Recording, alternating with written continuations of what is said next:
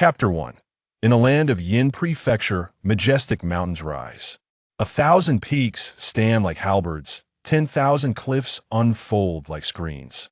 It is the early autumn season, with heavy dew soaking the garments.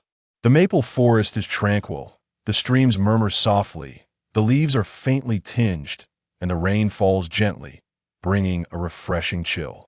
Beneath the misty curtain of rain, within the verdant city, a battalion of guards clad in black armor burst forth into the gentle drizzle, shattering the serenity of early autumn as they hasten towards the residence of Prince Chen in the city.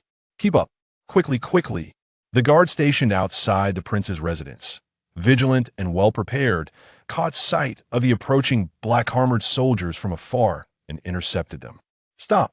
This is the prince's stronghold. Those who approach must halt. We are the Black Feather Guards of Yin Prefecture, sent here on a mission to deliver the sole survivor of the Fragrant Blossom Sword sect and relevant relics of the sect to His Highness, Prince Chen. Upon hearing this, the commanding officer of the guards immediately scrutinized the group of Black Feather Guards with a piercing gaze. His attention finally settled upon a young man who appeared dazed, as if he were a mere shell of a human, clad in tattered garments stained with blood. Are you saying that the Fragrant Blossom Sword sect has been annihilated? Indeed. Here is my identification token. The leader of the Black Feather Guards produced a medallion along with a dispatch order from Yin Prefecture. Only then did the guard commander nod gravely, saying, "Please wait, I shall report to the prince at once." With that, he hastened towards the inner hall of the prince's residence. "Reporting to your highness. The Black Feather Guards of Yin Prefecture seek an audience." Tap, tap, tap. A figure, graceful and enveloped in fragrant air, approached at the sound.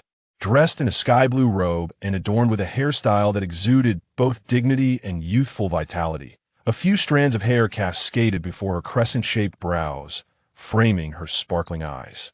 Her beauty was exquisite, imbued with a certain noble grace that came from years of companionship with the royal lineage. The newcomer was none other than Lan Yun, the personal maid of Prince Chen, who had grown up alongside him and served as the true steward of the prince's residence.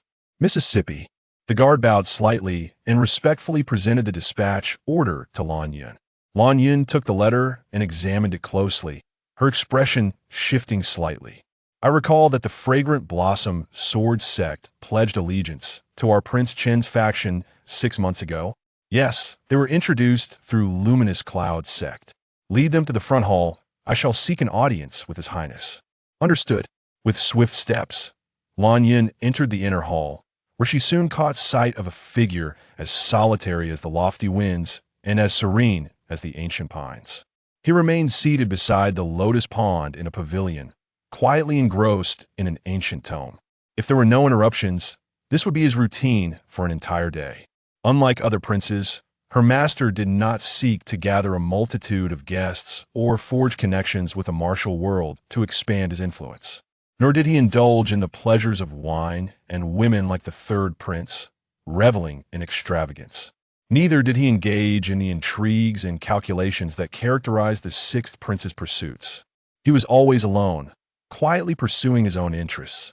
In comparison to the other princes, her master was exceedingly reserved, or rather, too mature, akin to an adult who dismisses the whims of children. His only passions were martial arts and literature. With merely an ancient book, a pot of tea, and a plate of pastries, he could spend an entire day in contemplation. This was his routine year after year. At times, Lan Yun questioned whether her own rigidity and lack of amusement had molded her master into such a figure. Yet evidently, this was not the case. The fifth prince, Lu Chen, possessed a singularity that seemed inherent, especially the growing air of mastery that enveloped him year after year. Lan Yun could not fathom how the mere age of 20 could imbue Lu Chen with the same lofty demeanor as those aged masters of martial arts. Simply by sitting there, he transcended the mundane, as if transformed into a celestial being, radiating an ethereal distance. Lan Yun did not wish to disturb him.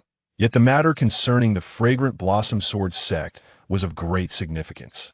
On a smaller scale, it might merely be the outcome of a sect rivalry. On a larger scale, it could signal an impending assault from rival forces against their prince, an act of war.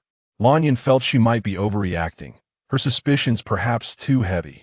However, when it came to matters concerning her prince, she always deemed it prudent to err on the side of caution. Your Highness, the Black Feather Guards of Yin Prefecture bring news of the sole survivor of the Fragrant Blossom Sword sect and the relics of the fallen members of the sect. Lastly, fearing her master's usual disinterest in such trifles, she added, the Fragrant Blossom Sword sect pledged allegiance to our Prince Chen's faction half a year ago, led by the Luminous Cloud sect. Though merely a third-rate force, they have paid tribute to our prince's residence multiple times in the past 6 months, demonstrating their loyalty.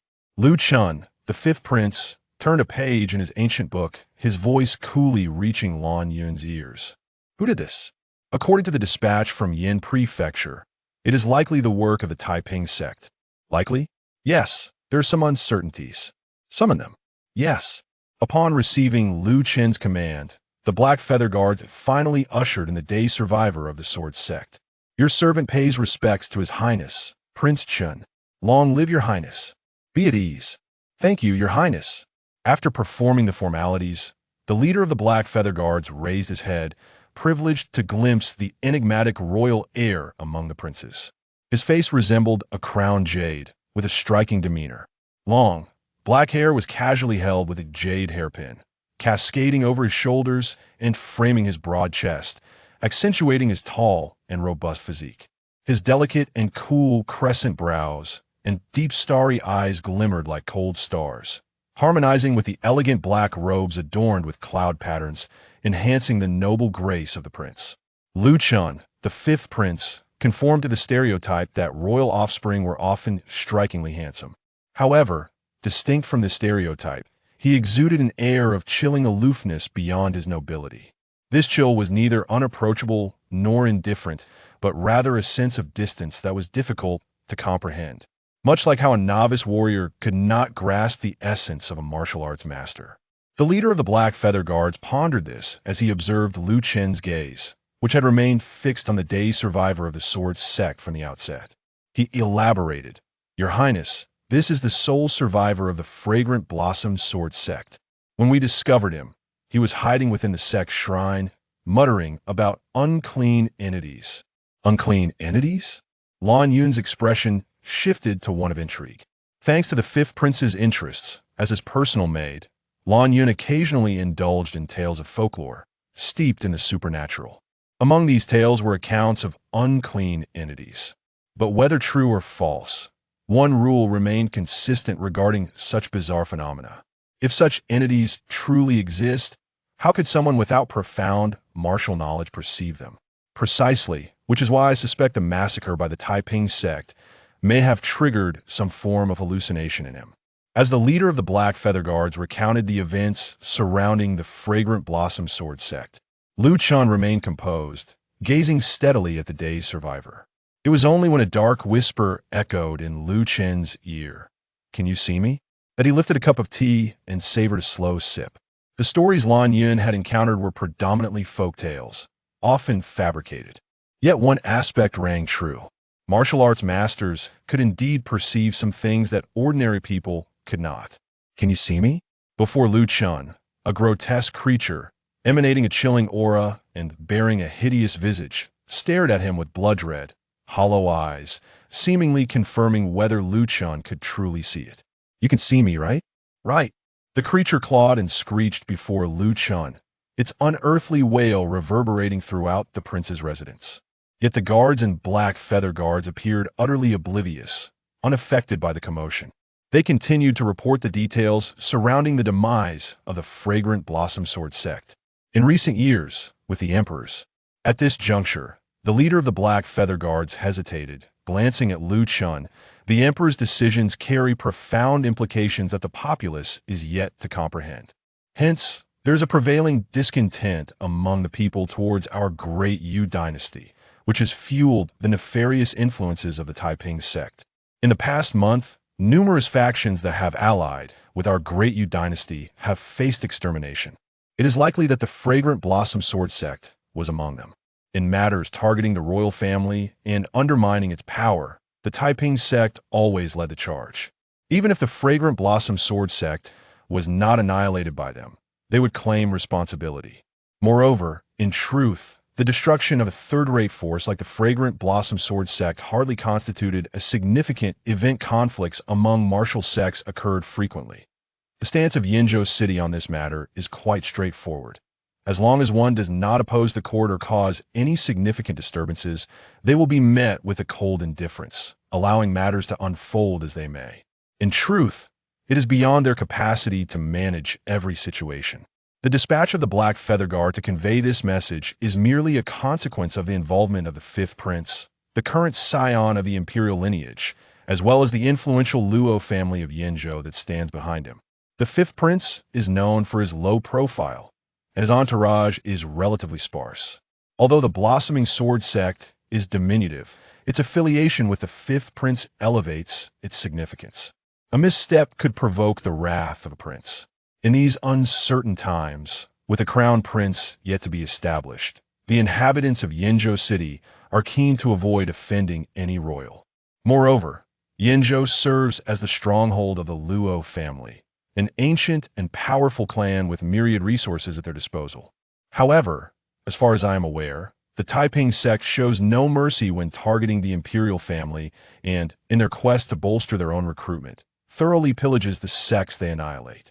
Yet, remarkably, the blossoming sword sect has been left with survivors, and even retains some of its assets, Lan Yun remarked, glancing at the two large crates of relics brought in by the Black Feather Guard. Rather than being the handiwork of the Taiping sect, it appears to be a declaration of war against our Chen Wangfu, using the blossoming sword sect as a pretext. The leader of the Black Feather Guard felt a chill run down his spine. A declaration of war against the Chen Wangfu by certain factions. Who else but the Taiping sect, that audacious rebel, would dare to act against the prince? It could only be linked to the competing factions aligned with the various princes. This so-called certain factions was almost named explicitly. Could he engage with this assertion? The struggles among the princes have always been fraught with treachery. A mere mortal would find their lives insufficient to pay the toll. He had no desire to be ensnared in this tumultuous vortex. He hastily nodded, following Lan Yun's lead to steer the conversation back to the task at hand. As the young lady has articulated, this indeed constitutes the crux of the matter. Thus, we were urgently dispatched to Qing to report to His Highness Chen Wang, seeking his personal judgment. Upon finishing, the leader of the Black Feather Guard respectfully bowed his head, awaiting the directives of Prince Lu Chun. Yet, Lu Chun remained silent, his countenance unchanged, as if nothing had transpired, merely a listener to a trivial tale. He gently waved his hand, signaling that the Black Feather Guards were free to return and report back. The leader exhaled a sigh of relief. Yes, this subordinate takes his leave. With that, he and his contingent of Black Feather Guards exited the royal residence. Once they departed, Lan Yun cast a glance at the survivor, who stood in a daze, his expression vacant. The calmness she had previously maintained began to wane. After hearing the detailed account from the Black Feather Guard, an instinctive worry took root in her heart. Your Highness, I fear that the blossoming sword sect may be part of scheme orchestrated by other princes, aiming to incite discord between you and certain royal factions. You must remain vigilant. It is no surprise that Lan Yun harbors such concerns within the royal family. Being a prince means that certain matters, even if one does not provoke them, will inevitably come knocking at one's door. This is the curse that accompanies birth into royalty. In response, Lu Chun merely smiled softly, his tone serene as he replied, "Do not fret, there is no need for undue worry." Lan Yun was not taken aback. Her master has always been thus. Regardless of the circumstances, he maintains an air of tranquil composure, like the stillness of a snow-capped mountain kissed by a gentle breeze. His steadiness is profoundly reassuring. Lu Chun cast another look at the bewildered youth. His spirit was already dispersed as time was limited. Investigate whether he has any surviving relatives. If so, let us provide compensation and facilitate their reunion. Indeed, with that, Lan Yun withdrew, leaving only Lu Chun in the inner courtyard, alongside the grotesque creature that continued to howl and screech. You can see me. You truly can see me. Huh. You know that Brad has little time left. You cannot hide it. The monster its face contorted and eyes oozing blood, emitted a raucous, arrogant laughter. "I will kill you. Kill all of you." "Ha ha ha!" The monster cackled madly. "You are so loud." The creature's laughter abruptly ceased. The nobleman, engrossed in his book, suddenly lifted his head, revealing a pair of indifferent, icy eyes that fixed unwaveringly upon it. That gaze sent a shiver down the spine of the creature, despite its monstrous nature.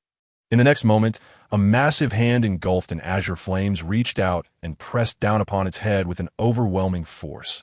The roaring azure fire seemed capable of incinerating souls, engulfing the entire monstrosity in an instant. At that moment, the creature's hollow pupils constricted violently, spilling forth even more black blood. "Azure Sky Divine Flame. You are a martial arts grandmaster." Bang! With a resounding crash. Its head was crushed, the intensely scorching azure flames reducing it to nothingness, leaving no trace behind. Chen then picked up a silk cloth to wipe his hands and quietly remarked, "It was once. But it is no longer that I in the realm of martial arts. The 9 levels of mastery consist of the lower 3 refining the body, the middle 3 refining the qi, and the upper 3 illuminating the intent. Only then can one achieve enlightenment and condense the martial arts golden core. Becoming a martial arts grandmaster, Chen had transcended this threshold a decade prior. Now he had reached an unfathomable realm. Thus, he was not what he once was. This was also the reason Lan Yin remarked that he, at merely 20 years of age, already resembled a sect leader. As for his unconventional nature, it was true that he, bearing the soul of an adult, found it difficult to engage with those peers among the royal brothers. Chen was a transmigrator. He was fortunate to be born into a noble lineage in his second life, becoming the 5th prince of the Yu Dynasty. Endowed with a script of favorable beginnings as a prince, he possessed everything one could desire, from the finest resources to the most elite martial arts techniques. His royal status afforded him the pinnacle of beginnings in this life, while his innate talent served as the finest fuel propelling him from that starting point to the finish line. In this life as a transmigrator, Chen was uncertain whether it was a mutation of his soul or simply the traits of a transmigrator that granted him an exceptionally terrifying comprehension and root foundation. This terror was beyond doubt. Even the so-called once-in-a-millennium prodigies paled in comparison to his innate gifts. Not to mention the Du royal family's ancestral martial art, the Azure Sky unyielding technique, throughout the entire royal lineage. No one in the current generation had managed to practice this art to its highest level, the 9th stage of Azure Sky unyielding. Yet Chen had reached that pinnacle by the age of 12. Now, with his cultivation deepening and his understanding of martial arts becoming increasingly profound, he had elevated this royal family's signature technique to an unprecedented 11th stage, surpassing the highest realm by 2 levels. If the Azure Sky unyielding technique was thus, one can only imagine the superiority of his mastery over other techniques to Chen. The martial arts of this world appeared as rudimentary arithmetic. One need not be taught to understand. One glance was sufficient. In similar fashion, his root foundation and aptitude were equally formidable. Chen's innate quality could be described as flawless and unparalleled, favored by the heavens. Not only could he absorb any elixir or spiritual material with perfect efficacy, but the natural spiritual energy of the world also harmonized with him, allowing him to feel as if he were perpetually bathed in a spiritual spring. With an inexhaustible reserve of power at his disposal, with such roots and comprehension, describing Chen's talent as terrifying would not be an exaggeration. Thus, Chen had never harbored concerns regarding the so-called struggles among princes. Instead, he found himself more intrigued by the existence of the Taiping sect and the presence of Yan. The Taiping sect, as its name suggests, is a rebellious force opposed to the Yu Dynasty. To delve into the origins of the Taiping sect, one must discuss Chen's father, the Old Emperor. The Old Emperor was labeled a tyrant by the world, a sentiment not echoed by Chen himself. As a son, Chen refrained from passing judgment on the Old Emperor. He merely recounted the current circumstances faced by Yu. Since the Old Emperor ascended the throne, he had indeed enacted foolish policies. Indulging in pleasures while expending vast resources to construct his palatial pleasure domes, thereby increasing the burdens on the populace.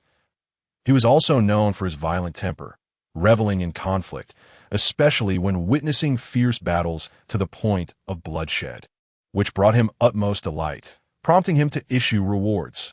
Consequently, the Diyu court frequently hosted various martial competitions, with victors not only receiving the old emperor's patronage, but also ascending in rank and title.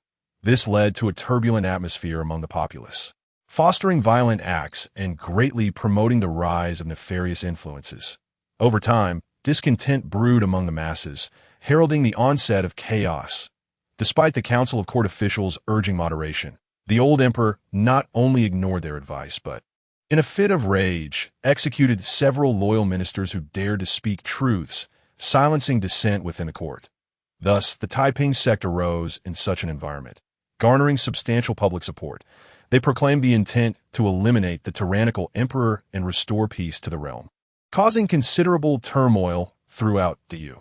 Now, this considerable trouble had grown to a magnitude that warranted the Diyu court's heightened vigilance, with signs of the Taiping sect's disturbances appearing across various regions of the empire. As long as the Taiping sect remained, even if the throne were handed to you, it would be impossible to maintain stability. As for the yin, Lu Chen stood up and gazed at the sun overhead. The existence of the yin was an unexpected discovery he made after entering the realm of martial arts grandmaster at the age of 10. Initially, Lu Chen believed he could perceive both the yin and yang of the world due to his cultivation of the martial arts golden core, which allowed him to see the souls of the deceased. However, he later realized that the yin was not the soul of the dead, intrigued by this phenomenon visible only to those of the grandmaster level. Lu Chen conducted a thorough investigation into the nature of the yin. He discovered that the cycle of birth, aging, illness, and death among mortals did not produce the yin, even those who died unjustly or with grievances, harboring various forms of resentment, did not generate the yin. Even conducting so-called folk rituals to summon souls or achieve rebirth after 7 days would not result in the emergence of the yin. It was distinct from the vengeful spirits Lu Chen had imagined, representing a rare and special existence. Its mechanism of generation remained unclear, perhaps occurring randomly or governed by some cosmic rules. The yin was exceedingly rare. Despite Lu Chen's earnest search, he had yet to encounter more than 10 instances. The rest of his knowledge came from fragments within various ancient texts, including the term yin itself. The ancient texts contained both truths and fabrications. The falsehoods were mere embellishments of stories, but 2 accounts held validity. The first claimed that martial arts grandmasters could perceive the existence of the yin and inflict harm upon it. In contrast, the yin would not harm those who could not see them, unless someone, like the fragrant flower sword sect, accidentally glimpsed them. The second was that the gentle autumn rain could never obscure the sun. The sun's light remained bright. The yin despised the daylight and feared the sun. Yet today, this particular yin from the fragrant flower sword sect not only braved the daylight, but also embraced the sunlight as it made its way to the Chun Wang Fu. The journey was not short. Lu Chen withdrew his gaze from the sun. Had something significant occurred recently? At dawn, within Wancheng, drive. The sound of hooves echoed as a well-equipped, well-trained guard unit, glistening under the sun's rays, advanced towards the Chun Wang Fu.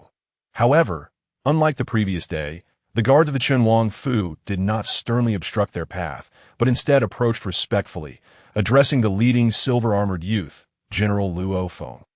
The silver-armored youth, Luo Feng, responded with a brief acknowledgement, dismounting with agility, and instructed the guards behind him, "You all remain outside and guard the Wang Fu well.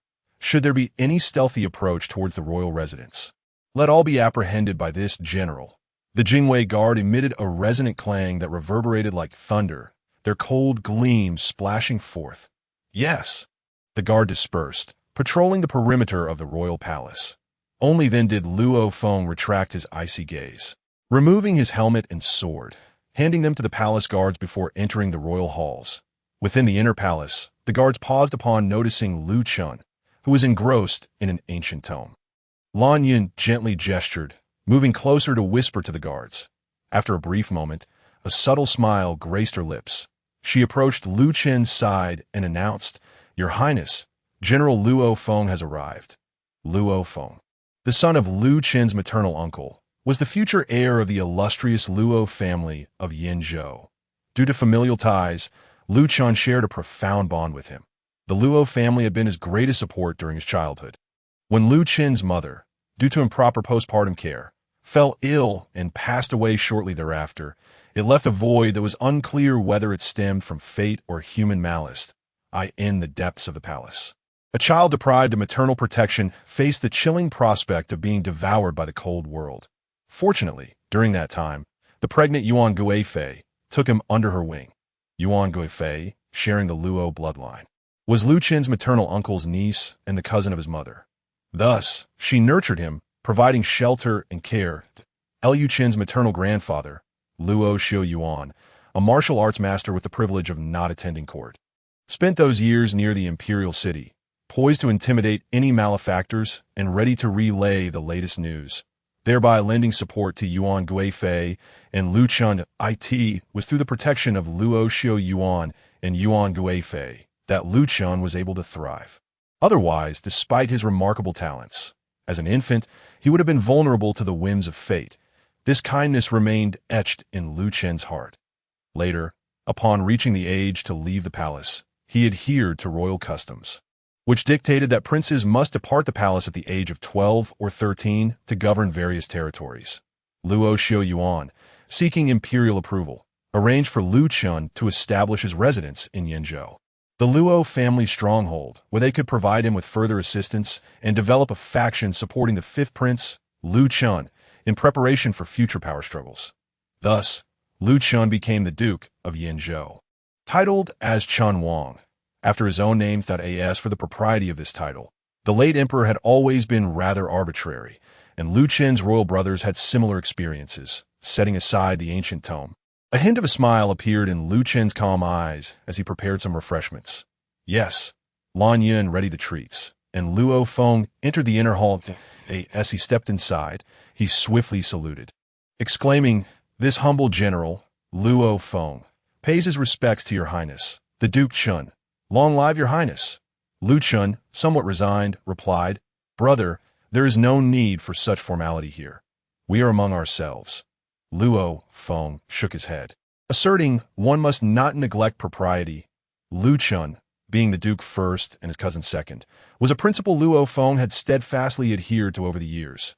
Given the Luo family's decision to engage in the struggle for imperial power, they were bound to uphold the rituals of sovereign and subject. Unable to sway him, Lu Chen relented. "Very well, do as you wish." Noticing the commotion surrounding Luo Feng's arrival, Lu Chen sensed that trouble had emerged once more. Luo Feng solemnly nodded. "Your Highness, I must report that the latest news from the front lines indicates that the Taiping sect has breached Hongchuan County in Baiyang Prefecture of Yinzhou, committing acts of arson, murder, and plunder without restraint. Their recent activities have grown increasingly audacious at this rate. If we consider the worst-case scenario, it won't be long before they mount a full-scale assault on Yinzhou, ultimately converging with the Taiping forces from other regions. If that is the case, Watching City will undoubtedly become a focal point for the Taiping sect's ambitions." Luo Feng's expression turned grave. "Given your presence, the Taiping sect will surely target Watching City. After all, you represent the imperial authority in Yinzhou, and breaching Watching City would greatly bolster their morale while humiliating the court.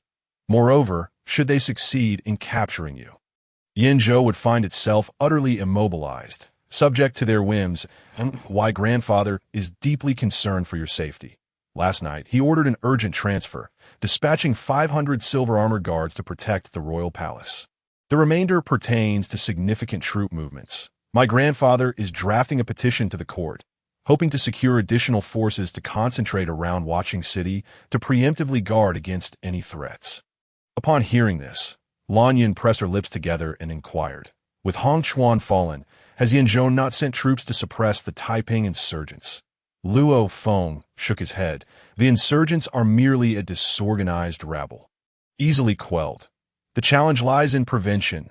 Currently, there is considerable discontent among the populace and even within the court regarding the state of affairs. Many are potential adherents to the Taiping sect, coupled with those treacherous officials harboring ulterior motives. It becomes impossible to discern who among the people of Yinzhou are loyal subjects of our great Yu and who are traitors in league with the Taiping sect. Luo Feng clenched his fists. Speaking with a tone of resentment, the Taiping sect has risen from obscurity to this extent. I refuse to believe that they have not received covert support from certain prominent families. With a gentle motion, Lu Chen rinsed a teacup with water, subsequently pouring 2 cups of tea and sliding one towards Luo Feng. His assertion bore truth. Liu Chen's understanding of the historical upheavals over 5,000 years has made this clear. Each dynastic change has commenced from within, and the victors have often been the powerful families. Let us partake in tea and speak further. This year's first-class tribute tea from Yinzhou's Tea Mountains possesses the ability to replenish one's spirit. Your Highness bestows tea. How could I refuse? Luo Feng raised the cup and drained it in one gulp. Excellent tea. Thank you, Your Highness. Though the tea was rich and invigorating, Luo Feng's thoughts were far from the beverage. After praising the tea, he continued, Your Highness, if my conjectures are accurate, it is likely that within the prominent families of Watching City, there are already infiltrators arranged by the Taiping sect. If I am not mistaken, they will undoubtedly engage in covert maneuvers in the near future, especially with the martial arts tea gathering approaching. The martial arts tea gathering, though not initiated by the late emperor, is nonetheless related to the martial competitions he had held. Since the old emperor began organizing various martial contests, a trend of friendly matches has emerged among the populace. The martial arts tea gathering is one such event, emphasizing camaraderie through martial arts and philosophical discussions over tea. Compared to other violent competitions, this one is relatively gentle and refined, attracting many young talents from influential families and sections. Having witnessed the brutality of the old emperor, he found a novelty, a way to alleviate the monotony and to observe the extraordinary talents within the realm of Great Yu. Thus, the concept of the gathering was incorporated into the court system, held annually in early autumn, led by various prefectures and counties. Each county's gathering features the top 3 participants qualifying for the state gathering, and likewise, the top 3 from the state gathering may proceed to the imperial gathering in the capital. Historically, the prizes have been abundant, indeed fostering a spirit of healthy competition among the youth of Great Yu. This can be regarded as one of the few beneficial achievements of the old emperor, albeit not stemming from his original intent. As an officially sanctioned event, it naturally attracts the attendance of high-ranking officials representing the royal family, showcasing the emperor's benevolence and demonstrating the royal family's approachability, whether as a prince or as the Duke of Yinzhou. Lu Chen stands as the highest authority in Qingshan County, where Watching City is located. Since his ascension to kingship, Lu Chen has consistently presided over the annual tea gatherings. This has become the sole occasion where this enigmatic Prince Chen, perceived as a figure of profound mystery by the common folk, makes his appearance. Excluding this year's event, Lu Chen has already hosted 7 such gatherings since the establishment of his fief in Yinzhou. He finds great enjoyment in these affairs, as they not only alleviate the monotony of his tranquil life of cultivation, but also introduce a modicum of amusement. Moreover, these tea gatherings, which convene the scions of various esteemed families, provide him the opportunity to observe the unique martial arts secrets of others, thereby enhancing his own understanding through comparative study. Knowledge, particularly the most profound insights, has always been the dominion of a select few. This is especially true in the realm of martial arts. The martial techniques of the Yu Dynasty correspond with the 9 levels of martial Tao, divided into 3 tiers. The lower 3 focus on body forging, the middle 3 on Qi refinement, and the upper 3 on the enlightenment of intent. Body forging techniques circulate vital energy, honing the physical form, while Qi refinement techniques cultivate and nurture true Qi. Enlightenment techniques, in turn, evoke the mysterious and ethereal, embodying distinct truths of martial Tao, each movement imbued with formidable spiritual pressure, often representing the pinnacle of a family's hidden strength. As for the martial arts of the Golden Elixir Masters, those who have attained profound enlightenment in martial Tao, each master possesses the extraordinary ability to manipulate the forces of nature with their mortal form, extending their lifespan beyond the ordinary limits to an astonishing 300 years. Thus, Golden Elixir martial arts transcend conventional definitions, earning the designation of mystical arts. Each tome of mystical arts is a rare treasure within the Yu Dynasty, serving as the lifeblood and exclusive identifier of various noble clans. Consequently, these mystical arts are prized and closely guarded, seldom seen in the world. However, at the martial arts tea gathering, both enlightenment techniques and mystical arts are present. Times have changed. The recent maneuvers of the Taiping sect have been particularly aggressive, and they are unlikely to overlook such an advantageous opportunity as the martial arts tea gathering. Luo Feng spoke. He noticed Lu Chen calmly sipping his tea, his demeanor as serene as still water.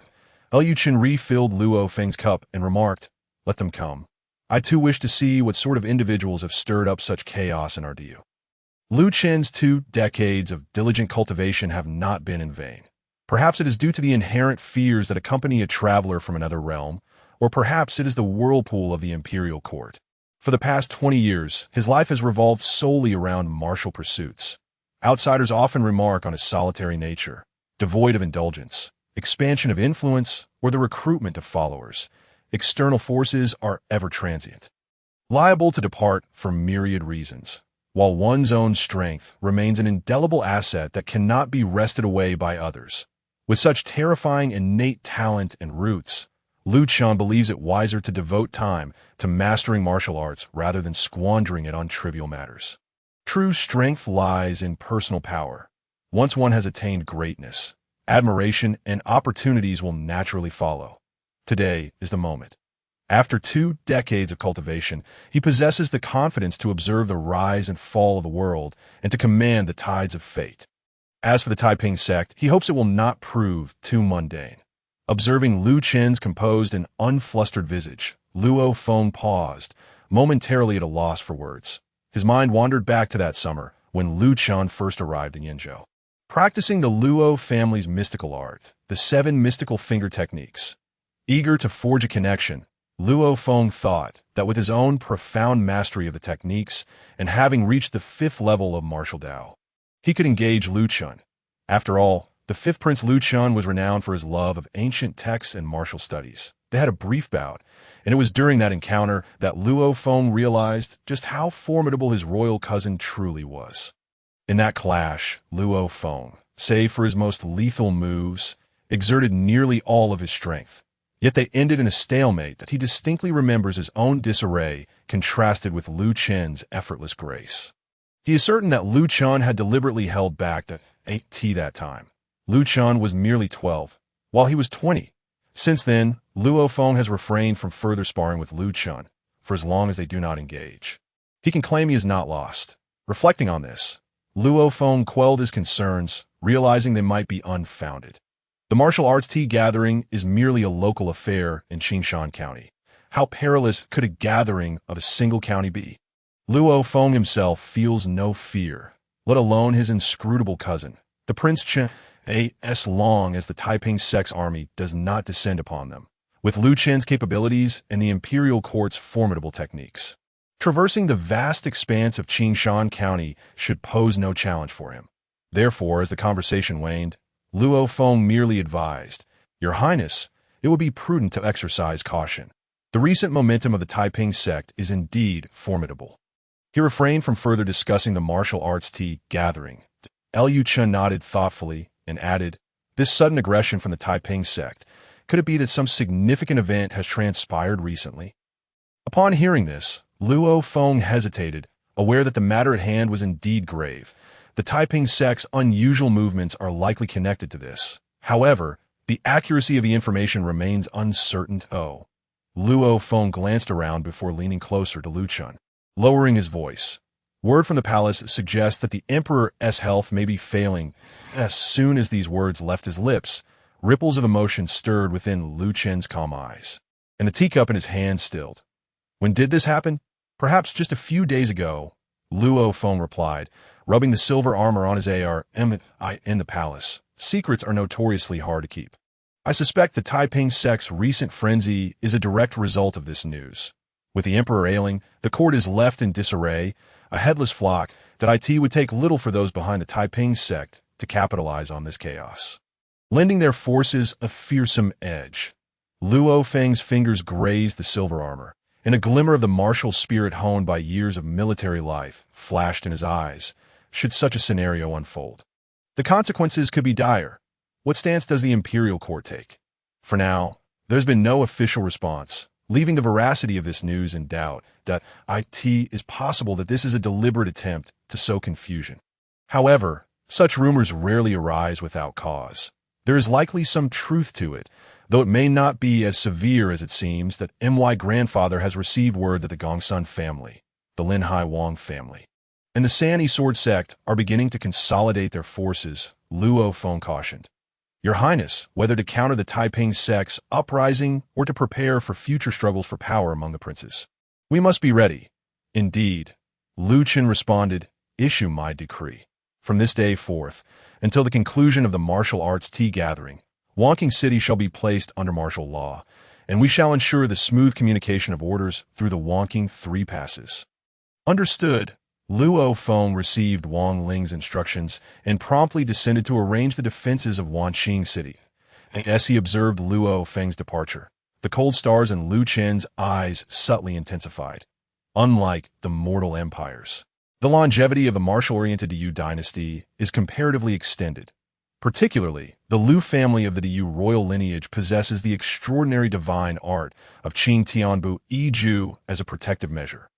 Historically, the emperors have generally lived to the age of 150 or 60 before passing the throne to the next generation.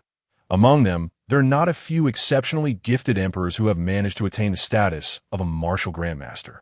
Living for 300 years, the current elderly emperor is one such prodigy. Belonging to the ranks of martial grandmasters, he ascended the throne at the age of 79 and, in his 6th year of reign, fathered his 5th prince, whose age now amounts to merely 105, even considering his neglect of martial pursuits after ascending the throne, leading a life of indulgence that depleted much of his vital energy. It is hardly conceivable that he would encounter issues at the tender age of 100. It is somewhat premature, he mused in the tranquil courtyard of the Wang residence. The early autumn breeze carried a slight chill. The trees beneath the courtyard wall rustled, shedding a few yellowed leaves. Chen reached out to grasp one of them. Crack, crack, the invigorating frost enveloped the leaf, encasing it in ice, sealing its final vestiges of life. Autumn is a season of harvest. The Diyu populace, laden with the fruits of their labor, relishes the tranquility and satisfaction that follows a year of toil. Meanwhile, travelers from distant lands are making their final preparations, hurrying home before the onset of winter to reunite with their families. In this gradually intensifying autumn ambience, 3 days swiftly passed. It was once again time for the annual martial arts tea gathering in Qingshan County. Before the grand and ancient gates of Wanqing City, 2 groups of individuals were solemnly alternating their shifts. Fully armed, their weapons exuded an air of coldness, and they scrutinized every person entering and exiting the city with piercing gazes. Outside the city, 2 scholars clad in blue robes, one old and one young, arrived at the city gates astride exceptionally fine steeds, bathed in sunlight. Their majestic horses radiated a faint crimson mist, a sight to behold. They regarded the rotating guards with keen interest. Master, why has this year's martial arts tea gathering become so stringent? The elder scholar, addressed as Master, stroked his grizzled beard, remarking, it is not the gathering that is strict, but the tumultuous state of the world. The hearts of men are restless. Chaos is on the horizon. Once this tea gathering resolves your inner turmoil, we shall not descend the mountain again next year. Let us proceed. The refined young scholar nodded, somewhat comprehending, and followed closely behind his master to the city gate. The guards immediately took notice of them. The steeds they rode were particularly striking amidst the crowd. The blood mist horses, superior to the standard flying mist horses utilized by the various border military regiments of the Yu, could traverse vast distances with extraordinary agility. It was said to be a hybrid of an ancient mythical beast and a horse, the ideal companion for travel, much favored by the martial folk of the Yu. However, their rarity and exorbitant cost made them unattainable for many a financially constrained hero of the martial world. The guards cast a glance at the blood mist horses and approached the 2. Are you here to attend the martial arts tea gathering? The owners of the blood mist horses are either wealthy or noble. It was clear that such individuals had come to Qing City during this time for the gathering. Indeed, here are our invitations to the gathering. The guards took a glance at the invitation and realized it was from the Waya Academy. Addressed to the master, M.Y. Apologies. The guard, after confirming the invitation's authenticity, stated, "Please follow me. The prince has arranged a banquet at the Two Worthies Pavilion to welcome all participants of the tea gathering." "Thank you. Much appreciated. Oh, not mention it, master." The guards led the two to the Two Worthies Pavilion. As dusk approached, the elegant and antique Two Worthies Pavilion was already illuminated by bright candlelight. Waves of laughter and chatter emanated from within. The two hastily entered to find that the pavilion was already populated with a significant number of guests. "Master Yin, it has been years. You still look as robust as ever." Master Yin maintained a gentle smile. "Might I inquire the name of this heroic figure?" "Oh, I was a student at Waya Academy 4 years ago. Back then, 3 examiners found me too aggressive for the academy, but you're the only one who showed me leniency." Master Yin continued to smile. Such matters were hardly memorable to him. Whether they even occurred was open to debate. Nevertheless, he was accustomed to it. He had encountered numerous similar situations. As the esteemed master of the Wire Academy in Yinzhou, many sought to ingratiate themselves with him. How unfortunate, then, for a hero like you to reach this point and participate in a martial arts tea gathering must mean you are a celebrated talent in Qingshan County. It is indeed a loss for my Waya Academy that I could not recruit you back then. Master Yin, you jest. My modest achievements are hardly worth mentioning. By the way, this young man must be one of your esteemed disciples? I am. The young scholar, uninterested in the conversation, simply found a seat for himself. An awkward silence ensued. Master Yin could only chuckle lightly. My young disciple has traveled a long distance and is feeling somewhat unwell. I ask for your understanding. Please do not mention it. Excuse me, dada. No worries, master, please. Master Yin settled beside the young scholar, adopting a relaxed posture and observing the guests within the Two Worthies Pavilion. There were considerably more unfamiliar faces this year. This tea gathering, it seemed, would not be straightforward. He glanced at the young scholar beside him, keeping a distance from the unfamiliar faces. Once you resolve your inner turmoil, we shall depart. Do not invite trouble upon yourself. My Waya Academy is not yet prepared to engage with the world. The young scholar surveyed the boisterous, seemingly uncouth individuals present and remarked, "These vulgar and unrefined folk are not someone I wish to associate with. Their demeanor is disgraceful. I disdain being in their company." Master Yin shook his head and chuckled. A true scholar always approaches learning with a sincere heart, rather than harboring innate prejudices. What you deem crude may very well be what others seek in elegance. Our studies can encompass both lofty ideals and the common folk. Unfounded biases will only cloud your judgment, lead to rudeness, and obscure the truths of the world. Such insights cannot be gleaned from the texts of the academy. The path you must tread is still long. The young scholar nodded, neither disputing nor affirming, uncertain if he had absorbed the wisdom or merely deemed it a tedious lecture. His gaze remained fixed on the highest seat within the Two Worthies Pavilion. Over the years, the evening banquet would mark the commencement of the tea gathering in Qingshan County. Due to the overwhelming number of attendees, a standard schedule would not suffice to conclude the gathering in a single day. Typically, as soon as the banquet concluded, the tea gathering would commence.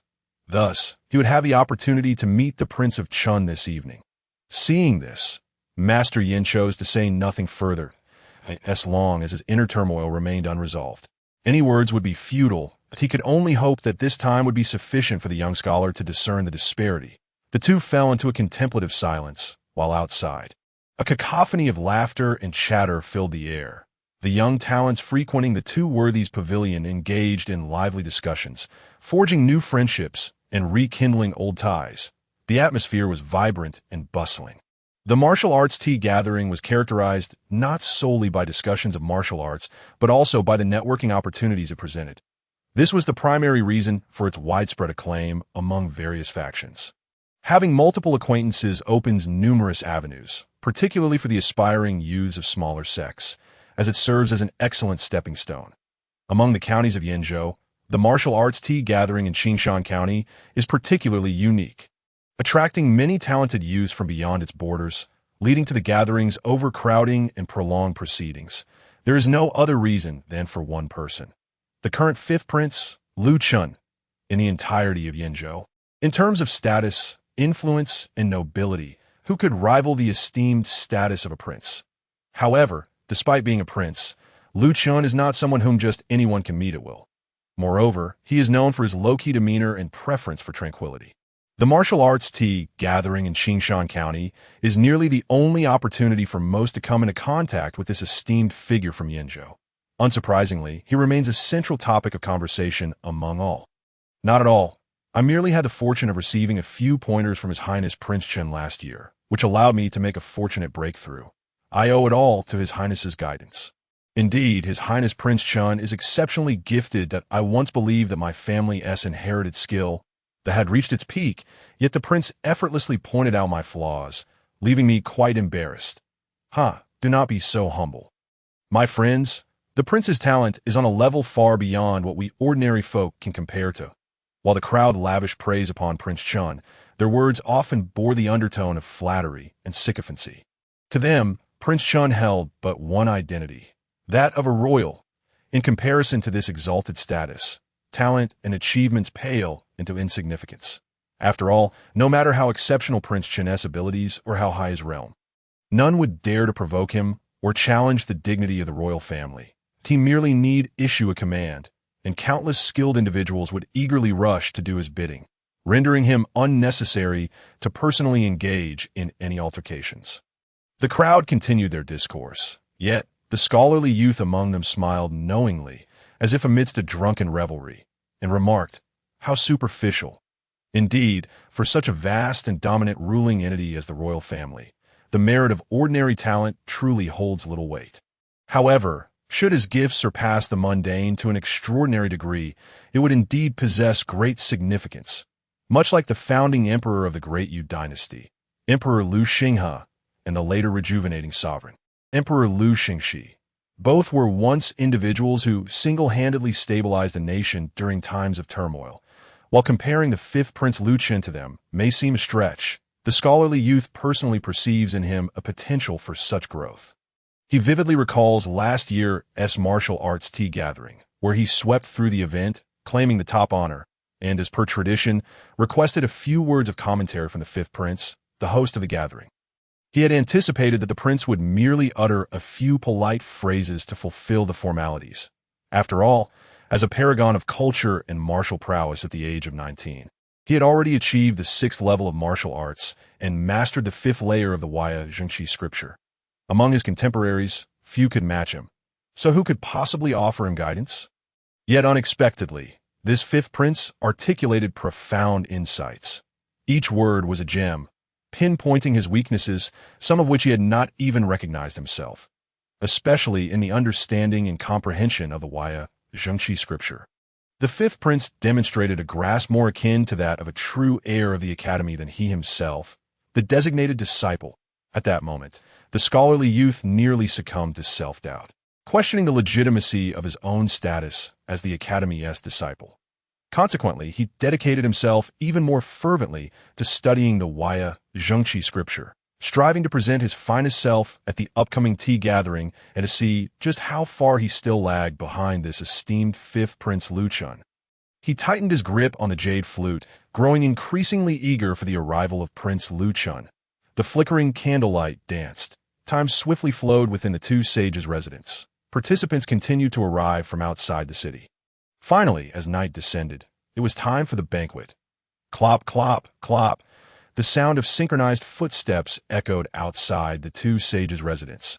Accompanied by the rhythmic creaking of wheels, the regiment of well-trained silver-armored soldiers swiftly formed a perimeter, creating a spacious pathway that a resplendent carriage came to a slow halt outside the residence. They have arrived. In this moment, all activities ceased as every gaze turned towards the entrance. From the carriage emerged a strikingly beautiful young woman in blue, her beauty unparalleled in Watching City. She carefully surveyed her surroundings before bending gracefully to draw back the curtain, inviting forth the noble figure seated within. Clad in a dark black python robe with a jade dragon hairpin adorning his head. His long, flowing hair cascaded like a waterfall, His tall and upright figure, coupled with his piercing, cold, star-like eyes, exuded an undeniable aura of nobility. Yet beyond the royal grandeur, it was the indescribable air of aloofness and detachment that rendered him enigmatic, evoking a sense of lofty solitude akin to cold snow upon the heavenly mountains. Among the princes, he stood as a uniquely transcendent presence. It requires no speculation. This could only be the low-key and mysterious fifth prince, Chen. The crowd promptly bowed their heads and bent their waists in a gesture of respect towards the royal family. Once the esteemed prince was seated, they proclaimed, "We pay our respects to His Highness Prince Chen. Long live His Highness." Amidst the chorus of reverence, Chen cast a fleeting glance over the assembly and no need for formalities. "Please take your seats." "Thank you, Your Highness," the crowd complied, settling into their seats. Chen continued, "Tonight's banquet is to welcome you all and to wish you success in the upcoming tea gathering. Please enjoy yourselves." Lan Yin raised a wine jug, filled Chen's cup, and presented it to him. Chen gently lifted his cup, acknowledged the assembly, and then drank, thus marking the commencement of the feast. The others, accustomed to this, knew that His Highness was a man of few words. He disliked unnecessary formalities and the wasting of time on trivialities. Hence, they too raised their cups in response to the prince. With that, the banquet officially began. After toasting to the prince, the guests engaged in lively conversation with their neighbors, exchanging insights on their cultivation experiences and subtly probing for information on rivals. Preparing for the tea gathering that would follow the banquet did not linger for long. While meals could be consumed at any time, the tea gathering occurred but once a year, and their minds are not focused on the banquet. After 3 rounds of toasting, they instinctively ceased their eating and drinking, entering a meditative state to optimize their conditions for the forthcoming tea gathering. Noticing this, Chen waved his hand, signaling the maids to clear the dining arrangements and replace them with items for the tea gathering. The clear chime of an ancient bell resonated through the 2 sages' residence. One by one, incense burners were placed upon the tables. The fragrant aroma wafted through the air, the gentle spirals of smoke swirling around the guests, soothing the senses and enveloping them in tranquility. On the main seat, the maids also prepared a purple-gold incense burner for Chen, allowing the soft smoke to rise gracefully into the art. Chen glanced at the drifting smoke, a glimmer of cold starlight sparking in his eyes. "Is this where it begins? My prince, allow me to prepare your tea to..." Lan Yun arranged the tea set, as she had done in the palace, selecting only the finest essence from the tea to pour for Chen. After discarding the leftover leaves, she instructed the maidservants of the 2 sages' residence beside her, "Please fetch 2 more cups." "Yes." Mississippi Lan Yun then retrieved the prepared tea, gently fanning the steam away with her hand before pouring a small amount to taste. As Chen's personal attendant, she meticulously examined all external items to prevent any ill-intentioned individual from poisoning her lord. However, just as she raised the teacup, Chen subtly halted her. "It has been some time since I last had this tea. Let us switch to lotus seed tea when we return." Lan Yun nodded, understood. Meanwhile, across the room, as the fragrant incense wafted through the air, Master Yan's nostrils twitched slightly. This scent. He furrowed his brow, instinctively sensing something was amiss, though he could not pinpoint exactly what it was. His innate intuition, as a peak 9th-level martial artist, granted him a heightened awareness of certain anomalies. It wasn't until the scholarly youth beside him stirred the tea, releasing its delightful aroma into the air, that he suddenly realized the cause. He quickly reached out and gently grabbed the youth's arm beneath the table. The youth turned slowly, remaining silent, yet his gaze held a look of curiosity directed at Master Yin. Unmoved in expression, Master Yin cautioned, "There are many formidable individuals at this tea gathering. Do not underestimate them, lest you fall into their trap." "Fall into a trap?" "Yes, your wisdom is duly noted." The youth understood. This tea is problematic. He discreetly shielded the teacup with his broad sleeve, feigning that he had partaken of the tea.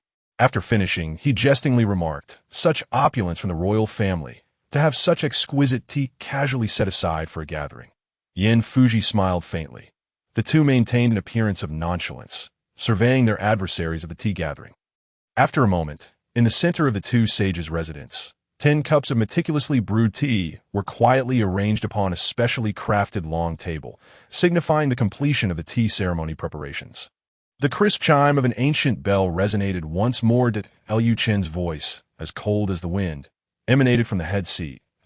As per tradition, the 10 cups of pristine ancient tea await the capable. The time extends until the following day's sunset.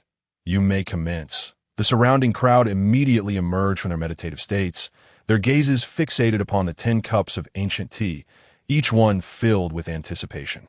After a brief pause, the first to brave the challenge stepped forward. He first offered a courteous gesture to those present, then declared, "I am Lu Cheng, a resident of Qing County, age 21, a disciple of the Wanha Sword School.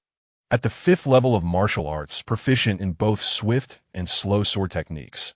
Allow me to warm up the atmosphere with this first cup of tea, that if any of you gentlemen have differing opinions, feel free to step forward and test your skills against me." With that, Lu Cheng rose and made his way to the center of the gathering. No sooner had he planted his feet than another voice chimed in. "I, too, wish to partake in this first cup of tea. Lu Cheng, I beg your pardon," to a youth, clad in a flamboyant, roguish attire that exuded a sense of the martial world, stepped forward. "The capable shall partake. What is there to apologize for? My good fellow, please." As the invitation was uttered, both drew their swords, soaring into the air with an elegance that spoke of impending conflict. Clang, tinkle. In a moment, steel clashed against steel, the brilliance of blades illuminating the scene. Both combatants showcased their utmost prowess, channeling their inner energy into their swords and blades, aiming for a decisive blow. The duel intensified, with swords flashing and fists colliding, creating a tempest of energy within the spacious two sages' residence, stirring the air and incense alike. The onlookers were entranced, analyzing the techniques displayed and contemplating how they would respond were they in the fray. Yet they failed to notice that the two fighters grew increasingly fervent, their eyes ablaze with passion. "Come again. Take this." The restrained energy was unleashed, and their initial sparring transformed into a genuine confrontation. Bang! Bang! The sounds of blades echoed like urgent drums, resonating with the hearts of all present. Only Lu Cheng, seated at the head, withdrew his scrutinizing gaze, lifting his teacup with calm composure. Endless sword rain. Too slow. Get away. With a powerful horizontal slash, Lu Cheng sent his opponent flying, thwarting what could have been a lethal strike. Excellent. What a splendid sword technique. The spectators cheered in delight, fully absorbed in the spectacle. However, an unexpected turn of events unfolded. The roguish youth appeared to lose his senses, his energy surging uncontrollably, unleashing a desperate strike that could not be reined in, aiming straight for Lu Cheng. In that very direction was none other than the head seat. "Not good. You fool. Wake up and sheath your sword. Protect the prince. Be careful, Your Highness." The enraged Lu Cheng snapped back to reality at the sound of the crowd's alarm. Upon seeing the imminent threat, his heart sank. It was over. He hurriedly pursued, oblivious to the lethal intent he had unwittingly unleashed. With such a close distance and this sudden surge of energy, how could he possibly intercept the attack? Lu Cheng cursed inwardly. What had begun as a friendly spar had spiraled into a dangerous frenzy. He could already envision his grim fate. Regardless of whether it was an accident, attacking a royal was an undeniable death sentence. In the blink of an eye, the youth's sword, glowing with azure energy, was mere inches from Lu Cheng. Yet Lu Cheng remained unfazed, as tranquil as still waters, bringing the teacup to his lips. This only fueled the youth's rage, causing the blade's brilliance to intensify, die, just as victory seemed certain. The sound of clanging metal resounded. The youth's sword shattered as it neared Lu Cheng, breaking apart as if struck by an invisible barrier, unable to penetrate further. Moreover, the fragments of the broken sword appeared to be drawn to an unseen force, suspended in midair. Then, with a resounding boom, an invisible wave surged forth, sending the shards hurtling back, striking the youth and sending him crashing to the ground, leaving a trail of blood that pooled at Lu Cheng's feet. In an instant, to Lu Cheng, martial arts in this world appeared as simple arithmetic, clear and comprehensible at a glance. Similarly, his innate talent was equally remarkable that Yu Chen's natural endowment could be described as flawless. Favored by the heavens, not only could he absorb any elixir or spiritual material with perfect efficiency, but the natural energies of the world also resonated harmoniously with him, ensuring his vitality was inexhaustible. With such outstanding aptitude and comprehension, Lu Chen's gifts could only be described as terrifyingly exceptional. Thus, he had never harbored concerns regarding the so-called struggles among princes. Instead, he found himself more intrigued by the existence of the Taiping sect and the nightmare. The Taiping sect, as its name suggests, represented a force in opposition to the great Yu Dynasty. To delve into the origins of the Taiping sect, one must mention Lu Chen's father, the emperor. The world has long branded the old emperor as a fool. Since his ascension, he has indeed ruled with folly, indulging in pleasure while squandering vast resources to construct his lavish palaces, thereby burdening the populace. His temperament was tyrannical, thriving on conflict, reveling most in the sight of bloodshed, especially when two sides clashed to the point of no return. He would delight in their suffering and reward the victors. Thus, the Great Yu court frequently hosted various martial competitions, where victors not only received the old emperor's rewards, but also gained titles and ranks. This fostered a culture of unrest and violence among the people, exacerbating moral decay. The court officials admonished him repeatedly. Yet the old emperor, inherently resistant to counsel, only escalated his tyranny in response to their advice. Much like the royal princes, who were encouraged to establish themselves as dukes. When ministers advised the emperor that the princes had reached adulthood and, according to ancestral customs, should be granted dukedoms and tasked with governing territories, he acquiesced, bestowing titles. However, these were merely nominal, with no mention of actual governance. The princes were free to remain in the palace as they pleased. The titles were also arbitrarily assigned, using the names of the major princes as titles. This practice, unheard of throughout history, defied propriety. But for the old emperor, propriety was inconsequential. He embodied the law of the great Yu. If propriety forbade, he would permit, should anyone dare to broach the subject of rules in his presence. He would dismiss them with a single word: execution.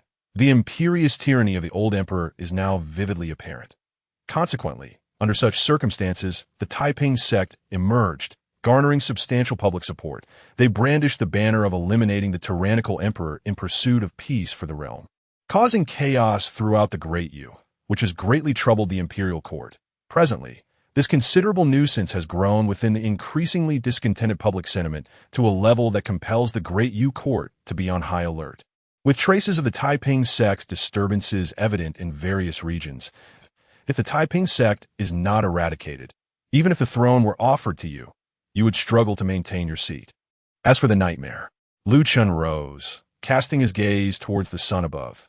The existence of nightmare was an unexpected discovery he made upon entering the realm of martial arts masters at the age of 10. Initially, Lu Chen believed he had condensed the martial arts golden elixir's power, enabling him to perceive the duality of the world and discern the souls of the deceased. However, he later realized that nightmare was not the soul of the departed. Intrigued by this peculiar phenomenon visible only to masters, Lu Chen conducted meticulous research into the essence of nightmare. He discovered that the processes of birth, aging, illness, and death do not generate nightmare. Even those who died unjustly, harboring resentment, or perished with various grievances do not produce nightmare. Even the so-called folk rituals intended to summon souls or facilitate rebirth after 7 days do not yield nightmare. Unlike the vengeful spirits he had previously envisioned, nightmare represented an exceedingly rare and distinct existence. Its generation mechanism remains unclear, possibly arising randomly or adhering to some unknown cosmic rule. It is so scarce that, despite Lu Chen's earnest search, he has discovered fewer than 10 instances to date. The remainder of his knowledge comes from fragmented references in ancient texts, including the term nightmare. The ancient texts contain both truth and fabrication. The falsehoods are merely embellishments of stories. However, 2 accounts do hold truth. The first, as previously mentioned, is that martial arts masters can perceive and harm nightmare. Correspondingly, nightmare does not harm those oblivious to its presence, unless someone, like the Wuchen sword sect, inadvertently glimpses them.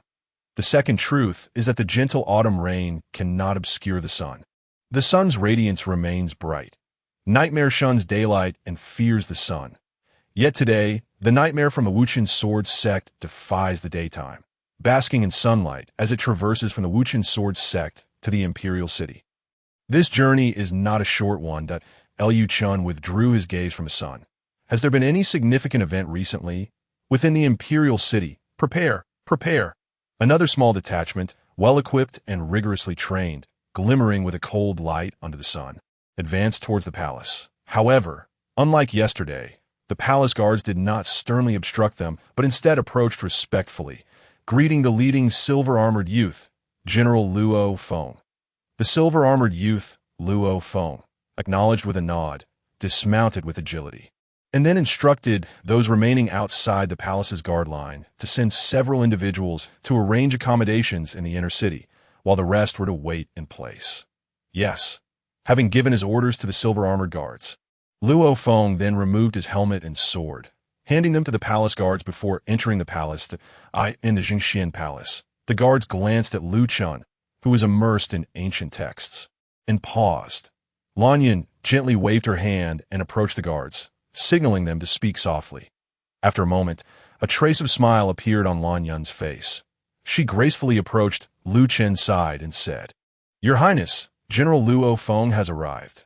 Luo Feng, the son of Liu Chen's uncle, is the future heir of the Luo family from the flourishing Jian sect, a powerful faction in Fengzhou. Due to their maternal connection, Liu Chen shares a close bond with him. The Luo family was Liu Chen's greatest support during his childhood. When Liu Chen was not yet a year old, his mother tragically passed away. In the depths of the palace, a baby without maternal protection faced only the cold, devouring abyss. Fortunately, during that time, the pregnant Yuan Guifei took him in for adoption. Yuan Guifei also bore Luo family blood. Being a cousin to Liu Chen's mother, it was precisely for this reason that she nurtured Liu Chen, providing him with care and protection. Liu Chen's uncle, Luo Xun, a renowned master of the flourishing sword, a celebrated martial arts prodigy in the Great Yu, frequently sought challenges in the Sword Emperor city, confronting various masters on the celestial rankings. His purpose was to intimidate the nefarious and warn certain individuals, though his sister may no longer be present. His uncle Luo Xun still lives. The death of a mother is a heavy burden for an uncle, and during those years, his uncle tirelessly labored for him. It was with the protection of his uncle Luo Xuyuan and Yuan Guifei that Liu Chen was able to grow up smoothly. Otherwise, despite any formidable talent, as a mere infant, he would have been at the mercy of others, with an uncertain fate. This grace has always been etched in Liu Chen's heart. Setting aside the ancient text, Liu Chen's calm eyes now bore a hint of a smile as he prepared some snacks. Yes, as Lanyan prepared the snacks, Luo Feng stepped into the hall. Upon entering, Luo Feng promptly bowed with military precision, declaring, "This humble soldier, Luo Feng, pays respects to His Highness, Prince Chen." "Long live your Highness." Liu Chen sighed. "Brother, there are no outsiders here. There is no need for such formality between us." Luo Feng shook his head. "Etiquette must not be neglected. Liu Chen is first a prince, and only then his cousin. The hierarchy of ruler and subject must be upheld." This principle has been firmly ingrained in Luo Feng for many years. Since the Luo family chose to involve themselves in the tumult of imperial power struggles, they must adhere to the rituals of sovereignty and loyalty to the END. Liu Chen found it futile to persuade him. So he conceded, "Very well, do as you wish. Brother, your arrival has stirred quite a commotion. It seems something troubling has occurred outside." Luo Feng nodded solemnly. "Your Highness, the latest news from the front lines indicates that the Taiping sect has breached Hongchuan County in Baiyang Prefecture, committing acts of arson, murder, and pillaging without restraint. This band of rebels appears to have taken some sort of stimulant, as their recent activities have escalated dramatically. If the worst-case scenario unfolds, it is feared that it will not be long before they launch a large-scale attack on Fengzhou, ultimately merging with the Taiping sect forces invading from other provinces. That my father is concerned about potential chaos, and last night, he ordered me to swiftly mobilize dispatching 200 silver armor guards in batches to infiltrate the imperial city for precautions against any unforeseen events. Upon hearing this, Lan Yun bit her lip, anxiously inquiring, with Hongchuan County fallen, has Fengzhou deployed troops to suppress the Taiping sect insurgents? Luo Feng shook his head. The insurgents are but a disorganized rabble. Suppression is not difficult. The challenge lies in prevention. Currently, discontent with the political situation is rampant among the populace and even within the court. They are all potential supporters of the Taiping sect. Furthermore, there are those treacherous ministers and conspirators who seek to exploit the turmoil. Across all of Fengzhou, we are unable to discern who among us is truly loyal to the Great Yu and who serves as a spy for the Taiping sect. Luo Feng clenched his fists, speaking with bitterness. For the Taiping sect to rise from nothing to this extent, I refuse to believe they have not received covert support from certain prominent families. With a gentle clink, Lu Chen rinsed a teacup with water, then poured 2 cups of tea, sliding one across to Luo Feng. Luo Feng's assertion is indeed correct. The upheavals across the 5 millennia of dynasties in history have thoroughly demonstrated this point. Each dynastic change invariably begins with internal disintegration, and those who ultimately prevail are often the established families and clans. Truly ascending from humble origins to become an emperor is a rarity. Let us drink tea and converse. This year's tea from the mountain is a first-rate tribute, capable of nourishing the spirit and cultivating inner energy. Your Highness's gift of tea is not to be declined. Luo Feng lifted the teacup and drank it in one gulp. This is excellent tea. Thank you, Your Highness. Though the tea is sweet and rich, Luo Feng's thoughts are far from it. After complimenting the tea, he continued, Your Highness, if I am not mistaken, the Taiping sect is bound to make some small moves in the near future, especially with the martial arts tea gathering approaching. The martial arts tea gathering, though not orchestrated by the late emperor himself, bears a connection to the martial contests he held. Since the emperor initiated various martial competitions, a trend arose among the populace to engage in martial exchanges. The martial arts tea gathering is one such event, emphasizing the camaraderie forged through martial arts and the philosophical discussions inspired by tea, in contrast to other more brutal competitions featuring monsters and demons. This gathering is rather refined and elegant, thus attracting numerous talented youths from noble families and sections. The emperor, accustomed to the bloodshed of the arena, found it a refreshing diversion, a chance to witness the exceptional talents of the current generation within the Great Yu Empire. Consequently, he incorporated the idea of the martial arts tea gathering into the imperial framework, ensuring that each autumn, the various states and counties would host these events, classified into state and county levels.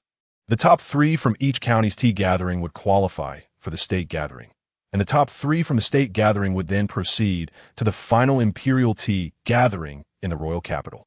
Historically, the prizes have been quite substantial, fostering a spirit of healthy competition among the youth of Great Yu to some extent.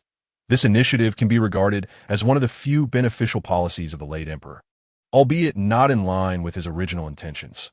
Thus, the martial arts tea gathering has garnered the attention of various princely factions.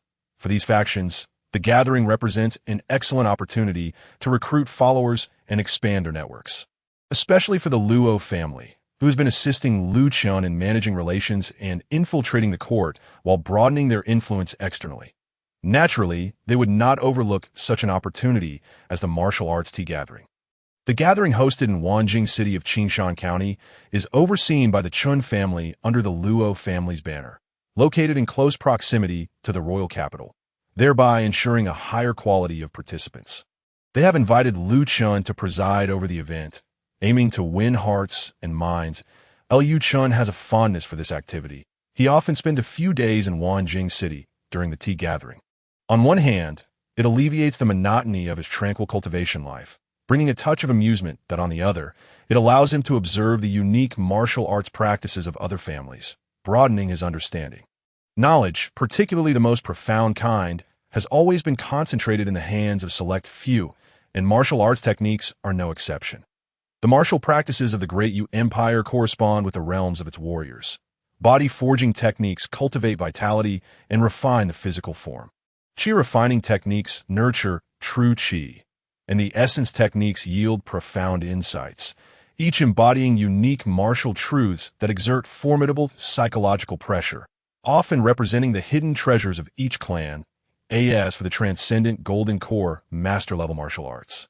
These masters possess the ability to manipulate the forces of heaven and earth with their mortal bodies, achieving lifespans that surpass the limits of ordinary beings, reaching 300 years. Thus, golden core martial arts transcend the conventional definitions of martial arts, acquiring the title of profound techniques. Each of these profound techniques is a rare entity within the Great Yu Empire, serving as the lifeblood and exclusive identifiers for various noble families. Consequently, profound techniques are both precious and secretive, seldom seen in the world. However, at the martial arts tea gathering, one can encounter both essence techniques and profound techniques. Hence, Chen attends annually. This gathering also serves as the sole occasion where the enigmatic Prince Chen appears in public. Much to the intrigue of the commoners in light of recent developments concerning the Taiping sect, it is likely they will not miss this excellent opportunity to instigate chaos at the martial arts tea gathering.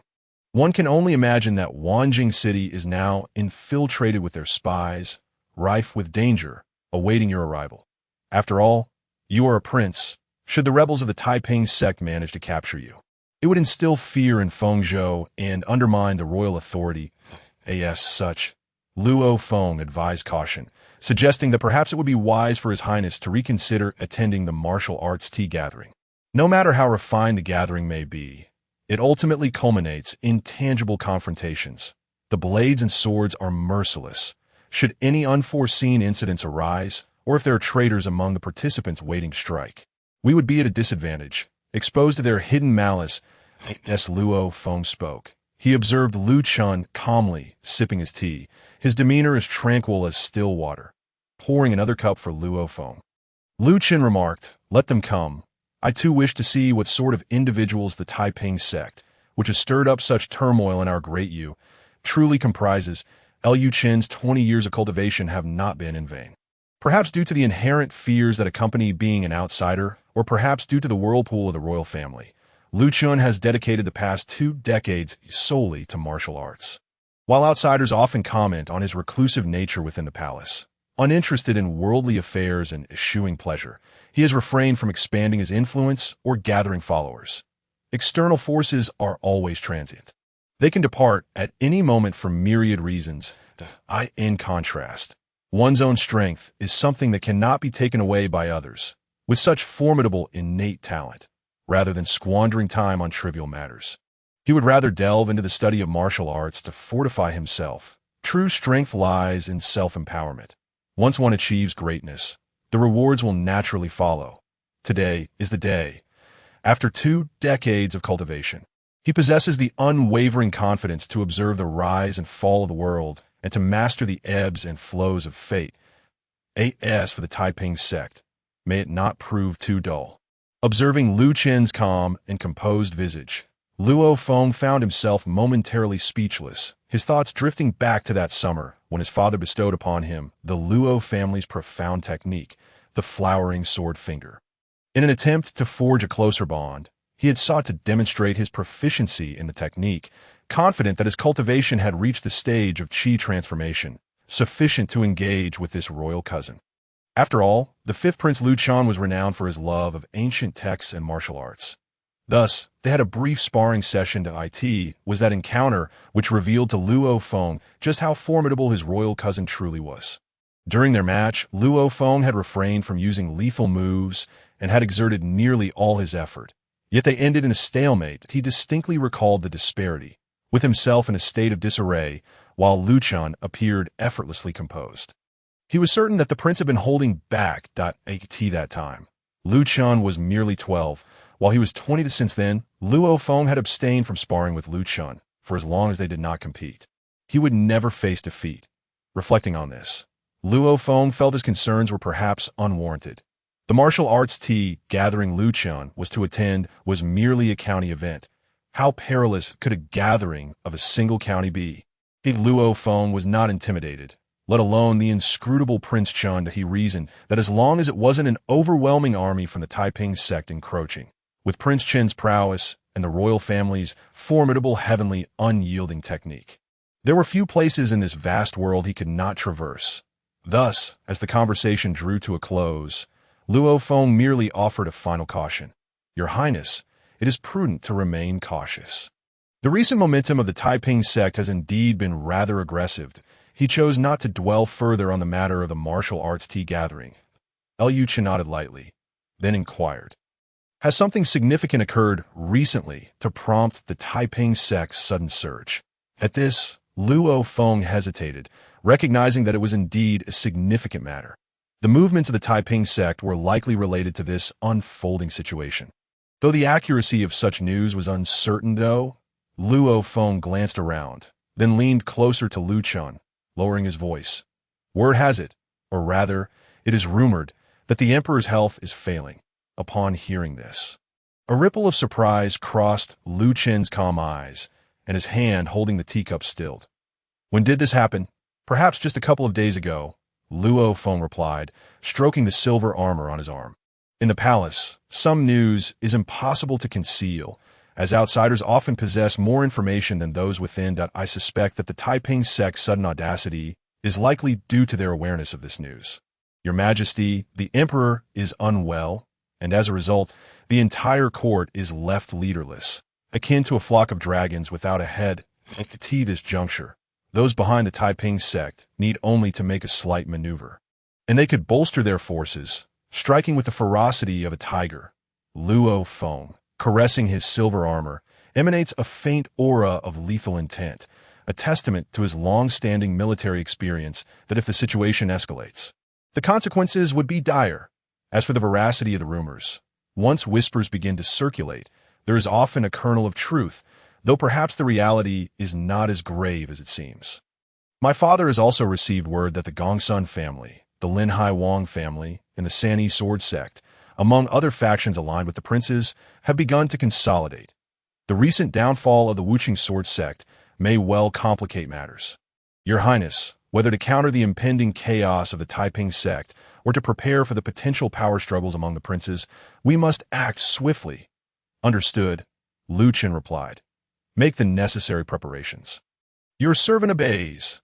Luo Feng accepted the royal command and promptly departed to organize the mobilization. Watching Luo Feng leave, a glint of cold starlight gathered in Lu Chen's eyes. Unlike the mortal dynasties, the great Yu Dynasty, founded upon martial prowess, boasts a relatively longer lifespan. Particularly, the Lu family of the great Yu royal lineage possesses the unparalleled Qing Tian Buiju, a divine skill that protects them. Historically, emperors typically live to the age of 150 or 60 before passing on the throne to their heirs. There have even been exceptionally gifted emperors who have transcended to the rank of martial grandmasters, living for 300 years. The old emperor is one such prodigy, a martial grandmaster himself. He ascended the throne at 79 years old, and in his 6th year of reign, he fathered his 5th prince. By calculating the time, he is now merely 105 years old. Even with neglecting his martial affairs and squandering his vitality in indulgence, it is inconceivable for him to have encountered issues at the age of 100. It is rather premature. He mused quietly within the tranquil Zhengxian palace. The early autumn breeze carried a slight chill. The trees by the courtyard rustled, shedding a few yellowed leaves. Lu Chen reached out and grasped one. With a crisp snap, the chilling frost coursed through his fingers, encasing the leaf in ice, sealing its final vestiges of life. Autumn is the season of harvest. The contented and serene citizens of Great Yu revel in the leisure earned from a year of labor. In the distance, traveling merchants hasten to conclude their affairs, eager to return home and reunite with their families before the onset of winter. In this deepening autumn ambience, 3 days swiftly passed. It was once again time for the annual martial arts tea gathering in Qingshan County.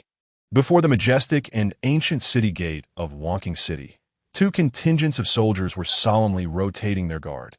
They were fully armed, their weapons gleaming with menace, scrutinizing every individual entering and exiting the city with piercing gazes.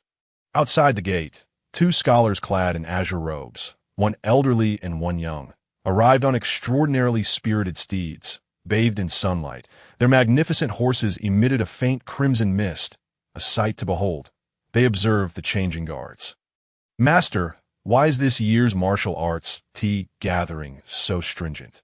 The elder scholar, referred to as Master, stroked his white beard and replied, "It is not the gathering itself that is stringent, but rather the tumultuous state of the world. The hearts of the people are restless. Chaos is on the horizon. Once this gathering resolves your inner turmoil, we shall not descend the mountain next year. Let us proceed." The refined young scholar nodded, seemingly comprehending that he followed closely behind his master to the city gate. The guards immediately noticed them. The steeds they rode were particularly eye-catching among the crowd. The blood-mist horses, superior to the standard flying smoke horses of the great Yu border forces, could gallop thousands of miles in a day and were exceptionally agile. That it was said they were a rare breed, a hybrid of ancient mythical beasts and horses, the ideal mount for travelers, highly favored by the martial artists of Great Yu. However, their rarity and exorbitant cost made them unattainable for many a cash-strapped hero of the martial world. The guards cast a glance at the blood-mist horses and approached the two. "Are you here to attend the martial arts tea gathering?" The owners of the blood-mist horses were either wealthy or noble. It was evident they had come to Wonking City at this time for the gathering. "Indeed, here are our invitations for the tea gathering." The guards accepted the invitations and, upon inspection, recognized them as members of the Waya Academy. My apologies. The guards confirmed the invitations were in order and said, "Please follow me." The princess prepared a banquet at the Liangxian residence to welcome the participants of the tea gathering. "Thank you for your trouble. Master is too courteous." The guards led the two to Liangxian residence. As the day began to wane, the ancient and elegant Liangxian residence was aglow with bright candlelight. Laughter and chatter resonated from within. The two hurried inside, finding that a considerable number of guests had already arrived, nearly filling the space. Master Yin, it has been years. You still look as robust as ever." Master Yin maintained a serene smile. "May I ask who this valiant gentleman is?" "Oh, I was a student at Waya Academy 4 years ago. At that time, 2 of the 3 examiners deemed my temperament too aggressive for the academy. But you, Master, were the only one to grant me a chance." Master Yin continued to smile, though he likely had no recollection of such an event. He might even question its occurrence. Nevertheless, it mattered little. He was accustomed to such exchanges, having experienced them countless times. As the esteemed master of Waya Academy, many sought to ingratiate themselves with him. That is a pity. For a gentleman to have reached this point and attend the tea gathering, you must be a notable talent from Qing County. Failing to enroll you back then was indeed a loss for Waya Academy. "Ha ha ha, Master Yin, you jest. My achievements are hardly noteworthy. By the way, this young man must be your esteemed disciple." "I am." The young scholar ignored him and found a seat on his OW. An awkward silence ensued. Master Yin could only chuckle. "My young disciple has traveled far and is a bit unwell. Please excuse his behavior. My apologies. It is of no consequence. Please, Master." Master Yin seated himself beside the young scholar, adopting a composed demeanor as he began to observe the other guests in Liangxian residence. There were indeed many unfamiliar faces compared to last year. This tea gathering might prove to be anything but simple. As he spoke, Master Yin glanced at the young scholar beside him, cautioning him to maintain distance from the unfamiliar faces. "Once you resolve your inner conflict, we shall depart. Do not invite calamity upon yourself. Waya Academy is not yet prepared for the world." The young scholar surveyed the boisterous and seemingly crude individuals present and remarked, "These uncouth and unrefined folk are not ones I wish to associate with. They tarnish the dignity of our culture, and I disdain to be among them." Master Yin shook his head and smiled. A true scholar must approach their studies with a sincere heart, free from innate prejudice. What you deem crude may very well be what others seek in elegance. Our studies can encompass both the lofty and the mundane. Unwarranted biases will only cloud your judgment and render you impolite, preventing you from seeing through the mists of the world. Such lessons cannot be gleaned from the tomes of the academy. The road ahead of you is still long. The young scholar nodded, neither refuting nor fully absorbing the wisdom imparted, merely fixating on the principal seat at the highest point of Liangxian residence. Over the years, the evening banquet in Qing County would signify the commencement of the tea gathering. Due to the overwhelming number of attendees at the Qing County tea gathering, following the usual procedure would render it impossible to complete the event in a single day. Often, as soon as the banquet concludes, the tea gathering commences. Thus, this evening, he shall finally have the opportunity to meet Prince Chen. In light of this, Master Yan refrained from further remarks. His heart remained burdened, and any words spoken at this moment would bear no weight. He could only hope that this encounter would be sufficient to illuminate the disparities before him. The two men sat in silence, while outside, the atmosphere buzzed with merriment. The young talents from various factions exchanged pleasantries, forging new friendships and rekindling old ties, creating a lively and joyful scene. Such is the nature of the martial arts tea gathering. Beyond the mere discourse and competition, it serves as a vital networking platform. This very aspect is the primary reason for the gathering's widespread acclaim among the various factions. The more connections one has, the more pathways open, especially for the aspiring youths from smaller sects, marking an excellent stepping stone for their advancement.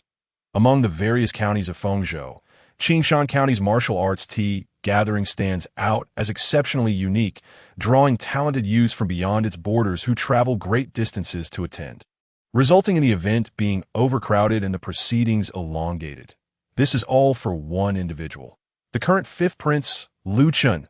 In the entire DU, how many individuals can rival the stature and position of a prince?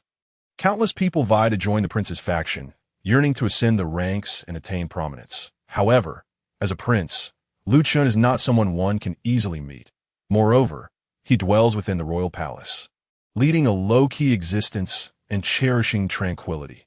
The Qingshan County Martial Arts Tea Gathering is nearly the only occasion for most to encounter this noble scion of royalty. Naturally, discussions among the attendees frequently revolve around him. Not at all. I merely benefited from fortunate circumstances. Last year, I received a few pointers from His Highness Prince Chen, which allowed me to achieve a breakthrough. All of this is thanks to His Highness. Indeed, His Highness is exceptionally astute. That I once believed that my family's Nian Guang sword technique had reached its peak, yet the prince effortlessly identified my flaws with a mere gesture. I am truly humbled. Haha, everyone, please do not be so modest. His Highness's talent is beyond what ordinary individuals like us can compare to. While the crowd lavished praise upon Prince Chen, their words were laced with flattery and admiration. For them, the prince represented a singular identity, that of a royal. In comparison to this esteemed status, talent and cultivation levels seem trivial. After all, no matter how remarkable Prince Chen's gifts or achievements, none would dare to challenge his royal dignity, that he simply needs to give a command, and a multitude of skilled individuals would eagerly rush to fulfill his bidding, rendering any personal involvement unnecessary. The young scholar, however, regarded their sentiments with a knowing smile. Shallow. Indeed, for a ruling entity as colossal as the royal family, the significance of average talent diminishes. Yet, should his abilities transcend the mundane, it becomes profoundly meaningful. Much like the founding emperor of the Yu, Liu Xinghe, and the later revitalizing emperor, Liu Xingxi. Both were once singular figures capable of stabilizing a nation during tumultuous times. While it may be somewhat exaggerated to compare the fifth prince Liu Chen to such figures, in the eyes of the young scholar, Liu Chen undeniably possesses remarkable potential for growth. He vividly recalls last year's martial arts tea gathering, where he swept the event and claimed the first prize. As per tradition, he invited the fifth prince, the host of the gathering, to offer a few comments. He anticipated that the prince would merely utter a few pleasantries to fulfill the customary role. After all, as a prodigy of the Wire Academy, at merely 19 years of age, he had already reached the pinnacle of the Qi transformation realm and mastered the Waya Zhengqi book to its 5th level. Among the younger generation, few could match his caliber, so where would he find a peer to guide him? To his surprise, the fifth prince genuinely articulated profound insights, each word striking at the very weaknesses he had overlooked, some of which he had been blissfully unaware. Particularly in understanding the Waya Zhengqi book, the prince seemed more like a true heir of the academy than he, the actual disciple. In that moment, the young scholar nearly succumbed to self-doubt, questioning the legitimacy of his own status as the academy's successor. Consequently, he devoted himself even more fervently to studying the Waya Zhengqi book, eager to showcase his strongest self at the upcoming tea gathering. He clenched the jade flute in his hand, increasingly anticipating the arrival of Prince Lu Chun. The candlelight flickered gently, and time slipped swiftly within the two virtues' residence. New participants continued to arrive from outside the city. Finally, as night deepened, it was time for the banquet. Clomp, clomp, clomp. Outside the two virtues' residence, a synchronized sound of footsteps echoed, accompanied by the rumbling of carriage wheels as a regiment of well-trained silver-armored soldiers swiftly formed ranks. Encircling the residence and clearing a spacious pathway, the lavish carriage came to a graceful halt outside. They have arrived. At this moment, all activities ceased, and every gaze turned toward the entrance. From the carriage emerged a stunningly beautiful young woman in blue, her countenance unparalleled in Wanjing City. She surveyed her surroundings before bending down to draw back the curtain, assisting the noble figure inside, dressed in a dark black robe adorned with serpentine patterns. With a jade dragon hairpin securing his long, flowing hair like a cascading waterfall, he stood tall and slender. His cold, star-like eyes opened and closed, emanating an undeniable aura of nobility. Yet, beyond the royal grandeur, it was the inexplicable air of detached coldness that rendered him enigmatic, evoking a sense of isolation akin to the solitary beauty of the Tian snow. Among the princes, he was a transcendent existence. Unmistakably the enigmatic fifth prince, Lu Chun. The crowd hurriedly bowed their heads and bent their waists in a show of respect for the royal family. Once the esteemed prince took his seat, they proclaimed, "We pay our respect to His Highness Prince Chun. Long live His Highness." Amidst the chorus of reverence, Lu Chun casually surveyed the assembly and own need for formalities. "Please take your seats." "Thank you, Your Highness." The crowd responded in unison. Settling into their places, Lu Chun continued, "This evening's banquet is to welcome you all and to wish you success in the upcoming tea gathering that I trust you will all enjoy yourselves." Lan Yin lifted the wine jug, filling Lu Chun's cup before presenting it to him. Lu Chun raised his cup in acknowledgement to the gathering and then drank, signaling the commencement of the feast. The others, accustomed to this, understood that the prince preferred brevity and detested unnecessary formalities. Thus, they all raised their cups in response to the prince. The banquet officially commenced. After toasting the prince, the attendees engaged in lively discussions with their neighbors, exchanging insights on cultivation while discreetly probing for information on potential rivals, preparing for the tea gathering that would follow. The banquet was brief. Meals could be enjoyed at any time, but the tea gathering occurred only once a year, and their minds were set on the latter. After a few rounds of wine, they instinctively set down their chopsticks and cups, entering a state of meditation to optimize their conditions for the impending tea gathering. Observing this, Lu Chun waved his hand, signaling the maidens to clear the dining setup and prepare for the tea gathering. The melodious chime of ancient bells resounded through the two virtues' residence.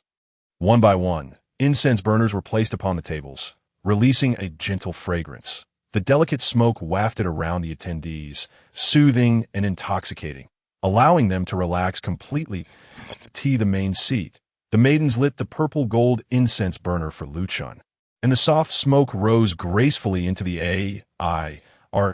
Lu Chun glanced at the swirling smoke above, a hint of cold light flickering in his eyes. "Has it begun?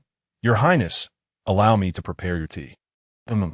Lan Yun arranged the tea set, selecting only the finest essence from the leaves to pour a cup for Lu Chun. She then discarded the remaining tea and instructed the maidens assisting at the two virtues' residence. "Please fetch 2 more cups." "Yes." Mississippi Lan Yun gracefully brought forth the meticulously brewed tea, gently fanning away the steam with her hand before pouring a small sip. "Ready to partake?"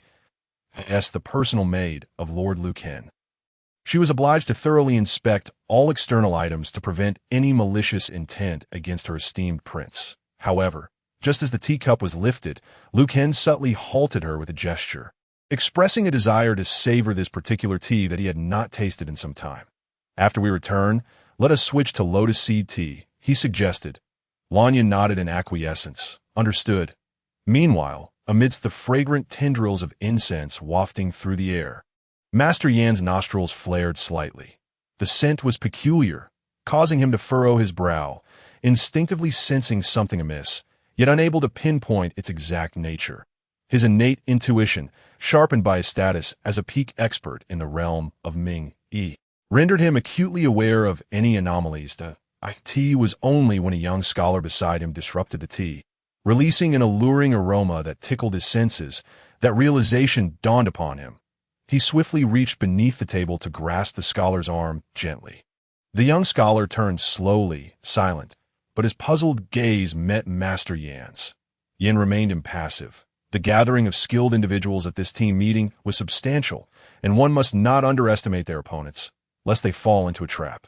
Caught off guard, Yan's admonition was clear. The scholar understood. This tea posed a threat. He discreetly shielded his cup with his broad sleeve, feigning consumption. After finishing, he jested, "Such opulence! This splendid tea is merely a casual offering for the tea gathering." Yin chuckled lightly. The two adopted a facade of nonchalance as they scrutinized their adversaries at the tea assembly. After a while, in the center of the two sages, 10 cups of meticulously brewed tea were quietly arranged on a specially crafted long table, signaling the completion of the tea ceremony. The clear, melodious chime of ancient bells resonated once more. Lu Chen's voice, as cool as the wind, emanated from the head seat.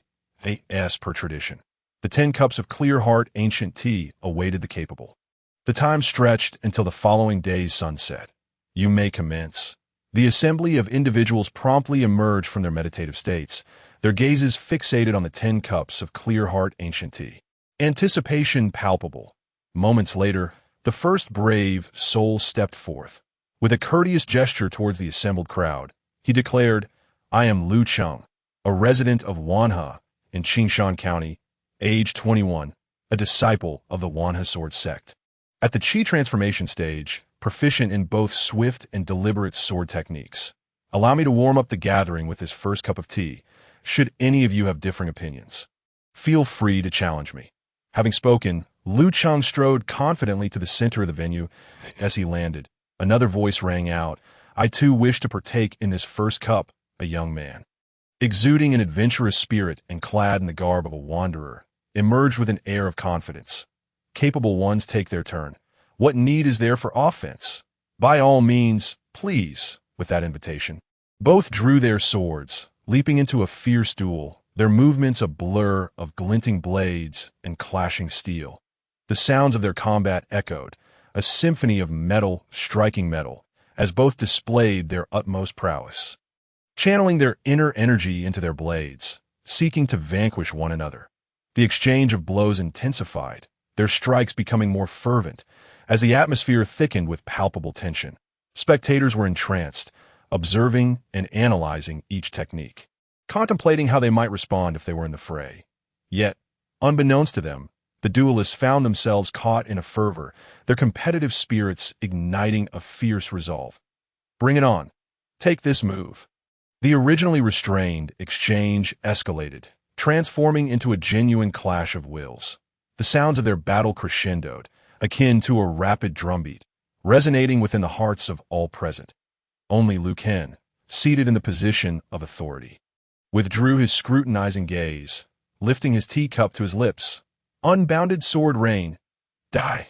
Too slow. Get out of my way." With a powerful horizontal swing, Lu Cheng struck with force, sending his opponent flying and diffusing a deadly onslaught. "Well done. Excellent sword play." The audience reveled in the exhilarating display. Yet amidst this fervor, an unexpected incident transpired.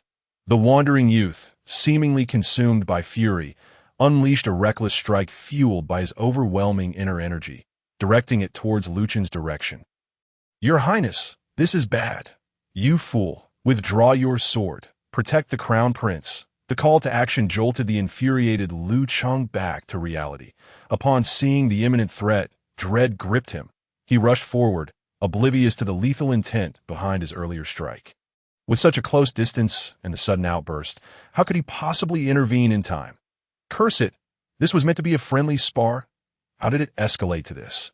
Lu Cheng's mind raced with panic, envisioning the dire consequences of his actions. Regardless of intent, an attack against a prince was tantamount to capital punishment. In that fleeting moment, the youth's blade, aglow with azure energy, was mere inches from Lu Chen's form. Yet, Lu Chen remained unfazed, as tranquil as still water, raising his teacup steadily towards his lips. This only heightened the intensity of the youth's resolve, as his blade shimmered with ferocity just as victory seemed assured. A resounding clang echoed. The youth's sword shattered upon nearing Liu Kang, as if it had struck an invisible barrier, disintegrating into fragments that hung suspended in the air. Then, with a powerful surge, an unseen force swept through, sending the shards spiraling back towards the youth, who was forcefully thrown to the ground, leaving a trail of crimson in his wake. Landing at Liu Cheng's feet, in an instant, silence enveloped the room. The sudden escalation of the youth's fury and his subsequent demise rendered the audience momentarily speechless. Gradually, comprehension dawned upon them as they glanced at Liu Kang, who remained unharmed, and then at the lingering, faintly azure distortion surrounding him. This protective chi. In that moment, many felt their pupils constrict, astonished by the revelation. What kind of martial artist possesses such protective energy? Golden core, master. Could it be that the fifth prince, Liu Kang, was a martial arts master? Within the confines of the two sages' pavilion, a stunned silence prevailed. If memory served correctly, Liu Kang was barely 20 years of age. That a martial arts master at 20? Was such a feat conceivable? The young scholar from Waya Academy gaped in disbelief, as if ensnared in a dreamlike trance, unable to fathom the reality before him. Liu Kang was a martial arts master. What disparity could there possibly be? The gulf was insurmountable. He found himself at a loss, casting a bewildered glance towards Master Yan. Master, is he truly a martial arts master? Master Yan's gaze shifted from Liu Kang, uncertainty etched upon his features. This was a question he too could not definitively answer. However what? Master Yan's eyes lingered on the faint azure distortion surrounding Liu Kang, his tone imbued with awe. The royal family's Qing Tian Bui technique is unrivaled in the world. Any royal descendant who cultivates it to the 6th level can summon the Qing Tian divine qi, achieving effects akin to protective energy. Upon hearing this, the young scholar's eyes brightened momentarily. Could it be that Liu Chun had merely cultivated the Qing Tian Bai Ju to the 6th level? My own Weiyou Zhengqi Shu is nearing the 6th level as well. It seems their disparity is not as vast as I had imagined. As he pondered, the clarity in the young scholar's gaze gradually returned. Little did he know, Master Yan was already sighing inwardly. Alas, foolish child, the 6th level of the Qing Tian Bai Ju is not to be equated with the 6th level of the Weiyou Zhengqi Shu. The royal offspring, long accustomed to high status, seldom venture into the martial world unless in times of chaos. Perhaps the world has forgotten what the 6th level of the Qing Tian Bai Ju truly signifies. The Qing Tian Divine Gang is a force far more formidable than the protective qi of a martial arts master. Meanwhile, in the depths of the crowd, a profound darkness lurked beneath an outward facade of astonishment. They observed Liu Chun, seated majestically at the head of the table, exuding the demeanor of a master, while their fingers unconsciously clenched. The tension within their hearts tightened until they witnessed Liu Chun nonchalantly consume his tea once more, at which point they exhaled softly, choosing to bide their time. Remove him. Liu Chen's cold voice shattered the silence within the Two Virtues Pavilion. Two guards promptly advanced to drag the rogue youth away. Watching the limp body, Liu Cheng felt his legs weaken. What has he done? Attacked a prince. And perhaps a prince who could be a martial arts master? This is the end, utterly finished. Your Highness, Liu Cheng was not inclined to rebel. This was truly an unintentional error. I beseech your Highness for mercy. Liu Cheng replied indifferently. Whether your actions were intentional or not, I shall decide after the tea gathering. Proceed. Liu Cheng breathed a sigh of relief. With life and death still uncertain, it was certainly better than facing immediate demise. Yes, he glanced around, still shaken, and asked, Is there any other brother who wishes to spar with me? If not, then I shall wait. I will. Another flying sword rushed forth. Liu Cheng immediately engaged in combat. However, due to the earlier incident, he was now plagued by trepidation, hesitating with each strike, fearful of provoking further disaster. Thus, he found himself constrained and unable to fend off his opponent. Having already exerted himself in the previous match, his true energy was waning. In less than a moment, Liu Cheng was defeated. Brother Liu, I concede.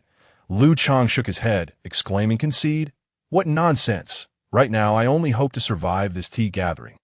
Returning to his seat, he sipped his tea in silence. The others continued to observe the developing situation, analyzing the disparities between foes and allies, and contemplating whether they could achieve consecutive victories until the end. This was the essence of the tea gathering. Participants were required not only to analyze their opponents, but also to assess the overall situation. As the tea gathering progressed, the tense atmosphere within the two virtues pavilion eased somewhat. Returning to its former fervor, one thrilling contest after another unfolded on the stage, and no further incidents of attacking the prince occurred, and no one resorted to genuine force. Everyone kept to the limits. It seemed the earlier incident was merely an unfortunate mishap. As time passed, the teacups dwindled, the second and third cups consumed, until the fourth cup approached the midnight hour. Suddenly, chaos erupted. A deep gash appeared on a participant's arm. The opponent gasped, hastily retracting his sword. "Are you all right, brother? My apologies, I unintentionally lost control. No, do not blame yourself. It is I who feels unwell. Just now, my true energy inexplicably became disordered." Upon hearing this, many in attendance raised their brows. "You feel it too?" "You all do." At this moment, Lu Cheng also stood up, saying, "No, it is not merely a disturbance in true energy.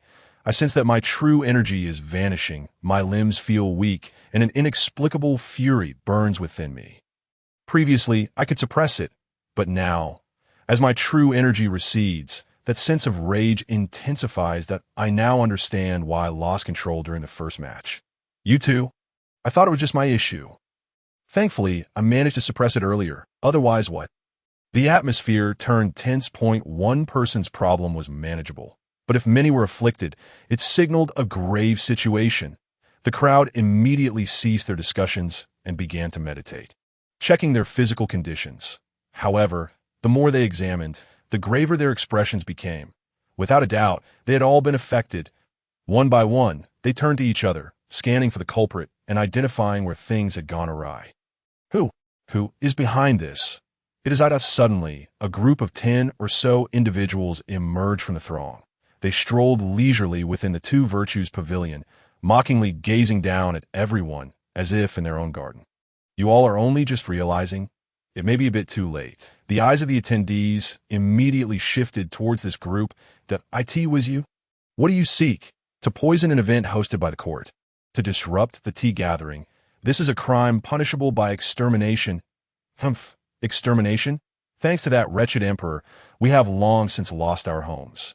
You are followers of the Taiping sect? Naturally, to save the world. Only we of the Taiping. The followers gathered in the center of the two virtues pavilion and casually tipped the ancient tea from the table onto the ground. "Tea? There is something wrong with the tea. You dare tamper with the royal tribute tea?" In an instant, all gazes converged upon Lu Chen at the head of the table. The royal tribute tea, designated for the imperial family, is typically shrouded in secrecy and highly protected. Only those at the core of the royal family can access it. Lu Chen, the crown prince of Diyu. Surely he could not conspire with the Taiping sect to poison the tea. Thus, there was only one possibility. The influence of the Taiping sect had infiltrated the heart of the court. What are you staring at? Shouldn't you be thanking His Highness Chen Wang? If it weren't for our esteemed Chen Wang, do you think you deserve to drink the meticulously crafted Miyuan San from our holy sect? This colorless and tasteless elixir is capable of incapacitating even experts in the Ming intent realm. Using it on you is truly a waste. Yet, the results are promising. Chen Wang, you have consumed a full 6 cups. I was initially worried that 1 cup may not suffice to incapacitate you.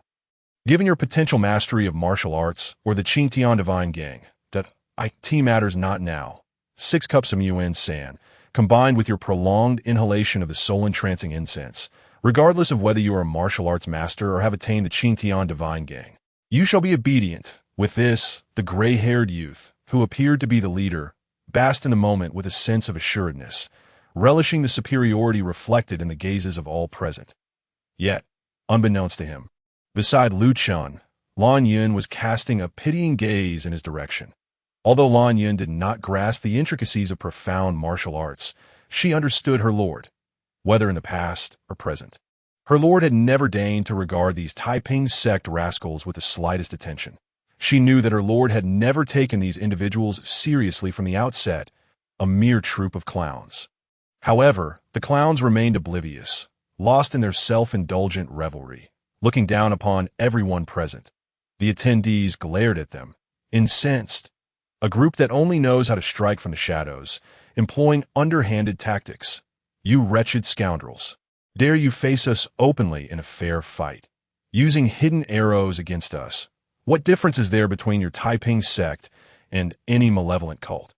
The gray-haired youth, with a sense of resignation, raised his hands in exasperation.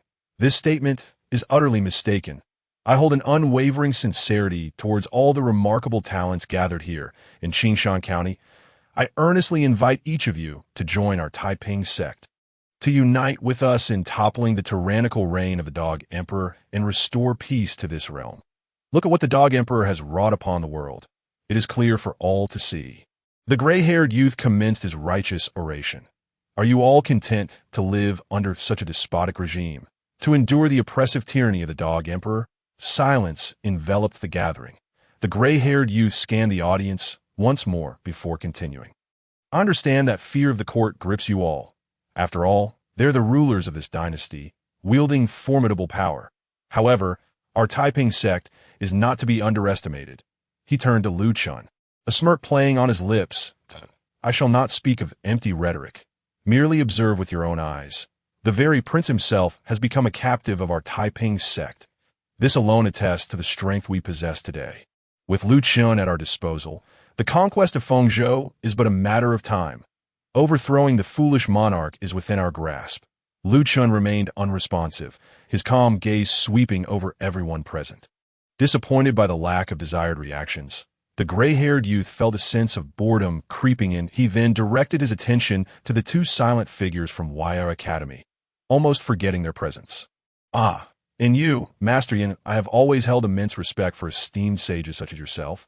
Master Yin, we sincerely hope that you... Master Yin chuckled softly, shaking his head. I seem to have chosen the wrong adversary. My dear Taiping sect. The gray-haired youth opened his mouth to retort, but Master Yin interjected. You are blissfully unaware, even as death approaches. Though he was uncertain of Chen's true capabilities, he was acutely aware of one thing. Even he could detect the anomalies in the tea and incense. Could a prodigy who has cultivated the celestial aura truly be oblivious? Clearly, Prince Chen had been orchestrating a plan from the outset, luring these brigands of the Taiping sect into revealing themselves, thus sparing him the hassle of hunting for traitors. Now, the results were evident. They had all emerged. The expression of the gray-haired youth darkened. Master Yin, what do you mean? Master Yin said nothing, simply bowing respectfully towards something behind the youth. The attendees of the tea gathering fell into a heavy silence, creating an eerily tense atmosphere. Feeling a sudden chill run down his spine, the gray-haired youth sensed an ominous premonition. After waiting so long, he had anticipated the emergence of remarkable individuals. A voice, cold and aloof, sliced through the stillness. The gray-haired youth's pupils constricted in shock as he swiftly turned around, only to find Chen, who had silently appeared behind him. This is bad, he thought, hastily retreating several paces to distance himself from Chen, intending to launch a concealed weapon in search of an opportunity. However, as soon as his feet touched the ground, a powerful, pristine hand rested lightly on his shoulder, rendering him immobile, as if pinned beneath a mountain. The reach of your hands indeed surpasses my expectations, he thought, feeling the biting chill of the Tian wind sweep past him, sending shivers down his spine. Yet with such insignificant figures as yourselves, do you truly believe you can overturn my Danyu? A bead of cold sweat trickled down his forehead. Such delusions! With those words, the ground shook violently. Bang! The gray-haired youth felt an immense force surge through his shoulder, followed by a sharp pain that brought him crashing to his knees, his vision plummeting with the agony radiating from his lower body. He screamed, his cries echoing as his lower half was crushed into the ground. He gasped, turning a pained gaze towards the members of the Taiping sect. What are you still waiting for? Hurry and take action. Having inhaled copious amounts of the bewitching soul incense and the annihilation powder, He was now on the brink of collapse. Seize him! The Taiping sect members, receiving their orders, no longer hesitated. They immediately swallowed crimson pills. Suddenly, a ferocious aura erupted within the two sages' pavilion. Peak experts of the Qi transformation stage surged towards Lu Chen to subdue him. Additionally, several adept practitioners who had just entered the realm of clarity sprang into action. Casting a net of traps, the attendees of the tea gathering felt a shiver run down their spines. So many Qi transformation experts, and even powerful figures of the realm of clarity? This was dire. With this strength compounded by the poison we all suffered, it seemed today would be a collective dread washed over them. Nearby, a scholar from Waya Academy hesitated. Master Yin, however, paid him no heed, his focus fixed intently upon Lu Chen, who was ensnared within the net. Lu Chen merely cast a fleeting glance at the Taiping sect members, a flash of cold light sparking in his eyes. In an instant, the air around him began to warp and distort. Swoosh, swoosh, swoosh. Invisible sword energies erupted from the void, striking with uncanny precision into the eyes, nose, ears, heart, and limbs of the intruders. Swoosh, swoosh, swoosh. The invisible sword energies wove together like a net, piercing through flesh and unleashing a cacophony of piercing shrieks. Bloodied corpses fell like petals, crashing heavily onto the ground of the two sages' pavilion. The ground was stained with blood, a vivid display of carnage. The once mighty members of the Taiping sect had met their demise in an instant. Utterly annihilated, life had been extinguished. A thick, acrid miasma of blood enveloped the air, saturating the entire two sages' pavilion with its foul stench. The atmosphere during the tea gathering had come to a standstill. Only the dense, fog-like blood mist lingered. After what felt like an eternity, someone finally managed to swallow hard, glancing at Lu Chen, then at the scattered remains of the slain. Gasp! The attendees collectively inhaled sharply. How could so many Qi transformation and realm of clarity experts have fallen to a single strike from Prince Chen, reduced to mere fragments, like dust and rubble? Such prowess, coupled with the earlier display of his protective aura. There was no doubt, Lu Chen was undoubtedly a true master of martial arts. With this realization, the lingering doubts in their minds were dispelled, and oh wonder Prince Chen, despite his youth, possessed an extraordinary maturity and composure. Radiating an aura of cold, solitary grandeur akin to the freezing Tian snow, a martial arts master at the tender age of 20. If they were in his shoes, could they exude such solitude, such lofty pride? But 20 years old, he was merely 20. Wasn't that just too absurd? On the other side, Master Yin took a deep breath, closing his eyes to conceal the tremors within. Others might not recognize it. But as the sage of Waya Academy in Fengzhou, how could he mistake the renowned technique of the flourishing Hua sword sect, the signature skill of the Luo family? There was no mistaking it. What Lu Chen had just executed was the Hua sword's 8th realm, the Hua Wuxing sword domain. Within the entire Hua sword sect, only a handful of sect elders, including the illustrious Hua swordmaster Luo Xin, had attained this level of mastery, most of whom were septuagenarians or older. Yet, Lu Chen, Master Yan's mind was a tempest of emotions. At merely 20 years of age, he had not only mastered the 6th layer of the celestial unyielding technique, but had also cultivated the Hua sword to its 8th realm. If this continued, what might he achieve by 30 or 40? A celestial being of martial prowess. Is the Lu family of Diu truly destined by fate? Each time the foundations of a grand edifice tremble, a peerless prodigy emerges, wielding the power to avert disaster and prolong the legacy of Daiyu. Master Yin glanced at the young scholar. "Oh, you comprehend now." The young scholar bitterly nodded that I no longer wish to compete. After the tea gathering concludes, he thought, there are matters I must discuss thoroughly with the palace lord. The Taiping sect and the Yu Dynasty may no longer be a mere choice for our Wire Academy. If we delay, we may find ourselves hanging from the city gates. Lu Chen's indifferent voice reverberated within the silent confines of the two virtues' residence, shattering the stillness of the moment. The guards promptly began to clear the battlefield. dragging out the corpses of the rebels from the Taiping sect who had perished beneath the invisible sword Qi. The entire Two Virtues residence was significantly emptied. Liu Chen approached the gray-haired youth once more, positioning himself at an angle to him, his calm and aloof gaze instilling a sense of trepidation within the young man. The formidable mental pressure felt almost tangible, pricking at his skin with discomfort. Impossible! After such a large dosage of Mie Yuan San and several hours of Qi Hun Xiang, how could you still wield genuine Qi? How could this be? Those drugs! Liu Chen had no time to entertain his grievances. Who sent you to assassinate me? The gray-haired youth hesitated. Initially, he had been filled with dread. However, upon hearing Liu Chen's words, his fear dissipated somewhat, and he even felt a tinge of perverse pride. A sudden sense of twisted accomplishment surged within him. As if, to some extent, he had managed to suppress Liu Chen. Perhaps since his family had fallen apart, he had indeed become deranged. For him, witnessing the royal family bowing down, seeing the exalted royalty descend from their pedestal, was of utmost importance. He smirked. Ha! So the lofty royal family also seeks my assistance in betraying the Taiping sect. Presumptuous! At the presence of Prince Chen, how dare you act so audaciously, you beast! In the crowd, Liu Chen, who had been contemplating how to save his own skin, instantly brightened at these words. His opportunity to preserve his life had arrived. He quickly rose to berate the gray-haired youth, offering himself. Prince Chen, please allow me to take him into my custody. Liu Chen had numerous methods to deal with such a stubborn individual. He was confident he could pry open his mouth and extract all the arrangements of the Taiping sect in Wanqing City. The gray-haired youth scoffed at the suggestion. Having dared to disrupt the tea gathering and assassinate Prince Chen, would he fear your despicable tactics? Just wait.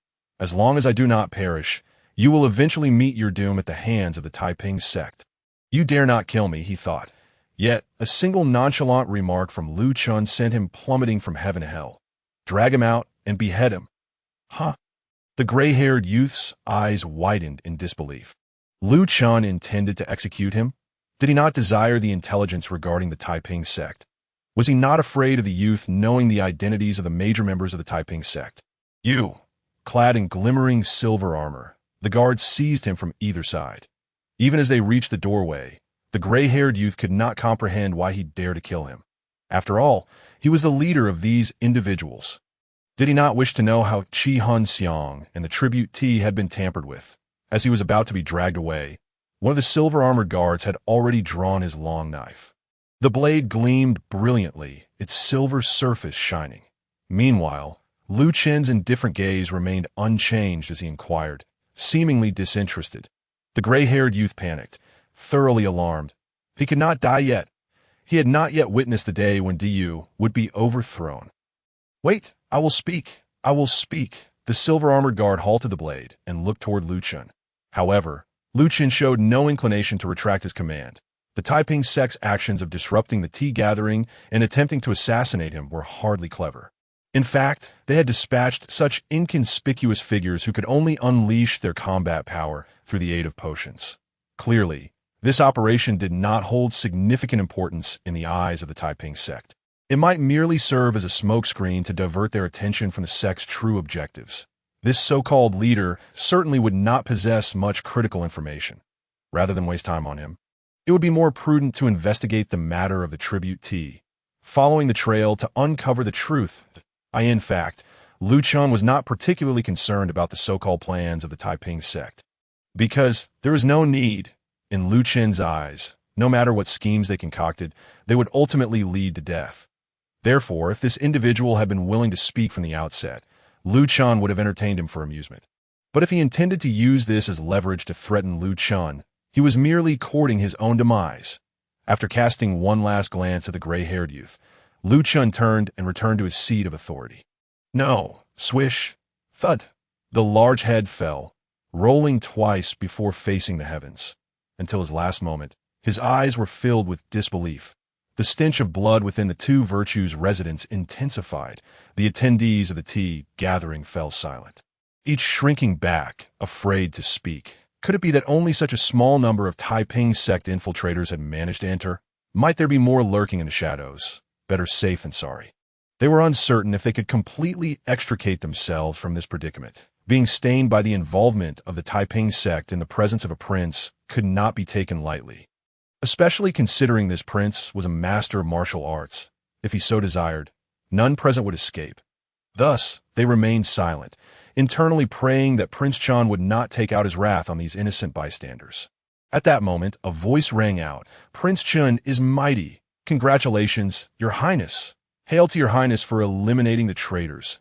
A fawning voice shattered the silence of the two virtues residents. The crowd turned to see Lu Cheng attempting to save himself. This fellow, understanding the cue, everyone began to echo Lu Cheng's sentiments. Prince Chen is mighty. How dare these mere thieves act brazenly before His Highness, truly ignorant of their own insignificance. The thieves of the Taiping sect cannot comprehend the grandeur of Prince Chen. Regardless of any schemes they might possess, they would be impotent against His Highness. Lu Chen surveyed the crowd, his expression remaining unchanged throughout, which only served to heighten the unease among the onlookers. Fortunately, this calm did not last long. As Lu Chen spoke again, "Did any of you recognize those thieves just now?" The crowd exchanged glances, hesitating, unsure whether to speak. If they revealed anything, would they not be seen as accomplices of the Taiping sect? "Do not worry. Simply speak the truth," Lu Chen stated. "I'm not one to distinguish between right and wrong without basis."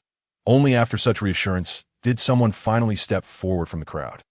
"Reporting to Your Highness, among those individuals just now, there are a few commoners whom I recognize, but only from having crossed paths and met a few times." "Speak." "Yes," he replied. "Those individuals are recent newcomers who have risen in the Yupu area, displaying remarkable momentum. They defeated several seasoned veterans upon debut. However, they were not particularly noteworthy in their respective sects before, and their sudden rise has led many to believe they are late bloomers who have suddenly gained clarity. Upon reflection, they likely joined the Taiping sect and received covert support from them." That Lu Chen nodded. "Are there any others?" Another step forward. "Reporting to Your Highness, as far as I know, many among these rebels hail from the same organization, which seems to be called the Jing Shi Hui. They previously invited me to join, claiming it was an organization for sharing intelligence and cultivation resources. By contributing to the organization, one could exchange for various cultivation elixirs and scarce sect information. Even high-level techniques that I was tempted at the time, but ultimately declined. On one hand, I have profound sect inheritance and did not require the Jing Shi Hui's assistance, and on the other hand, I felt that their overly generous offers might conceal ulterior motives. It was unexpected that the Jing Shi Hui was connected to the Taiping sect. Indeed, that is correct. The information I possess aligns with what you both have stated. It appears that we also have an organization called the Bai Lian Hui on our side. Could also be linked. Once one person began to share, others followed suit, revealing what they knew. However, the details were largely similar. After all, whether it was the Jing Shi Hui or the Bai Lian Hui, which rebel factions would openly disclose their intentions when recruiting members. It was only upon truly joining that one would discover the ultimate superior was the Taiping sect. And by that time would be too late. "Bring someone in. Your Highness, go investigate the roots of the White Lotus Society and the Pure World Society, and also look into who recommended those traitors to invitations." "Understood." Proclaiming the order from the solitary king, from this moment forth, entry into Wanchang is permitted, but exit is forbidden. Those who resist the command shall face execution. ASU command. After issuing the orders, Lu Chen glanced at the teacup in his hand and calmly instructed, "Change to a different batch of tea and incense burners. The tea gathering will continue tomorrow at sunset." With that, Lu Chen rose to leave. "We shall see you off, Your Highness." The crowd promptly stood to bid farewell. And only after Lu Chen had boarded his carriage and a procession of guards departed, did they straighten up and exhale in relief. Phew. Although Prince Chen appeared to be somewhat distant, in genuine conversation, he proved to be unexpectedly amiable. Yet, recalling the earlier scene and his formidable prowess, the crowd felt an overwhelming pressure, as if a stone weighed upon their hearts, stifling any words they wished to express. And they dared not even breathe too loudly. Once Lu Chen departed, they immediately erupted into animated discussions and exclamations that, "My goodness, who would have imagined? Who could have foreseen that Prince Chen, who usually keeps a low profile, at merely 20 years of age, has already attained the status of a martial arts master? Indeed, if it weren't for the audacious schemes of the Taiping sect, we might never have witnessed the true visage of Prince Chen. I've long heard that the fifth Prince Chen is modest, fond of martial arts, and enjoys literature, suggesting he is a martial enthusiast. Naturally, his skills would not be lacking. However, I never anticipated he could be a martial arts master at such a young age. What is the age of the youngest martial arts master in the recorded history of Dayu? 35. A 15-year gap between 35 and 20. The Liu family of Yu is about to unveil another terrifying figure akin to the founding emperor and the renewing emperor. Heaven bless the Yu. Meanwhile, within the opulent carriage, Lan Yun furrowed her brow, seemingly deep in thought. Her contemplation was not centered on Lu Chen's strength. After all, she had been assigned as his personal maid when she was merely 6 years old, and they had shared 14 years together. She was already somewhat aware of her master's affinity for martial arts and literature, which set him apart from his peers, although the prowess Lu Chen exhibited today had far exceeded her expectations. She considered it a positive development. Instead, her concern lay with a group of Taiping rebels at the tea gathering. Why the furrowed brow? Lan Yun heard Lu Chen's voice. Coming back to reality, she replied, "Your Highness, I was merely pondering that the attack at the tea gathering seemed rather simplistic, that I do not mean to imply this as a negative aspect. But do you think it possible that the Taiping sect's disruption of the tea gathering is merely a facade? Perhaps the true orchestrators aim to divert our attention towards investigating the White Lotus Society and the Pure World Society, thereby concealing their actual plans? You have a point," Lu Chen acknowledged, upon hearing this. Lan Yun's bright eyes sparkled like a crescent moon. "Having studied so many books alongside you, I occasionally find myself thinking a bit more intricately. Your Highness, if there is such a possibility, should we not alert the city lord and others to take precautions?" However, Lu Chen simply replied, it is of little consequence. He had never favored convoluted matters. He would rather spend that time engrossed in martial studies. Thus, whether the Pure World Society served as bait or the White Lotus Society as a trap, it was inconsequential. After all, they would inevitably seek him out, in this land of Dayu. He was an unavoidable presence. He merely needed to stand at the finish line and wait for them to arrive, regarding the scenery along the way as mere entertainment to alleviate his boredom. Under the luminous moonlight, the grand carriage slowly approached Lu Chen's residence in Wancheng, in the early hours, at the Chen family estate in Wancheng. Bang, bang, bang. Master, something terrible has happened. A grave matter has arisen. The head of the Chen family, Chen Xiao, was abruptly roused from his slumber, irritation flaring within him. He impatiently hurled a pillow towards the door. "Get out of here! Who dares disturb me at this hour? You've shattered my sweet dreams. Leave. Even the gravest matters can wait until tomorrow." The steward, in a state of urgency, implored, "It is far too late to sleep now. If you sleep through this, you may very well sleep through your entire life. Master, the prince has been attacked at the tea gathering." Bang! A heavy thud echoed as something fell in the room. Stomp, stomp, stomp. The sound of hurried footsteps followed. Bang! The door burst open. Chen Xiao, disheveled and pale, rushed out, his face drained of color. "What did you say?" "The prince has been attacked." He seized the steward by the collar, eyes wide with fury. "This is catastrophic. The prince was attacked in Wancheng. The sky is falling. My life is forfeit. What are the guards in Wancheng? What are those silver-armored soldiers from the Luo family? What are they doing?" "They all succumbed to poison." Chen Xiao's face twitched at tea that moment. The steward added, "But the prince is unharmed. He single-handedly eliminated all the traitors." Upon hearing this, Chen Xiao let out a sigh of relief. Thank goodness, for heaven's sake, why not just say he is safe instead of causing such a scare?" The steward's voice quivered further. "But our Chen family is in trouble. We have been responsible for the tea gathering's preparations. And that poison tea was handled by our family since it was transported from the royal court." "What did you say?" "Poisonete." The steward promptly recounted the events that transpired at the tea gathering in detail. Chen Xiao's face turned ashen. He felt numb. "Prepare the horses, capture those who delivered the tea, and make them pay for their sins. Hurry." Yes. The steward hastily went to prepare the horses, rounding up all the Chen family members involved with the tribute tea.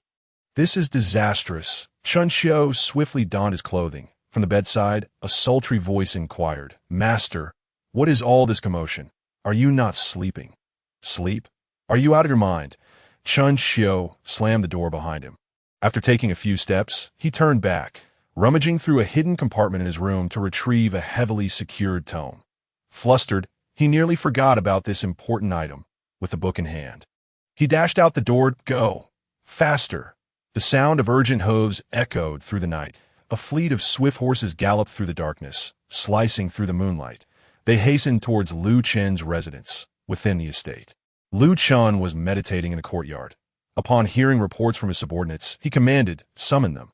Yes, soon, urgent footsteps echoed outside. Several figures entered in succession. "Kneel! All of you kneel!" Chen Xiu and a group of Chen family members rushed into the estate. Upon entering the courtyard, Chen Xiu immediately fell to his knees before Lu Chen. "Your Highness, Chen Xiu is guilty. I implore your Highness for forgiveness." Lu Chen opened his eyes and regarded the kneeling members of the Chen family. "What is your crime?" Chen Xiu, tears streaming down his face, lamented that his lack of attentiveness during the tea gathering had resulted in the prince's peril today. He felt remorseful towards his lord and guilty for failing to honor his mother's dying wish. Chen Xiu's mother is the biological sister of Lu Chen's mother, making her Lu Chen's aunt. Such is the fundamental nature of a prince's faction, extending in all directions through the bonds of blood. Establishing the core network of alliances. From this core, secondary and tertiary relationships are expanded. Presently, Chen Xiu represents the second tier extended from her maternal lineage, the Luo family. However, compared to other second-tier factions, the Chen family is relatively close. After all, Lu Chen visits Wanqing City annually to preside over tea gatherings, naturally fostering familiarity over time. I could tea this moment. When Chen Xiu mentions her deceased mother, the purpose is clear. Liu Chen sighed, reminding her not to shoulder burdens that do not belong to her. Whether the Chen family was involved in the Taiping sect's treasonous plots will be determined independently. Rise. Thank you, Your Highness. Your discernment is greatly appreciated. Chen Xiu quickly bowed her head in gratitude. She then stood up and kicked each of the Chen family's descendants. "You brats, hurry up and report to His Highness the details regarding the tribute tea. If you dare to conceal anything, I shall not spare you." "Yes, yes, yes." The Chen family descendants hurriedly began recounting the entire process of tea preparation, from receiving the tea to serving it. "Your Highness," one began, "that day, we followed the usual customs to receive the incense and tea transported from the royal court at the secret hall of the Chen family. There were no abnormalities. Everything was as it had been in past years." Liu Chen glanced at them briefly before closing his eyes again, saying, "Were there any irregularities with the royal court's special envoys?" The royal court's envoys were also unremarkable, all familiar faces from previous years. Continue. "Yes. Subsequently, we locked away the tribute tea and the imperial incense in the secret hall, according to protocol, with our group keeping vigilant watch day and night for 12 hours without fail. It was only when the tea gathering commenced that we retrieved and delivered it to the tea meeting at the Two Virtues Pavilion that we reported everything truthfully, not daring to conceal even the slightest detail." Upon hearing this, Chen Xiu remarked, "Your Highness, since the transfer and storage of the tribute tea posed no issues, could it be that this batch of tea and incense was already tainted with poison when it left the royal court?" Chen Xiu's words were not meant to absolve the Chen family, though there was a hint of self-preservation. However, she was certain that the Chen family would never be at fault, as the second-degree blood relatives of the fifth prince. They were supported by both the prince and the flourishing Huajian sect, wielding considerable influence in Fengzhou. They would be foolish to conspire with a trifling faction like the Taiping sect. Liu Chen remained silent, merely gesturing for them to withdraw. Yes. Chen Xiu promptly instructed the Chen family descendants to leave, remaining in the estate herself. Is there anything else?" Chen Xiu glanced around before producing a book from her bosom. Whispering, "Your Highness, take a look at this. A tome of martial arts, presented with such mystery." Liu Chen accepted the book from Chen Xiu, casually flipping through a couple of pages, a flicker of arcane brilliance igniting in his eyes. He quickly concealed the glimmer in his gaze. Where did this come from? Seeing this, Chen Xiu's face lit up with joy. It seemed her intuition had not failed her. This indeed was a remarkable find. She promptly explained, Not long ago, after the Wuchan sword sect was destroyed, the Black Feather Guards of Fengzhou City, following their preliminary investigation, passed this matter to our own people for further inquiry. This item was discovered by our team after thoroughly examining the remnants of the Wuchan sword sect's ancestral hall. I merely skimmed through it and found it profoundly intricate, imbued with an air of mystery that I could not comprehend. Considering the sudden downfall of the Wuchan sword sect and the last survivor hiding in the ancestral hall, I surmised that their destruction was likely connected to this item that I believed it to be of significant importance, perhaps a long-lost secret technique. Thus, I hurriedly secured it. I initially intended to send it to the palace for you immediately. But upon reflection, if the Wuchan sword sect was indeed destroyed because of this, any leak along the way could be detrimental. Therefore, I only presented it to you upon your arrival in Wanqing City. I hope your Highness understands it. Chen nodded. You have done well, as long as your Highness is satisfied. With that, Chen curiously glanced at the tome, wondering if it truly contained a genuine secret technique. A secret technique? This was far more than mere esoteric knowledge. It was known as the Eye of Life and Death.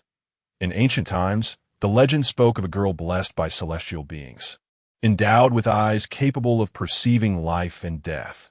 Able to alter destinies contrary to fate, she garnered fervent adoration from the locals, revered as a saintess. This saintess indeed used her mystical vision to benefit her land, becoming a formidable force in antiquity, establishing a sacred domain. The Eye of Life and Death was the supreme technique she created, serving as the legacy of that sacred place. With this divine art, the sacred domain thrived, commanding the elements and dominating the ancient world. Regrettably, such favorable circumstances did not last. One day, for reasons unknown, the saintess inexplicably descended into demonic paths, wreaking havoc. Those cultivating her technique also fell into madness, engaging in mutual slaughter, and the once mighty sacred domain collapsed overnight, vanishing into the annals of history. Subsequent descendants sought to reclaim the lost supreme technique to restore the former glory of the sacred domain. Yet, just as they began, they fell into hysteria, nearly succumbing to madness, ultimately resorting to blinding themselves to preserve their lives, daring not to practice the divine art again. Despite their disbelief, they persisted in experimentation. Yet all met with doom, leaving none unscathed. They finally understood that the saintess's legacy was cursed. Whoever beheld it would find misfortune. Thus, what was once a divine art became a despised demonic skill, and the divine eye transformed into a cursed gaze. Eventually, this once revered technique faded from history, buried in the past, seldom mentioned again. Had it not been for Lu Chen's extensive knowledge and voracious reading, he would not have been aware of the origins of the Eye of Life and Death. Moreover, this was merely a fragment of a larger work. It was entirely normal for Chen to be unable to comprehend it at first glance. Fortunately, she had only taken a brief look before stowing it away, not delving deeper. Otherwise, she too might have fallen into madness, ensnared by its curse, just like the Wuchan sword sect. You recall the content you saw back then? Lu Chen stated, forget what could be forgotten, do not dwell on it. Chen Xiu's expression shifted slightly. Could there be an issue with this technique? Then, Your Highness, the demonic nature of the Eye of Life and Death is indeed lethal to the average person. But this does not apply to Lu Chen. The Eye of Life and Death, a coveted treasure spoken of in ancient legends. When he had reached a certain level of cultivation, he had sought it out. But alas, to no avail. Now, it had come to him effortlessly, dismissed. Lu Chen, exhilarated, began to peruse the remnants of the Eye of Life and Death. This artifact would require considerable effort to deduce and complete. The courtyard fell silent. The moon hung low. The following day, the grand gates of Wanqing City bustled with unusual activity, thronged by a multitude of onlookers. They chattered excitedly, gazing at the towering gate. Over a dozen mangled, grotesque corpses dangled from the city wall, displayed for all to see. The execution of traitors at the city gate has historically been reserved for those who committed unspeakable crimes, serving as a grim warning of the fates awaiting all rebels. Squads of silver-armored guards patrolled around the bodies, scrutinizing every individual entering Qing City, especially those whispering and casting furtive glances at the corpses. The assassination of Prince Chen, these remnants of the Taiping sect truly deserve their fate. Indeed, the world was harsh, and the actions of the Taiping sect were inexcusable. However, deaths have their origins, and the current state of affairs was not the doing of our Prince Chen. Conversely, our Qing City has fared considerably well under the auspices of the Chen Wang faction, finally enjoying a semblance of tranquility.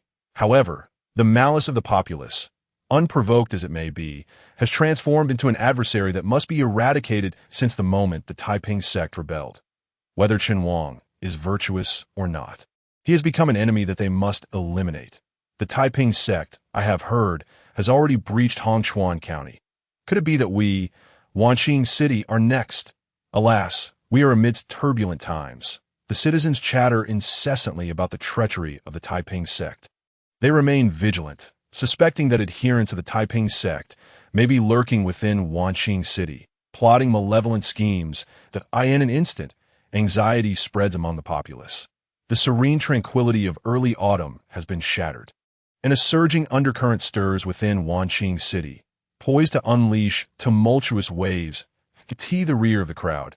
Two men dressed as traveling merchants overhear the discussions, their gazes drawn to the corpses hanging at the city gate.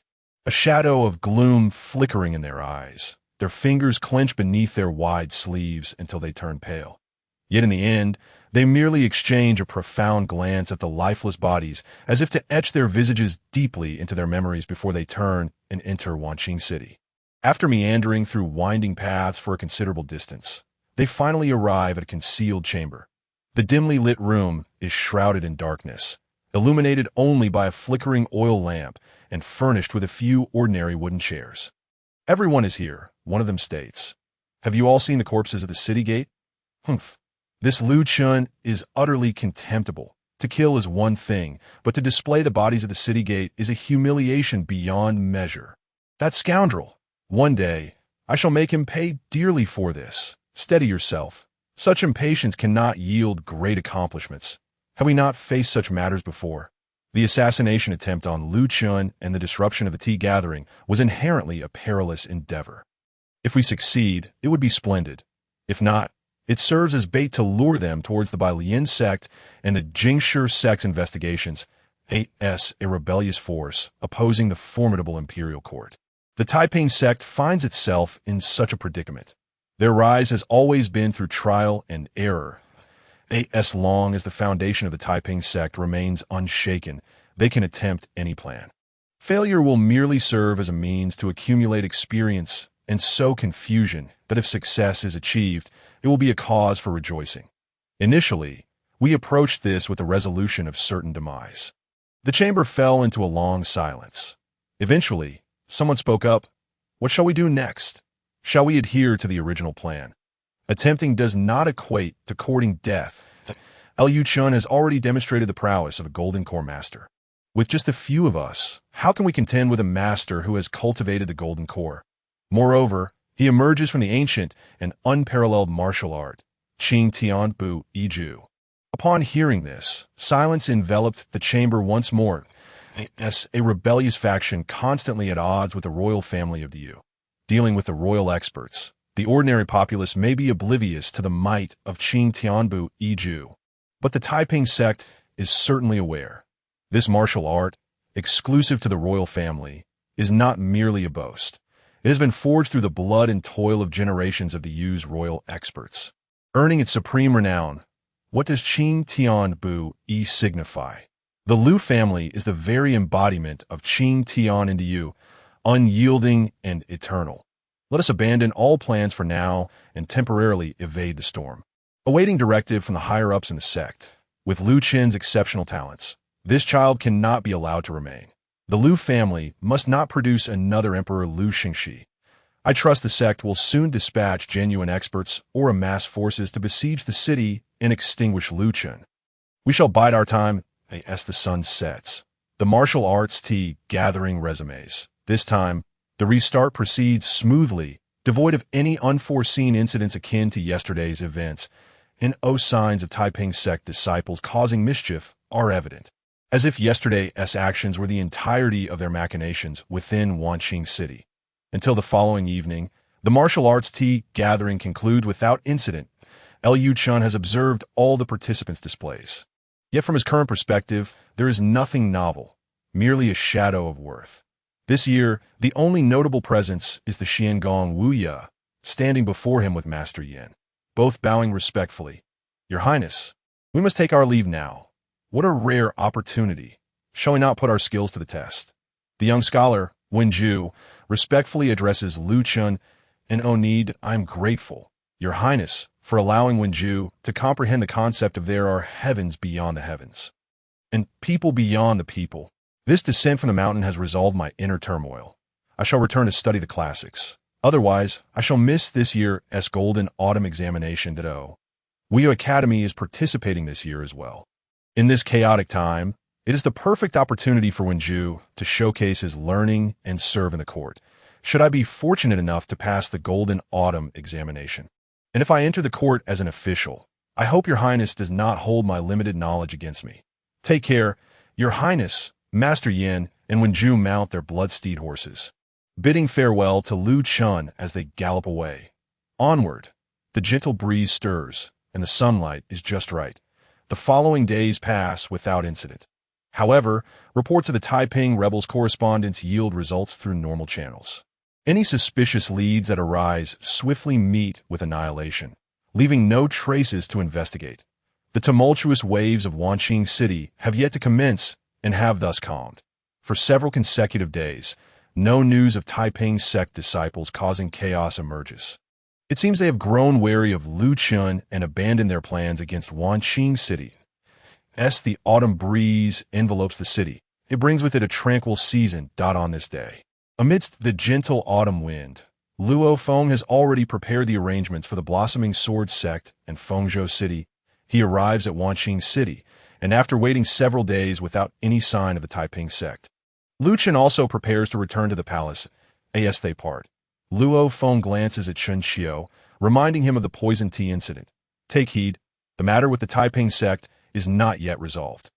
Do not find yourself in a stupor again." Rebuked by Luo Feng, Chen Xiao dares not retort, merely stating, "Next time, I shall personally oversee everything, ensuring no oversight occurs. Oh, you still wish for a next time?" Chen Xiao lowers his head, feeling helpless. Interestingly, among the three contemporaries, he is the eldest at 43 this year.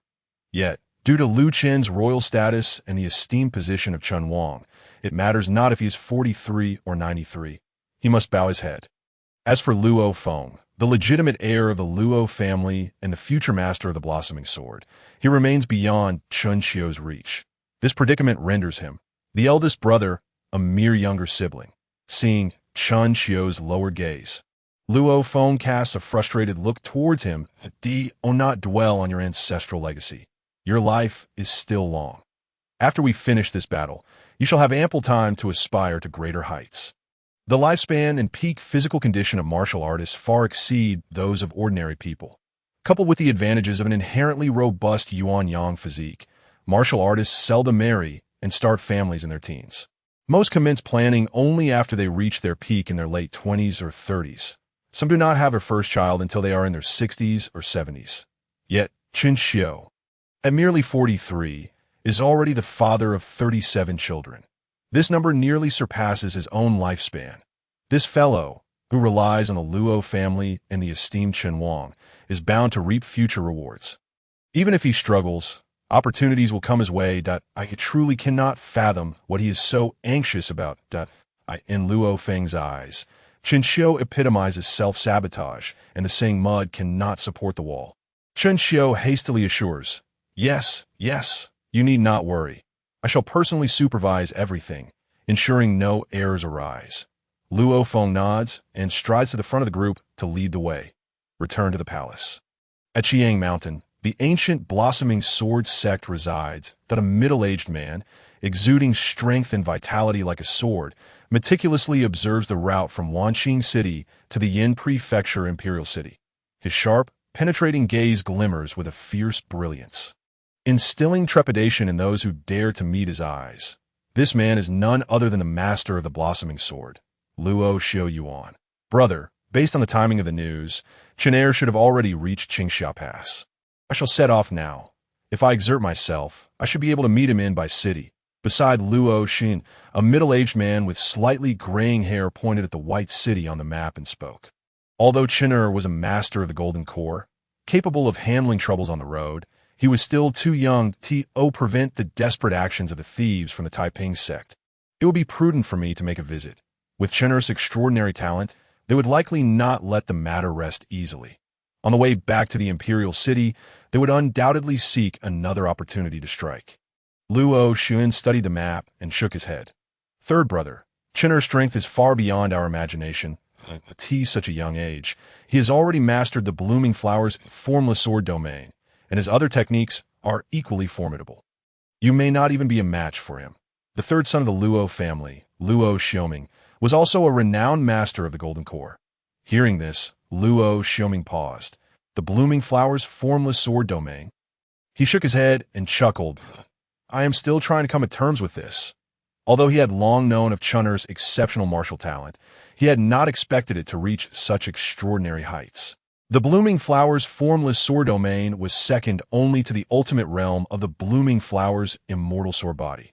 Throughout the history of the Luo family, those who could comprehend this realm were all masters who had immersed themselves in the golden core path for many years and had achieved significant breakthroughs.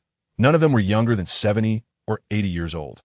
Even the youngest and most talented among them was over 40, yet here was Lu Chen, merely 20. Luo Xiaoming could hardly fathom it. When he first heard the news, it had left him utterly stunned, and he still had not recovered. He continued, but because of this, we must ensure absolute certainty. If he could comprehend the blooming flower's formless sword domain at just 20, what would he achieve by 30? He would undoubtedly reach the 9th level of the ancestral realm of the Luo family and master the blooming flower's immortal sword body, breaking through to the realm of the celestial in martial arts. The splendor of the Luo family's celestial level martial arts would be revived. Just imagining it, he thought of the might of the celestial, with the status of a celestial, even if unforeseen circumstances arose. He would have a place in this world, living freely and unrestrained. Luo Xian remained silent, furrowing his brow as he meticulously examined the map. Luo Xiaoming grew anxious. Elder brother, that is our Luo family's dragon son. Your own nephew. What are you thinking? Luo Xian, still gazing at the map, slowly replied, I'm contemplating where I would strike if I were a member of the Taiping sect, and what forces I would deploy to ensure a lethal blow. What do you think, third brother? Luo Xiaoming frowned. The spies of the Taiping sect are all pervasive. If our Luo family has received word, the Taiping sect will not be far behind. They likely already know of Chen's mastery as a martial arts master and his comprehension of the blooming flower's formless sword domain. Thus, I must at least send an experienced master. But such individuals are few and far between, all of them well known that if we are to act, we must ensure a guaranteed kill. Otherwise, we risk exposing a major force for nothing. Besides, we could also deploy a well-equipped and trained army to form a military formation, but that is impractical. Assembling an army would be too conspicuous and overwhelming. It would be difficult to execute unless in an all-out siege. Furthermore, I would rule out Fengzhou, as it is the territory of our blooming flower sword sect, and our Luo family would be ready to support at any moment, ensuring a high success rate. Luo Xun interrupted Luo Xiaoming, saying no. You have overlooked one point regarding the personnel. Luo Xiaoming was taken aback. Overlooked? Have you forgotten the existence of the nightmare? The nightmare, to ordinary martial artists, was a tenuous legend. But for golden core masters, the nightmare was all too real. If an ordinary martial artist were to accidentally encounter it, death would be certain. Some nightmares could even pose a great threat to golden core masters. Fortunately, such entities were rare, often, if not deliberately mentioned. One might forget that such things existed. The unpredictability of the nightmare is too great. I also do not believe that the members of the Taiping sect are qualified to command such sinister entities. Luo Xun clasped his hands, stating, better safe than sorry. Chen's talent is too high. He is undoubtedly a thorn in the side of the Taiping sect, and we must remain vigilant. Luo Xiaoming pondered this, agreeing that it is better to overthink than to leave gaps for the Taiping sect to exploit. He too began to scrutinize the map. After a while, he pointed to a circle of positions.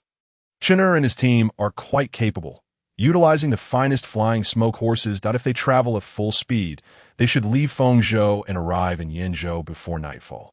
The strength of the nightmares differs greatly between day and night. To ensure success, they will undoubtedly choose to act at night. That be why the time night falls, Chen and his team will reach the Yinzhou Dinghua path. Beyond that, they can head straight into the imperial city. This is their only opportunity to strike, Luo Xuan nodded.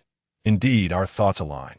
The Dinghua path is vast and sparsely populated, and with the onset of night, it is conveniently located outside Fengzhou, far from our Luo family sphere of influence, an optimal location for action. Third brother, you should proceed to the Dinghua path to lie in wait, ensuring that you do not alert the enemy to our presence. That I will arrange for fourth brother and the others to keep watch here. Understood. I shall make haste. Luo Xiaoming immediately set off at the Dinghua path in Yinzhou. After Luo Xiaoming departed, Luo Shiyuan took a moment before pulling out a specially treated scroll from his sleeve. This was a mysterious scroll he had received not long ago, hidden beneath his dining bowl. That it bore a stark warning. Beware the nightmare. Yinzhou, Dinghua path. Luo Xiuan fingered the scroll, tapping his fingers rhythmically on the table, his mind racing with faces of those close to the fifth prince, who was aiding them. As night fell, Lu Chen's team arrived at the Yinzhou Dinghua path. At the forefront, Luo Feng turned his blood smoke horse towards the luxurious carriage. Your Highness, ahead lies the Dinghua path. Once we pass this point, we will head directly into the grand courtyard and reach the imperial city. However, the Dinghua path is known for its vastness and sparse population. It is a haven for bandits, and we may encounter some difficulties ahead. As the future heir groomed by the Luo family, Luo Feng's judgment of the situation was naturally astute, should the Taiping sect wish to strike. The Dinghua path would likely present their best opportunity, for beyond that lay the heart of Yinzhou, leading directly to the imperial city, after which they would have no further chances to act. Let us proceed with confidence. Liu Chen's calm voice emanated from the carriage. Luo Feng nodded in agreement, then went to inspect both sides of the convoy, instructing, stay alert. Yes, just as Luo Feng circulated back and forth. At a mountain peak hidden from his view, ominous strands of black mist continuously emanated from a terrifying, grotesque figure. Drip, drip, drops of black blood, infused with malicious intent, dripped from its fingers, swiftly corroding the rocky surface of the mountain peak. The ominous black mist spread forth, withering the vegetation and rapidly draining the life from the surroundings. Terrifying hatred and malice radiated from its being, rendering the entire night silent. In the darkness, it emitted a bizarre laugh. Its pitch-black eyes fixed intently on the opulent carriage. They have arrived. They have arrived. T rubbed its claw-like bloodied hands, producing a metallic clink as it chewed on something. Suddenly, the curtain of the carriage was drawn aside, revealing a pair of cold, star-like eyes that met its gaze. T abruptly grinned, stretching its mouth into an exaggerated arc, displaying an extremely sinister smile. You see me, Yet, as it chuckled, the laughter caught in its throat. Abruptly halting, the exaggerated smile vanished in an instant. Within its pitch-black pupils, hatred and malice dissipated, replaced by two brilliantly blazing azure flames. The celestial blue flame. It was the damned celestial blue flame. It emitted a heart-wrenching, terrifying wail. Upon gazing at the carriage once more, it was as if he had beheld something ghastly. Without a moment's hesitation, he took 2 swift steps and fled through the air with remarkable speed, fearful that even a moment's delay might lead to some dreadful misfortune. Whoosh! An eerie, chilling wind suddenly swept before Luo Feng and his companions. Ha!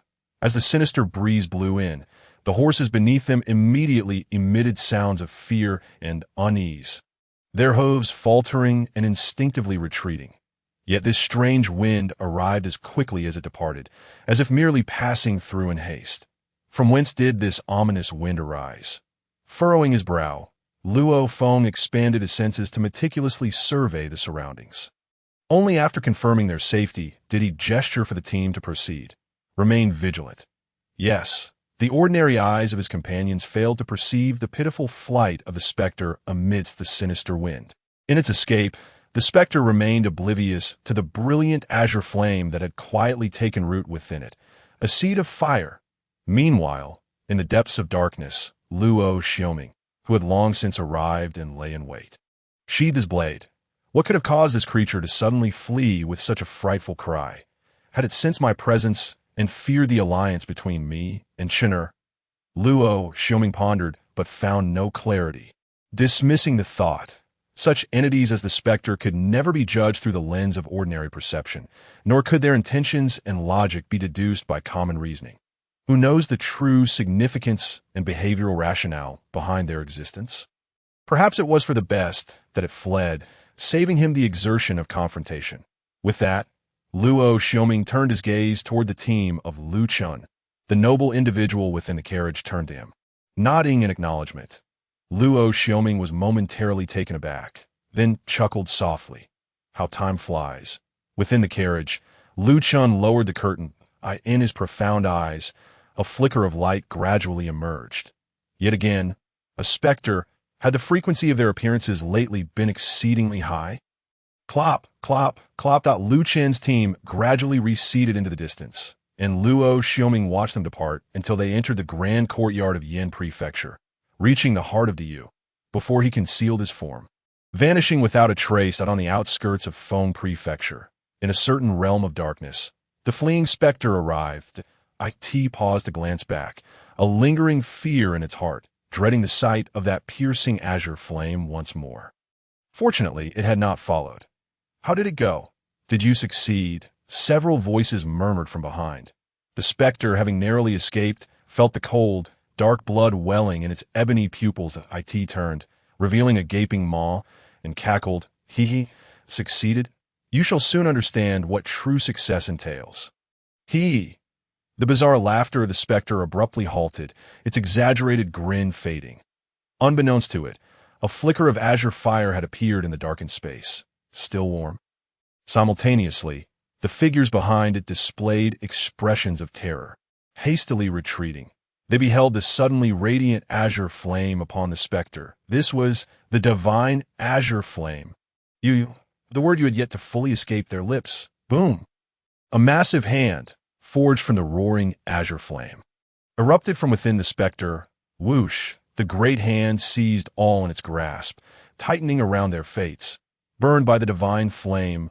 The anguished screams barely escaped before they were extinguished in the boundless divine fire, serving as fuel for the flames, transforming the area into an endless sea of fire. Roaring, raging flames engulfed the specter. The horrifying fire had nearly incinerated its lower half, in the final moments of its life. Memories of a fleeting glimpse at Dinghua Path surfaced in the specter's mind. Before it stood those cold eyes reflecting the divine fire of glazed glass. Ho! It was over. The azure inferno consumed all evil, burying the past entirely. In the deep of night, Lu Chen's team returned to the palace. Upon reaching the gates of Jinxian Palace, a throng of palace maids joyfully called out into the palace. "Your Highness, the crown prince has returned." As the words fell, a melodious voice resonated from within. Lu Chen hastily advanced, a graceful figure, exuding elegance yet imbued with a touch of languor, adorned in resplendent attire, hurried toward him. Upon seeing Lu Chen, she enveloped him in a warm embrace, her face etched with deep concern and tears brimming like pear blossoms. "Let me see. Are you hurt?" This exquisite lady was none other than Lu Chen's adoptive mother, the esteemed consort Mu Jin Tang. Lu Chen replied, "I am unfilial," causing mother to worry. As he spoke, Lu Chen cast a glance at the young man in a ceremonial robe accompanying Mu Jin Tang, offering him a knowing look. This young man was none other than Mu Jin Tang's biological son, the sixth Prince Lu Huan. Lu Huan possessed the striking features of both his mother, Mu Jin Tang, and the late emperor, exuding a handsome and valiant demeanor, albeit tinged with a hint of melancholy, embodying both masculinity and a touch of gentleness. Receiving Lu Chen's glance, Lu Huan shrugged, exasperation evident. The two brothers, close in age and raised under Mu Jin Tang's guidance, shared an intimate bond, understanding each other's thoughts with but a glance. They had been covering for one another since childhood. Liu Chen's look clearly reproached Lu Huan for not managing to keep their mother in the dark. But could such matters truly be concealed? He shot Lu Chen an eye roll. Do you not realize the magnitude of her actions? It is impossible to conceal it. It cannot be hidden. Mu Jintang scrutinized Lu Chen, her eyes filled with maternal worry and affection. You, during such perilous times, still wander about recklessly. I have heard of your exploits in Feng Prefecture. She tenderly caressed Lu Chen's face. It must have been very dangerous back then. Hasn't it? You have endured far too much to reach this point. She indeed regarded Lu Chen as her own, while others praised Lu Chen's accomplishments and prowess in Feng Prefecture, marveling at the genius that emerged from the Lu family. Congratulating Mu Jintang for having such a remarkable son, she felt only heartache. The adage a mother worries as her child travels 1,000 miles resonated deeply. Success is not without sacrifice.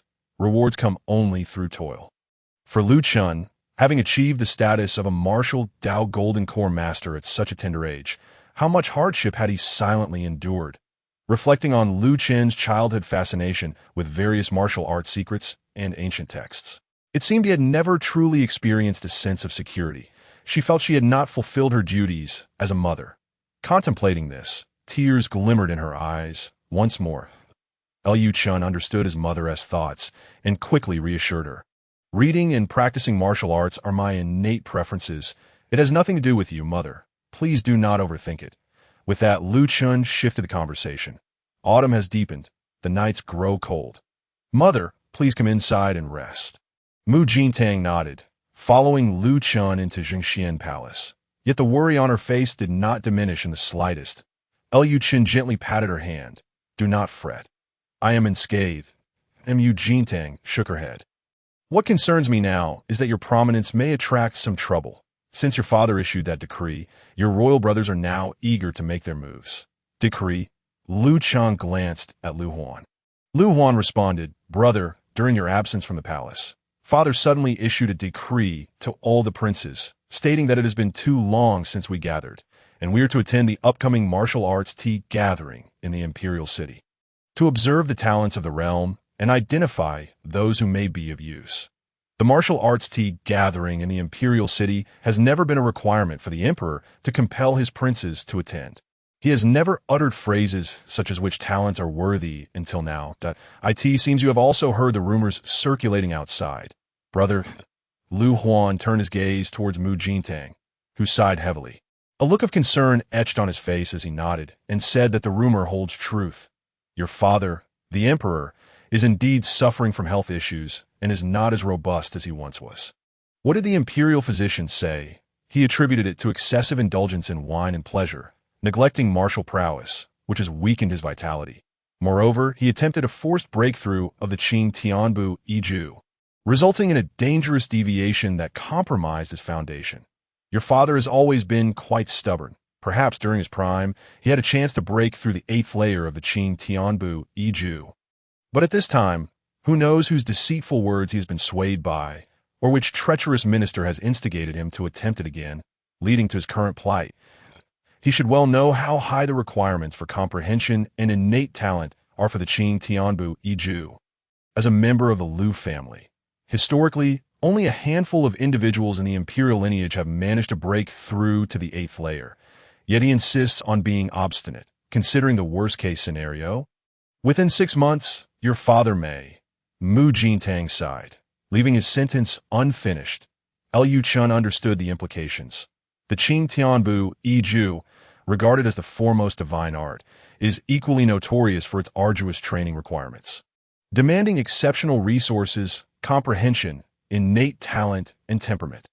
Each layer surpasses the last in difficulty, as royal offspring. Every prince is born from a union of noble families and the royal lineage, ensuring their innate talents are typically exceptional. Coupled with the abundant resources provided by the royal family, they naturally possess a high starting point in their cultivation of the Qing Tianbu Yiju, allowing them to overcome most obstacles. Yet even so, members of the royal family find themselves struggling when confronted with the challenges posed by this divine skill. Throughout the generations of the imperial lineage, approximately half of them fail to break through the sixth layer and achieve the Qing Tian divine armor, while 30% find themselves stagnating at that level. Ultimately, a mere 20% of royal offspring manage to reach the seventh layer, mastering the Qing Tian divine flame, AS for the eighth and ninth layers. Their numbers are so few that they can be counted on one's fingers throughout the history of the Yu. This is even after the legendary emperor, the Gongshi Emperor Lu Xingxi, refined and optimized the technique 3,000 years ago, reducing its difficulty. Had it not been for these improvements, the Qing Tianbu Yiju would have been a method tailored exclusively for true prodigies. After all, this technique originated from the founding emperor of the Yu, Lu Xinghe, a formidable figure who single-handedly ended the chaos of the ancient era. Only a genuine prodigy would possess the qualifications to cultivate such a method. Given the emperor's deteriorating health, it is indeed reckless to attempt a forced breakthrough to the eighth layer. However, is it reasonable for a genius martial arts master to be reduced to merely 6 months of life? He found that hard to believe that, in terms of understanding the Qing Tianbu Yiju, no one in this world, not even the Gongshi Emperor Lu Xingxi from 3,000 years ago, could rival him. Liu Chen had already reached the pinnacle of this technique, achieving an unprecedented level of the 11th layer. As his realm progressed day by day, his understanding of various martial arts deepened, and he even began to form a rough conception of the 12th layer of the Qing Tianbu Yiju in his mind. He understood better than anyone the drawbacks of the technique and the consequences of forcing a breakthrough. The sudden decline of the emperor's health must have other underlying reasons, reflecting on the increasingly audacious actions of the Taiping sect, which could even tamper with the imperial tribute tea. It seemed that this matter could not be unrelated to them. It was likely that the emperor was contemplating establishing a crown prince. Lu Huan continued, and at this juncture, you have emerged. His brother Lu Chen, a 20-year-old golden core master prince. Such strength and talent cannot go unnoticed on the path to establishing a crown prince. Lu Chen would undoubtedly be a significant obstacle for every prince vying for the throne. The struggle for the throne has always been fraught with intrigue and extraordinary tactics, with various factions sparing no effort to undermine one another. At this moment, Lu Chen's sudden emergence was indeed a cause for concern for Lu Huan and Mu Jintang. Those who excel are often beset by envy. Lu Chen's exceptional prowess made him a target for those who wish to see him removed. However, if only the internal factions were coveting him, it would be one thing. Such occurrences are commonplace. Yet, lurking in the shadows, the Taiping rebels are also keenly watching. Compared to the princes, the Taiping rebels are even less inclined to see a genius like Lu Chen rise within the royal family. The number of those wishing to eliminate him is overwhelming. Nevertheless, some matters cannot be achieved simply by desire. Calmly, Lu Chen accepted the brewed hot tea from Lan Yun, pouring 2 cups for Lu Huan and Mu Jintang. Lu Huan raised his cup, lightly pressing his lips together. For now, they could only hope that their father would take some precautionary measures. Even if their father is dim-witted, he cannot allow his son, especially one so gifted, to be subjected to such covetousness. With your talent, it is likely that our father will summon you to Yun Palace tomorrow, at tea that time. There may be some opportunity to respond. Lu Huan remarked. The palace officials shared a similar sentiment.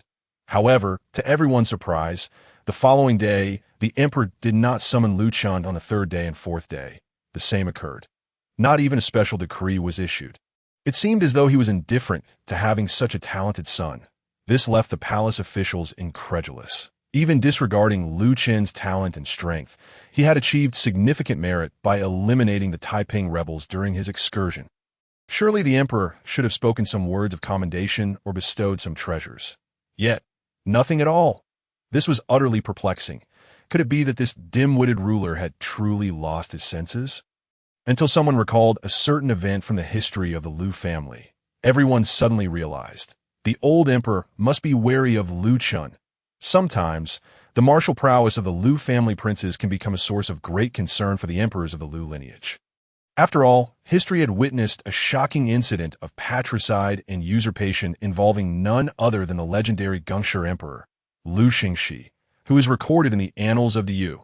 The extraordinarily gifted Gongshi Emperor could not tolerate the incompetence of his own father, whose misrule brought chaos to the realm.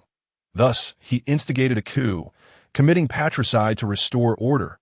Now, looking at the present situation, the old emperor is similarly inept, and the realm is once again plunged into turmoil.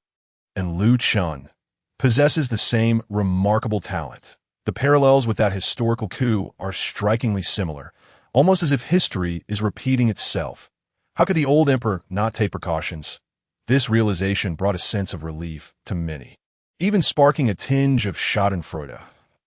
And no matter how extraordinary Lu Chen's talents may be, having such a father and an ancestor like Lu Shengxi with a notorious past is indeed unfortunate.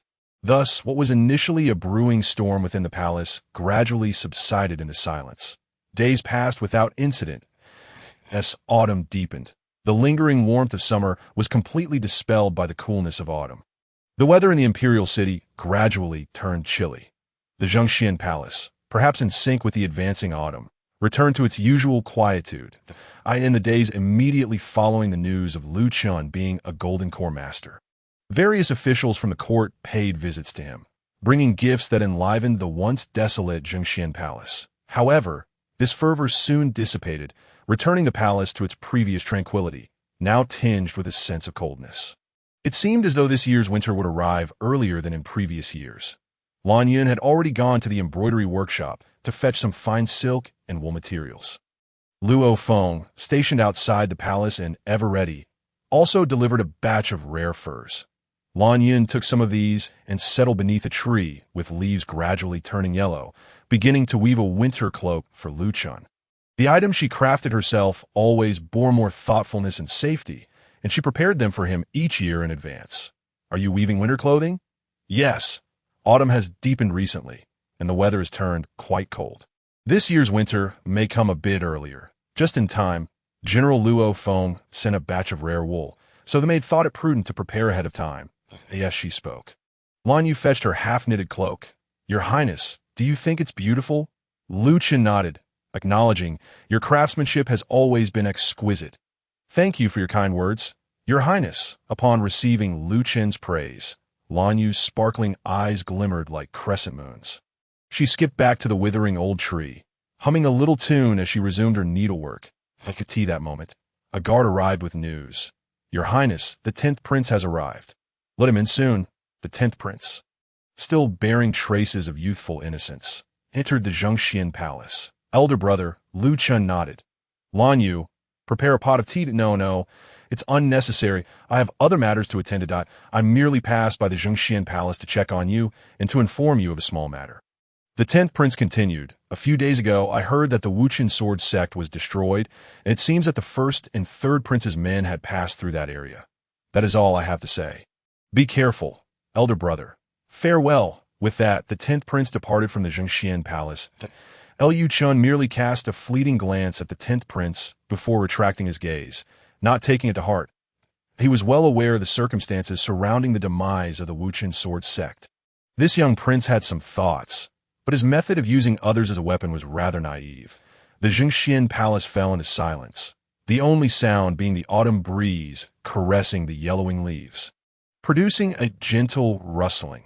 Several days passed, and the young talents selected from the martial arts tea gathering across various provinces began to arrive in the imperial city, the Bureau of All Things, responsible for organizing the tea gathering, welcomed the participants into the palace's grand training grounds. The annual martial arts tea gathering in the imperial city commenced here.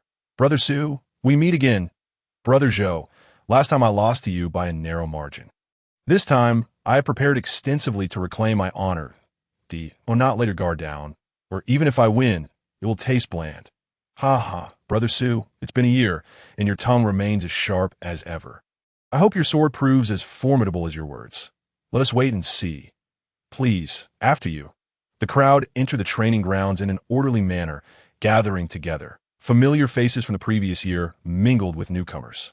They exchanged pleasantries, reminiscing about the past while discussing the present. Surrounding the training ground, the palace guards formed layers of protection, 3 deep, their armor reflecting a blinding cold light under the sun, their serious expressions scanning the crowd.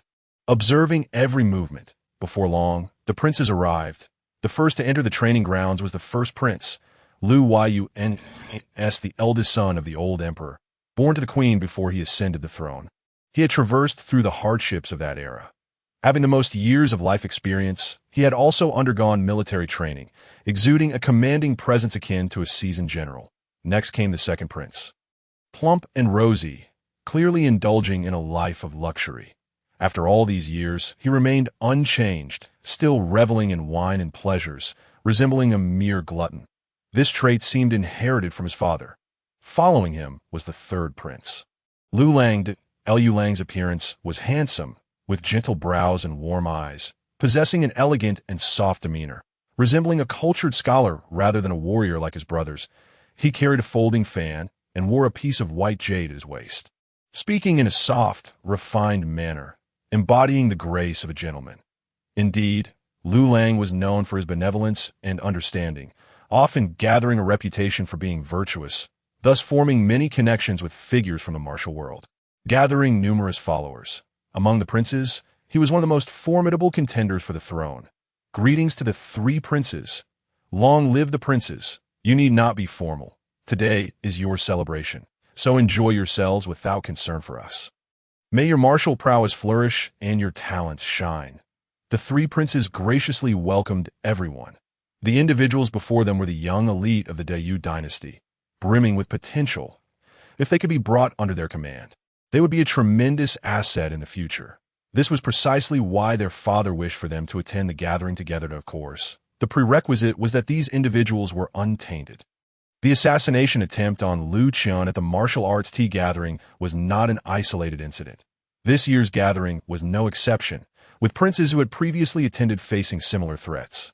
However, unlike Lu Chen, who possessed extraordinary skills and courage, they lacked his level of influence, which prevented the situation from escalating to the same degree as the Wanjing City tea gathering. Nonetheless, it was undeniable that the Taiping sect had infiltrated the martial arts tea gathering, embedding their agents within. The exact number of spies they had placed among the participants remained uncertain. That it was entirely possible that a traitor from the Taiping sect was concealed among them, waiting for the right moment to act. At present, the Yu found itself besieged on all fronts, unable to discern friend from foe, nor to identify those who wavered between loyalty to the Yu and allegiance to the Taiping sect, swaying with the winds of fortune.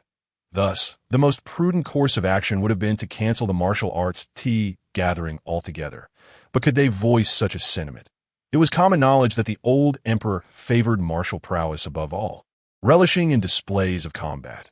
While the tea gathering was not excessively bloody or violent, it attracted many young talents from prominent sects, thus elevating its significance compared to other events, enough to pique the old emperor's interest. Anyone who suggested to the old emperor that the gathering be called off would likely find themselves in disfavor. At such a critical juncture, in selecting the heir apparent, opposing the old emperor would render all their years of efforts futile. They could only remain vigilant and cautious, hoping that nothing too dire would transpire. "Thank you, Your Highness." After greeting the three princes, the attendees resumed their conversations. Other princes arrived in due course, merely exchanging pleasantries. Among the old emperor's 13 princes, not every one of them was exceptional or worthy of attention. Until the arrival of the fifth prince, Lu Chen, his distinctly cool and aloof demeanor set him apart from the crowd, making it nearly impossible to overlook him. After all, he was the youngest and most talented golden core master in the realm. "We pay our respects to Prince Chen." Lu Chen nodded slightly in acknowledgement. Among the princes, some greeted him. Elder brother, Liu Chen merely nodded in response, showing little interest in further conversation, leaving the prince somewhat awkward. Seeing this, the first prince, Lu Yun, chuckled heartily, saying, Fifth brother is always reticent, especially after the troubles he faced outside the palace. Best not to bother him." "Indeed, I was inconsiderate," the 10th prince replied, noting the diversion. Liu Yun then nodded towards Lu Chen, signaling that he had acknowledged him at that moment. He indeed bore the demeanor of a first prince. As the princes took their seats, maidens entered the training grounds carrying incense burners and the imperial tea, distributing them to each place. These incense burners and tribute teas were new, having been personally inspected by the palace's experts to prevent any mishaps like those at the previous martial arts tea gathering. After the earlier incident, the palace conducted a thorough review of the tribute teas and incense. However, the complexities of the relationships involved made it nearly impossible to investigate, as those implicated were either favored courtiers of the old emperor or powerful figures, leaving the princes with significant headaches. When they ascended the throne, a substantial overhaul of the palace's inner workings would be necessary. Without such changes, the Grand Yu imperial city would soon become a sieve, vulnerable to outside influences. The maidservants busied themselves with preparations. Soon, the fragrant incense was gently burning, wisps of blue smoke curling gracefully into the air, and a delightful aroma of tea wafted forth from the bubbling brew. Leaving an enduring aftertaste that lingered in the senses, the arrangements for the tea gathering were soon complete. Moments later, a sharp, piercing voice echoed across the training ground. "The old emperor has arrived." The crowd promptly bowed, proclaiming, "We, your sons, pay our respects to Father Emperor, and long live our sovereign." The old emperor took his seat upon the dragon throne, casting a glance over the assembly. "Rise," he commanded. "Thank you, Father Emperor," the throng responded, standing upright and lifting their gazes. Yet upon doing so, they were struck with astonishment. For there, upon the dragon throne, the emperor's once rosy complexion had faded to a disconcerting pallor, devoid of any trace of vitality. It seemed as though he might soon depart from this world. The man appeared to have aged decades in an instant, shedding the gallant vigor he once possessed. He was no longer youthful, no longer valiant, no longer spirited, nor reckless. The transformation was so profound that even the princes could scarcely believe their eyes. After a mere absence of days, their father had become such a shadow of his former self. Had the forceful breach of the 8th layer of the Qing Tian exacted such a toll? The participants of the tea gathering were also momentarily taken aback, despite whispers of rumors circulating earlier. They had anticipated this, yet witnessing it firsthand was an entirely different matter. The contrast to the emperor they had seen the previous year was stark. It was no wonder that the Taiping sect had recently adopted such an aggressive stance. After a brief moment of dazed contemplation, the assembly quickly regained their composure, pretending as if nothing had transpired, their expressions remaining untroubled. Those who had risen through the ranks from various prefectures to arrive here were undoubtedly no ordinary individuals. The Imperial Martial Arts tea gathering followed its customary protocol, lasting until the sun dipped below the horizon. Once within the training ground, the old emperor wasted no time on pleasantries and delved straight into the matter at hand. "There is no need for further elaboration, as I am certain you are all eager to commence, that I too am impatient to witness the prowess of this generation of our great Yu." He turned to glance at the princes, pausing momentarily upon seeing Chen before swiftly moving on. "My sons, take heed and discern which among these individuals possesses potential for greatness. We shall comply with your command." "Very well. Let us commence then." "Yes," the old emperor declared, the tea gathering officially opened. In no time, someone stepped forward, first bowing to the emperor and the princes.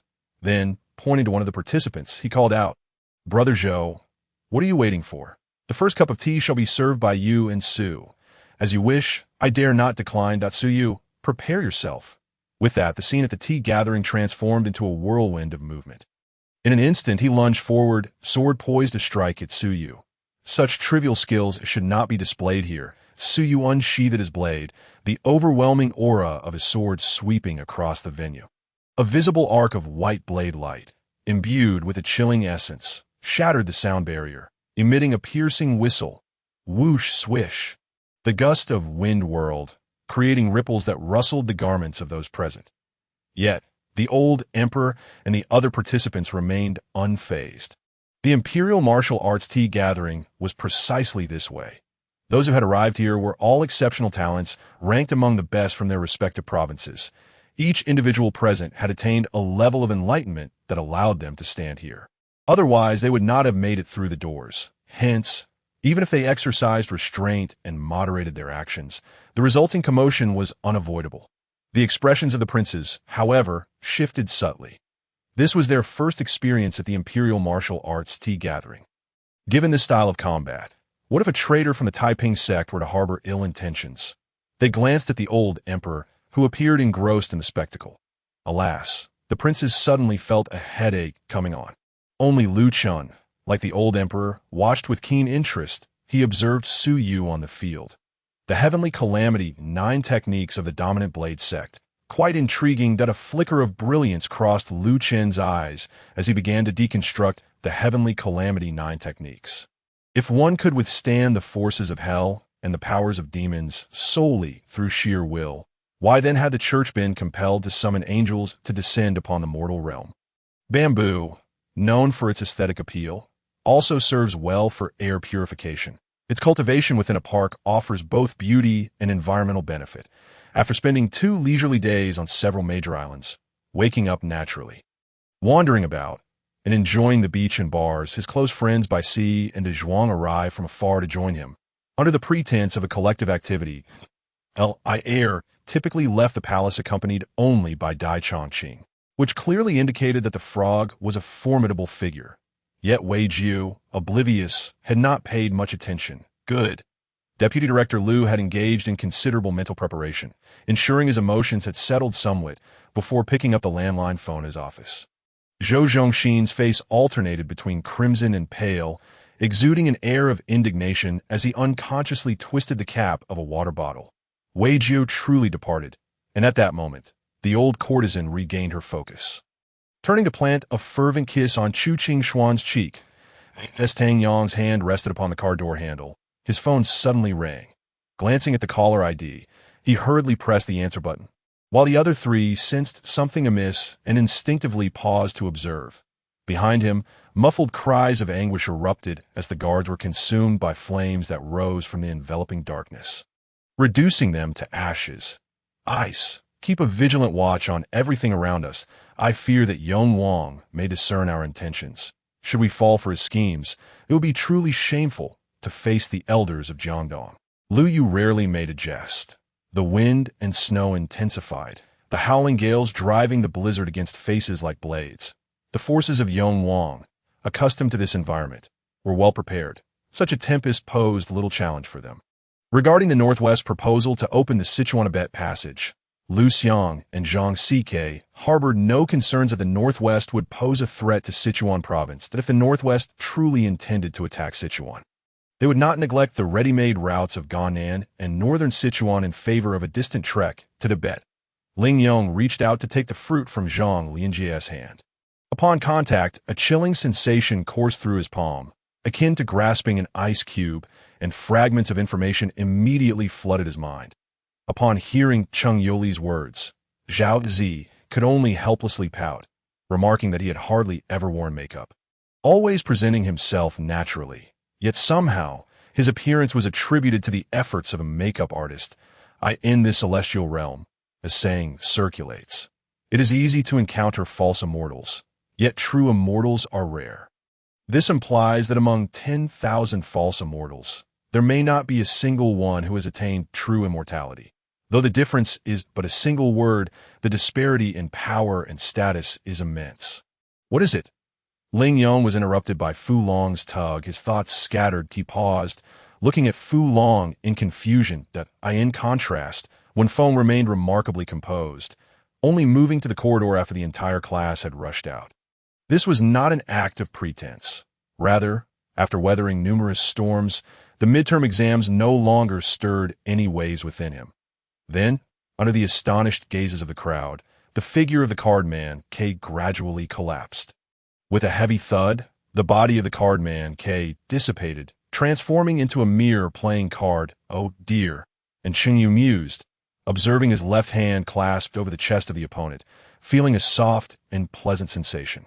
He instinctively squeezed a little more. It was truly delightful. The demon queen, she observed without haste, her gaze fixed on her, though the intensity of her stare conveyed an unspoken message. You are incapable. With such inadequacy, how do you expect to take revenge? Such a terrifying statue could ensnare one's mind into the most dreadful of illusions with merely a glance. Lu Hao, unsettled, let out a sigh of trepidation. With such a ruckus, Li Chun's interest in the moonlit stroll faded entirely, and he took Nyang Yun's hand, leading her directly toward the Penlai Hall. The sound of clear laughter resonated, accompanied by the melodious chime of bells swaying with hairpins, creating a particularly bright ambience amid the verdant spring waters. Shortly thereafter, Chen descended with his wife and several disciples, pausing briefly before the altar to pay their respects. His gaze lingered on Li Sisi. Filled with complex emotions, the gaze of his wife upon Li Sisi was equally intricate. With a disdainful murmur, Elder Chen's sword unleashed a terrifying wave of energy, directed towards Lu Hao as he Feng arrived at the seaside. He overheard a group of lower-tier cultivators on the beach eagerly discussing their finds of seashells. Unlike Ling Xing, she lacked that innate oppressive aura, remaining cold and detached towards everyone, which fostered a certain closeness between them. Transcending the mere master-servant relationship, as Hu Yiding approached, the white tiger carving on the protective jade talisman seemed to come to life, radiating a flickering brilliance. Long Bing and Feng Jie were oblivious to Zheng Ro in the distance. They settled down on a patch of grass. Feng Chun pondered for a moment before turning to look at Amushi, wearing an expression that suggested he had made a difficult decision. Luo Ziqing recently secured an international award under her long-used pseudonym, Fanhua, a name she had consistently employed in situations where she sought to step into the limelight. However, she had never publicly declared that Luo Fanhua was a disciple of J.K. Understanding the situation, Zhao Zimo suddenly asked as he noticed the man about to depart, "May I inquire what my master discussed with you?" Under the attentive care of Wanru, she luxuriated in a steaming bath, savoring a wash that soothed her very pores, before climbing into bed, where a few light conversations with Wanru lulled her into a deep slumber. "In no way, but I had plans to dine and shop with Lingling tonight," Wang Lin lamented. Despairing individuals may gradually acclimate to such hopelessness. However, when a glimmer of hope emerges one day, that despair transforms, even if one is aware that such hope may be illusory. Yet, a faint thread of anticipation remains in their hearts. A feeling that undoubtedly amplifies their suffering. As Liao Yun and Fei Lighting drew closer, a formidable aura descended upon Su Zhe and the others like a mountain, compelling them to retreat involuntarily, leaving footprints with each step they took. Kagari, though you may not relish this sentiment, you must heed it. The desert tiger has been driven away, yet there are lessons to be learned from him, Lu Hao remarked. Adorned in his black cloud armor and donning a complete set of attire retrieved from the Qingming space, Su Zhe thoroughly scavenged Wei Dong's belongings, erasing all traces of evidence. Naxini's initial strikes fell like raindrops, gradually escalating into a torrential downpour, intensifying in power and placing immense pressure upon Su Zhe. Could it be that she never harbored even a modicum of affection for him? Did she truly despise and loathe herself to such an extent? Thus, Wei Yin conversed with Hu Dalong for approximately 2 hours before they parted ways. However, he did not manage to eliminate the driver, and the creation of the war puppet was indeed unique. Even in its destroyed state, it retained the ability to move, wielding spinning circular blades in each hand against Sierre. Arriving at this location were the most elite cavalrymen of the Qing dynasty, charging fiercely towards Estes, wielding their oxtail knives with ruthless intent. Putua had intended to prepare the finest banquet, yet mindful of Gushalaan's deep aversion to corruption, he refrained from mentioning it, instead leading their group towards the cafeteria. It was on the night he and Yu Ran truly became husband and wife that he first sensed an extraordinary power within his body. Presently, Naruto felt somewhat disheartened after joining the Shanqing sect. He had believed himself fortunate to encounter a worthy sect to follow. Just as Jiang Mingxue was still in shock, a broad figure enveloped her in an embrace, shielding her from the blustering snowstorm. Due to the vast expanse of Tiangang continent and the formidable laws governing it, even the most powerful cultivators found their abilities severely restricted. Traversing from Qiyun sect to Taishu 9 gates required crossing the northern and southern domains. A journey of nearly 100 billion miles, equivalent to spanning the diameter of 100 solar systems. Slowly raising his arm, he prepared to launch a large-scale assault, excited by the cacophony of beasts roaring and the clashing of weapons that reverberated around him. Guyu Ran discerned that her beloved seemed somewhat displeased, yet she was unaware of the source of his discontent and could only suppress her curiosity in public. "That I will fetch Mr. Li to examine you. What if you are unwell?" Ming'er murmured as she dashed out, indifferent to my calls from behind. "Bastard, I will kill you!" Ruanshan cursed, realizing that the scaled wolf far exceeded his capacity to handle. With only 4th-level abilities, he found himself struggling against a beast akin to a 5th-level powerhouse. The multitude of disciples from the Luo family turned their gazes towards the entrance of the Great Hall, and upon seeing Jihao Yin's figure, their lips curled into faintly indifferent smiles. After meticulously preparing the body, Kong Anping did not hasten to leave. He cautiously erased all traces of his footprints in the realm of the divine. The Supreme One forsook emotions, battling heaven and earth. It was indeed absurd.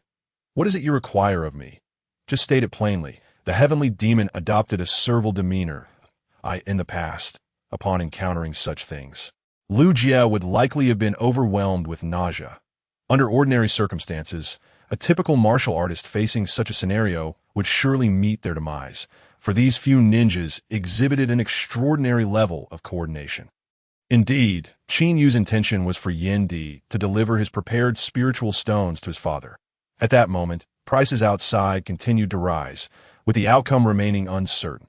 Among the memories cherished by old Xiao, none surpassed those of Yang Wan. 30 years had swiftly passed. She wondered how she fared in her endeavors to no, that's not it. Lucy quickly waved her hands, her face reddening like a ripe apple. Yet Su Yimin was in her prime. Alluring and captivating, her beauty and figure left onlookers drooling. You need not return to the company just yet. Stay here to keep an eye on my father. If anything arises, call me immediately, Yang Fan instructed Meng Feifei. Yu Chuxian and Jiang Yuxuan consistently made their way to the 3rd floor of the 2nd cafeteria to dine. Typically, they would opt for this location. When asked why, they would chuckle, for the 3rd floor housed a lovely girl selling pearl milk tea, whose beauty they always endeavored to support with their patronage. Hadi and his companions arrived late, disheartened to find themselves surrounded by the aroma of barbecued meat wafting from the beasts nearby. Although the general held a strong aversion to the Ghost Emperor, he felt compelled to act for the sake of the city's citizens, to spare them from suffering. The remaining members under Xiao Bohan's command rushed out. But upon witnessing Xiao Bohan fall into the water after being struck, they quickly retreated, boarding their vehicle amidst a cacophony of roaring engines, disappearing into the vast night. Mission accomplished.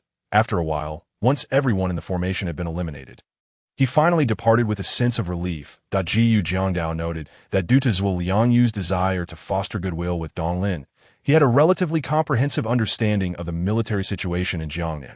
Clearly, the Void Divine Son recognized this and promptly retreated, bowing to the elder. Ning Tao felt an innate sense of pride.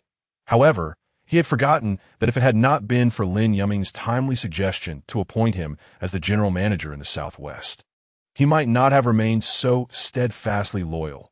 The abyssal behemoth had even devoured Xiao Chun. She knew he was far superior to her. Contemplating this, she realized that the issue lay within the abyssal behemoth itself. This steward had followed his grandfather for many years and held a certain standing within the Wang family. Now that he offered his assistance, it seemed the matter was not as simple as it appeared. A passerby set down his burden and deftly used his shoulder pole to block the assassin's blade. The Yulin sect was exterminated by those specters, with their purpose in seeking Donghe. Now that they had found him, Donghe's treatment of her had evoked memories of the past when she had witnessed the divine magic nails piercing through her. It was no wonder that Shun Qing'a harbored doubts. He was not alone in this, as even Li Songjia found himself questioning the reliability of the information provided by his father. Otherwise, what would become of his elder brother, who had vanished without a trace? Of course, it was also said that Lu Nanfeng bore a half-destroyed face concealed behind a golden mask. Yet, it was only after being struck in a boxing match that the truth of her striking beauty was revealed, which had led her to don a mask to avoid attracting unwanted attention. Trapped amidst the flames, a burly man screamed loudly, his long sword slipping from his grasp. Wei Yuyan deftly sliced through the wrist of the burly man with his razor-sharp sword, blood gushing forth. Although the man managed to evade Yu Yan's lethal thrust aimed at his throat, he could not escape the strike aimed at his wrist as Yu Yan withdrew his blade. At noon, Guju glanced at her, who was diligently keeping pace with the times. She had always been this industrious, this purpose-driven. After observing her for a while, he discerned the connection between the youth and Feng Jioge. Gazing at Feng Joga's ring, he suddenly smiled and gracefully moved behind the Na'vi young boy. Gently patting his white wings, he still remembered the first time she mentioned her period, and he foolishly remarked that no one was knocking at the door. In retrospect, it was quite amusing. Coleman's words immediately resonated with those around him. They were reluctant to perish without value, which compelled them to pledge allegiance to Lu Qianyu to that moment. Coleman did not dwell on the matter of allegiance, but merely inquired if Lu Qianyu had any means to save these individuals. Placing Lu Qianyu in a rather passive position, "Sister, what are you looking for?" Tao Yao's demeanor had softened again, for after all, Zhu Jusi was the only reliable pillar in this household. Shi Lanchuan was accompanied by Wu Tsai. He had been enslaved in the cave for nearly the entirety of his existence, and was somewhat familiar with its layout, though the situation outside remained unclear. Yet, that bloodied gray arm seemed to anticipate the event, directly blocking the youth's sight and body. The silver blade of the axe even sliced through the howling winds of the train, and before it fell, cracks began to appear on the iron skin of the train. Men are often drawn to challenge what poses difficulty for them, as it brings greater solace to their hearts. That it is akin to saying, "I am willing," just as "I love you" expresses my heartfelt willingness. If I were unwilling, could you still receive such love from me? Sun Yinqing spoke slowly. At first glance, Song Jiue was quite perplexed and even somewhat indignant. How could a father utter such irresponsible words? During the practice of flying blade, what once could only fly a foot from him was now capable of reaching 3 feet away. Zhang Liao gripped a large blade, slightly taller than others, continuously swinging and cleaving, showcasing the fruits of his years of training. Enchi had fallen asleep, her bare feet gently swaying in the lake water. Wang Zheng raised his head to gaze into the distance. Qi Yin-yong had arrived. He lowered his head and gently kissed Enchi's cheek, then raised his hand to transport her back to the bedroom, leaving his top position for her.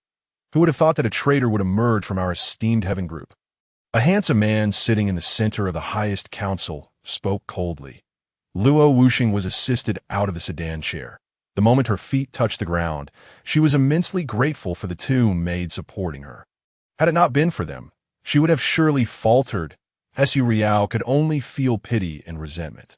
Zhai Yuan, you are still uncertain of this child's parentage, yet you cling to a glimmer of hope, foolishly thinking it belongs to Zheng Yinzhong, using it as a weapon, but you're not living happily yourself.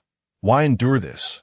Apart from the final tribulation, each level of cultivation is divided into 3 phases: early, middle, and late. The final tribulation comprises 9 thunder tribulations, equivalent to 9 distinct levels. After overcoming these 9 tribulations, one achieves the great ascension and awaits to ascend to the celestial realm. He had wanted to ask this question since Yi Feng decided to purchase this imitation starry sky, but had suppressed it until now. Zhang Kursin opened her mouth, yet the words eluded her. And oh rush, no rush. Juzhen City is located at the far north, quite a distance away. We can afford to wait a bit longer. Lian Tang replied, exuding an air of leadership. If it were someone else, Drusilla would undoubtedly have fought him. Unfortunately, as members of the same experimental class, Drusilla could not guarantee victory over Sima Shangha. Qingquan righteous energy. Activate, I bellowed, channeling the Qingquan energy throughout my body. Unexpectedly, the long-dormant Geo True energy also stirred to life, erupting in a burst of black light that enveloped the Qingquan righteous energy that I do not know what transpired in between.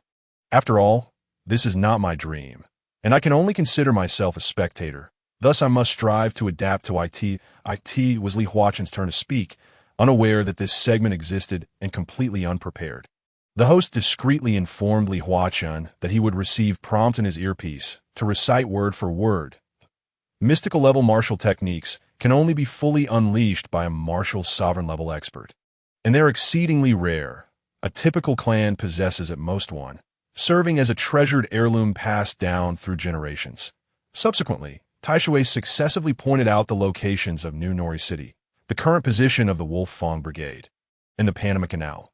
When a meatball reached the Panama Canal, apart from Yi still being oblivious to the commotion, the 3 others, including Old Duan, began to comprehend Taishui's intentions. From its inception in 1866 until the fall of the Qing Dynasty in 1912, China had established shipyards for nearly half a century, yet it could never fulfill its foundational role in the Navy.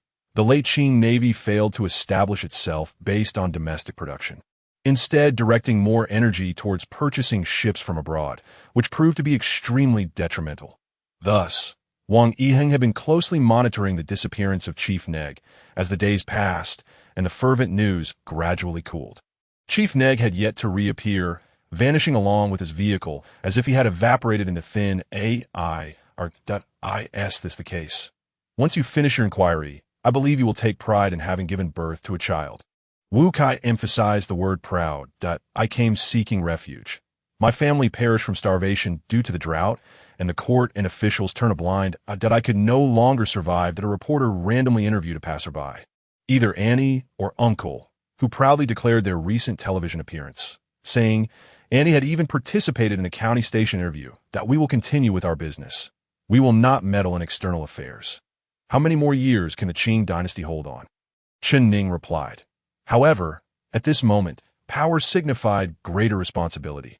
The pursuing forces relentlessly followed, led by a cunning and treacherous leader. Even when Nadi set ambushes during his escape and successfully launched a surprise attack, he was still overwhelmed by the well-prepared pursuers. As Chen Ning and the others halted their vehicle, they opened the doors and exited, waiting for Wu Kai to lock the doors before they walked into the mall. Arms linked. Upon seeing Wang Xian faint, Li Yuemei could no longer contain the grief that had been building in her chest and burst into tears. Her sobs triggered Tian Lin, who had stopped crying, to also wail loudly, in the face of such prowess, how could I possibly defeat him? Even my most formidable combat techniques could not reach their full potential. The thought of overcoming the elder was nothing short of a fantasy. At that moment, Dai Er had awakened, blood staining her lips as she glared fiercely at Tang Chuan, still indignant that her lord had not come to her aid. Boom! Roar! In the blink of an eye, the crimson dragon eel burst forth from the depths, letting out a furious roar that seemed to overshadow the sun in the sky.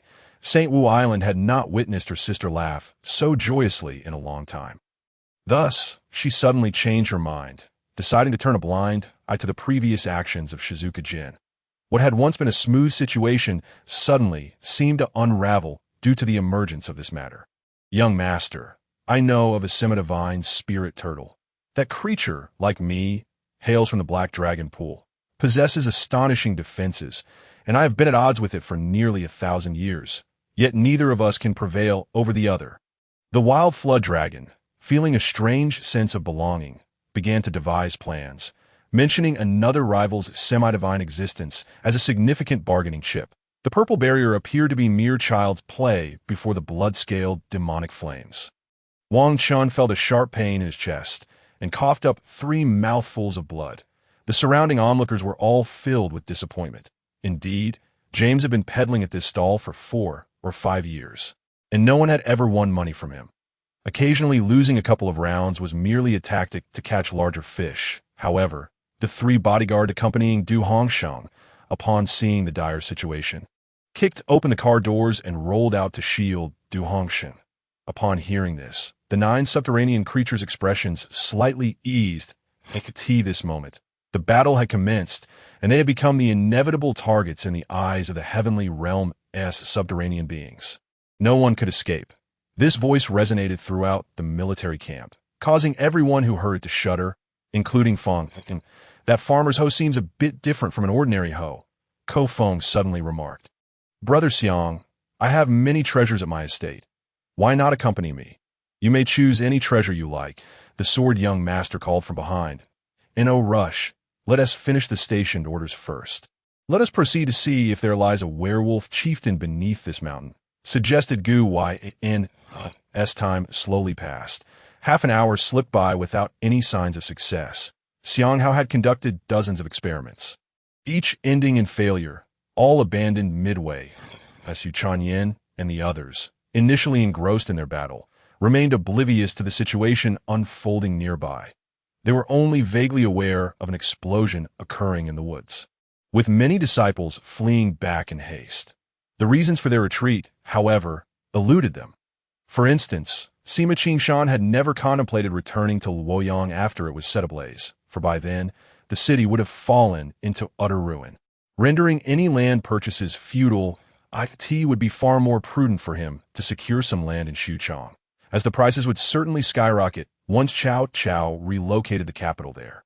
Elder Yu had always regarded Jiang Yu as a junior, offering him abundant guidance during their time in Tianzhu City, and now he sincerely wished for his safety. Lan Wanting crouched down and chuckled. No need to shout. Your hidden guards have long since been dealt with. You are now a solitary commander, and I can bully you at my whim. At this moment, Lan Wanting finally felt a sense of triumph. With a resigned sigh, she recognized her own impatience and decided to wait a little longer. If she insisted on meddling, it would surely backfire. Ji Wuran's expression had long since darkened, and as he observed Yu Shi shyly nodding and approaching him, he couldn't help but sigh inwardly. After several back-and-forth exchanges, the soldiers of the Shenlong army were drenched in sweat and utterly exhausted, prompting Bai Bing to call for a much-needed break. He then rode alongside Xing Tianhu directly towards the high platform. The intentions of that rotund fellow, Yu Shi, were becoming increasingly perplexing to her. What did it mean to not intend to leave? Did she dare to settle in a place where she was being hunted? That would indeed echo the saying that the most dangerous places are often the safest. Second move. Stealthy advance to steal the heart. I glanced around, finding no heart beside me, only my own fervent yet solitary icy heart, which of course I could not pilfer. Perhaps it was better to move on to the next technique. That on the day when the British fleet withdrew from Royalport, the Rohan army besieged the French colonies in the central region of North America from 3 directions. To outsiders, Qin Yuanming appeared resplendent at this moment.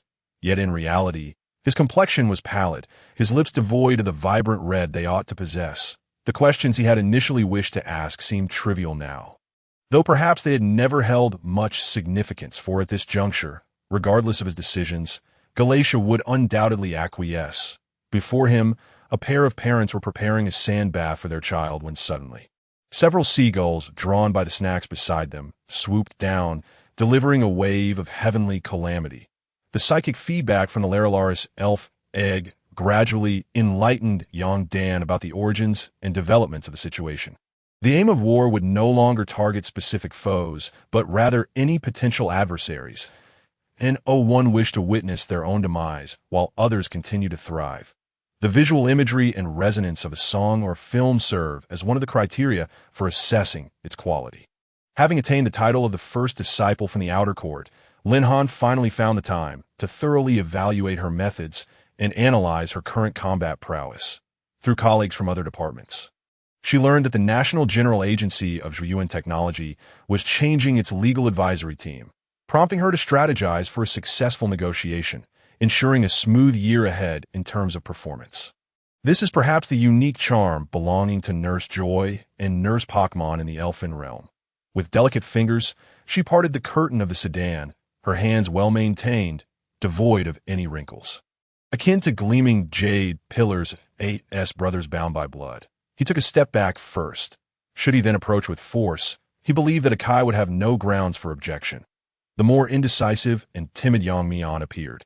The more reassured he felt, he repeatedly assured Liang Shanbua, even resorting to oaths, which garnered Liang Shanbua's gratitude in response. With a glimmer in his clear eyes, Gu Zian let out a quiet sigh. They feared she might face grievances in the future, hence their desire to help her gain the acknowledgement of the elder in front of everyone. Even though she did not believe she would suffer any grievances, she appreciated their goodwill. Elder Yin Lu, though not entirely convinced, understood the significance of their location and chose to remain silent. Chen Xingji calculated the timing, terrain, and morale, allowing Yuan Jian to become complacent, while he discreetly disbanded the white robe cavalry, sending them quietly to the side of the Wei camp. Ever since his first encounter with Feng Zhong, he had always felt as if he were enveloped in a refreshing spring breeze, reminiscent of Gurugi, with a rhythm that was both measured and comfortable. Shunyan let out a soft exclamation, covering his head as he glared angrily at Feng Ling that it was merely a suspicion. If mistaken, it was not a grave matter. So on what grounds did she strike him? Chiyu took care to tend to the emotions of the Gu family while eating, occasionally shifting the dishes on the table to present them to everyone. With a sudden bang, A wave of sinister flames erupted from the strange blood-flesh body of Wu Pe, yet he remained utterly still, seemingly devoid of sensation. However, when they glanced at the ranking board once more, something felt amiss. How was the name of the first place not correct? Had it been surpassed? All along, Mo Ling had performed admirably, akin to the sudden incursion of the mutated void dragon into his mental realm. Yet Mo Ling had remained undetected. Who could have anticipated that the ever-patient Mo Ling would suddenly reveal himself now, and in a form that Zhou Yu had never witnessed before, outside the Dragon God Temple? An unprecedented battle raged, with a golden domain spanning several miles fiercely contending against the tumultuous sea of true demons. Suddenly, a brilliant golden light erupted, piercing through the sea of true demons countless times, only to be met with an overwhelming surge of demonic energy that invaded the golden domain. The raging flames consumed the black mist, filling the air with a foul stench. The flames coalesced into 5 fiery discs, akin to 5 suns, scorching the figure cloaked in black. It was my own carelessness, an overconfidence in the security of the mansion. This incident was undeniably unusual. I needed to clarify my thoughts. The assailant was evidently a stranger. I bore him no grudge. Why would he risk his life to attack me? A flicker of insight ignited in me Dou's mind as he began to contemplate various possibilities. Ling Xiao gathered the scattered ores from the ground, while the golden ant fell into a stupor. These ores were indeed treasures belonging to the golden ant, and it would be best to hand them over to Wu Yong to be stored within the beast pearl. Only by the stroke of midnight did the tranquility of the world return, marking the completion of watering the spiritual herbs in the medicinal field. This remark felt akin to a child advising another child, employing somewhat immature threats to ensure compliance with the guidance offered. The second illustration depicted the route from the entrance of the sinister cave to the current campsite, since they had only just begun their journey. He meticulously marked the length of the passage and the approximate area of the hall, intending to draw new paths traversed each night. With a detailed map, he need not fear losing his way out. Meng Philo was somewhat taken aback, for he had previously contemplated that there were 4 types of essences in the dark game. Among them, the essence of pain emerged in the first 2 acts, regarded as the most rudimentary. Additionally, there were the essences of hatred, fear, and destruction. Within the general's residence, Hua Xiong pondered military strategies and reforms, summoning his trusted guards to notify key commanders such as Li Ming, Chen Gong, Jia Xiu, Duan Wei, Dong Yu, Su Rong, Fan Chou, and Li Ju to convene for a discussion. As the confrontation commenced, Shui truly held me in high regard, employing the 9 styles of heavenly tribulation. Under the influence of Su's imposing blade aura, another individual swiftly altered their stance. With the sword held before his chest, he gently pressed his finger against the tip, channeling his true energy, which flowed from the blade's tip to the hilt. With a swift thrust, the sword was unsheathed.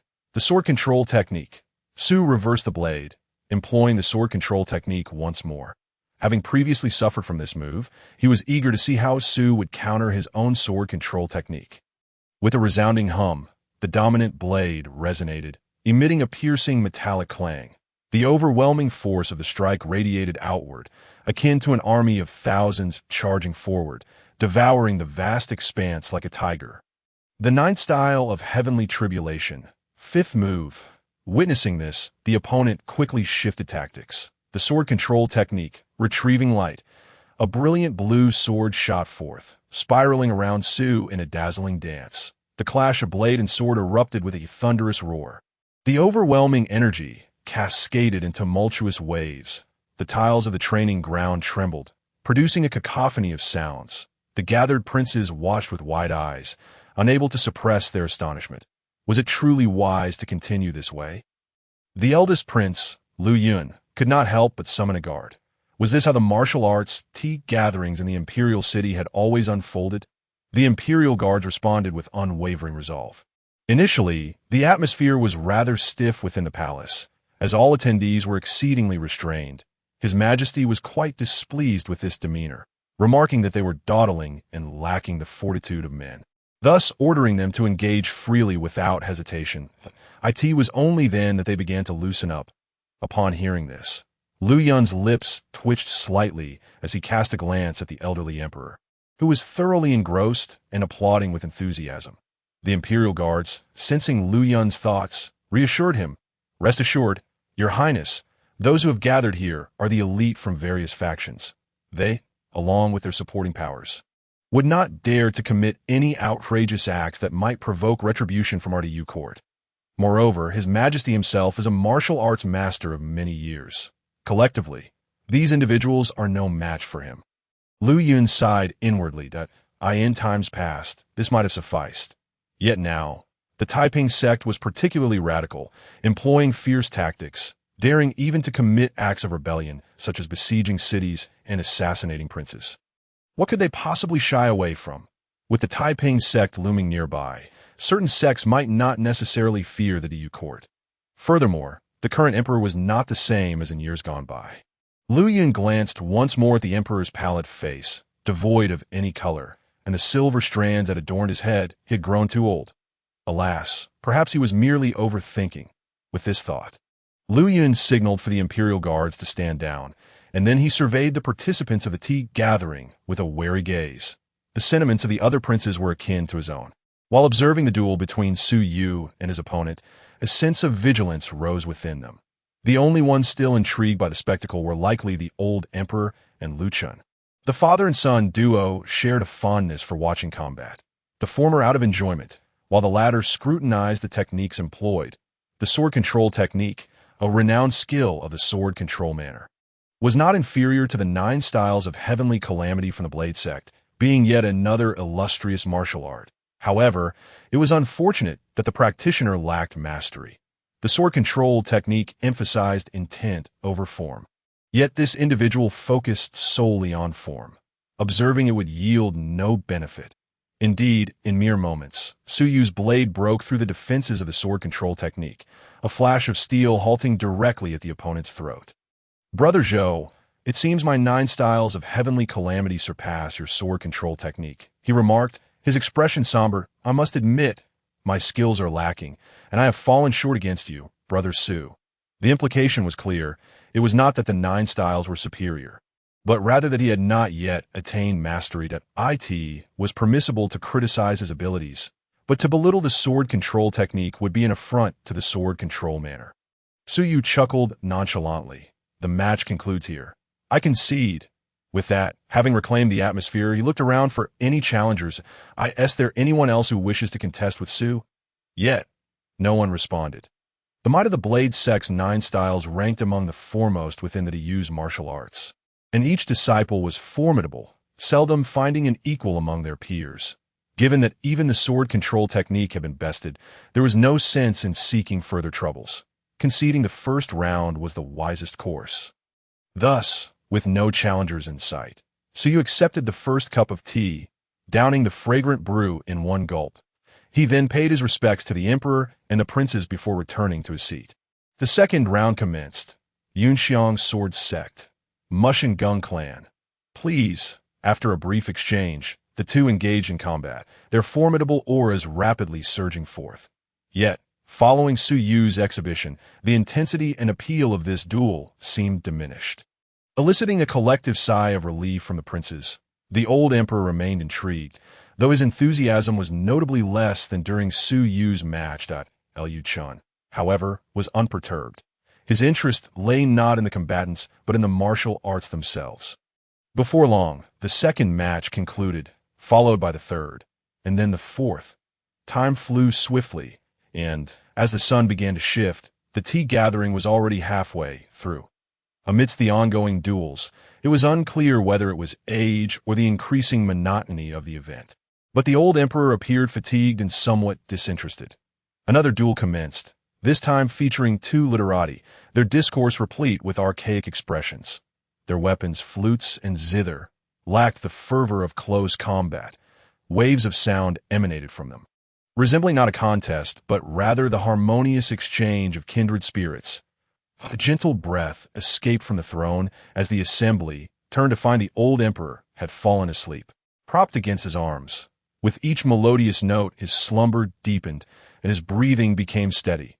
Indeed, their father was aging. His vigor was not what it once was, as the elderly eunuchs attending him remarked that he now required more rest than in previous years. The princes withdrew their gazes, some fidgeting with their fingers, others lost in thought, and a subtle tension enveloped the atmosphere. In this delicate moment, the two literati concluded their duel, glancing at one another as if contemplating a collaborative performance. But the setting was inappropriate. Brother Chen, let us discuss music theory next time. If this continues, I fear our audience may grow restless. Precisely my intent. With that, the strings shifted and an overwhelming wave of sound erupted, flooding the air with chaotic notes that seemed almost tangible, akin to a deluge breaking free.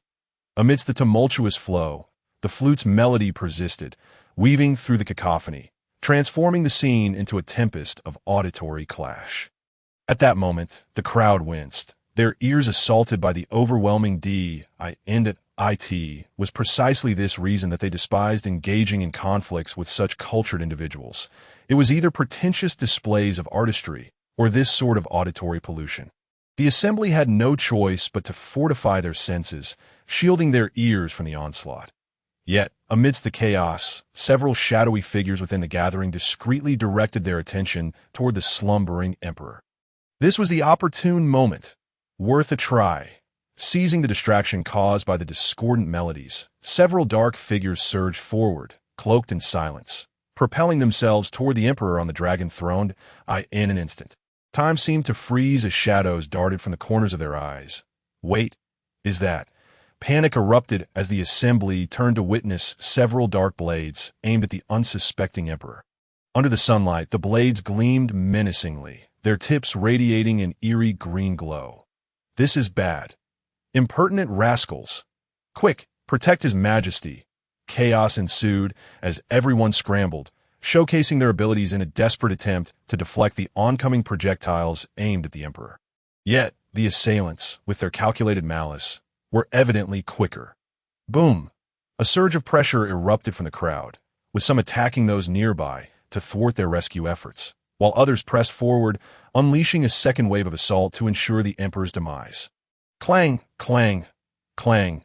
The air crackled with the sounds of blades clashing, transforming the tea gathering into utter disarray as individuals became engrossed in their own survival amidst the turmoil.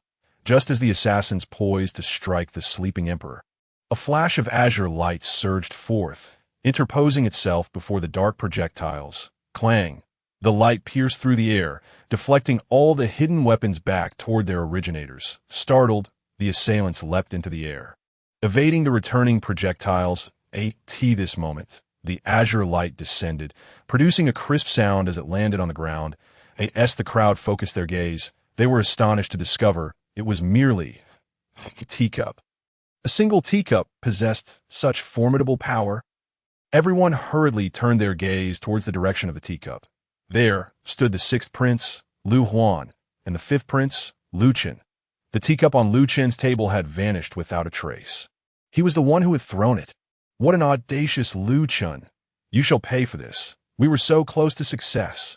A group of thieves was filled with exasperation. The others, however, breathed a sigh of relief. Capture them all! Those audacious scoundrels! Seize them! A portion of the imperial guards swiftly moved in to apprehend the thieves, while another group immediately positioned themselves before the old emperor. The old emperor appeared utterly exhausted, having aged to the point of lacking vitality. Such a commotion failed to rouse him from his slumber, and he remained in a deep sleep, unaware that he had just brushed against the gates of death. Seeing the old emperor being protected by the guards, the crowd began to subdue the few brazen thieves. Han Song, do you not value your lives? How dare you attempt to assassinate His Majesty? And you, Zhu Zheng, our imperial court has always treated your Lu Yun sect generously. When did you turn your allegiance to the Taiping sect? Han Song and Zhu Zheng remained silent, merely displaying expressions of disdain. A group of fools, you! Han Song and Zhu Zheng offered no reply. Yet, out of the corner of their eyes, they kept a keen watch on the old emperor. Several perceptive princes, including Lu Yun, instinctively sensed something amiss. In the next moment, they suddenly realized, this is bad. They're stalling for time, deliberately diverting attention. The real threat is They recalled the guards who had rushed toward the old emperor to protect him.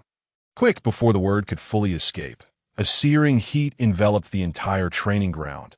Azure divine flames filled the void, transforming the entire area into a fiery domain, scorching the earth and suppressing all malevolent spirits. Before their eyes lay an intensely hot, distorted illusion. The pupils of the princes constricted sharply. This is, scorching, so hot. From the direction of the dragon platform, pained cries resonated. However, the suffering did not last long, abruptly ceasing and dissipating into nothingness. The crowd turned to look, witnessing armor melting away in the azure divine flames, ultimately transforming into blue smoke, vanishing like its master. The azure divine flames remained eternal and indestructible, burning within this fiery domain. Much like the solitary and proud figure of its master, standing tall like an ancient pine, it commanded all within the fiery domain, stabilizing the restlessness in everyone's hearts, like a divine anchor within the fiery domain. Silence prevailed. After a long while, someone hoarsely uttered, "Azure sky, divine flames, azure sky, divine flames, the seventh realm of the royal family's ultimate technique. Only those of exceptional talent may practice it. Only those with unwavering minds may attempt it. Only those with extraordinary comprehension may master it. Moreover, only those who achieve a connection with the heavens may practice it, much like the flowerless sword domain of the Luo family from the Blossom Sword sect. Only a peak master could possibly succeed in mastering it. Yet a peak master might not necessarily master the flowerless sword domain. The azure sky divine flames are no different, and even more so. To cultivate the azure sky divine flames of the seventh layer, one must reach a mystical state known as the heavenly connection. The heavenly connection is the transcendence of martial arts pursued by golden core masters through the utmost cultivation of their golden core power. Only upon entering the mystical realm of the heavenly connection can one catch a glimpse of the martial arts transcendence beyond golden core masters. This implies gazing at Chen, the master of the fiery domain. A sense of dryness gripped the throats of the onlookers. This is life-threatening. Azure sky divine flames. Just then, the old emperor, seated on the dragon throne, awakened at some point unbeknownst to him. He quietly observed Chen, enveloped in the endless divine flames, and within the depths of his seemingly unseeing eyes, a fleeting image of a blazing sun and a crescent moon passed by. Gone in an instant, my son has actually stepped into such a realm. How splendid! I, as a father, failed to notice, causing my emperor father alarm. Chen retracted the azure sky divine flames and, meeting the old emperor's gaze, spoke calmly. The old emperor, momentarily taken aback, seemed oblivious to what had transpired. "My son, what do you mean by this? Could it be?" He glanced around at everyone present, realization dawning upon him. In an instant, the dragon's countenance turned furious. "You scoundrels! You despicable traitors dare to plot against me. Damn it, you all deserve death." Enraged, he rose and kicked over the dragon table before him. "What is the Internal Affairs Bureau doing? What are the palace guards up to? In that mirror reflection platform? How is it monitoring the world? Rebellion, rebellion. All of it is rebellion. Father, please calm your anger. Do not let it harm your health. Your Majesty, please temper your wrath. Calm my anger." The old emperor's brows quivered with fury. "How can I calm my anger? Look, just look. The Luoyuan sect and the Miao Fa sect, who once received great favor from our imperial court, now conspire against their sovereign, plotting to assassinate me. And these palace guards, I never imagined, would conspire against me as well. Who can I trust? The entire palace is becoming a sieve." The old emperor slammed his dragon throne, distorting the dragon heads on the armrests. "Damned traitors, damned rebels. In our Grand Yu, is there truly not a single loyal subject?" Listening to the old emperor's roar, everyone lowered their heads in silence, unable to speak. Yet, they could not help but mutter within. "The palace has become a sieve, and isn't that thanks to your exceptional insight?" As the crowd remained silent, the old emperor directed all his fury towards Han Song, Zhu Zheng, and the other traitors. Damn rebels. Han Song, Zhu Zheng, and the others showed no fear of the old emperor. Having dared to attempt assassination within the palace, They were not afraid. They directly hurled insults at the old emperor. Damn dog emperor. You tyrannical fool, waiting for your downfall. The Liu family will one day be exterminated. The crowd's expressions stiffened, and without the old emperor needing to speak, they swiftly struck Han Song and the others across the face. Slap, slap, you scoundrel! How dare you insult his majesty? Strike again. Slap, slap. The heavy slaps continued relentlessly, leaving Han Song and the others bloodied and dazed, until the old emperor spoke. Throw them all into the dungeons. Conduct a thorough interrogation. Make them reveal the mastermind behind this. I want to see who is pulling the strings. As you command. The guards prepared to escort the traitors into the dungeons. At that moment, the old emperor suddenly spoke again. Wait. His gaze turned to the princes present. It lingered briefly on Liu Chen before swiftly moving on. My sons, you shall personally handle this matter. I in the current palace. I trust only you. You must deal with this impartially. Conduct a strict investigation and root out the mastermind. The princes felt a jolt. Just when they were worried about not having an opportunity to demonstrate their capabilities, this chance had now arrived. They all responded solemnly. We shall obey Father Emperor's decree. Please rest assured, we shall unearth all treacherous ministers and traitors, restoring peace to our grand Yu court. The old emperor nodded in satisfaction. Good point. 3 days from now, during the grand court assembly. I await my son's good news. He rose, casting one last glance at the treacherous ones present, fury welling within him. Take them away and give them 50 lashes, as you command. Only then did the old emperor calm his breath. Flicking his dragon robe, and departed for the palace. We bid farewell to Father Emperor. We all bid farewell to your majesty. The old emperor departed. It was only then that the crowd straightened their postures, their gazes fixated upon Liu Chen, eyes brimming with astonishment as though witnessing a celestial being.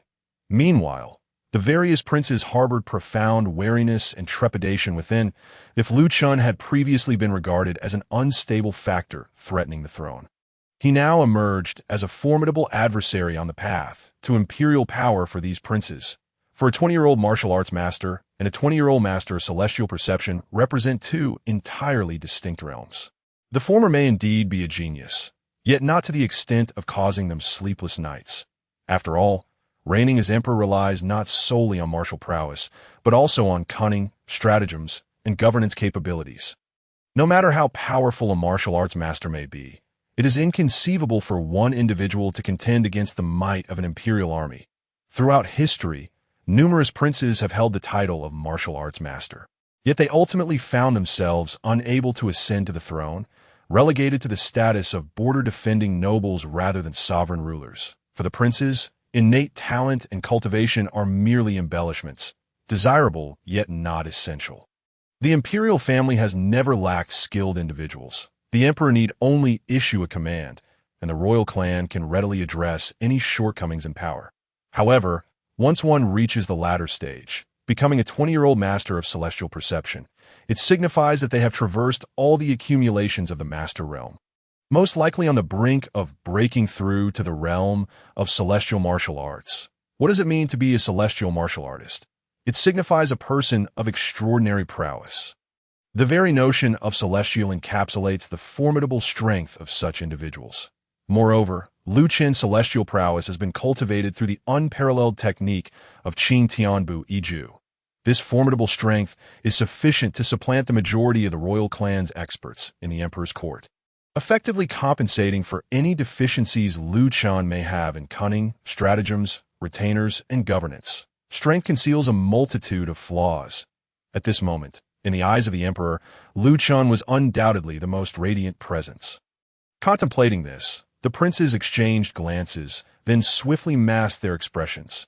Fifth brother, we owe you our gratitude for your presence. Otherwise, the consequences would have been dire. Despite our vigilance, we never anticipated even the imperial guards. The 10th prince took the initiative to engage Liu Chen in conversation. Liu Chen remained silent, merely gazing deeply at the departing figure of the old emperor. He suddenly felt as if he had never truly understood his father, who bore the infamous title of foolish monarch. The timing of the old emperor's slumber and awakening was rather fortuitous, Furthermore, while the old emperor might deceive others, he could not conceal the truth from Lu Chen. Just moments ago, the fleeting flash of brilliance in his eyes, the blazing sun and the serene moon, clearly indicated the manifestation of Qing Tian Ryu Ming. And Qing Tian Ryu Ming is the essence of the eighth layer of Qing Tianbu Yiju. Observing the rotation of the sun and moon, it was evident that years of cultivation had been invested, far beyond a recent breakthrough. His father had indeed concealed his depths well, retracting his gaze. Lu Chen glanced back at the assembled princes, offering a slight nod. He then surveyed the other participants of the tea gathering. What a pity, there were still some matters left unexamined. Turning, Lu Chen exited the training grounds. Return to the palace. Yes. Witnessing Lu Chen's silent departure, the crowd was momentarily taken aback. He left without a word. Even if he wished to disregard us, shouldn't he at least investigate the case? After a moment of silence, the first prince, Lu Yun, shook his head and chuckled. Our fifth brother is admirable in every way, yet his demeanor is rather aloof. A touch of aloofness is beneficial. The second prince chimed in, grinning broadly. Fifth brother has always been a martial arts enthusiast. He has likely retreated to study and practice again. Otherwise, how could he have achieved the terrifying realm of Qing Tian Shunyan at such a young age? I wonder if I will ever reach the 6th layer before I pass away, while fifth brother has already attained the 7th layer. Truly remarkable. Sigh. Enough. Let us discuss those rebellious elements. Father has granted us a mere 3 days. To trace the matter from the Imperial City Guards to the Ministry of Internal Affairs and the Mirror Shadow Pavilion will not be an easy task. Haha, brothers, let's each rely on our own abilities. I shall take my leave first. With that, a prince departed the Mirror Shadow Pavilion. Yes. Observing this, the other princes also commenced their own endeavors. Some began their inquiries at the Mirror Shadow Pavilion, others at the Imperial City Guards, while some set their sights on the various participants of the tea gathering. Scurrying in all directions, a tempest of monumental proportions began to sweep through the palace. 2 days later, as autumn deepened, the storm engulfing the palace also spread throughout the imperial city. Everywhere, discussions abounded regarding the events that transpired at the martial arts tea gathering in the palace. In the outer districts, the trees gradually turned golden, shedding a few leaves in the wind. The renowned Xianju, celebrated for its exquisite offerings at reasonable prices. Lo Feng arrived riding his blood-red steed. Having just entered the imperial city, he decided to pay another visit to Xianju, as it was a favored gathering spot for those in the martial world, where one could often glean first-hand tidings from across the Great Yu. Occasionally, secret medicines and illicit goods could also be procured there. Xiahudada, Lord Luo, you have come. A swift server named Xiao who rushed over to take the reins, securing the blood-red steed in the stable. His gaze upon Lo Feng was akin to that of a worshipper beholding a deity. This Lord Luo was known for his generosity. It was said that he resided in the inner city and had connections with certain influential figures in the palace. Thus, he deserves special attention. Please, Lord Luo, your usual spot by the window has been reserved for you. Lo Feng casually tossed a silver ingot, saying, a tip for you. Xiao Hu's face blossomed into a broad smile, his demeanor growing even more respectful. Thank you, my lord.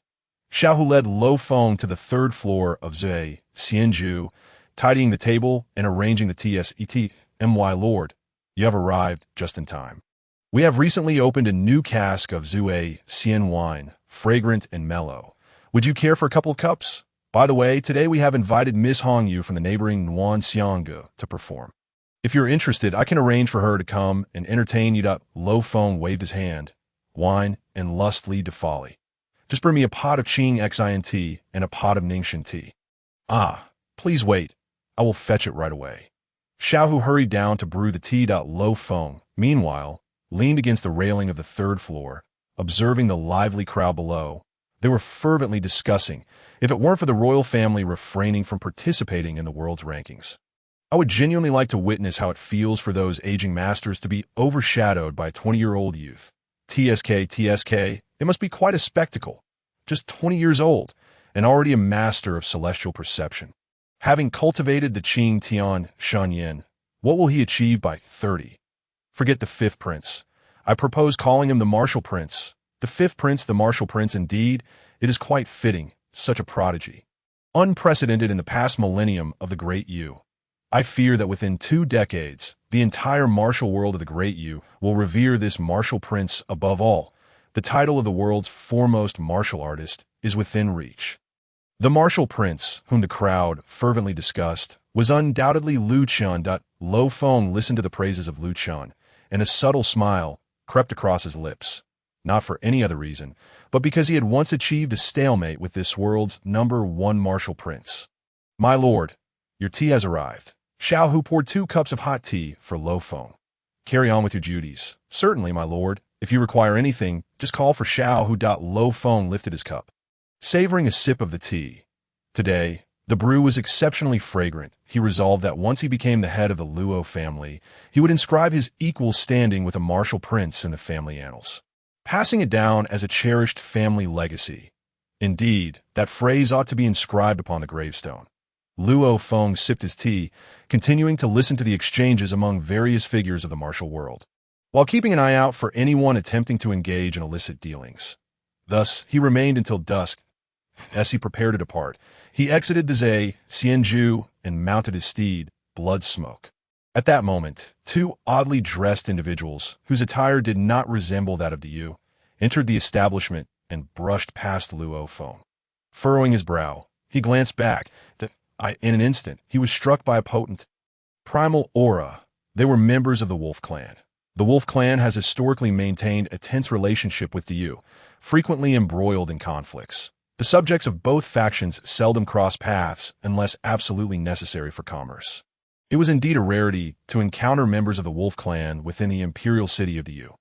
"Innkeeper, bring me 2 jugs of fine wine." "Foreigners, you say?" "What? Just because they are foreigners, you refuse to sell to them?" "Not at all. It's simply that foreigners are scarce in the imperial city, and this particular foreign friend will have to wait a moment. The wine will be served shortly."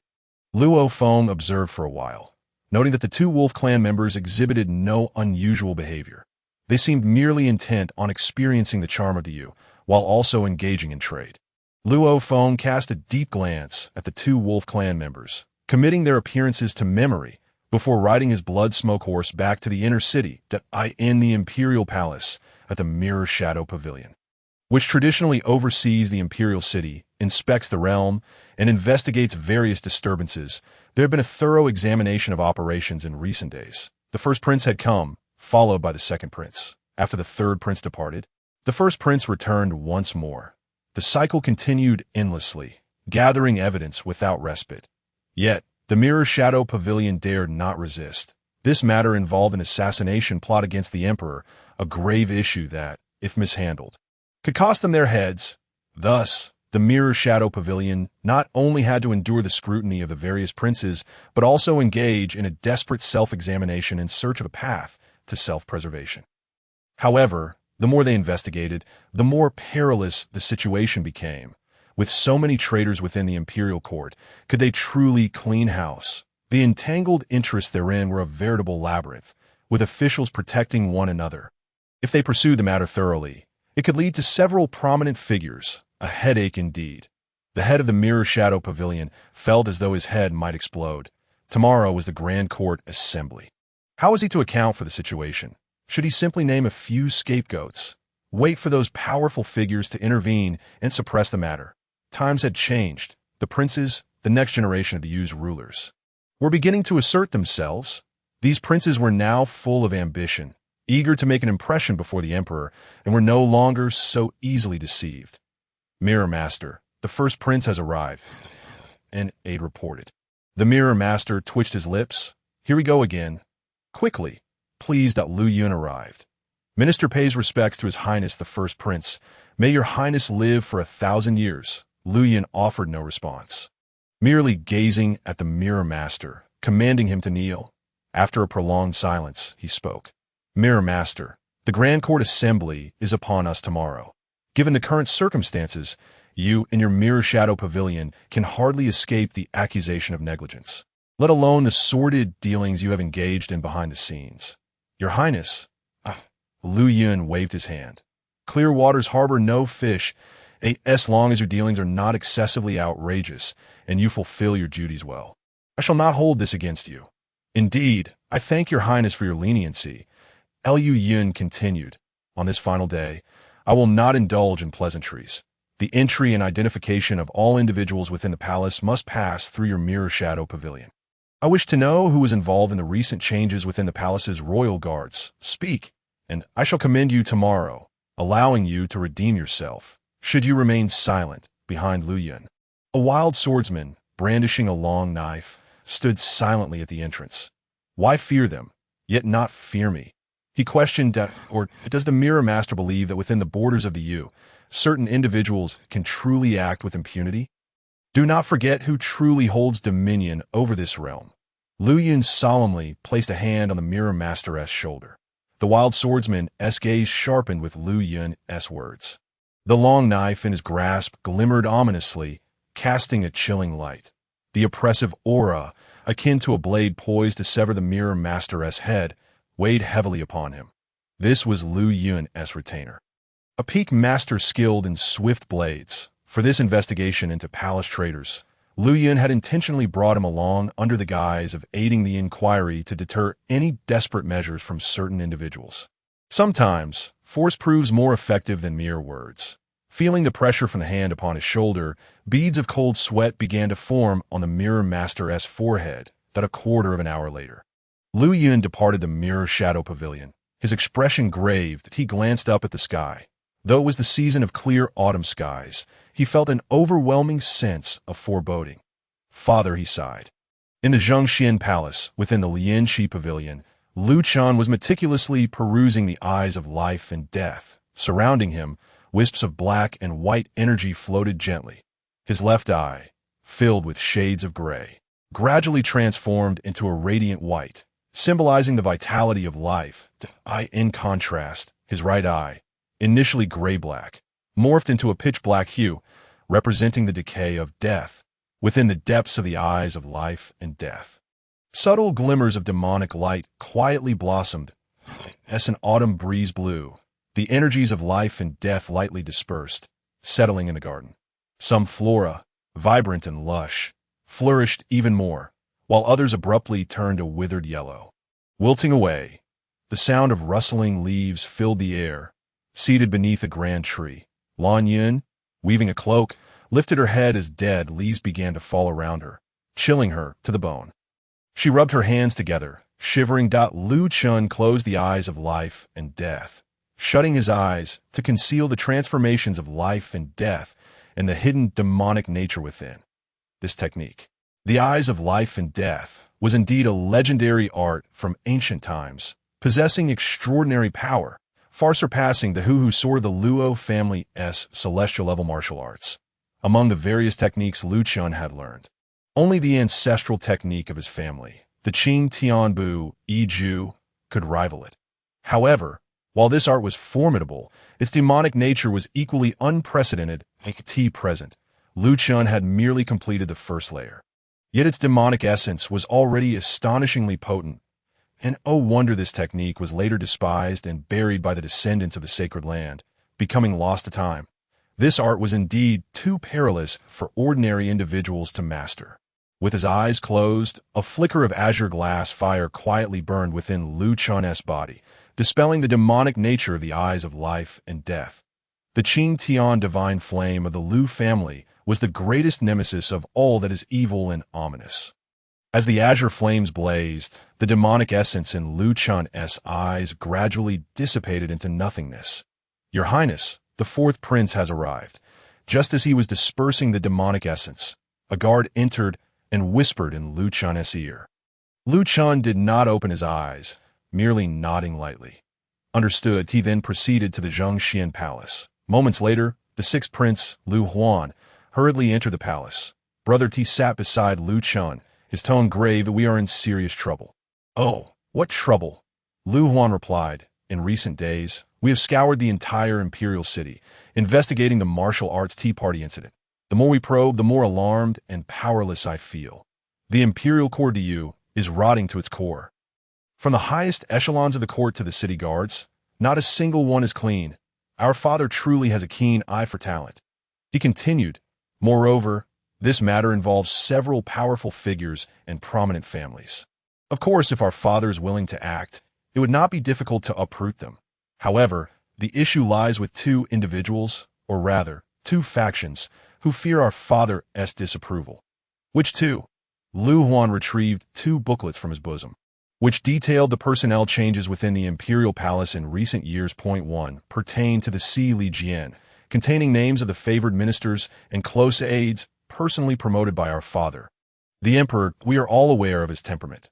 Should we dare to question the integrity of the Li Jian, it would be tantamount to openly accusing him of wrongdoing, showing blatant disrespect to the sovereign. And any attempt to undermine the Li Jian would surely require our father's explicit consent. Chen nodded slightly, urging him to proceed with the other matter. Just as Lu Huan was about to speak, he suddenly noticed that Lu Chen had kept his eyes firmly shut, never once opening them. "Brother, what is the matter with your eyes?" "Nothing. Please continue," he replied. "Oh," Lu Huan continued, "the other matter is indeed the more troublesome one, as it involves our esteemed grandmother, the Empress Dowager Wu, and the powerful Wu family backing her. Like many princes during their power struggles, the maternal clan invariably serves as the foremost ally. The late emperor was no exception. When he ascended the throne, the Wu family played a significant role behind the scenes. Their prominence was undoubtedly justified, yet the extent of their influence must remain within limits, should they exceed these boundaries.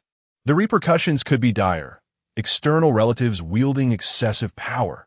Our father, preoccupied with pleasure, has historically remained indifferent to affairs of state, allowing many matters to be managed by subordinates. Consequently, the Wu family, with the Empress Dowager's backing, has emerged as the most significant beneficiary. Over the years, they have entrenched themselves within the court of the Yu, effectively monopolizing power and influence. The difficulties we face in our investigation are undoubtedly exacerbated by the Wu family's deliberate obstructions and pressures. It is even conceivable that they might be implicated in the assassination attempt itself. Liu Huan did not conceal his disdain for the Wu family. Princes rarely exhibit leniency towards external relatives. Each prince has their own external family, and once one ascends the throne, the previous generation's relatives become potential threats that must be eliminated to elevate one's own kin. Moreover, the danger of external relatives acquiring power is no mere rhetoric. If left unchecked, they may ascend to the throne themselves, leaving the princes with no role to play. The current Wu family appears to be trending towards such ambitions. Being a pawn for the emperor pales in comparison to the allure of becoming the emperor oneself. Our investigation will inevitably encroach upon the Wu family's interests. During tomorrow's Grand Assembly, I fear the Wu family will be the first to downplay the situation, deflecting blame onto a few scapegoats to minimize the fallout. It is likely that our grandmother will personally intervene. Toppling the Wu family in a short time frame is no simple feat. That Liu Huan felt a growing sense of trouble, faced with the Wu family and the Li Jian. Even he, who typically relished in power plays, could not help but feel a throbbing headache that it seems we must proceed methodically. Upon hearing Lu Huan's findings, Lu Chen merely remarked with a calm demeanor. Lu Huan was momentarily speechless. "Brother, you are far too composed." Indeed, at such a young age, Lu Chen had already attained the pinnacle of a celestial realm cultivator and mastered the royal secret art, the azure sky divine flame. His combat prowess rivaled that of renowned veterans listed among the celestial rankings. It was conceivable that he could soon break through to the realm of martial celestial beings, becoming another transcendent figure. In his eyes, the Wu family and the Li Jian appeared no different from ordinary adversaries. The sole distinction might be his consideration of the Empress Dowager Wu. Their maternal grandmother, Liu Chen stated, with both the emperor and the Empress Dowager present, any attempts to challenge the Wu family must be approached with caution. There is no benefit in rushing. It is wiser to remain patient and wait for them to expose their own flaws. Should the Wu family genuinely harbor treasonous intentions, once initiated, there would be no turning back. If you are anxious, they will be even more so. Liu Huan resumed his seat. Indeed, as he spoke, the malevolent glint in Lu Chen's eyes had been nearly eradicated by the azure sky divine flame. He opened his eyes, declaring that tomorrow, everything would be revealed. The following day, at the Grand Assembly in the Floating World Hall, all officials bowed their heads, fearing to meet the gaze of the old emperor, who emanated a wrathful aura. An assassination attempt against the emperor is an unforgivable taboo for any ruler. His fury, once ignited, could only be quenched by the blood of many. Thus, a profound silence enveloped the hall. As everyone dreaded becoming implicated, the old emperor surveyed the assembly with a frigid glare, wishing to execute several unworthy subjects as a means of relieving his ire. After a prolonged silence, he scoffed. "Humph! What is this? No one has anything to say. You all were quite verbose earlier. Whatever I said, you had a plethora of grand theories. Why has everyone suddenly turned mute?" The crowd lowered their heads even further. "A bunch of useless gluttons, from the highest court officials to the guards of the imperial city.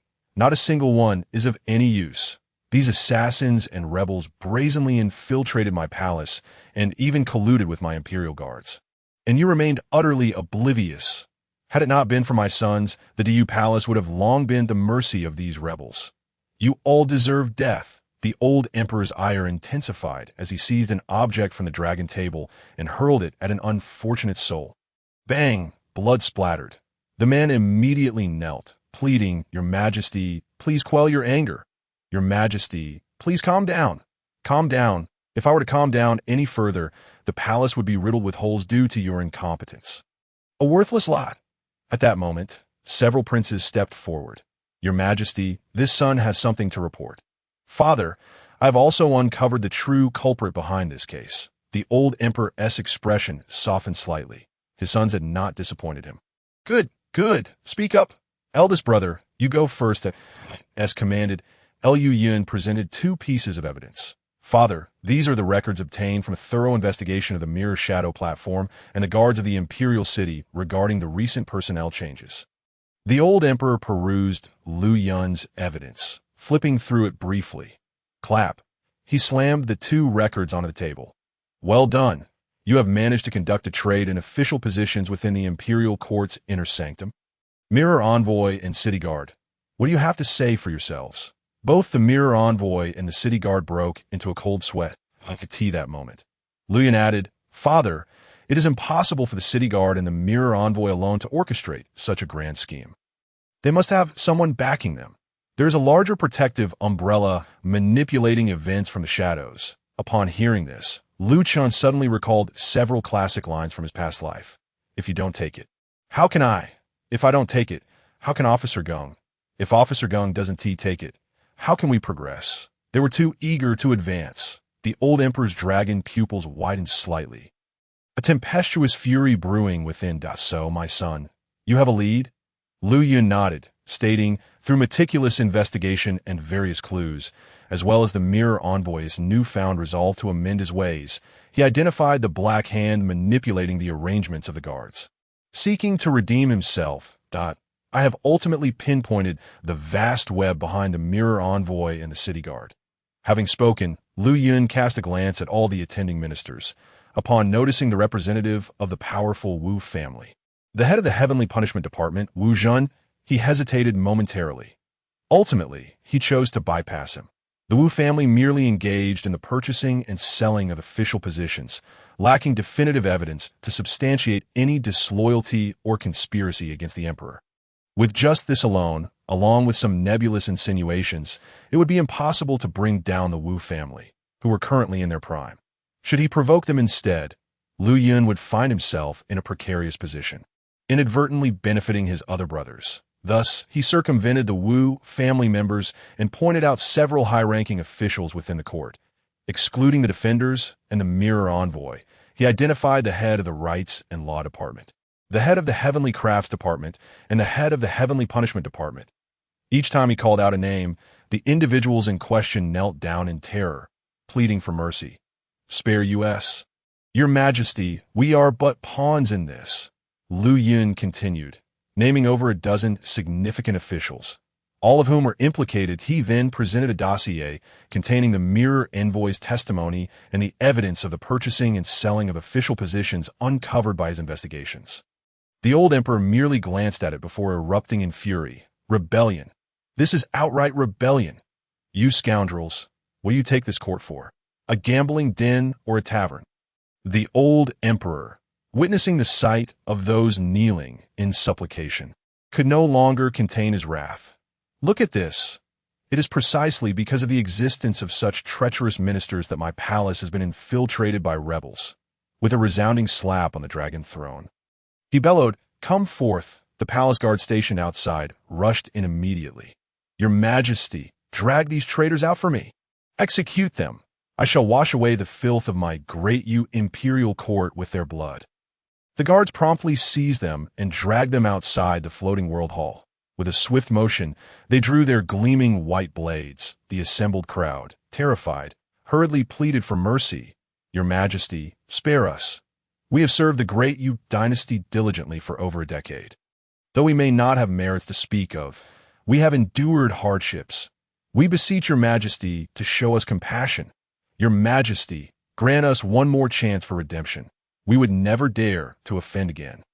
The cries of the ministers echoed in despair. The old emperor, filled with righteous indignation, laughed coldly. "Another opportunity? To give you another chance to plant rebels and conspire against me." His gaze fell upon the head of the heavenly crafts department. "Do you still dare to threaten me?" With eyes wide in fury, the terrifying aura of impending doom emanated from him. "We, the great Yu, are blessed with abundant talents. Do you think the nation would falter without you? Come forth, subject this wretch to 1,000 cuts. No, 10,000 cuts. As you command." Outside the floating world hall, the sounds of blades whistling through the air were incessant, followed by the dull thud of heads rolling to the ground. The pungent scent of blood soon enveloped the area, seeping into the hall with the chilling breeze, causing the listeners' hairs to stand on end and their skin to crawl.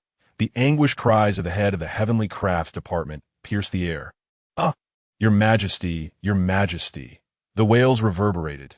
The old emperor's cold gaze swept across the room.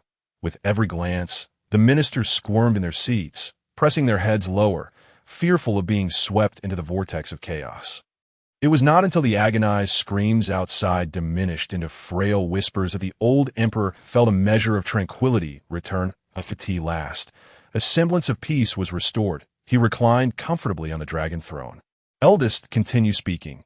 Let me hear how many more treacherous scoundrels are lurking." That Yin shook his head.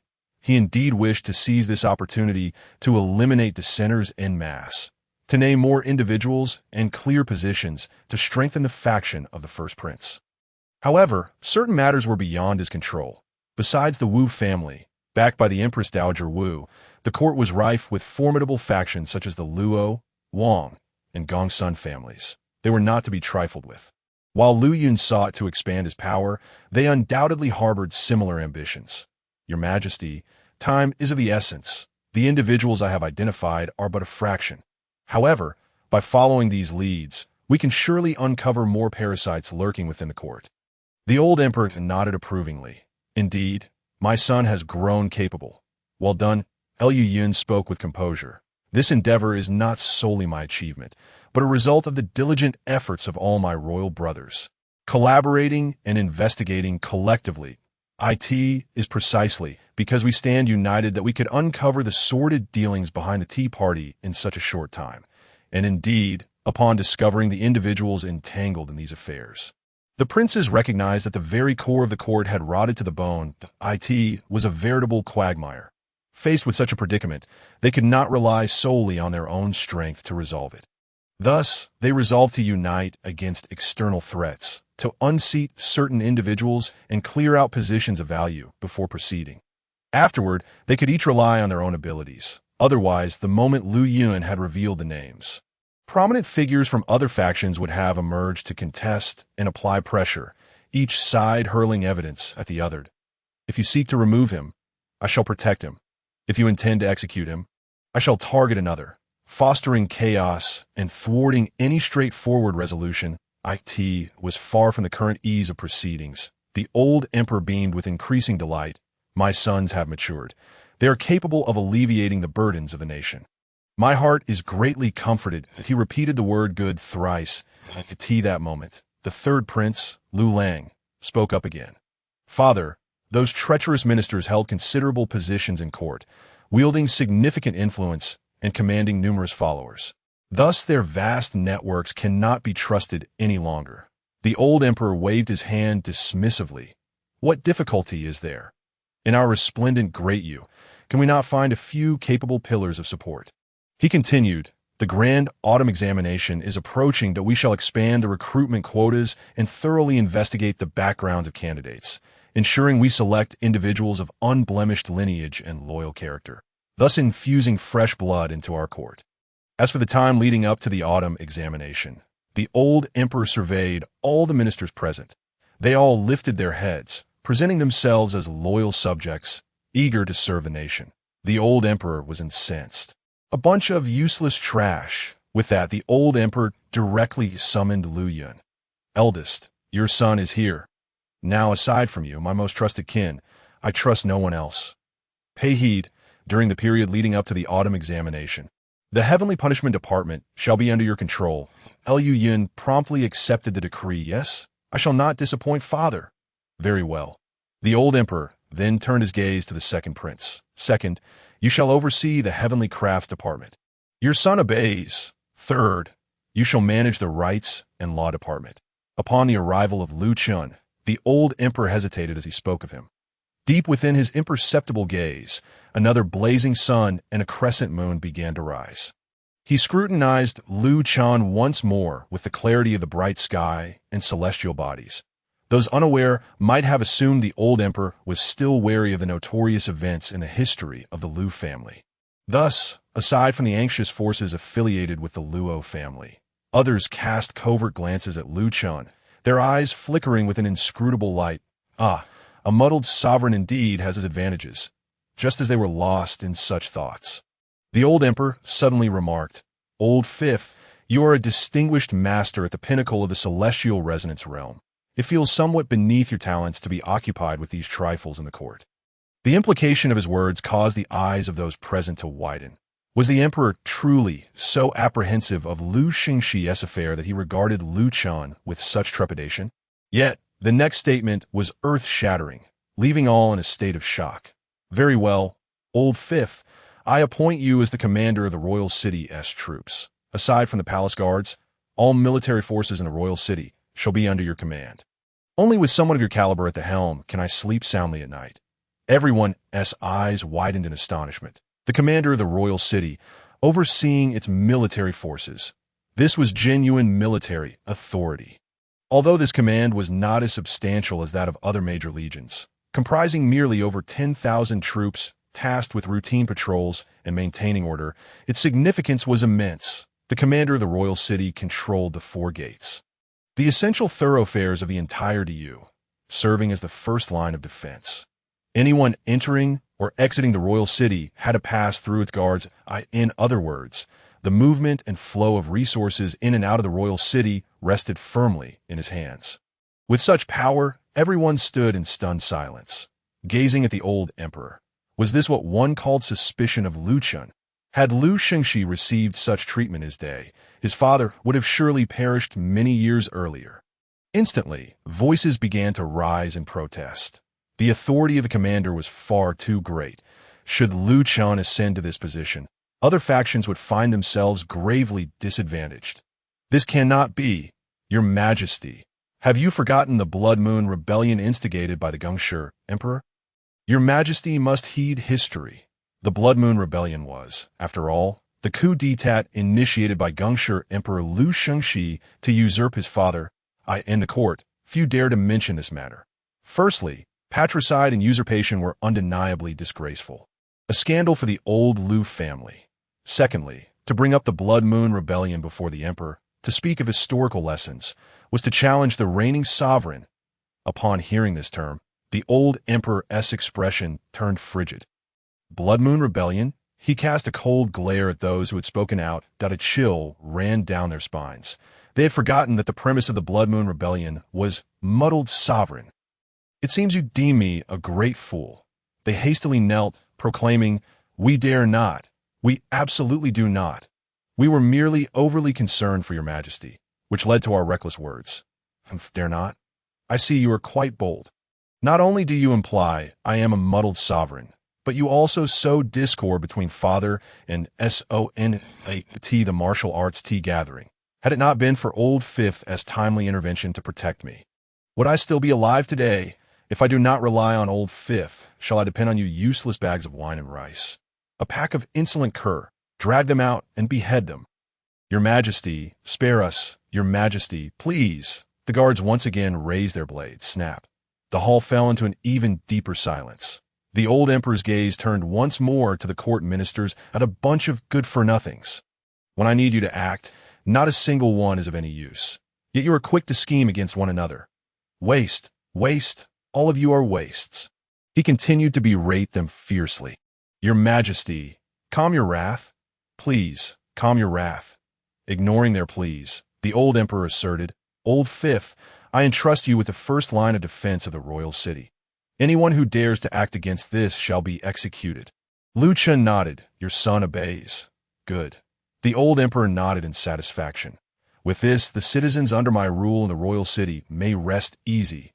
Good, good, he continued, turning to Lu Huan. Old Sixth, you shall oversee the Mirror Shadow Pavilion, responsible for monitoring the vital affairs of the royal city and supervising the world. Yes, your son obeys. Old Seventh. The old emperor assigned roles to the 13 princes, filling the vacancies within the court. With my son stationed at the heart of the court, my heart can finally be at ease. The ministers in the court hastily echoed, Congratulations, Your Majesty! Congratulations, Your Majesty! With you and your sons united, we shall surely recreate the glorious era of the founding and Gengshi emperors. The old emperor relished these words that he chuckled. At last, you have spoken words that please me. Ha ha. After the laughter subsided, the old emperor seemed to recall something and suddenly inquired with a fierce expression. By the way, what has become of those rebel sect from the tea gathering? A minister replied, Your Majesty, the Miaofa sect and the Luoyuan sect have yet to respond. Other sects claim negligence on their part, allowing the Taiping sect rebels to tarnish their reputation, and they will certainly conduct thorough investigations to prevent further infiltration by Taiping sect elements. They are willing to offer 3 years' tribute to compensate for the losses to the imperial court. Why have the Miaofa sect and Luoyuan sect not responded? I have contacted the local governments near the Miaofa sect and Luoyuan sect to investigate. They report that both sects have activated their protective mountain formations and have entered a seclusion state. Seclusion state? Ha! What a splendid notion of seclusion. I shall see how you seal yourselves away, how you evade. Come forth. Your Majesty, relay my decree. Command the army from Fengzhou City to break through the protective barriers of the Miaofa sect and Luoyuan sect. Within 2 days, any subordinate of the Miaofa sect or Luoyuan sect shall be met with, the old emperor declared coldly, Kill. Root them out completely. Not a single one shall be spared. As you command. After issuing his commands, the old emperor discussed some trivial matters of the court, but soon felt drowsy. He stifled a yawn that, I am weary. This shall suffice for today. Dismiss the court. Your son respectfully sees the emperor off. We all bid farewell to your Majesty. As the old emperor departed, the ministers present began to engage in animated discussions about the events that transpired in court, occasionally casting eager glances toward Lu Chen. Meanwhile, Lu Chen appeared lost in thought, an ordinary observer. The appearance of assassins at the tea gathering followed by the princes investigating and purging the court seemed quite natural. However, Lu Chen perceived things differently. Since he had learned that his father had mastered the art of celestial resonance, he understood that the world had never truly comprehended this so-called muddled sovereign. Celestial resonance, a state of mind that perceives the world with clarity and transparency. A powerful being capable of achieving this state could hardly be expected to be incapable of discerning loyalty from treachery. From the assassination attempt at the martial arts tea gathering to the current upheaval in the court, followed by the entry of the various princes into the central government to take control of the affairs of state, it was possible that all were orchestrated under the old emperor's watchful eye. Yet, among these 13 princes, it seemed the old emperor regarded Lu Chen with a peculiar fondness. The position of commander of the royal city appeared somewhat incongruous compared to the powers bestowed upon the others. Could it be that he intended to use this to bait a fish? Ministers came forth to congratulate Lu Chen. Congratulations, Prince Chen, on your appointment as the commander of the royal city. The realm of the royal city, now lies within your grasp. Lu Chen merely nodded before departing from the Fusher Hall. Very well, he thought. I shall see just how grand that fish truly is. As Lu Chen departed, the forces affiliated with the Luo family could no longer afford to engage in feigned politeness with those on the sidelines and hastily followed suit. Leaving behind a group of princes and ministers, each displaying a range of expressions that I infeng zhou, within the esteemed halls of the flourishing sword sect, Luo Xiaoming strode exuberantly into the conference chamber. Elder brother. Splendid news. Luo Xun lifted his eyelids slightly, dissipating the accumulated sword energy surrounding him. This news from the imperial city. Indeed, it comes directly from Feng'er's own hand, stating that Chun'er has been appointed as the commander of the imperial city guards by His Majesty. Luo Shiyuan's eyes widened momentarily. Commander of the imperial city guards? What are the other princes? The others are respectively overseeing the 5 ministries of the court, as well as the mirror shadow platform and other critical matters. Luo Xuan fell into a contemplative silence for a moment. Recognizing the significant disparity in their positions, wasn't it reported not long ago that Chun'er had fallen under suspicion from His Majesty, fearing a repeat of the Blood Moon Rebellion? Especially after Chun'er displayed his extraordinary talent with the Azure Sky Divine Flame. Even the former emperor, Lu Xingxi, could not compare. Logically, His Majesty should be even more wary of him. Luo Xiaoming nodded in agreement. That is indeed the case. However, he continued, after careful consideration, it is clear that taking up the position of commander of the Imperial City Guards is advantageous in every respect. Moving forward, we must replace all the guards at the 4 gates of the Imperial City with the elite forces trained by our Luo family. This way, we will not only control the movement in and out of the Imperial City, but also ensure we are prepared to handle any unforeseen incidents, thus maintaining the initiative to advance or retreat at will. Luo Xian remained silent, pondering for a moment before asking, what actions has the Wu family taken during this grand assembly? Taking advantage of His Majesty's assassination attempt, they managed to purge several officials and allowed the 13 princes to enter the court and seize power, thus appropriating the Wu family's authority. This will undoubtedly infringe upon the Wu family's interests, and they will likely not acquiesce easily. Luo Xiaoming shook his head. The Wu family has behaved unusually this time. They made no significant moves during the assembly. When something is amiss, there's often a hidden agenda. I suspect the Wu family harbors ulterior motives, perhaps even plotting something in secret while keeping the other princes distracted, but we must remain vigilant, Luo Xian stated. Third brother, gather a contingent of our elite forces and send them to the Imperial City. With Chun'er now in command, it is crucial we meet his needs first, utilizing any forces we can spare from other locations. Understood? I shall take care of it immediately. Luo Xiaoming had just taken a couple of steps when Luo Shiyuan interjected. By the way, how is the investigation into the shadowy organization's involvement with the nightmare proceeding? They indeed anticipated the attempt on Lu Chen's life and took precautions. However, this reveals a troubling truth. The Taiping sect is capable of manipulating such unique entities, indicating a possible avenue for collaboration. This is indeed alarming, Luo Xiaoming remarked. Nightmares are mysterious and uncontrollable beings to them, and their understanding of such entities is woefully lacking. They are likely unaware of how nightmares manifest, communicate, or possess hidden traits. Yet the Taiping sect can converse and cooperate with them to achieve their aims. This implies that the Taiping sect hold a trump card that transcends common comprehension, making it exceedingly difficult to counteract. Upon hearing the term nightmare, Luo Xiaoming halted, his expression grave as he shook his head. There's still no leads. I have personally dismantled several of the Taiping sect's hideouts and captured a few notable minor leaders. But all efforts have yielded nothing. They seem utterly ignorant of a nightmare's existence, suggesting that knowledge of it is a closely guarded secret within the Taiping sect, accessible only to those of the Hall Master rank or above. That is to be expected, Luo Xuan replied. I have also been poring over the manuscripts and records of our Luo family ancestors and dispatching individuals to scour through various folklores in search of clues regarding nightmares. Were there any discoveries? Luo Xuan nodded, then shook his head. There are some findings, albeit not conclusive. He produced a tome, gesturing for Luo Xiaoming to take a look. Behold this.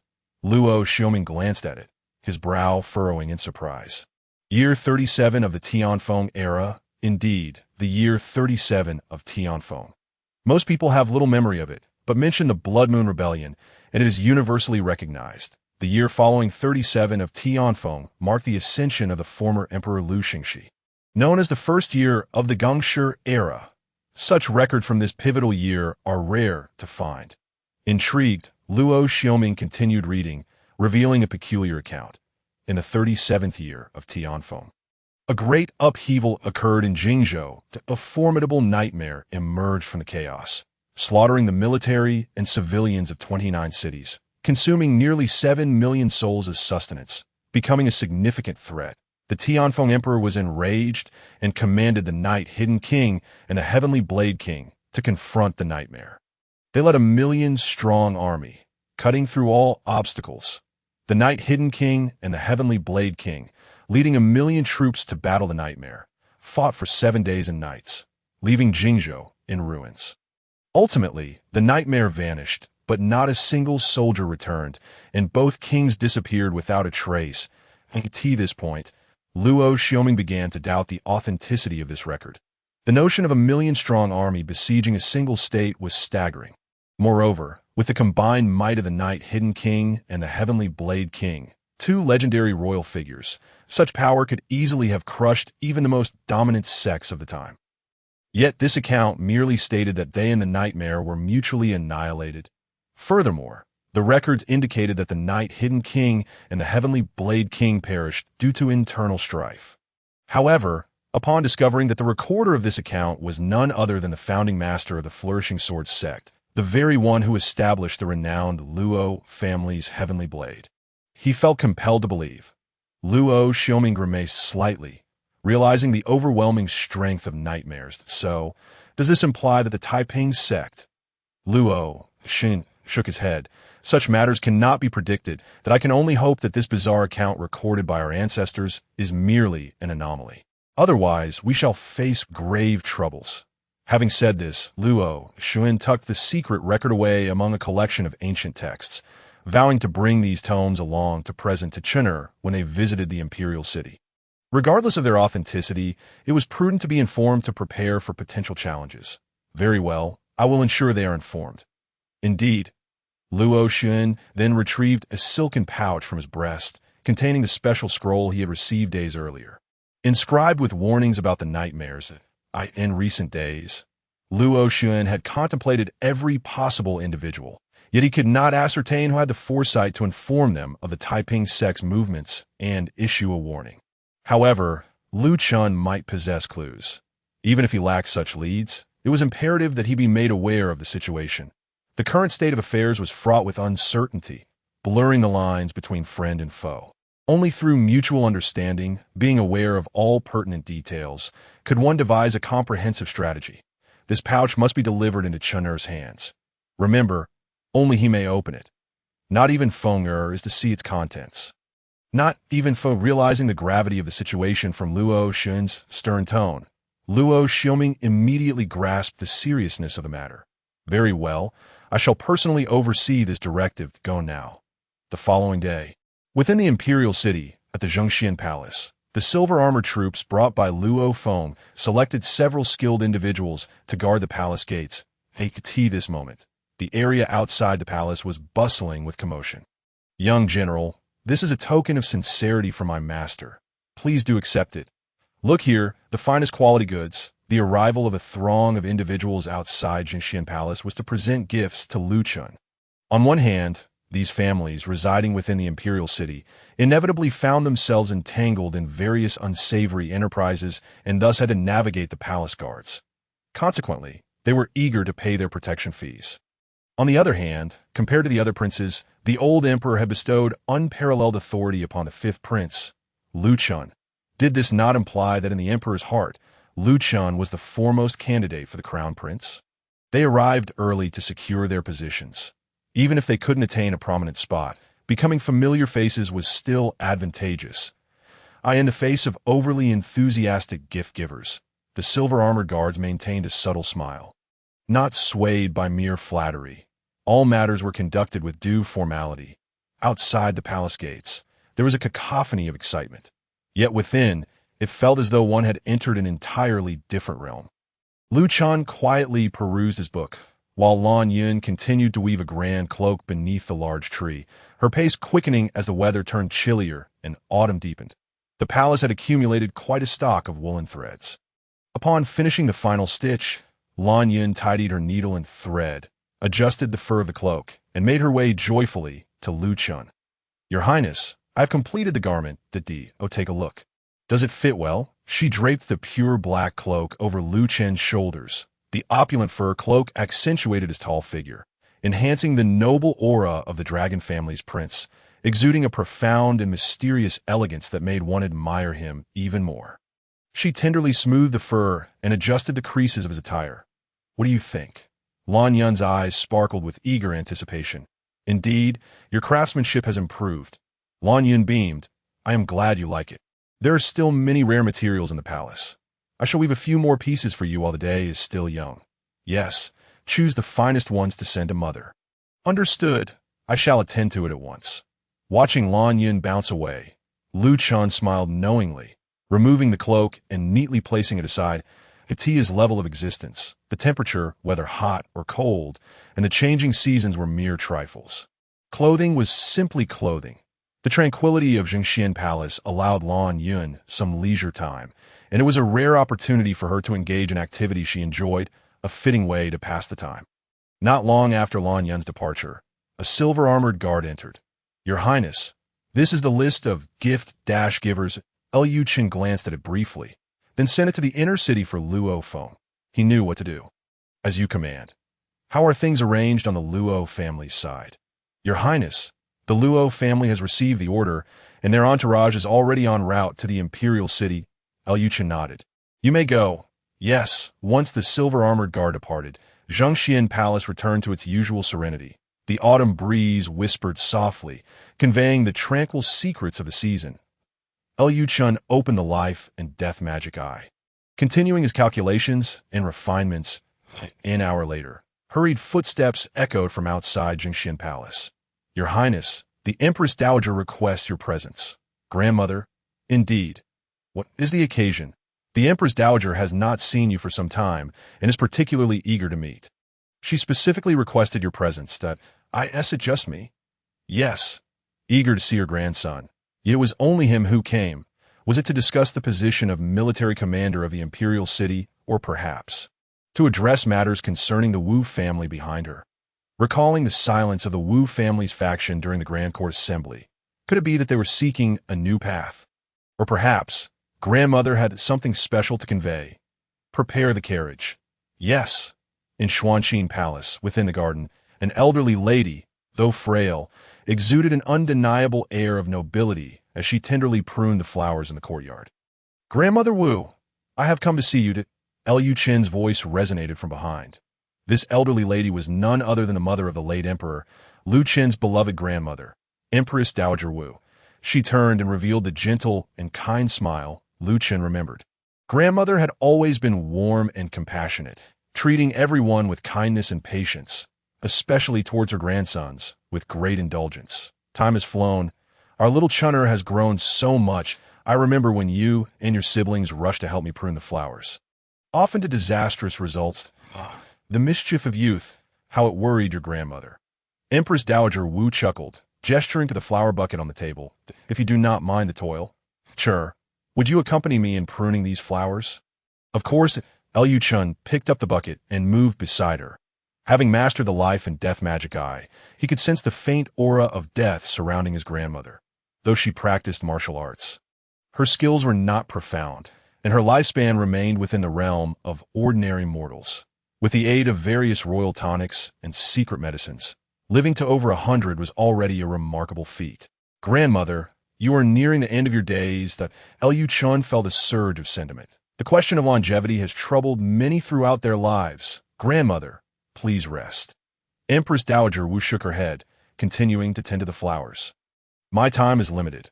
While I still have some strength, I wish to care for this garden, so I may meet the late emperor again."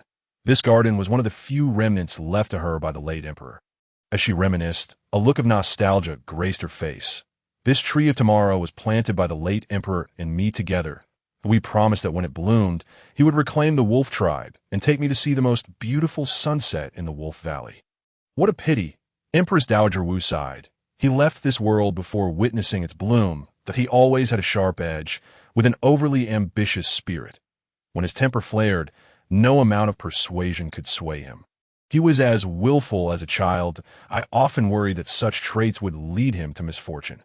Empress Dowager Wu spoke of the late emperor, Lu Chen's grandfather, who, according to royal records, perished due to his relentless pursuit of immediate results, accumulating too much poison and residue within his body, ultimately leading to his early demise before even reaching 100. And indeed, the consequences were dire, she remarked, shaking her head, somewhat wistful. Dutchener, you must take heed of this. Do not emulate that unsavory old man. With that, the elderly lady resumed her pruning. Moments later, she coughed a few times, fatigue evident. Liu Chen quickly supported Empress Dowager Wu. Grandmother, it is time for you to rest. He helped her sit on a nearby chair. Dada. I have grown old and am of little use. I do not know how many days I have left. Grandmother, please do not say such things. The palace physicians are exceptionally skilled. They will surely restore your health. Empress Dowager Wu smiled. Do not try to amuse me. Dear, I am well aware of my own condition. I have come to terms with it. It is better to leave early and join that old fellow. After all these years, he must be waiting anxiously. Empress Dowager Wu grasped Lu Chen's hand, patting it gently as she had when he was a child. What weighs most on my mind now are you, my dear grandchildren. The Lu family has endured much hardship. Indeed, much hardship. Empress Dowager Wu lamented, reflecting on something, falling silent as if lost in memory, when Lu Chen looked over. He found her peacefully asleep, embraced by dreams. He gently withdrew his hand, summoning a palace made to cover Empress Dowager Wu with a light blanket. Then he stood in the garden, meticulously pruning the flowers.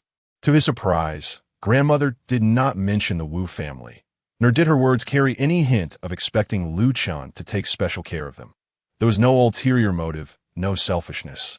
She simply shared stories of the late emperor and her memories, advising him to learn from the past, just that. Yet, if it were merely for that, why would she need to see him alone? The elderly matron is far from an ordinary character. She has weathered the stormy tempests alongside the late emperor, serving as the formidable matriarch of the imperial harem for decades. When the late emperor passed away, it was she who stabilized the situation, deftly managing the affairs of state and fortifying the foundations of the great Yu Dynasty. The intrigues and power plays she has witnessed surpass the grains of rice some have consumed in their entire lives. While she may appear to engage in casual conversation, each utterance is steeped in references to the late emperor. Ah, what a significant loss one has suffered. She muses, take heed and learn from the mistakes of that unlikable old fool. The members of the Lu family are indeed unfortunate. One cannot help but consider the old emperor's long-standing discretion. The matron seems to be subtly warning him. There are dubious circumstances surrounding your grandfather's death, and you must tread carefully. Lu Chen completed pruning the flowers and arranged the vase. He cast a glance at the various palace maids and eunuchs within Xuanqing Palace, where a blazing sun and a crescent moon quietly bloomed in his eyes. Clarity reigned supreme. An invisible, enigmatic domain unfurled within Xuanqing Palace, commanding all within its grasp. At that moment, Xuanqing Palace felt as though it had been pressed to a halt. The autumn breeze fell silent, and the flowing waters hung suspended in the air. Even the leaves dropped from the trees seemed to linger in the atmosphere. Only Lu Chen remained, quietly observing everything before him. After a brief moment, the clarity faded unnoticed. Turning, he saw the matron still peacefully slumbering, and he then gently departed from Xuanqing Palace and boarded the carriage home. Return to the palace. Yes, the carriage rolled forward, embarking on the path back to Zhengxian Palace. As dusk approached, the elite members of the Luo family, having sped from Fengzhou's flourishing Jian sect, finally reached the imperial city before nightfall. Luo Feng awaited them at the east gate, greeting the gatekeeper Huing. Both had honed their skills in the Longyin army and shared a deep camaraderie that Hu Ying's family aligned closely with the Luo, and during the recent purge of the imperial city as higher ranks. He was the only one to remain his post as East Gate commander. Big brother, Fengge, young sect leader. The resounding voices of the Luo elite echoed as they spotted Luo Feng from a distance. After a long day of travel, they must be weary, right? Not at all. We hear that His Highness has taken command of the imperial city and requires our service. The brothers are brimming with anticipation, just waiting for His Highness's command to charge forth. The Luo family members were fervently eager, itching to mount their steeds and rally to Lu Chen's side. Luo Feng could only smile in exasperation. All right, everyone, rein in a bit. There will be plenty for you to do later. For now, head up to the city tower and await further instructions. With that, Luo Feng noticed his younger brother, the fourth, signaling him discreetly. Understanding the gesture, he dismissed the crowd and called his brother aside. It's only been a month, and you've plumped up quite a bit. Not practicing hard enough, are you? The brothers embraced warmly. I just returned from the Longian army. I deserve a little relaxation, don't I? They moved to a secluded corner. Once they were certain no one was watching, Luo Feng inquired, "Speak up. What special messages do our father and the others have for us?" The fourth brother removed a package from his back. These items are specifically entrusted by third uncle to be delivered to His Highness. He then produced a hidden pouch, especially this pouch, which only His Highness may open. Neither of us can look. Upon hearing this, Luo Feng immediately grasped the gravity of the situation. If even he, the heir of the Luo family, was barred from viewing its contents, it must pertain to His Highness himself, a matter of absolute secrecy not to be disclosed. Understood. Furthermore, our uncle has cautioned us to be wary of the Wu family. The Wu have long held sway in the imperial court, accustomed to their domineering ways. Now that their interests have been threatened, their silence is suspicious. They're surely plotting something nefarious, possibly intending to frame us. Luo Feng nodded. You first get the brothers settled. If there is anything unclear in the imperial city, consult Huing at the East Gate. I understand. Luo Feng took the pouch and package, mounting his steed, Chen, to proceed to the palace. Go. Just as he entered the city gates, he noticed two members of the Wolf clan departing the imperial city with a cart full of goods. Whoa. Luo Feng halted Shuiyin and turned to observe that it was the same Wolf clan members he had seen at Zui Xianju. They were hauling a cart of wine and food, following the proper trade protocols for inspection and recording.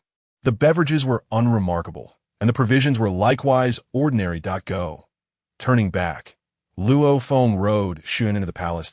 Luo Feng, pay my respects to His Highness. You needn't bow, brother. Lu Chen replied. Have all the sons of the Luo family arrived? Yes, they just arrived not long ago, and I came to report immediately. He placed the package on the table. This is what our father instructed me to bring to your highness. That he also handed over the pouch. And this, specifically for you to open personally. Lu Chan accepted the pouch and opened it. A specially crafted scroll came into view, bearing only a few short words. Upon reading the contents of the scroll, an unexpected yet reasonable figure materialized in Lu Chen's mind. It was none other than his father, the late emperor. Lu Chen, having diligently practiced martial arts and maintaining a low profile, had few significant connections outside the Luo family and the flourishing Jian sect. Thus, if it weren't for the Luo family, who else could have had the foresight to learn of the Taiping sect's actions in advance and deliver a warning? The answer was clear. It could only be the late emperor. Of course, this conclusion was solely Lu Chen's, as others regarded the late emperor as a quintessential fool. Some tasks are beyond the capabilities of a fool, and until he had discovered the true strength of his father. Lu Chen shared that sentiment. But now, it was evident that his father had concealed his abilities far too deeply. To utilize the Yao to assassinate him, such intelligence will belong to the highest echelons within the Taiping sect. The fact that the late emperor had learned of it beforehand and hinted to the Luo family for timely assistance indicated that his influence extended even into the upper ranks of the Taiping sect.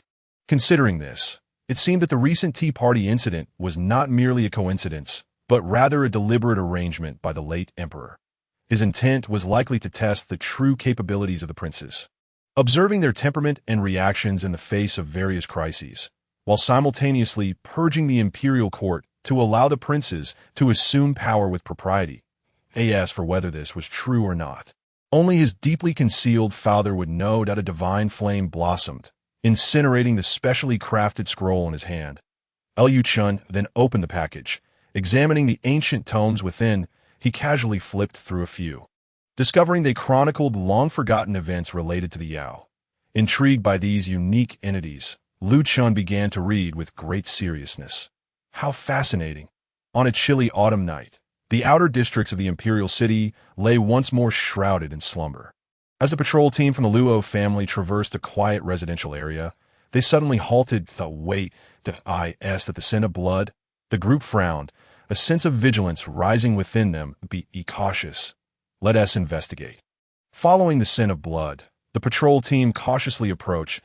As they reached a shadowy alley, they were struck dumb by the scene that lay before them. What on earth is this? Under the soft glow of the moonlight, the gates of a secluded estate stood ajar. Bloodied corpses lay scattered across the ground, their outlines faintly visible in the lunar illumination. Each visage appeared withered, as if drained of their very essence. A guard, drawing his sword, prodded at a body, yet received no response. He leaned closer to examine the corpse meticulously. After a brief moment, his expression darkened. It was nothing but a mere shell, completely exsanguinated. The methods of these fiends are truly horrific. The others, upon hearing his words, turned pale in disbelief. Such brutality could still exist within the realm of the imperial city. How audacious! You too. Hasten to report this to the commander. The rest of you, form groups of 3 and scour the area for any clues. We must unearth this monster. Understood.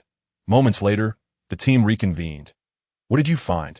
The group shook their heads in dismay, furrowing their brows. That it was exceedingly strange. They had never encountered such an unusual method of murder. And footprints. No signs of struggle. No marks from blades. There were not even traces of another's presence upon these bodies. The it was as if their flesh had been whisked away into thin air. What sorcery is this? It is confounding, truly confounding. The prowess of this fiend may well exceed our capabilities. Just as they pondered, hurried footsteps echoed from outside. Looking up, they saw another patrolling squad approaching. It's Team 17. What brings you here? As Team 17 members began to speak, they were met with the gruesome sight of the bloodied corpses. Their pupils dilated in shock. Here, too. What could this mean? We must go. Quickly report to the garrison commander. The following day, as dawn broke, the 4th son of the Luo family arrived at the crime scene, accompanied by others. Form a perimeter. No one is to approach. If any nearby residents inquire, simply state that it was a domestic dispute. Understood. Once the instructions were given, the 4th son entered the estate and meticulously examined each corpse. After a considerable time, he furrowed his brow, sensing the malevolent influence of dark sorcery that seemed to siphon away life force.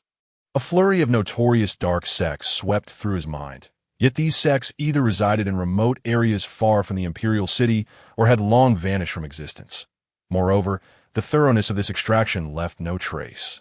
A method markedly divergent from those employed by the known dark sections, he focused his senses, employing the intricate techniques of the floral sword, but still found no discernible evidence. Strange.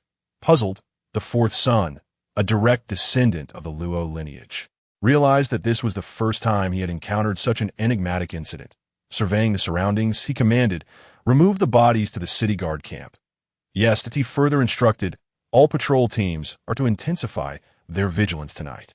Should any trace appear, report immediately. Understood. Another deep night fell. Following the previous night's bizarre incident, the Imperial City Guards heightened their patrols in the outer district. That well-equipped squads illuminated every corner of the city, seeking the fiend's trail to prevent further occurrences of the strange incidents. Yet, regrettably, the enigma struck once more, silently. The next day at dawn, the sight of yet another bizarre event was engulfed by curious and terrified onlookers, their gazes drawn to the blood-soaked courtyards. How could this happen? It was said that all the inhabitants of this area had been slaughtered silently and without a trace. 11 households in total. The thought alone was chilling. Had it extended even slightly further, it could have been us. Moreover, it was rumored that this was not the first occurrence. It had already transpired yesterday. Where are the Imperial Guards? Are they indifferent to this? The guards did come, but they uncovered no true culprit. Can it be that even the imperial guards are powerless? This is too perilous. I must retreat to the inner city for a few days. Ah, Wang Lu, you are the strongest warrior in our area. What shall we do if you leave? Alas, in such times, may everyone fend for themselves. Amidst the crowd's discourse, Luo Feng and Huing surveyed the scene of the bizarre incident. Inge, having served in the imperial city for many years, you are familiar with the methods of various families. You recognize whose handiwork this might be. Luo Feng's words pointed directly at the prominent families of the city. He was convinced that this was the doing of the influential families within the city. For such a bizarre incident to occur precisely when Prince Chen took command of the imperial city's military, it could not be mere coincidence. This must be a direct affront to them. These traitorous scoundrels are merely attempting to undermine the authority of the imperial guards, to diminish the prestige of Prince Chen, and to accuse him of mismanagement before the emperor, thereby sowing discord within the royal court. Such petty schemes, the flash of murderous intent flickered in Luo Feng's eyes. Let me discover which family is responsible. Otherwise, I, Luo Feng, shall show you what a true bizarre incident entails tonight. Old grievances and fresh animosities shall be settled together. Huing examined the corpses on the ground for a long while, frowning and remaining silent. At that moment, someone arrived to report. General Luo, representatives from the Heavenly Punishment Office have come. They claim that the bizarre incident has significant repercussions, and before it escalates further, they wish to take over the case for investigation, to provide the public with a resolution. Luo Feng scoffed derisively. The Heavenly Punishment Office. Had it been the mirror platform of Prince Huan, I might have given you some face, but what does the Heavenly Punishment Office amount to? Daring to meddle in the affairs of our imperial guards? Tell them to leave. Yes. After dismissing the representatives of the Heavenly Punishment Office, Luo Feng glanced once more at Huing. Inge, can even you, a peak master of discernment, not see a way forward? Huing shook his head and finally spoke. It is not that I cannot see, but rather that it is too absurd. Absurd? Huing looked at Luo Feng. Given your background as a member of the distinguished Luo family from Yin Prefecture, you should not find it difficult to know of a thing called Luo Feng's pupils constricted. Could it be? Huing continued. The bizarre incident currently unfolding bears an uncanny resemblance to the records of you and I have encountered in ancient manuscripts. Identical in leaving no trace, identical in the draining of flesh and blood, and identical in its silent execution. This case is documented in the third volume of the Ancient Ink Hall, which recounts, in the night, Zhang Tu, a resident of Ningxiang in the Taifu County of Yongzhou, returned home to find his entire family slaughtered. Not a soul remaining alive, he reported to the authorities. Upon investigation, the corpses were found to be mere skeletons. Their flesh and blood mysteriously vanished. The officials delved deeper, only to find themselves perishing under the cover of night, with no sight of their adversary. Recently, in the palace, there had been an increase in books, and during her leisure hours, Lan Yun would accompany Lu Chen in reading a few. At this moment, she held an ancient tome from the Ancient Ink Hall, engrossed in the stories recorded within. The tale of Zhang Tu intrigued her, as according to the conventions of folk tales, only martial arts masters could perceive Yin, or specific unusual conditions had to be met to witness it. Furthermore, Yin could only target such individuals. However, in this narrative, Yin defies those conventions, able to act against people directly. This deviation from the usual storytelling norm struck Lan Yun as refreshingly novel. Yet, of course, this novelty was confined to the realm of fiction. If such phenomena were to manifest in reality, it would spell calamity for ordinary folk. Outside the Jingxian Palace, hurried footsteps echoed. The silver-armored guards exchanged uneasy glances as they observed the swiftly approaching imperial guards. Sensing an ominous air, their hearts raced. Such urgency did not bode well. Had it only been a few days since His Highness assumed command of the imperial garrison, had trouble already come knocking at their door? Furrowing his brow, a guard hastened toward a silver-armored sentinel, whispering urgently about the events transpiring outside the palace. The sentinel's expression shifted slightly, and he promptly entered the Jingxian Palace. Your Highness!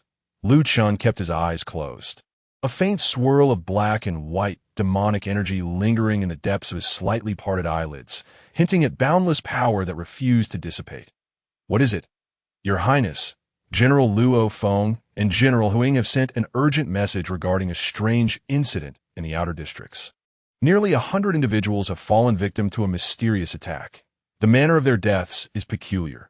Their flesh and blood have been drained, leaving only skin and bones, and there are no signs of struggle, nor any evidence of another person at the scene. Upon hearing this, Lan Yun, who had been engrossed in her book, was taken aback. How was it that this sounded precisely like the story she had just read? The two generals suggested that this was likely. Lan Yun asked in a daze, could it be the Yans? He nodded firmly. Indeed, the two generals believed this matter to be of grave importance and dared not make any decisions without consulting His Highness. Hence their visit. Their gazes fell upon Lu Chun, who remained with his eyes closed, though a look of surprise crossed his features. Another Yans, this entity, which had eluded his research in the past, now seemed to sprout forth like mushrooms after rain. It appeared that the Taiping sect had indeed discovered a method to communicate and collaborate with the Yans.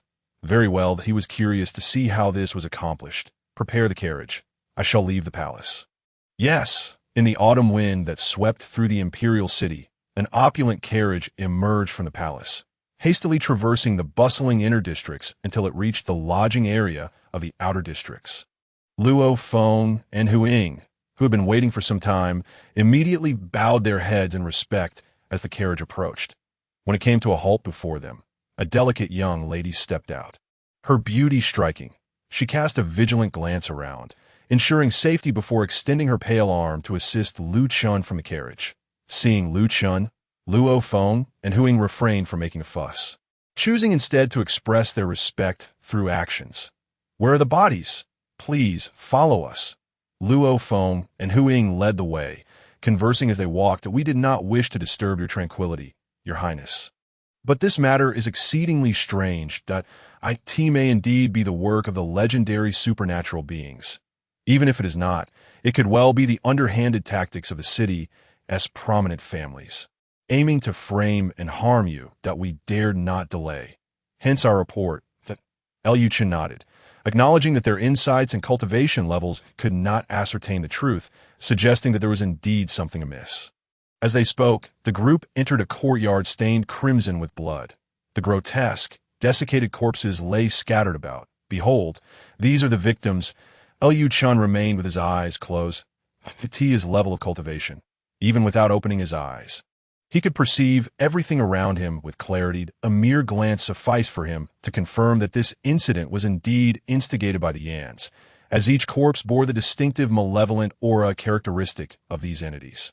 In the entire realm, there was but one source of such evil. However, based on the residual energy, this particular Yans was not particularly strong. Compared to others he had encountered, it was rather feeble. Were it not for the fact that those below the master level could not perceive it, it would struggle against even a practitioner at the Qi transformation stage. The martial vitality of an ordinary warrior would be sufficient to send it scurrying on to the next location. Yes, Luo Feng and Huang escorted Lu Chun to another crime scene. Along the way, they overheard the anxious murmurs of the populace. The whispers of the bizarre incident had spread rapidly, and in just 2 days, a palpable tension had gripped the outer districts. We have already disseminated word, claiming that a few death row inmates have escaped to this area. Our city guards will soon apprehend them, Luo Feng assured. While speaking, they noticed Lu Chun had come to a halt, turning his head toward a house with its door firmly locked. Luo Feng immediately understood and stepped forward to push open the gate. However, as soon as his hand touched the door, his expression darkened. The stench of blood and an inexplicable chill. He forcefully flung open the door, and what lay before him left him astounded. Inside the courtyard, several corpses lay sprawled in disarray, their fates mirroring those from before, drained of life, reduced to mere skin over bones. But that was not the crux of the matter. The pivotal detail was in the middle of the courtyard, where a middle-aged man was suspended in midair by an invisible force. His neck was caught, and his flesh and blood were slowly vanishing. Yet he showed no response, as if entranced by some unknown force. His consciousness clouded. Opposite him, there was nothing, an empty void, yet the instinct of a martial artist told Luo Feng that something existed there. Yet he could not see it.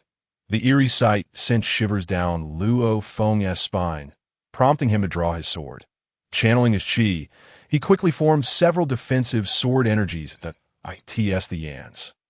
Ying, witnessing this legendary entity for the first time, stood protectively in front of Lu Chen, gravely informing Luo Feng.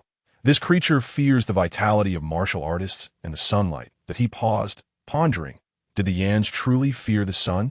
He glanced up at the sky, where the sun was high, and night was still far off. This is bad. The ancient texts were misleading. This creature does not distinguish between day and night. Luo Feng. Be cautious. This before Ying could finish, Lu Chen placed a hand on his shoulder. Stand down. Ying, aware of Lu Chen's prowess, understood that while the Yans might be terrifying to ordinary individuals, to a top-tier master on the brink of transcending to the realm of heaven and man, it was nothing of concern. He stepped aside, clearing the path. Understood. Yu Chen advanced into the center of the courtyard. The middle-aged man, suspended by the unseen force, instantly fell to the ground at Lu Chen's arrival. Immediately, a chilling wind swept through, buffeting the faces of those present, in a realm unseen by Luo Feng and the others. In the center of the courtyard, a menacing shadow, exuding dark, sinister energy, revealed its jagged maw, expressing dissatisfaction at Lu Chen's presence. Its insatiable rage grew. Drops of pitch-black blood fell liberally, corroding the courtyard stones. Releasing a noxious stench, it roared, raising its black claws as if to pounce on Lu Chen. Yet, its body suddenly became immobile, frozen in place. The man before it seemed to possess an unimaginable power, rendering it unable to move. Thus, it could only emit shrill cries of rage, its primal instinct to scream, devoid of even basic awareness. It was weaker than he had anticipated. Had the Taiping sect truly brought forth an incomplete product? Lu Chen stepped closer, scrutinizing the grotesque dark shadow before him. This is no different from what I've seen before, merely feeble. Yet this diminutive Yans can move freely in daylight, killing under the sun. Furthermore, it can disregard the rules of visibility, actively committing murder while consuming the essence and vitality of others to strengthen itself.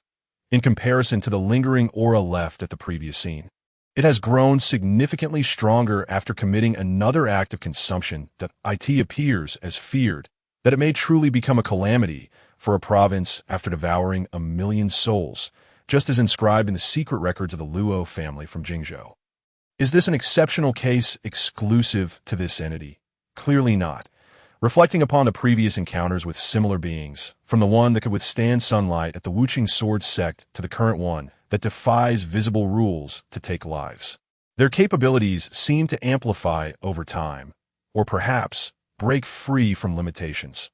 Turning away, Lu Chen casually tossed a ball of azure flame, incinerating the entity. A piercing scream erupted from it, and in an instant, it dissipated into nothingness. However, to Luo Feng and the others, it appeared as if a ball of glass-like flames had ignited in the void, scorching the emptiness before them. That it was a fire that burned without substance. At the end, when the flames extinguished, a vague silhouette could be discerned within. Subsequently, the chilling winds that had swept through the courtyard ceased, and the ominous sensation faded away. Luo Feng exchanged glances with Ying. Their hearts slightly tightened. This was perhaps the first time in their lives they had such a direct encounter with the existence of these entities. Your Highness, it is our incompetence that necessitated your personal intervention. Lu Chen shook his head. I do not blame you. Such entities are not easily dealt with by ordinary individuals. Even if this one is not particularly formidable, some matters transcend strength. Without becoming a master of martial arts, one cannot perceive what lies beyond. The existence of such entities is a rule in itself. How can the power of mortals contend against such rules? Their existence or demise is beyond your control. This situation may likely proliferate in the future, as the frequency of their appearances is alarmingly increasing. The Taiping sect has indeed stirred a considerable upheaval this time. Lu Chen sighed inwardly. He was not particularly concerned. Even if this cat-like entity were to manifest, he could easily send it back. However, should such occurrences become commonplace, it would spell a nightmare for the entire Yu Dynasty. Let us return to the palace. Yes. Lu Chen and Lan Yun departed from the courtyard. Just as Lu Chen was about to drive back to the palace, he felt a flicker of sinister brilliance swirling within his closed eyes. Submerged in the scorching heat of the glazed divine flame, he cast his gaze towards the southern district. A powerful aura of malevolence abruptly surged into the sky, in the imperial city's southern district. A young man suddenly erupted. "Stop playing!" He overturned the table and chairs in front of him. "I told you to stop." The young man clutched his head, his expression contorted with pain and fury. The entire Qing gathering fell into stunned silence. The daughters of noble families hastily picked up their instruments and retreated to the side. "What do you mean, young sir?" Lady Chen was playing beautifully. "Why suddenly disrupt the gathering?" "Lady Chen's skill is extraordinary. Could it not please your ears?" Other attending young nobles chastised him. "What is your intention, Qing brother? It is an affront to culture. Silence!"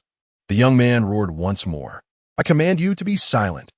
He charged toward Lady Chen, glaring at her with malice. "What piece were you just playing?" "Huh?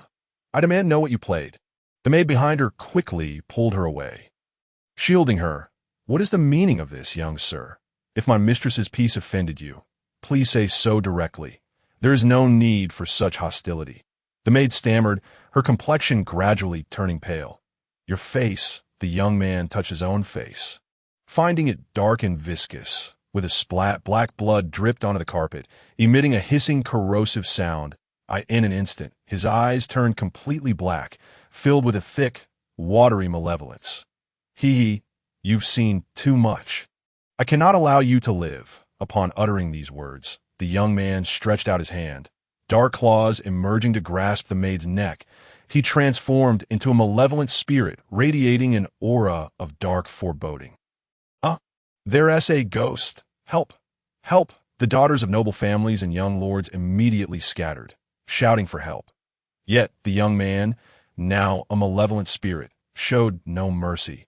"You think you can escape?" With a casual wave, the windows and doors of the Qing building were sealed shut. The malevolent spirit chuckled ominously, his gaze upon everyone akin to a butcher eyeing lambs, sharpening his knife. "You will all perish." He approached one of the noble daughters.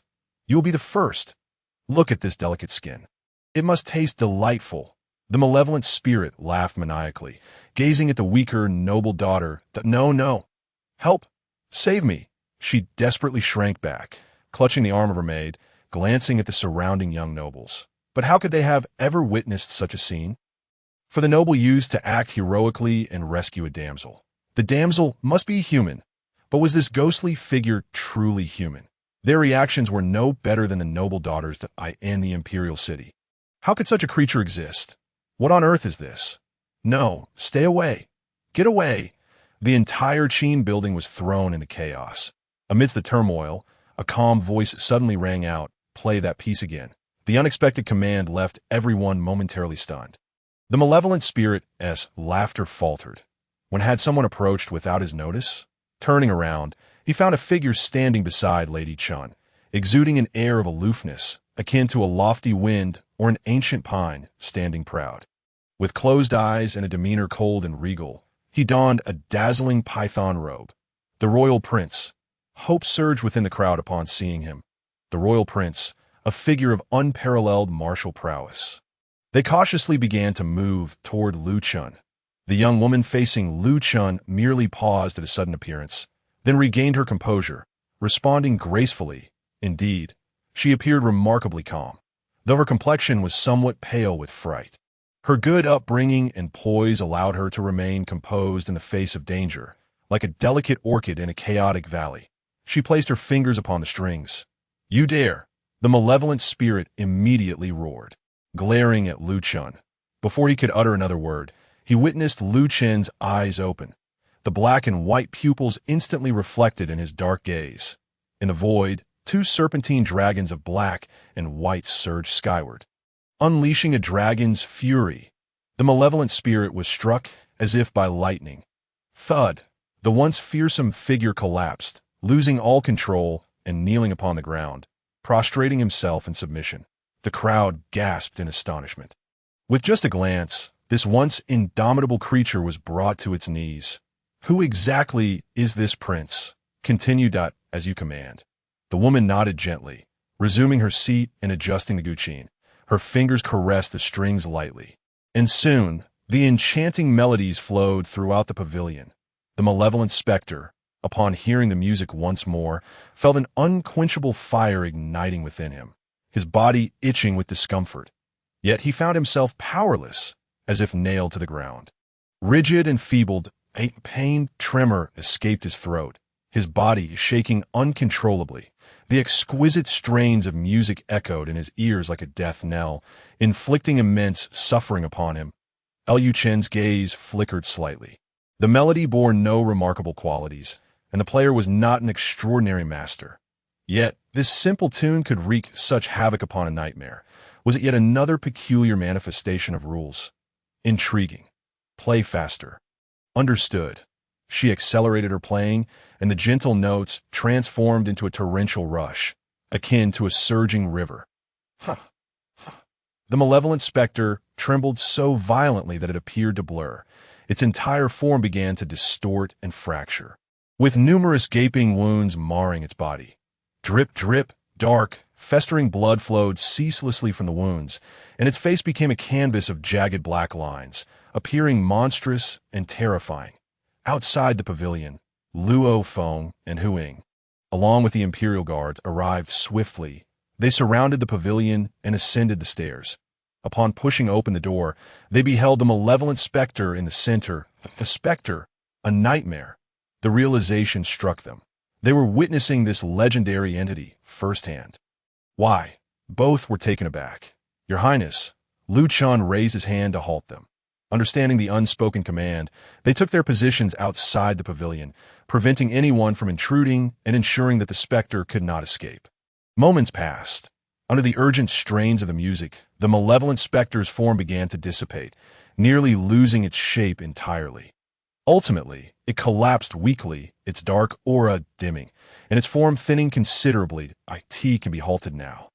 The woman ceased her playing, turning her gaze to the royal figure before her. What is the name of this piece? This tune bears no name. It is a fragment I stumbled upon in an ancient score. A fragment? Indeed. Chen Shi, would not dare deceive your highness. Chen cast a glance at Chen Shi. With her fair skin, exquisite beauty, and an air of serene elegance, she was indeed a rare gem in the realm of the Yu. Yet he did not recall having met her before.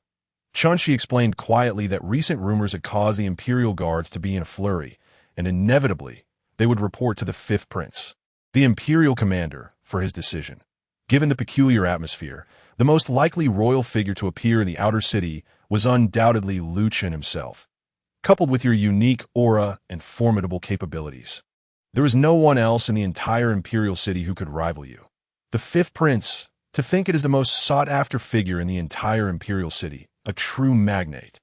The others exchanged glances, their expressions shifting dramatically, especially the young ladies from noble families, whose eyes sparkled with admiration as they regarded Lu Chen. Chen nodded. This fragment, do you recall from which ancient score it originated? Chen Shi nodded, then shook her head. It is a curious tale. When I acquired that ancient score, I practiced it only once, and the notation vanished without a trace. Despite my efforts to locate it, I found no remnants, nearly convinced I had imagined it. Yet the melody remains vivid in my memory. This matter is enigmatic, and I have refrained from playing it again until this gathering, where I share my insights with the esteemed ladies. And thus played it for the first time. I never anticipated such an occurrence. Chen appeared contemplative, glancing at the dissipating nightmare. A radiant white light burst forth from his eyes, penetrating the specter's form. Reverse the balance of yin and yang. In the next moment, the specter seemed to receive an infusion of energy, recovering some vitality and gaining the strength to breathe once more. He turned his attention to the other young ladies. Is it possible for any of you to play this piece? The noble young ladies exchanged glances, and soon one, brimming with admiration, spoke up courageously. Your Highness, I've been well acquainted with music since childhood and possess considerable skill in the guqin. I may attempt to play the piece that Lady Chen performed at. Chen nodded and addressed Chen Shi. May I borrow your guqin? Your Highness, please proceed. As she spoke, An invisible force gently placed the Qing before the young lady. Let us begin. Yes. The familiar music reverberated throughout the pavilion once more. However, this time, the malevolent specter showed no reaction, no tremors, nor the tearing of wounds. The once life-threatening music had transformed into mere notes, devoid of any effect. Regardless of the lady's skill or embellishments, the melody no longer wielded its former enchantment. It seemed that the rules of this piece recognized its master, acknowledging only Chen, who had absorbed its essence. Cease. Lu Chen commanded. Of course. The young lady stepped back, slightly disappointed as the Qing returned to Chen possession. Take it away. Understood. Luo Feng and Huing rushed in, apprehending the specter, which had regained a semblance of its vitality. Liu Chen's indifferent gaze swept across the assembly. Do not let today's events be disseminated. Resume your gathering. With that, Lu Chen strode forth, leading Luo Feng and Huing out of the pavilion. Outside, the carriage awaited their return to the palace. Lan Yun approached eagerly as she was about to bow. Her eyes widened at the sight of the grotesque creature being held captive by Luo Feng and Huing. Her pupils contracted. What was this? Luo Feng and Huing were equally unsettled. They were witnessing the nightmare in its tangible form for the first time. The creature, once relegated to legend, now stood before them, transformed from a living being into this grotesque entity. If this were an isolated incident, it might be acceptable, but if it were not, what did it imply? It suggested that unseen, unbeknownst to them, nightmares had quietly infiltrated the lives of ordinary people. Had it not been for today's unexpected incident, they would still be oblivious. Contemplating this, they exchanged grave glances, recognizing the weight of the situation in the current landscape. External threats loomed from the Taiping sect, while internal dangers like the nightmare posed a grave risk to the We must confine the nightmare within the palace's dungeons. Huing, you shall personally oversee its custody. Apart from myself and the emperor's orders, no one is permitted to interrogate it. Understood. Lu Chen then turned to Luo Feng. Investigate that lady named Chen thoroughly. Ensure someone keeps a close watch on her. I will obey your command. Return to the palace. Yes, within the Cloud Palace, the old emperor reveled in indulgence. Flanked by beautiful concubines, he savored the fruits and wine they offered, relishing their attentions. Your Majesty, allow me to refill your cup. Your Majesty, please. Another concubine gently kneaded his shoulders. Is this pressure to your liking? Ah, quite so. The beauties truly know how to please. As the old emperor basked in pleasure, a voice interrupted from outside the palace. Report! Urgent news! The old emperor frowned, his murky eyes filled with displeasure. What disturbance has arisen now? Alas, one after another, they truly do not allow me, the emperor, to rest easy. The beautiful maidens are all aware that whenever the sound of reports arises, it invariably heralds ill tidings. The old emperor is most displeased. Consequently, a throng of enchanting maidens hastily comfort him, assuring, Your Majesty, have no worries, now that your dragon sons are in charge of the Yu. And with the fifth prince, a martial genius, personally overseeing the defense of the imperial city, what could possibly go wrong? Perhaps it is merely a report of triumph from the front lines. Is then that the old emperor nods in satisfaction. Saying, summon them, a guard swiftly enters the Cloud Palace, his expression tinged with a hint of terror. Your Majesty, news has arrived from the palace guards that traces of a nightmarish creature have been discovered within the imperial city, poisoning the citizens. Nearly 100 individuals have already fallen victim to its venomous grasp. Upon hearing this, the old emperor dismissively waves his hand, thinking it to be a trivial matter, wondering why such a minor issue would disturb him. A mere nightmarish creature, how could it possibly pose a threat? With my fifth prince present, eliminating it would be as effortless as turning one's hand. Leave me be, he commands, indicating that such matters need not trouble him further. The guard hesitates. Your Majesty, there is still a matter to report. What else is there? I must report, Your Majesty, that His Highness the Fifth Prince has personally apprehended a nightmarish creature disguised in human skin, hiding among the citizens of the imperial city. The gatekeeper at the eastern gate has detained it in the sky prison, awaiting judgment. Upon hearing this, the old emperor's hand, which held the wine cup, momentarily stiffened, but only for an instant before returning to normal. He inquires, quite taken aback, a nightmarish creature clad in human skin. This is indeed a novel concept. It is the first I have heard of it. Pray, elaborate on the specifics. The guard proceeds to recount the details of the situation. After absorbing the full account, the old emperor erupts in furious indignation. What did you say? Absurd. Truly absurd. The guard quickly bows his head. Speaking with utmost trepidation, I would not dare deceive your majesty. This matter is absolutely verifiable. That nightmarish creature was indeed captured by His Highness the Fifth Prince himself. It is currently confined in the Sky Prison. Awaiting its fate, the old emperor's fury intensifies, and he kicks over the dragon table before him, scattering wine and fruit across the floor. Scoundrel! Scoundrel! An unforeseen incident has revealed a creature lurking within my Yu imperial city. Does this imply that there are many more undiscovered? Could it be that such entities exist even within the court of Yu?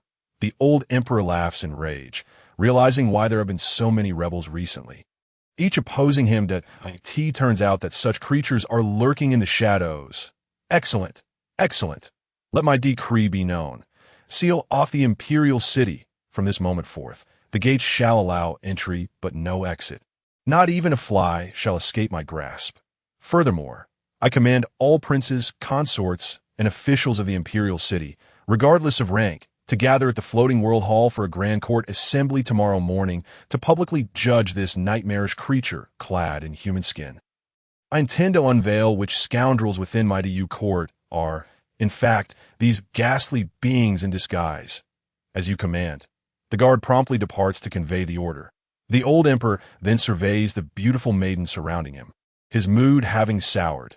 You may all withdraw, as you command.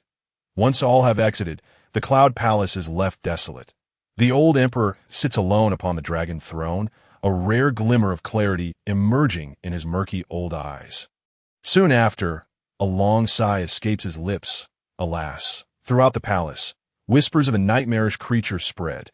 Passing eunuchs and maidens chatter about how General Qing escorted the creature to the Sky Prison.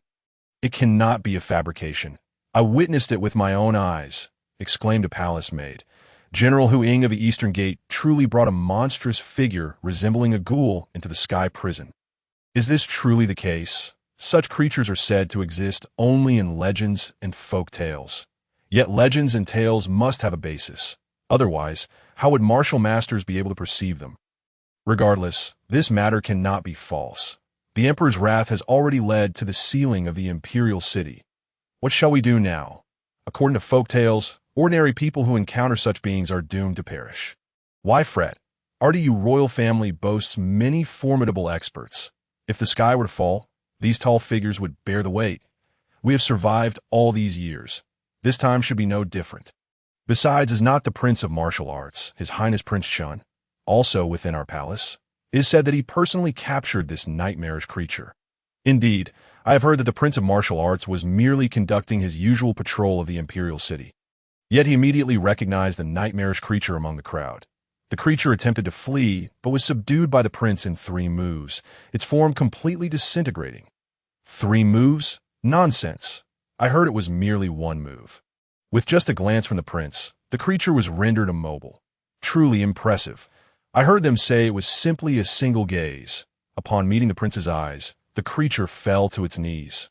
The eunuchs and maidens whispered amongst themselves. Just then, someone approached from the distance, their expression shifting slightly.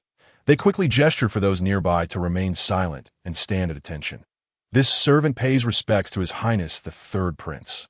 Third Prince Lu Lang, known for his gentle demeanor, approached like a breath of spring. He nodded slightly in acknowledgement and gracefully passed by the maidens, accompanied by his entourage towards the eastern direction, where the Sky Prison resided.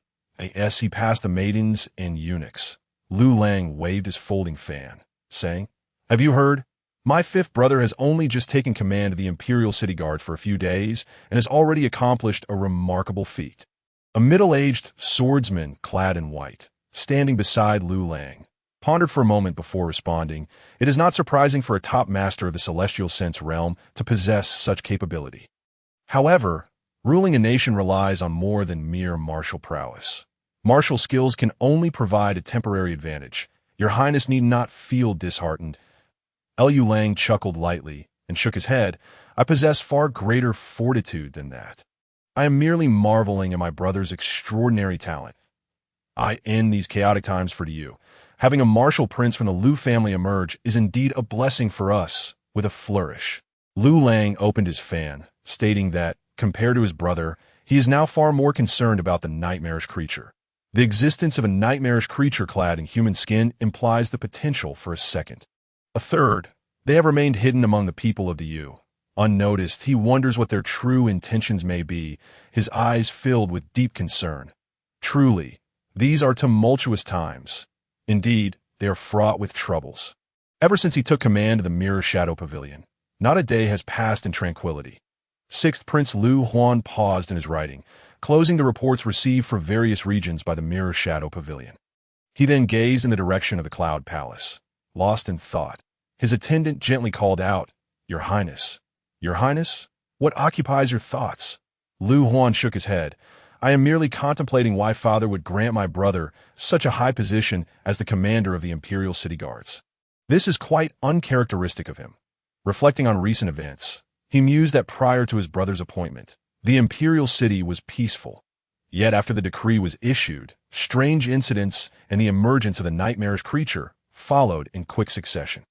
It is far too coincidental. So much so that he suspects it is a deliberate arrangement by his father, intended for his brother, a top master of the celestial sense realm, to utilize his authority to uncover these hidden threats. However, he quickly dismisses this absurd notion, realizing that if his father possessed such cunning and skill, the Yu would not have descended into its current state of internal strife and external peril. His father is not that astute. Enough of this. It matters not. Let us proceed to the Sky Prison. I wish to see for myself what this nightmarish creature, which only martial masters can perceive, truly is. Yes, the Imperial Prison. Upon Liu Huan's arrival, the other princes, including Liu Lang, had already gathered in advance, standing before Hu Ying as they scrutinized the feeble and imprisoned creature, the nightmare. The nightmare, indeed, was as repulsive as described in the tales. Look, its blood is thick and black. How on earth has such a thing managed to survive? One would have to inquire of this world how such creatures were created. Well then, let us hasten to ascertain its purpose. The sooner we ask, the sooner we can conclude this repugnant affair. Just as one prince was about to step forward to interrogate the nightmare, Hu Ying's towering figure blocked his path. Forgive my rudeness. But may I inquire if your Highness possesses the orders of the military commander or the emperor? The prince furrowed his brow. A prince, overseeing a department. Am I not entitled to interrogate a condemned prisoner? Hu Ying's expression turned grave, adhering strictly to protocol. This nightmare is no ordinary entity. Its implications are substantial. Without the military commanders or the emperor's decree, no one is permitted to conduct an interrogation. My duties compel me. I hope your Highness can understand. You insolent fool! How dare a mere gatekeeper of the East Gate offend me? The prince bellowed. Guards, silence him. The guard beside him instantly stepped forward, their eyes glinting with menace as they focused on Hu Ying, prepared to draw their blades. Yet, Hu Ying did not yield, subtly releasing the overwhelming aura of his peak strength.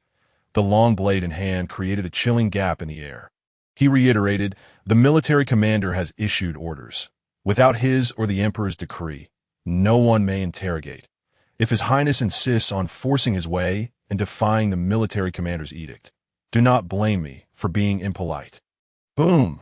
An immense pressure erupted, clashing against the prince's guards, creating a tense standoff. Observing this, Liu Huan merely instructed his accompanying guard, assist Hu Ying. If they dare to strike, kill them.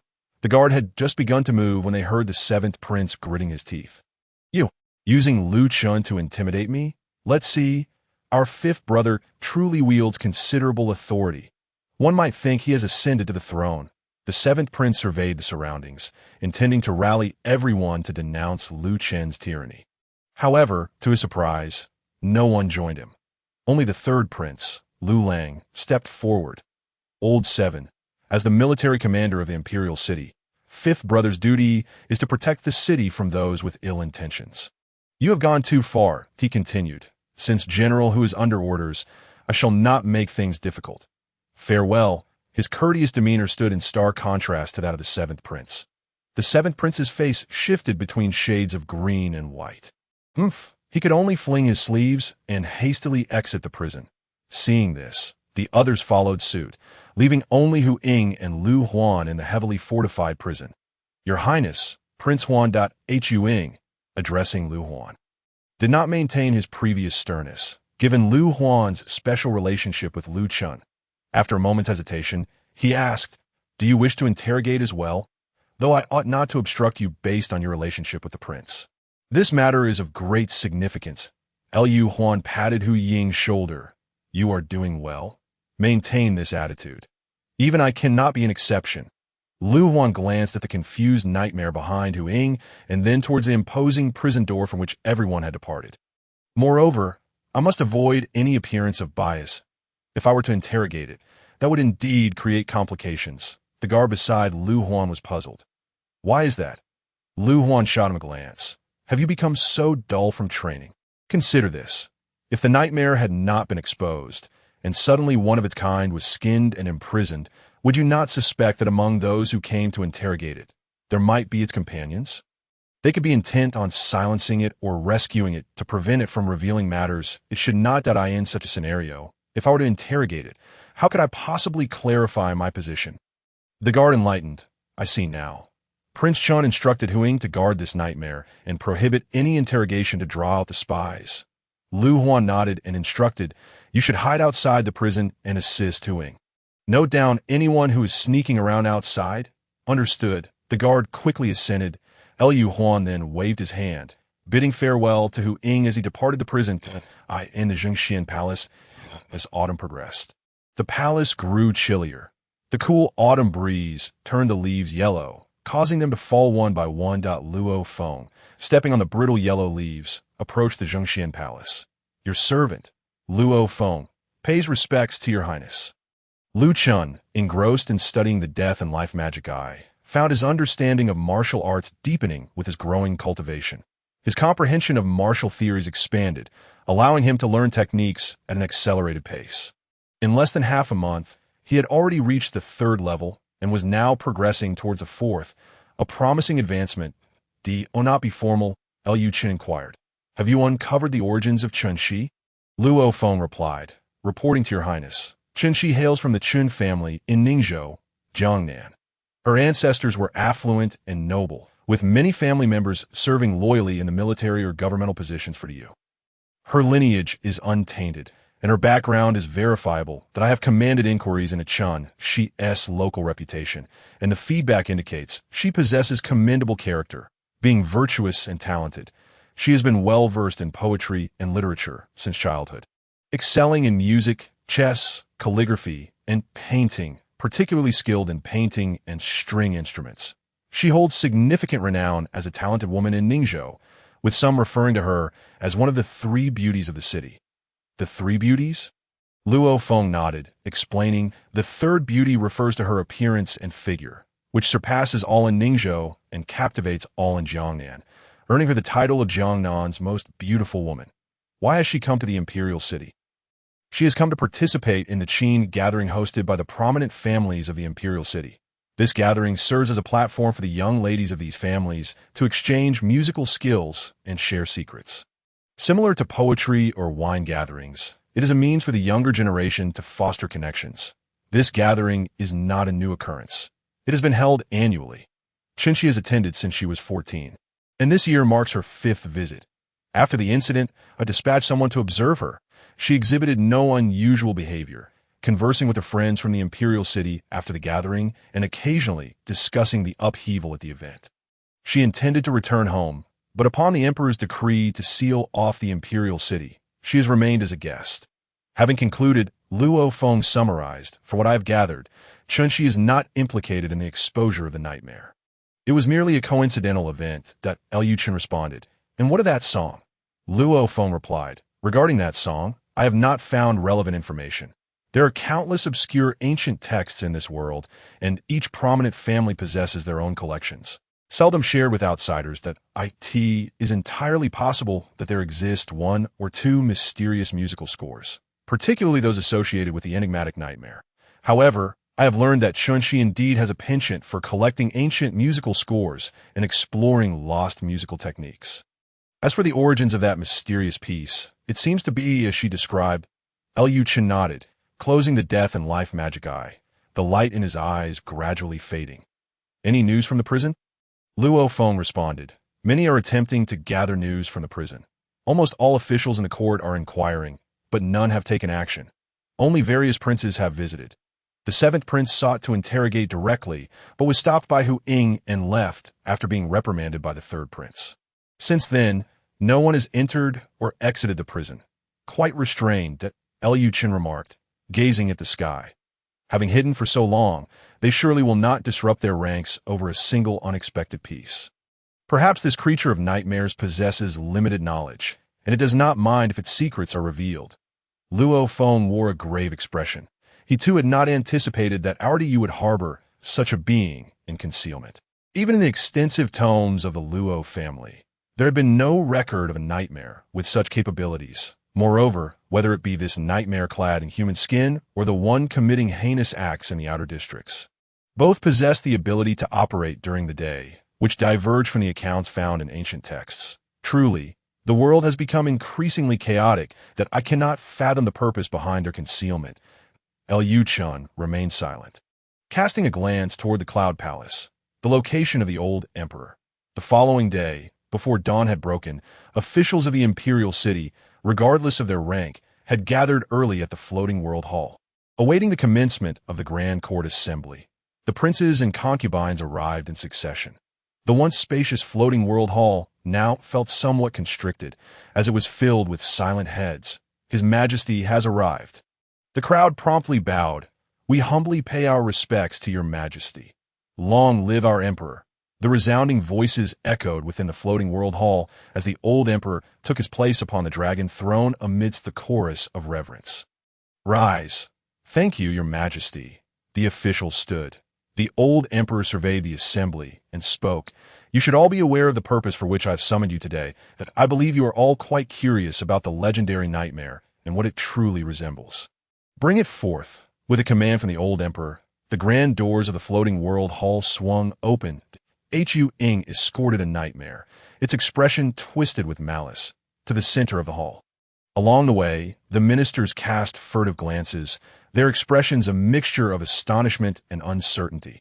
Some of the less experienced officials recoiled several steps, eager to avoid any misfortune associated with this malevolent entity. I, Hu Ying, pay my respects to your Majesty. Long live our emperor. Rise. Thank you, your Majesty.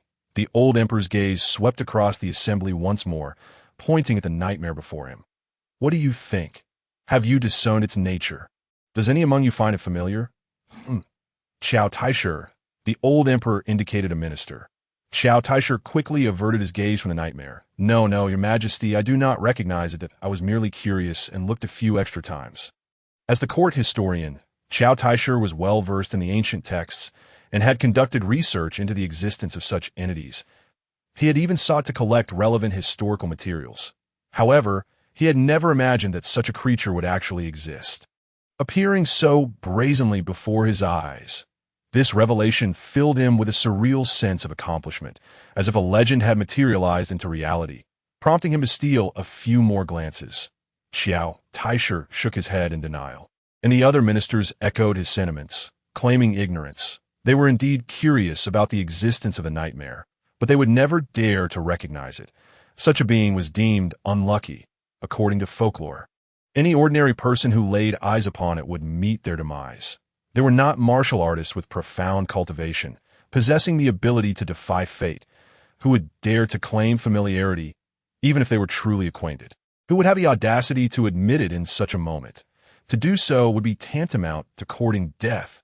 None of you are familiar. I take it best to keep it that way. The old emperor, seeing the ministers shake their heads in denial, turned his attention back to the disoriented nightmare in the center of the hall. Hu Ying, rouse I to your command. Hu Ying summoned his martial energy and struck the nightmare across the face. Smack! The resounding blow echoed through the floating world hall, yet the nightmare remained in a dazed stupor. Smack! Another strike followed, but still, there was no effect cease. Yes, the old emperor, puzzled, turned to Lu Chun. Fifth, have you rendered this creature senseless? Lu Chun glanced briefly at the nightmare, and dark and light energies flickered in his eyes. The death and life demon eyes, reverse. In the next moment, under Lu Chen's gaze, the dazed nightmare began to regain its senses at a visible pace. Its wounds healing rapidly as if time were reversing. The nightmare jolted awake, surveying its surroundings. Before it could utter a word, a powerful force struck from behind. Kneel! Qing delivered a kick that forced it to the ground. Overwhelming it with his martial energy, the intense heat scorched the nightmare, eliciting grimaces and pained growls. Yet at that moment, all eyes were fixated on Lu Chun. Surely, they could not have misjudged. The prince had merely cast a glance at the nightmare. A single look, without any physical contact, had healed its wounds and restored its senses. What kind of sorcery was this? Even the most skilled martial artist, one who had attained the pinnacle of human potential, could not achieve such a feat. Such extraordinary prowess could only be attributed to, suddenly, for words flashed through everyone's minds, a transcendent being, a 20-year-old martial prodigy. Is this true? Some of the ministers gulped. Caught in a whirlwind of emotions from the dragon throne, the old emperor fixed Lu Chun with a penetrating gaze.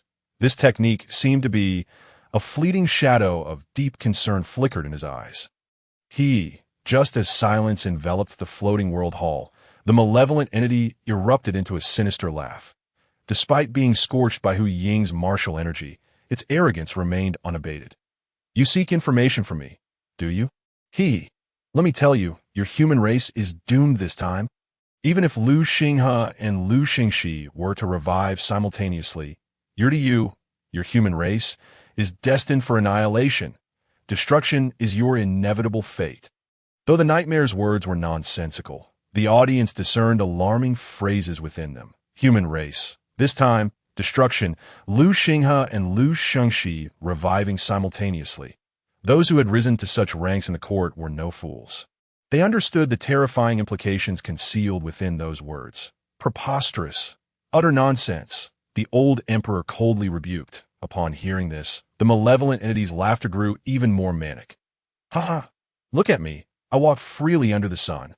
Right beneath your noses, your guardian spirit can no longer protect you. You lowly insects, at last. Impudent, audacious. The brazen demeanor of the nightmare infuriated the assembled ministers. How dare such a creature behave so shamelessly in the sacred court of the Yu? To roar in the court and belittle imperial authority was unforgivable.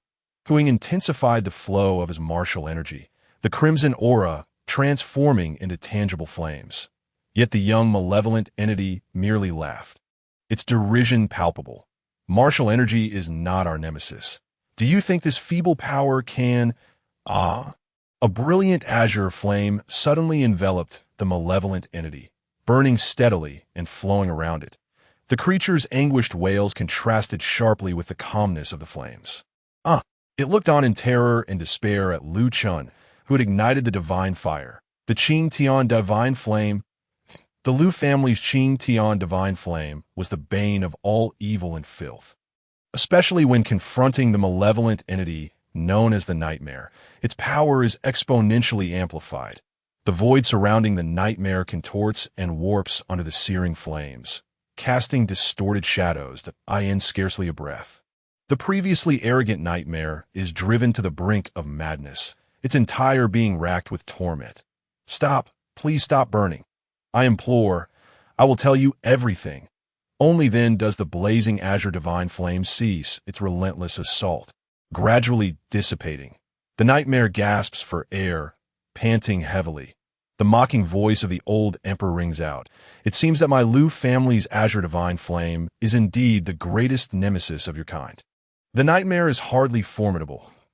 As long as the Lu royal family endures, there shall be no resurgence for such wretched beings. The old emperor's scornful words fall like a reassuring balm upon the court. Quelling the tumult stirred by the nightmare's sinister utterances, the nightmare merely bares its teeth in a grimace, refraining from rebuttal, not wishing to endure the torment of the azure divine flame once more. Mirroring stage, what have you discovered? Lu Huan steps forth, presenting a scroll. Father, this nightmare is known as Lu Yu, a distant relative of the Lu family from Yongzhou. Lu Yu was originally unremarkable within his family, merely of average talent, until 2 years ago when he suddenly experienced a breakthrough, leveraging his exceptional abilities to infiltrate the core echelon of the Lu family and gain authority to represent them in various dealings.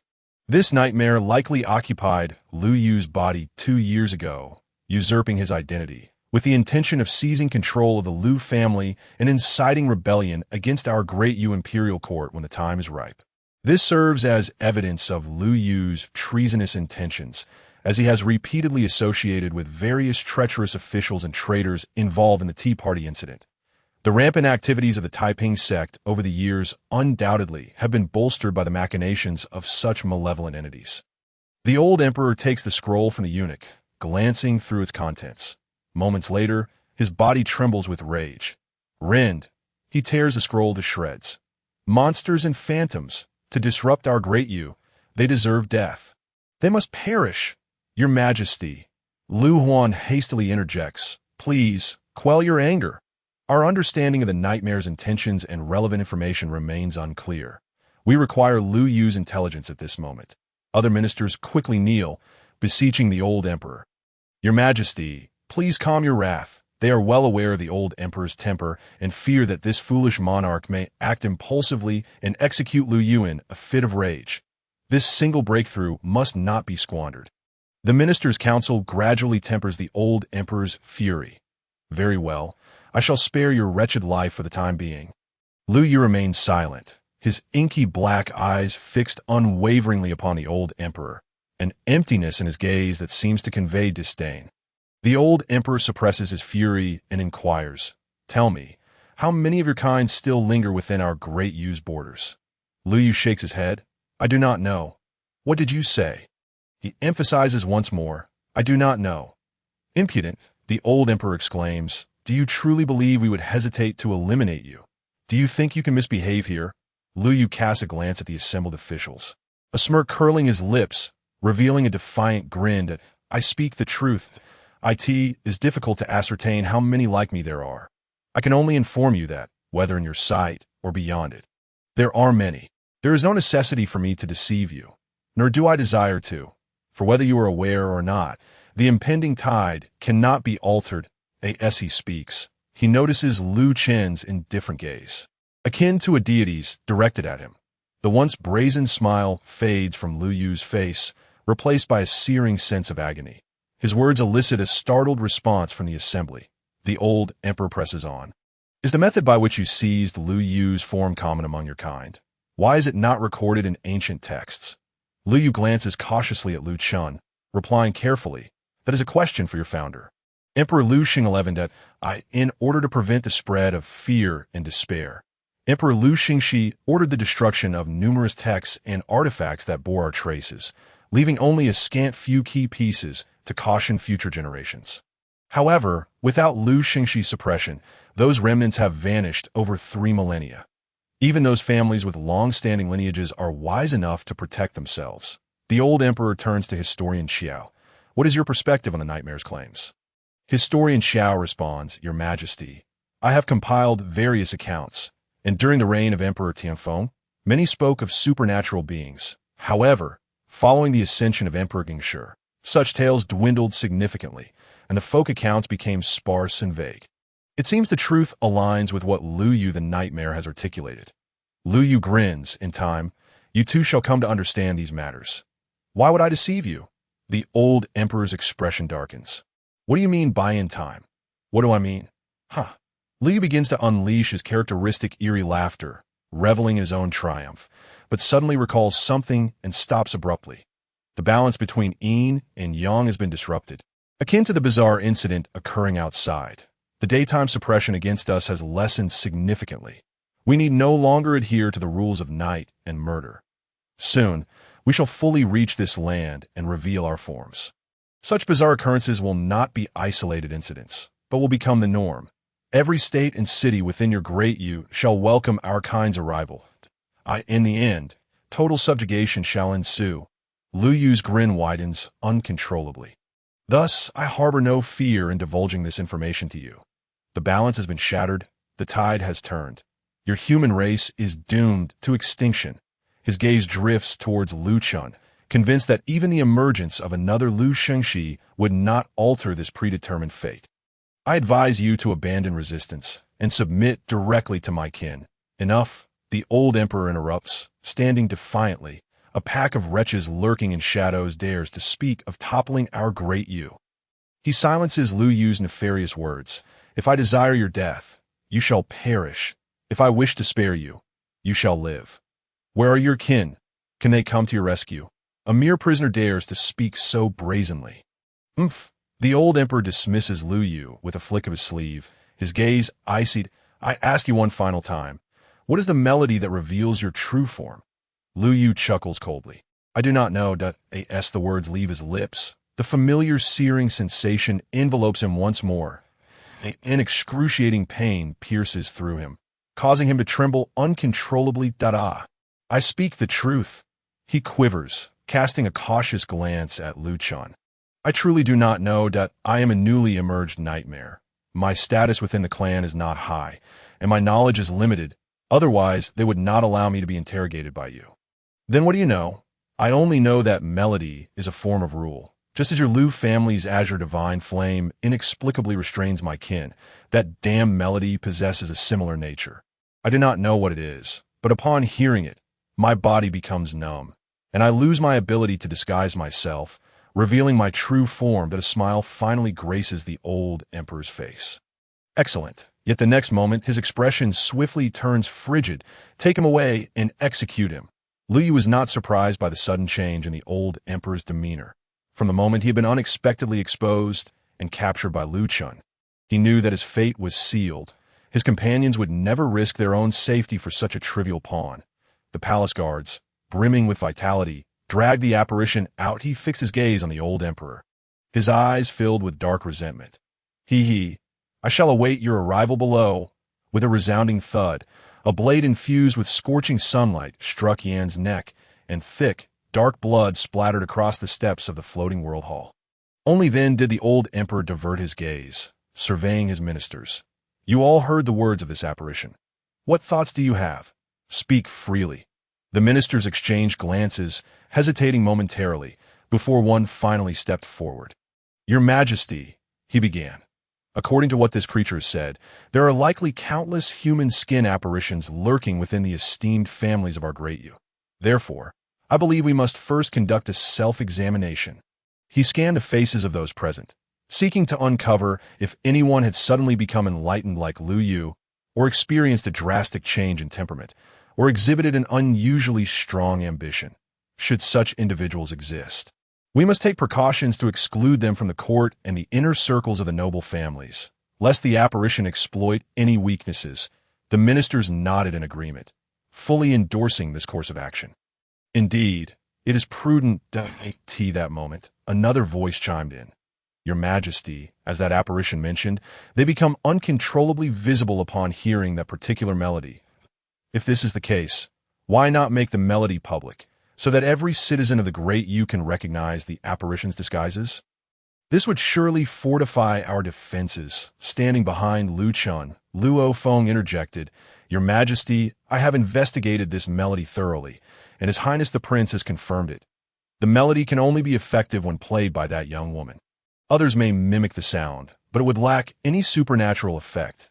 A murmur of uncertainty rippled through the court. Luo Feng continued, just as Lu Yu's apparition stated, the Qing Tian Shun Yin and this melody are both products of the same set of rules. Consider how few within our imperial family have mastered the Qing Tian Shun Yin. Naturally, not everyone can wield the extraordinary power of that melody either. This presents a conundrum. Someone remarked that, a conundrum? The old emperor's voice rang out sharply. What trouble could arise from this? To my eyes, this is nothing but an auspicious omen. He lightly patted the dragon throne. Did you not hear that apparition's words? My Lu family's Qing Tian Shun Yin naturally restrains them. And as for the Qing Tian Shun Yin, he glanced at Lu Chun, smiling. The prowess of my fifth son's divine fire is on par with my own in my youth, a teen merely 20 years old. He has achieved this level. Such talent surpasses even that of the former Emperor Gengshi. The former emperor turned the tide of destiny. Why should my son not continue the heavenly mandate? Moreover, upon assuming his role as the commander of the imperial city, my fifth son uncovered this apparition and exposed the schemes of the apparition clan. Though there may be an element of coincidence involved, it is precisely this coincidence that renders it all the more remarkable. Otherwise, that woman, who bears the key to the weakness of the other apparitions, would not have chosen this moment to play the melody, allowing my son to make such a discovery. What does this indicate? It signifies that our great Yu is destined for greatness. Even heaven itself is favoring us. Whatever schemes the demons may concoct, they shall ultimately crumble beneath the everlasting glory of our great Yu. The old emperor spoke with fervor, a hint of color returning to his pallid face, as if the great Yu truly had divine assistance and was fated to prosper. The ministers quickly offered their congratulations. Long live your majesty! Congratulations, your majesty! May the great Yu endure for 10,000 years. The chorus of well wishes brought delight to the old emperor. By the way, what is the name of the young woman who possesses the extraordinary melody? Luo Feng responded, Your Majesty, her name is Chun Shi, a person from Ningzhou. Chun Shi, the morning sunlight. What a lovely name, the old emperor mused for a moment before ordering a contingent of guards to protect her and inform her that she would need to reside in the imperial city for a time to assist the royal family. Upon hearing this, the ministers were intrigued. They were eager to engage with someone who possessed such a rare talent. However, before they could voice their intentions, the old emperor declared, This matter will be handled by your guards of the imperial city. It shall be your responsibility. Luo Feng quickly complied. I shall obey the command. After arranging for Chen Shi, the old emperor turned his attention to Lu Chen. Fifth son, your contributions in unveiling the schemes of the apparition clan are invaluable. I've always been clear about rewards and penalties. Merit must be rewarded. I recall that you have cherished the study of martial arts and literature since childhood, gathering ancient texts on martial arts. What could be better than our own traditions? He chuckled. Our royal family, aside from the Qing Tian Buiju, possesses numerous exceptional skills and insights from generations of royal experts. Each work has been meticulously selected and tested through history, far surpassing those dubious methods from outside. Many even come with annotations from our ancestors, significantly easing the path of cultivation and minimizing potential pitfalls. His tone grew solemn as he added, Thus, I grant you unrestricted access to our royal collection. Should you wish, you may even spend your days immersed in it. Lu Chen discerned the underlying message in his father's words. Dubious methods clearly indicated that the sagacious emperor had discerned the origins of the death magic eye and was subtly advising him. Yes, I am grateful, father. Good, as long as you are satisfied. The old emperor then addressed the court. The threat of the apparition clan looms large. We shall conclude our meeting here. I urge you all to return and prepare diligently. Once you are home, peruse the ancient texts of your families to uncover any clues regarding the apparitions. Strive to identify their weaknesses and root them out entirely, restoring peace to our great Yu. I trust you all to do your utmost. Do not let me down. We shall obey. Dismissed. The ministers bowed in respectful farewell as the old emperor departed the floating world hall, a satisfied smile gracing his visage. This meeting was perhaps the most gratifying he had experienced in a long time. However, the moment he stepped outside the hall, the smile vanished, replaced by a somber shadow. Proceed to the Xuanxin Palace. At once, within the floating world hall, following the old emperor's exit, fervent discussions continued. They spoke of this and that, reflecting on how their lives had been peaceful until the sudden emergence of the hidden apparition clan. Moreover, this clan seemed intricately connected to the Taiping sect, which was suspected of inciting turmoil from behind the scenes. This revelation sparked unease among the ministers, who sensed an unusual atmosphere, as if a storm was brewing. First the Taiping sect, now the apparition clan. How many more hidden threats lay dormant within our realm? It was an overwhelming challenge to guard against it. If anyone possesses any leads regarding the apparition clan, do not hesitate to share it. In these turbulent times, we must unite to face the impending challenges. Regarding leads, I only know that these creatures fear sunlight and typically do not appear during the day. Furthermore, They are averse to the martial vitality of our warriors. Should there be a formidable martial expert present, these fiends would dare not approach. Yet, there is an issue. Those two apparitions seem capable of moving freely during daylight. Compared to this, I am far more concerned about the alteration of the killing rules imposed by the nightmares. Just consider, previously both parties had to see each other, and only upon breaking the rules could one resort to murder. Yet now, as demonstrated by the recent peculiar case, the nightmares need not concern themselves with whether we can perceive them. They can strike directly without hesitation. This essentially means they can assault us while we remain powerless to retaliate, as we cannot even see them. Consequently, even if one possesses a higher cultivation level than the nightmares, they could still be mercilessly bullied, which is wholly unreasonable, if this is to be the case. Does it not imply that only martial arts masters could effectively eliminate the nightmares? However, becoming a martial arts master is no simple feat. How many golden core masters can be found throughout the entirety of the Yu? Is there truly no hope for ordinary people? Should we not consider the example of Lu Yu? When a ship reaches the bridge, it will naturally straighten out, rather than fretting over those esoteric rule issues. It would be wiser for you all to contemplate whether any nightmarish entities have infiltrated and usurped the identities of your subordinates. Several ministers shook their heads. After Lu Yu's case, how many positions into Yu will be left vacant? Furthermore, we must also guard against the incursion of the nightmares. Alas, we are woefully short on manpower. The ministers engaged in heated discussions. The crown prince, Lu Yun, and others approached. Your Highness, Lu Yun nodded, acknowledging the concerns of the gentleman. Our DU has faced consecutive backlash from the Taiping sect and the nightmares, and indeed, we are somewhat lacking in talent acquisition. Thus, I have conferred with my brothers and intend to expedite the Golden Autumn examination. Firstly, through this examination, we can swiftly recruit a batch of talented individuals with innovative ideas. Secondly, we can leverage these talents to forge connections with their respective academies and factions, thereby enhancing the Yu's influence among the various sections. Thirdly, this recruitment from the Golden Autumn examination will signal to the public that our royal family is eager for wise counsel, helping to restore our reputation and guide the populace. What do you gentlemen think? This approach is feasible. Your Highness's foresight is commendable, and I am in admiration. However, there are still some details to consider. The group began to deliberate in the floating world hall. Luo Feng leaned closer to Lu Chen, remarking, Your Highness, the situation has been increasingly unstable lately. Perhaps we should summon additional personnel, drawing skilled individuals from the Chen family, Luoxia sect, and other factions to preemptively guard against potential threats. Liu Chen casually replied. I will remain in the royal treasury for the time being. You may manage these matters, and should you encounter uncertainty, feel free to send a message. Understood. Lu Chen departed from the floating world hall, heading straight to the royal treasury. The royal treasury is the very foundation of the entire Lu royal family, protected by multiple seals and guards, and is seldom opened. Even for a prince, access is only granted when the Qing Tianbu Yiju is passed down. Otherwise, without significant merit or the emperor's approval, entry is forbidden. This time, however, the opportunity to enter the royal treasury has arisen. With Lu Chen's deepening mastery of the Qing Tianbu Yiju, he harbored a conjecture that awaited verification within the treasury. Observing this, the other ministers gathered around Luo Feng. Though the character of the martial prince is somewhat aloof, his subordinates are anything but cold.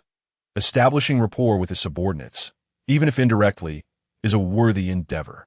During today's court session, the old emperor's bias should not be overly conspicuous. The position of crown prince has been dominated by the fifth prince, Lu Chen, who has surged ahead with unparalleled talent and cultivation. Delaying further could lead to missed opportunities. Luo Xianzi, one of the leaders of the Luo family, greeted warmly. It has been a while. Indeed, Luo Feng responded with poise, as managing such scenarios is a necessary skill for the heir of the Luo family. You flatter me. This is all thanks to my lord's guidance. Luo Feng believed. The floating world hall is abuzz with activity. In Fengzhou, the blazing sun rises like a coiled dragon, slumbering within the Liryang mountain range. The armies of Fengzhou have breached the mountain's formidable barriers. Tens of thousands of iron hooves thunder forth, surging towards the summit of the Miaofa sect. Charge! Charge! The commanding lord of Fengzhou, Yin Lai, rides his steed. The blood smoke horse, racing at the forefront of the army. With a blood-red spear, he directs a lethal strike towards the protective barrier of the Miopha sect. Boom! The spear collides with the protective array.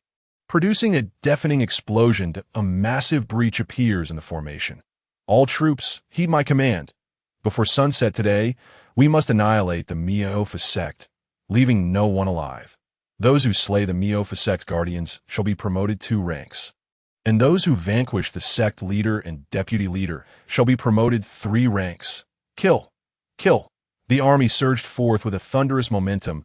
A magnificent cloud of smoke coalesced above the formation. Resembling a blood-colored war deity, radiating a terrifying aura, they advanced into the protective array of the Miopha sect. Halt! The thousands of iron hooves came to an abrupt stop. Where are the people? Where have the rebels of the Miopha sect fled? Before the army stood an empty Miopha sect. The Grand Mountain Gate had long since been abandoned. How could these rebels possibly escape beneath our very noses? That is impossible. Yen Lai's piercing gaze swept across the various buildings and courtyards of the Miopha sect. They must still be here. Search. We must unearth them, even if it means digging 3 feet into the ground. Yes, the army immediately stormed into the Miopha sect, commencing a thorough search that did not take long before results emerged. Reporting, Lord, we have discovered numerous corpses of Miopha sect members. Corpses? Yen Lai was taken aback. Lead me to see.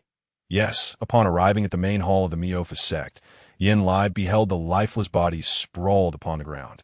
A mere glance rendered him grave. Their flesh had been drained. Such methods.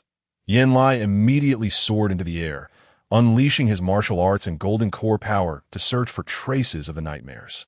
They've escaped. A heavy feeling settled in Yen Lai's heart. He promptly commanded, quickly check the Miopha sect's roster for any survivors. Lord, we have already counted. Aside from the sect leader, all the members of Miopha sect are accounted for here. Given the circumstances, they must have been deliberately gathered in the main hall. Several deputy generals surveyed the entire Miopha sect. Among the corpses, there were few signs of struggle. Their bodies bore no obvious wounds that could have resulted in the expulsion of flesh and blood. They died swiftly, almost without the chance to resist. Moreover, their bodies bore no injuries, resembling a sinister ritual of sacrifice from a cult. Coupled with the absence of the sect leader's corpse, it is likely that he is the perpetrator. Even if not, he cannot be divorced from this matter. A few experienced deputy generals quickly pieced together the situation. This fiend has likely planned this from the beginning. Once news arrived from the imperial city, he would strike, using the protective array as a smokescreen to buy himself time. After all, assassinating the emperor, regardless of success or failure, is a capital offense. It would be wiser for him to act preemptively for his own nefarious secrets. This fellow is truly ruthless. What should we do now? Should we pursue? Yen Lai gazed into the distance, shaking his head. It is futile to pursue now. First, we shall issue a bounty throughout Fengzhou for the capture of the Miopha sect leader. Later, I will explain this matter to the imperial city. Then we will wait for news from the capital. The intricacies behind this incident are far from simple. With that, Yen Lai mounted his blood-smoke horse. Leave a portion of the army to loot the Miopha sect. Take whatever can be carried. The rest will accompany me to the Luyun sect to rendezvous with the deputy city lord. Yes. Meanwhile, on the other side, within the flowing cloud sect, the deputy city lord frowned in concern. He gazed upon the multitude of lifeless bodies scattered about, helplessly rubbing his temples. It had been years since he had encountered such a formidable, malevolent entity.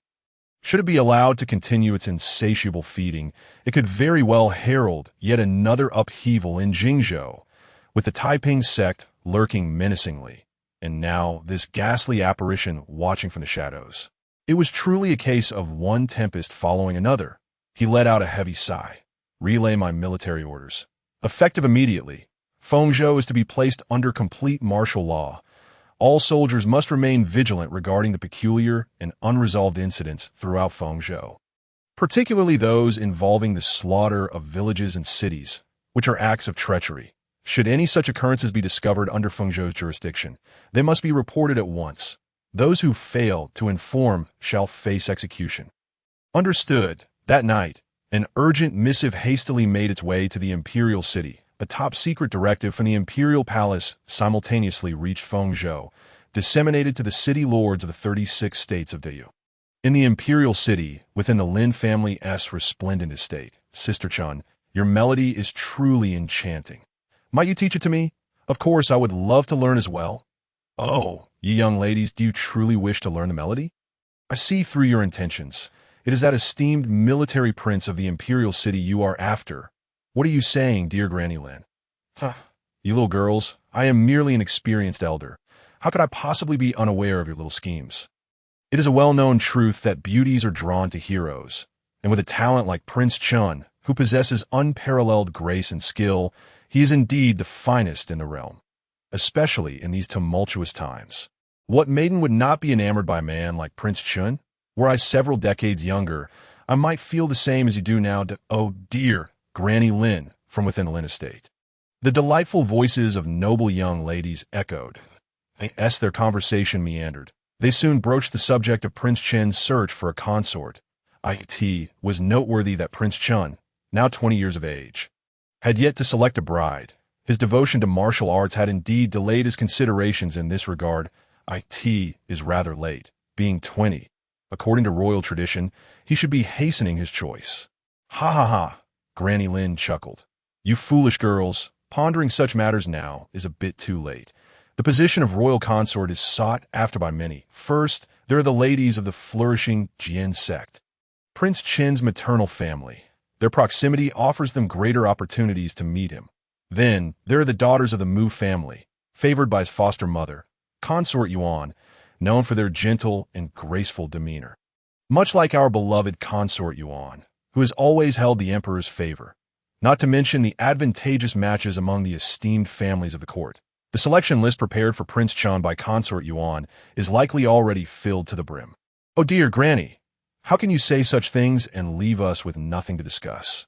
Very well, I shall say no more to IT this moment. Chen Shi quietly listened, observing with a gentle smile, refraining from stealing their spotlight. As a guest in the imperial city, she was mindful not to overstep her bounds. Outside the resplendent estate, a servant hurried in with news. Miss, the imperial city has lifted its lockdown. You may now come and go freely. Chen Shi nodded and addressed those within the Lin estate. I am indebted for your hospitality, but now that the imperial city has been unsealed, I must take my leave. What? Sister Chen is leaving already. Please, stay a few more days. Chen Shi, having been away from home for quite some time, felt that her parents would be worried and thought it best to return to Ningzhou as soon as possible to ease their concerns. As she spoke, a series of steady, authoritative footsteps echoed from outside the Lin estate. Miss Chen, please wait, a figure approached. I am here under the Emperor's orders, requesting that you temporarily reside in the imperial city, for there are matters in which we may require your assistance. Following this, Luo Feng added, rest assured, during your stay, our imperial guards will ensure your safety. Should you have any requests, we shall do our utmost to fulfill them. Once your term concludes, we will personally escort you back to Ningzhou without delay. Understanding the implications, Chen Shi wondered if it was due to the melody. Luo Feng glanced around, noting that this was not an appropriate place for discussion. I have already prepared accommodations for you within the inner city. I kindly ask you to follow me for further conversation. Very well. I appreciate your assistance. In the Cloud Palace, the old emperor suddenly erupted into a fit of coughs. Cough, cough. He covered his mouth and nose with his hand, raising it to reveal a vivid crimson stain in his palm. Gazing at the dark red hue, the emperor's eyes deepened with a profound concern for the future. As he softly sighed, my time is running short, he rose and made his way to the study at the back of the Cloud Palace. Within the study, portraits of past emperors from the Liu family, exuding a potent imperial aura, adorned the walls from the founding emperor, Liu Xinghe, to his own father. The images bore witness to the weight of legacy. As he surveyed the portraits, a look of confusion and uncertainty clouded his gaze. After a long pause, he closed his eyes, suppressing the emotions within. Upon reopening them, his eyes gleamed with a newfound resolve. May our ancestors bestow their blessings. Casting a final glance at the portraits of Liu Xinghe and Liu Shengxi, the old emperor exited the study, infused with the oppressive aura of imperial authority. Returning to the Cloud Palace, he picked up a newly delivered scroll inscribed with the name Chen. The old emperor meticulously examined the contents of the scroll. In the royal family's secret treasury, the core of the Liu clan, lay the accumulated martial arts and insights of the royal family since its inception. This repository was the foundation of the Liu family's dominion over the realm. Of utmost importance, greetings, His Highness Prince Chen. Upon arriving at the heavily guarded entrance of the treasury, the royal elders bowed respectfully to Liu Chen. We have received His Majesty's decree.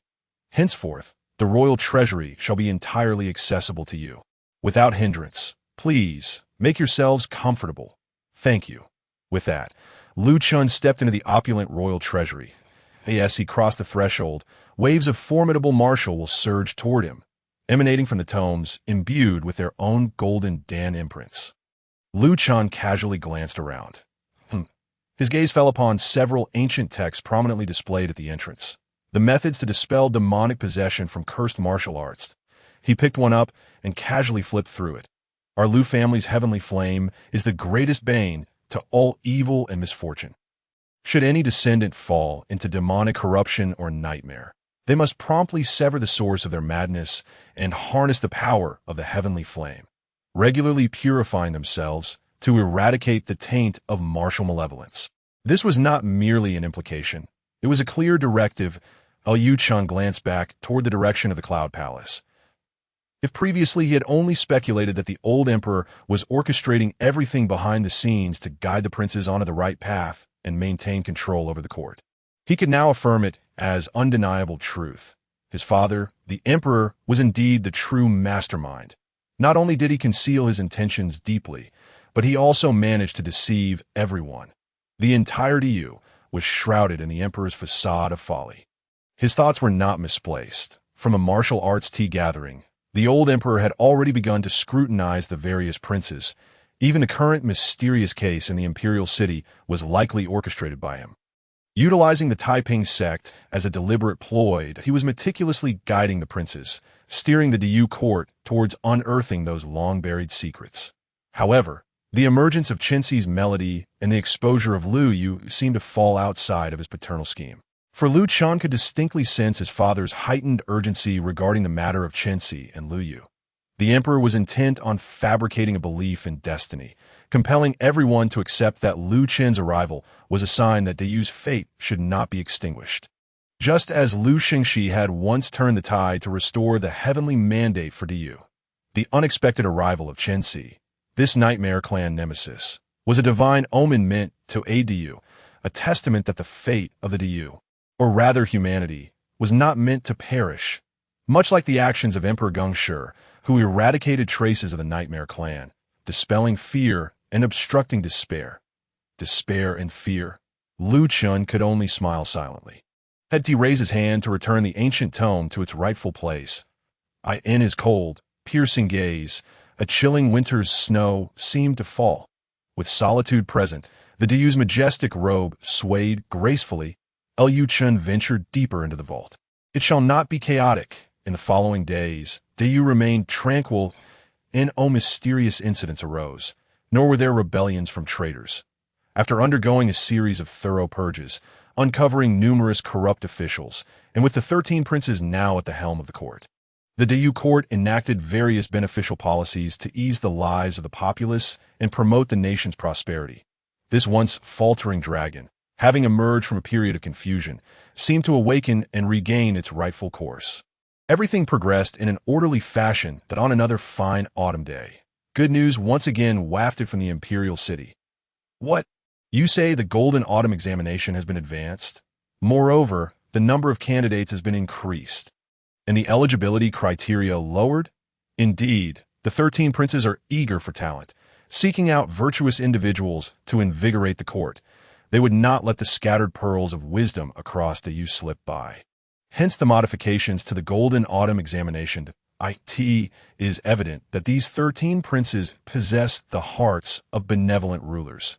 Most of the previous beneficial policies originated from their hands. With their presence, the lives of the common folk in Yu are bound to improve, filled with hope for the future. Hey, the talented. Where are you off to?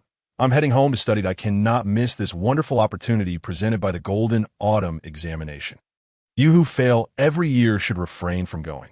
I fear you would truly embarrass our county if you were to become an official. What nonsense! My previous failures were due to the court's folly and the darkness of officialdom, which values wealth over talent.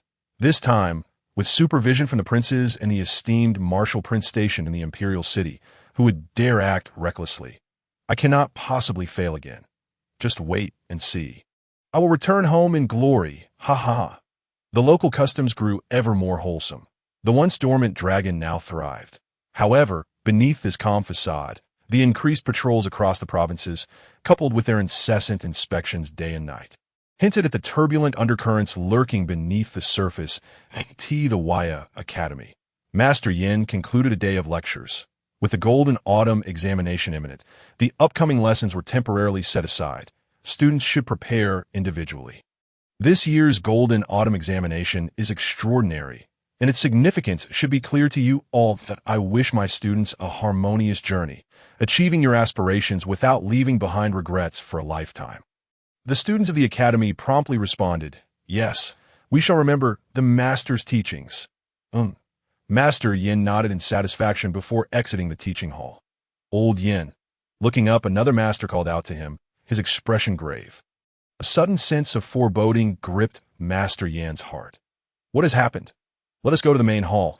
The headmaster has something to discuss with us. The headmaster? Master Yin furrowed his brows. Let us proceed. The two hurried to the academy's main hall, where many had already gathered. Almost all the masters were present. Headmaster. The headmaster, with hair as white as snow yet youthful in appearance, waved his hand, and two chairs appeared behind the two men. Take a seat. Once they were seated, and all were present, the headmaster spoke. The reason for summoning you here is to discuss a matter of great importance regarding the future direction of our academy. Is it about the choice between DU and the Taiping sect? The headmaster nodded. Indeed. Then it is settled. Master Yin immediately replied, but have we not already decided to descend the mountain to assist the imperial court? Moreover, we have already conveyed the regulations for the Golden Autumn examination. The headmaster stroked his white beard. Human calculations cannot compare to heavenly decree. Some matters must adapt to circumstances. This time, Wire Academy shall not participate in the Golden Autumn examination. The gathered masters exchanged glances. Headmaster, this is inappropriate, is it not? As scholars, we adhere to the principles of gentlemen, teaching the path of righteousness. How can we go back on our word? Especially as Wire Academy is the pinnacle of literary teachings in Fengzhou.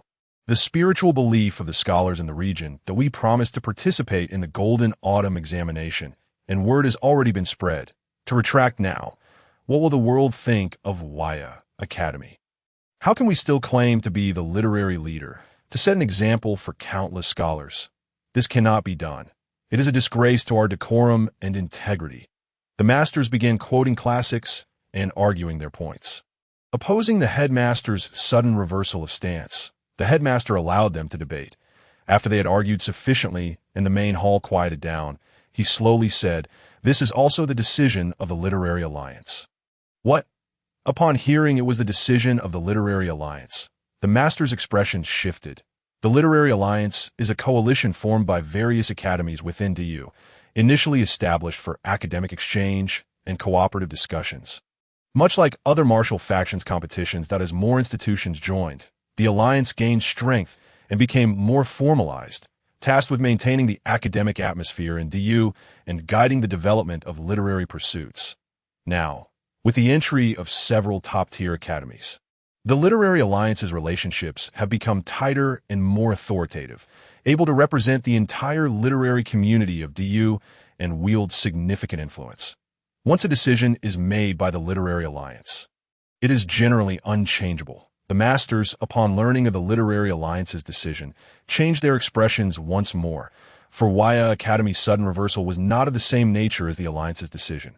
The former could be justified as an internal upheaval, a temporary inability to attend, damaging their reputation. But the latter, consider this, the Golden Autumn examination was set to proceed smoothly, with all ministries of the court preparing accordingly. Yet now, to announce that the academies will collectively withdraw. What does that imply? This is tantamount to undermining the authority of the court. In an instant, the masters exchanged glances, each falling into silence. After a lengthy pause, Master Yin sighed, and, unwilling to give up, asked, "May I inquire, Headmaster, how many voted in favor of this proposal during the Alliance's decision?" 8 out of 10.8 out of 10. Could be those few top-tier academies, aside from Xinjiang Academy abstaining. The other 3 major academies all supported the decision to withdraw from the Golden Autumn examination. The IT is no wonder then, with 3 of the 4 top literary forces in Dayu in agreement. How could the others possibly dissent? Upon discerning the outcome of the One Dao Alliance's vote, Master Yin harbored no further inquiries. He understood that the matter had reached an irrevocable conclusion. That on his journey home, as he surveyed the familiar surroundings of the academy, an inexplicable sense of estrangement enveloped him. Alas, he sighed softly. Eventually, he arrived outside the study of his student, Mo Wenju. Wenju. Master? Mo Wenju turned his head, immediately perceiving the complex and grave expression on Master Yan's face. Quick-witted as he was, he instantly recalled that all the masters had been summoned to the main hall moments ago. "Master, please do not inform me that our Wui Academy has suddenly reversed its decision." Master Yin regarded Mo Wenju. His gaze fraught with complexity. He scrutinized him for a considerable time before finally speaking. "Prepare yourself. We must depart from Wui Academy." Turning away, he continued, "You, scoundrel, have dared to slander your elders and oppress the common folk. Disregarding the law, from this day forth, I expel you from my tutelage. You are no longer a student of Wui Academy. Furthermore, you shall not present yourself as my disciple henceforth. Begone." Mo Wenju was momentarily taken aback, as though struck by lightning. "Master, you wish to cast me away? Where shall I go?" "Naturally, to wherever you desire. The belongings within your study are all possessions of the One Dao Alliance. You are forbidden from taking them with you. Should I catch sight of you again in a quarter of an hour, do not blame me for my ruthlessness." With that, Master Yin swept away with a flourish of his robe. Mo Wenju stood there, stunned for a long moment. After a while, he glanced around the study, then looked toward Master Yan's departing figure, and finally cast his gaze towards the direction of the Academy's main hall. "Master," he suddenly sprang into action. He hastened out of the Academy and mounted his steed, shooing, "Giddy up!" Mo Wenju urged his horse onward, galloping swiftly towards the imperial city of Diyu, in the imperial palace, within the royal family's secret treasury. In the innermost chamber sealed with powerful enchantments, Chen effortlessly dismantled the barriers. Once again, he beheld the legendary martial art of his Liu family, the Qing Tian Baiju, floating in midair, enveloped in layers of golden light and adorned with exquisite glass lanterns. It radiated an aura of overwhelming martial intent, with tendrils of divine light intertwining, forming terrifying manifestations that captivated the soul. However, Liu Chen's purpose for this visit was not to claim its power. He had come to validate a conjecture. Previously, he had learned that the version of Qing Tian Bai, currently practiced by the royal family, was an optimized and refined rendition created by the founding emperor, Liu Xingxi, aimed at simplifying cultivation for the royal lineage. Yet, optimizing such a supreme martial art was no trivial endeavor. It was not merely a matter of desire. Liu Chen did not underestimate his ancestors. Rather, the Qing Tian Baiju was inherently exceptional, formidable, and succinct.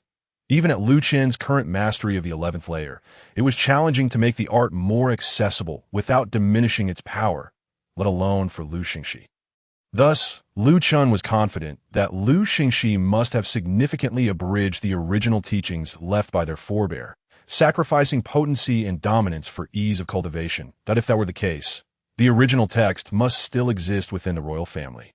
After all, if the Liu family could produce a Liu Xingxi 3,000 years ago, why could they not produce another in 3,000 years?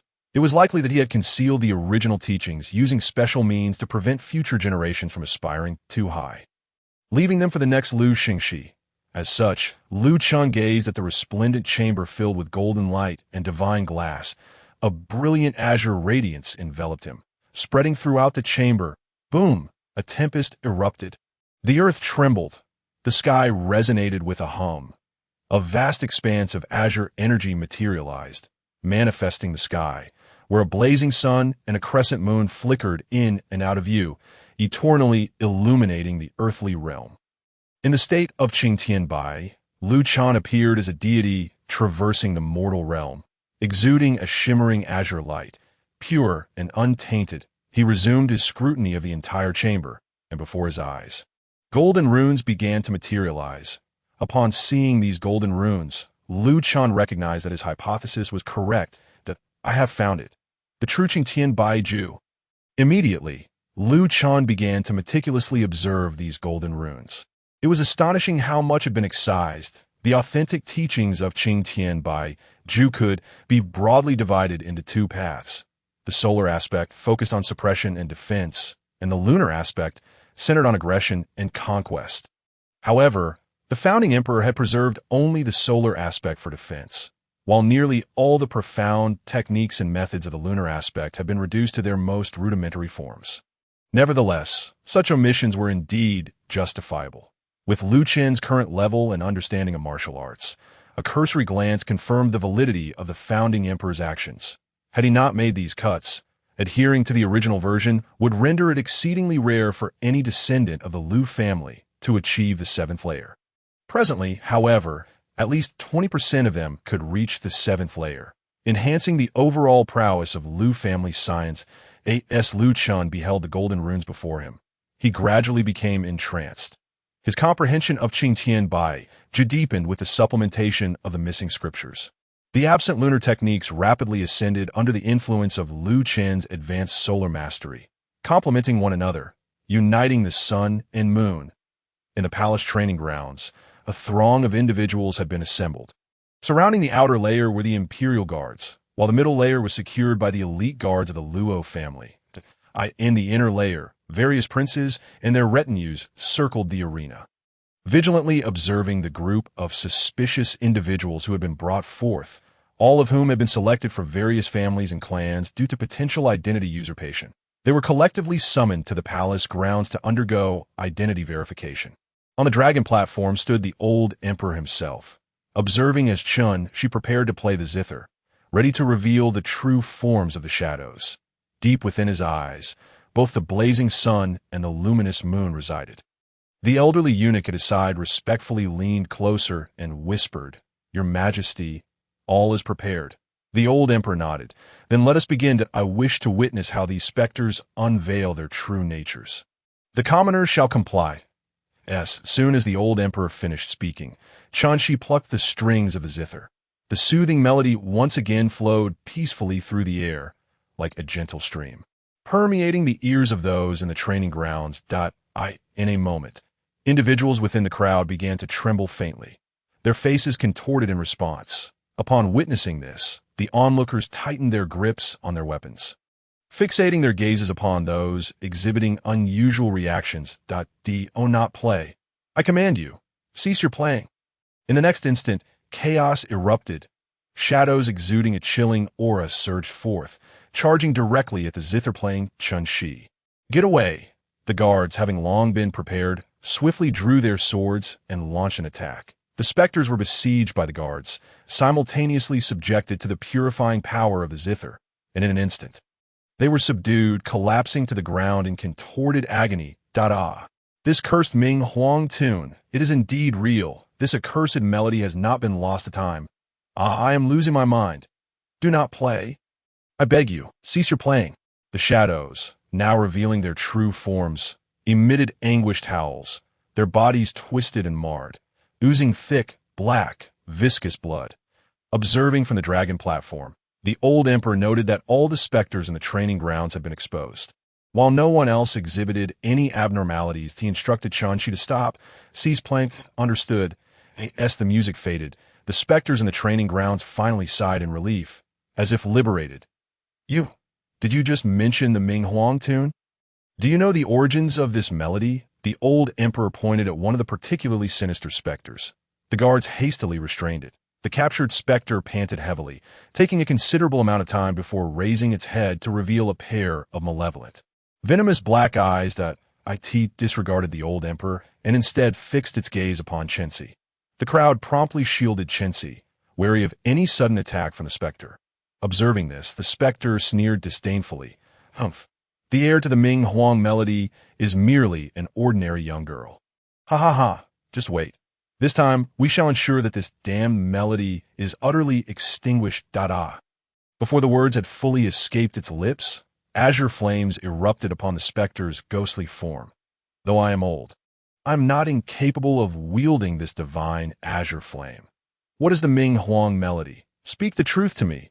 The specter, in excruciating pain, emitted piercing shrieks that sent chills down the spine of all who heard. Yet, it uttered not a single word beyond its howls, by the time the flames had consumed it entirely.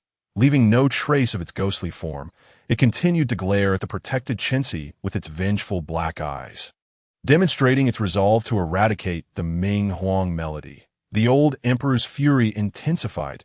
He cast a glance at the other specters that had revealed their forms. Damn it, there are indeed quite a few. No wonder people across the realm no longer heed my commands. Very well indeed. The old emperor flicked his sleeve and departed from the training grounds. Choosing to ignore the scene, he left behind a furious declaration. Drag them out and behead them. As you command, we shall see to it. Your Majesty. With the old emperor's exit, the specters on the training ground were all eradicated. Thick, dark blood pooled on the ground. Plop, plop, severed heads rolled. This left the others who had been gathered there trembling in fear, terrified they might be executed alongside the specters. After dealing with the exposed human-skin specters, the princes inquired, "What shall we do with the remaining individuals?" The princes surveyed the unaffected normal individuals who had not been influenced by the melody. They hastily pleaded for mercy. "Your Highness, please show us mercy. We are loyal subjects of the Yu, devoted to the court." Lu Yun contemplated for a moment before approaching Chen. Miss Chen, to prevent the human skin specters from possessing any other special means to withstand the melody for even a moment. For safety's sake, I kindly ask you to continue playing a piece. Lu Yun spoke to Chen with great courtesy. Although she appeared to be merely an ordinary young lady, she was the sole possessor of the unparalleled skill against the specters.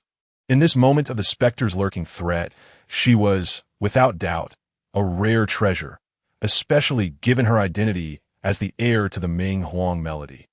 Although Lu Yun was unaware of what the Ming Huang melody entailed, as a discipline capable of countering the specters alongside the Lu family's azure divine flame, the identity of its heir could not be trifled with. That it was best to treat such a person with respect.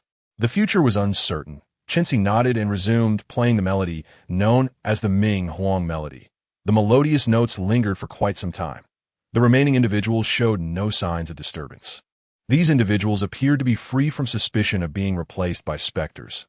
They could be considered as exceptionally talented individuals. After further assessment, if there were no significant flaws in their character, they could be considered for positions in the local governance. Indeed, recently, a thorough cleansing had occurred within the royal court, uprooting a significant number of hidden agents in various regions. Thus, the localities were in need of clean personnel. A little more patience would be required.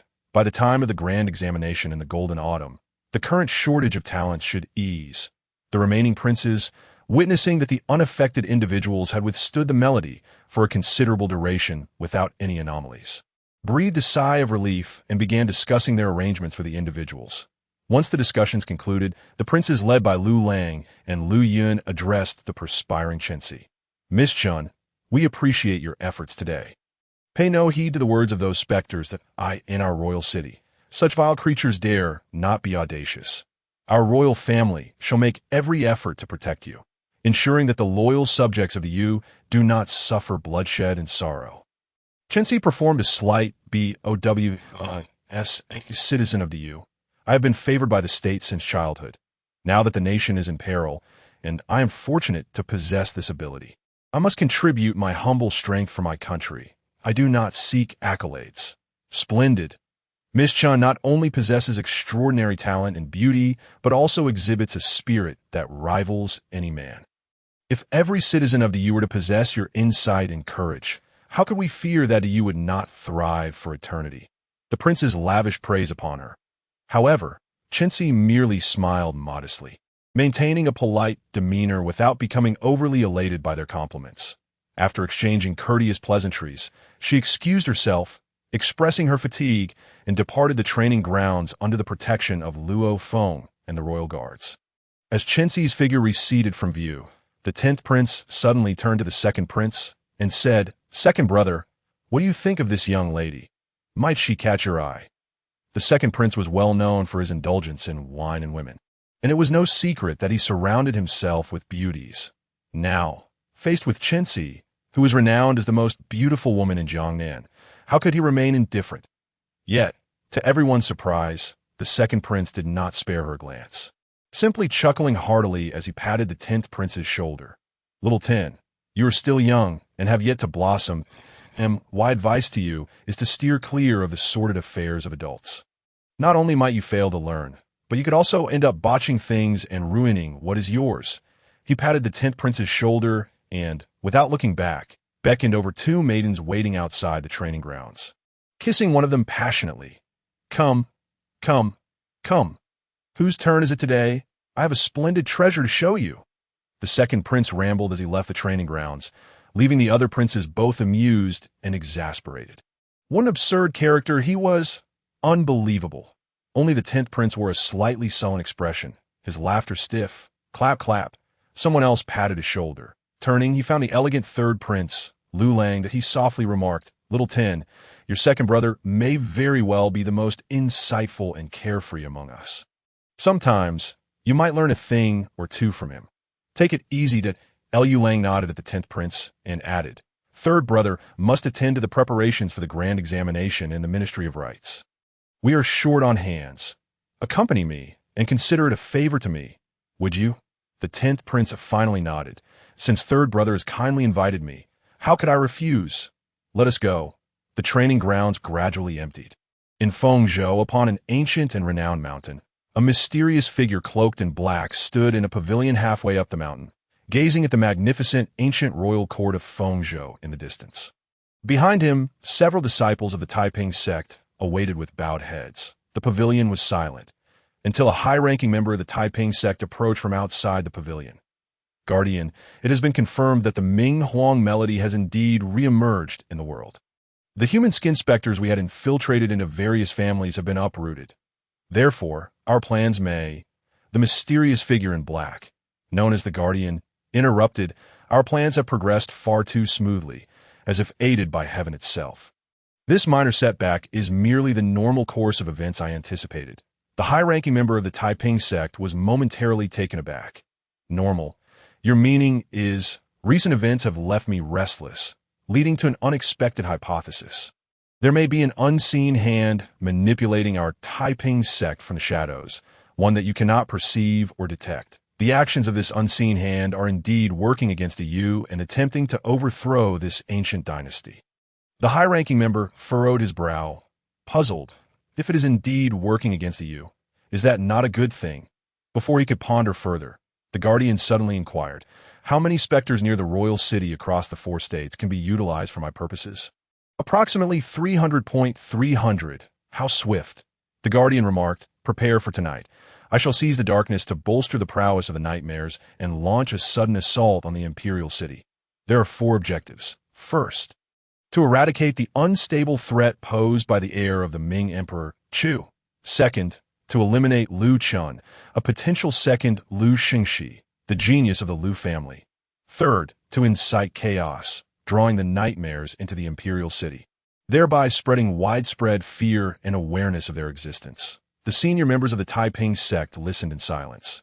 Yet after a prolonged moment, no further details were forthcoming. "That aren't their 4 objectives?" One pondered silently.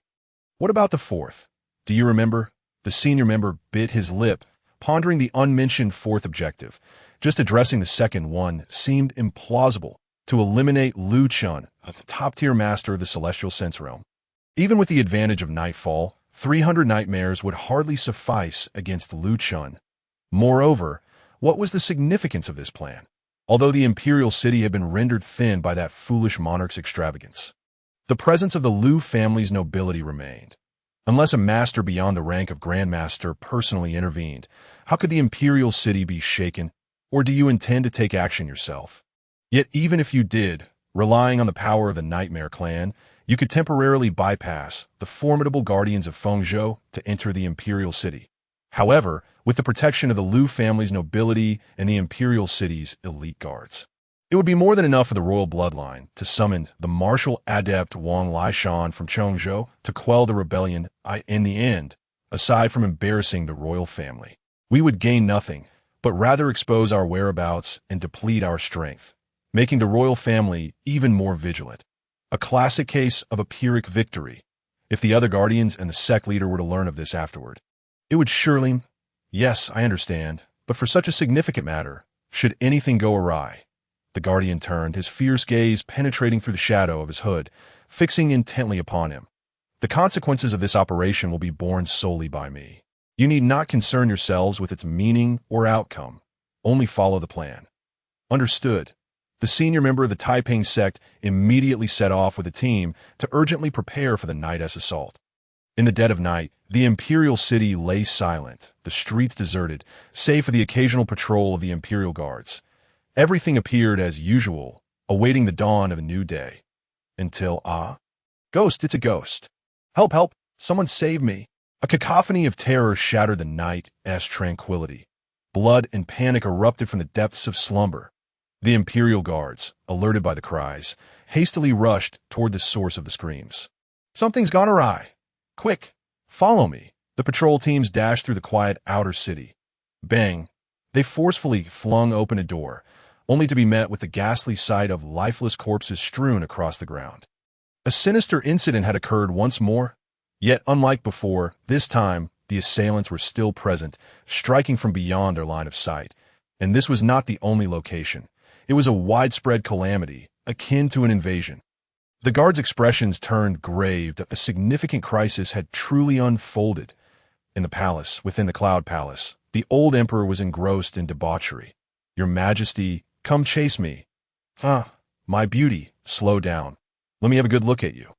The old emperor, blindfolded, pursued the enchanting maidens within the Cloud Palace, seemingly reveling in his pleasures. However, on this night, his movements were particularly stiff. Report, report. Your Majesty, it's terrible. Just as the old emperor indulged in ecstasy, urgent reports echoed from outside the Cloud Palace. The old emperor ripped off his blindfold, revealing an impatient countenance. Useless. Always reporting. Your Majesty, it may be an urgent military matter. The maidens hastily urged, summoned. As the guard rushed in, he delivered shocking news. Your Majesty, the Nightmare clan has invaded. Our imperial city is under siege. They are rampaging through the outer city, and some have even breached the inner city, approaching the palace. The old emperor's expression shifted dramatically. What did you say? The Nightmare clan has invaded? He bellowed. Where are the imperial guards? Where are the loyal subjects of the Yu? What are they doing? They cannot even handle a handful of minor evildoers, allowing those filthy creatures to reach our doorstep. The guard hurriedly explained, Your Majesty, those creatures are invisible to ordinary mortal eyes.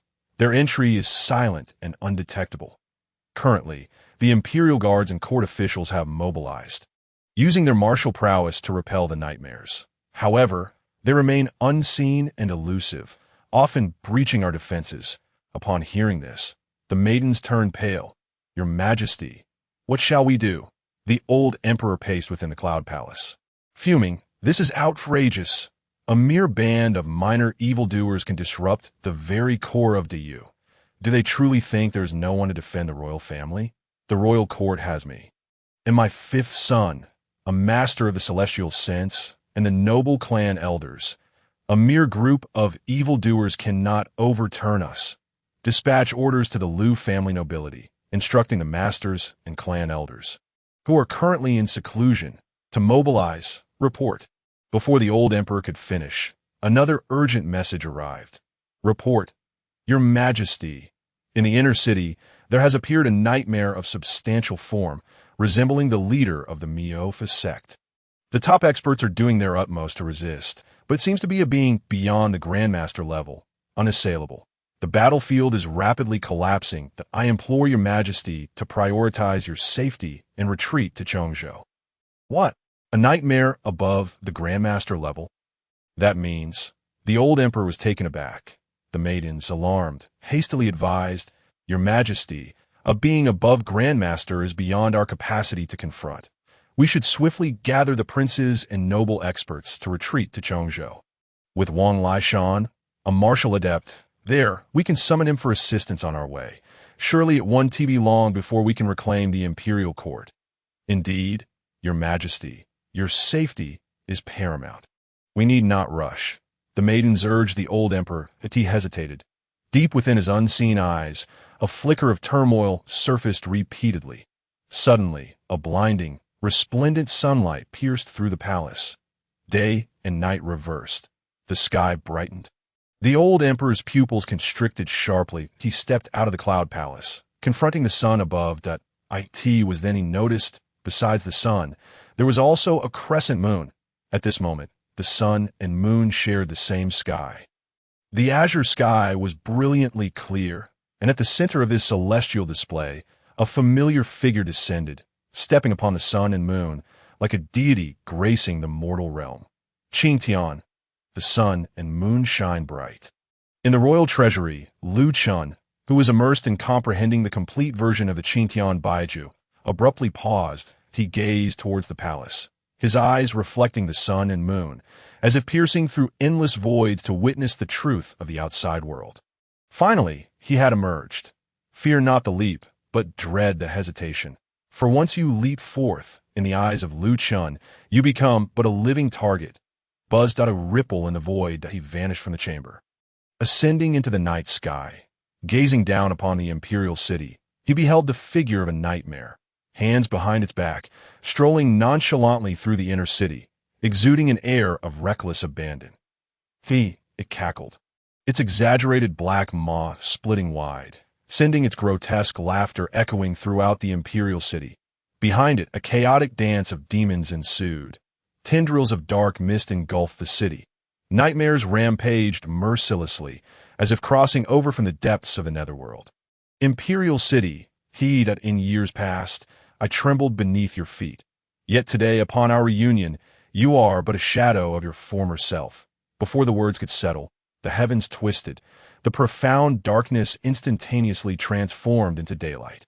A blazing sun and a crescent moon hung high in the azure sky, exerting pressure upon the universe. The blinding radiance descended like sharp blades, slicing through the very essence of all malevolence, eroding and subduing the dark mist. The wails of the imperial citizens ceased. The rampaging nightmares, however, began to shriek in terror. The tide of battle shifted in an instant. The master of the Miao Fa sect shielded his face with his hand, evading the excruciatingly bright light in his eyes. A deep horror filled his obsidian pupils. The heavens and earth had been turned upside down. A true celestial being. Could it be that a celestial being lay hidden within the imperial palace? How could this be? It voiced its incredulous fury. Yet upon witnessing the magnificent figure traversing the void, each step resonating with the cycles of day and night, its disbelief swiftly dissipated. In its place surged an indelible terror. It seemed to behold something unimaginably dreadful, its throat constricted with tremors. The master of the Miao Fa sect felt the icy gaze of that towering figure pierce through him, in an instant. An invisible sword cleaved through his being. As he lowered his head slightly, the world began to spin violently. When the dust settled and tranquility returned, he beheld a headless black corpse in eternity in a glance. From that moment forth, his world lost all color, the brilliance in his eyes forever frozen at that moment. Silence reigned. The sun and moon shared the same sky, basking in radiant sunlight. It should have been a time of vibrant life and bustling activity. Yet at this moment, the imperial city lay shrouded in a deathly stillness. The high-ranking officials and soldiers, steadfast in their defense against the nightmare incursion, exchanged bewildered glances, eyes darting from one another to the severed headless corpse on the ground, then up to the imposing figure descending from the heavens. Their minds were a tumult of confusion, hearts surging like tumultuous waves, rendered speechless, uncertain of the sensations coursing within them. Just moments ago, that colossal nightmare, resembling the master of the Miao Fa sect, had been leisurely strolling through the imperial city, treating the guards and myriad adept warriors with utter disdain. How many pinnacle experts had rushed forth, only to be effortlessly struck down by its casual swipes. In that fleeting encounter, they grasped that the might of this great nightmare far surpassed that of a master. The existing strength within the imperial city was utterly incapable of resistance. Its path was unstoppable. A true martial celestial being had descended.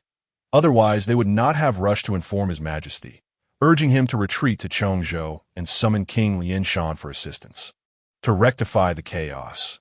Yet now, this formidable, this terrifying nightmare had been vanquished by a mere glance from that figure in the sky.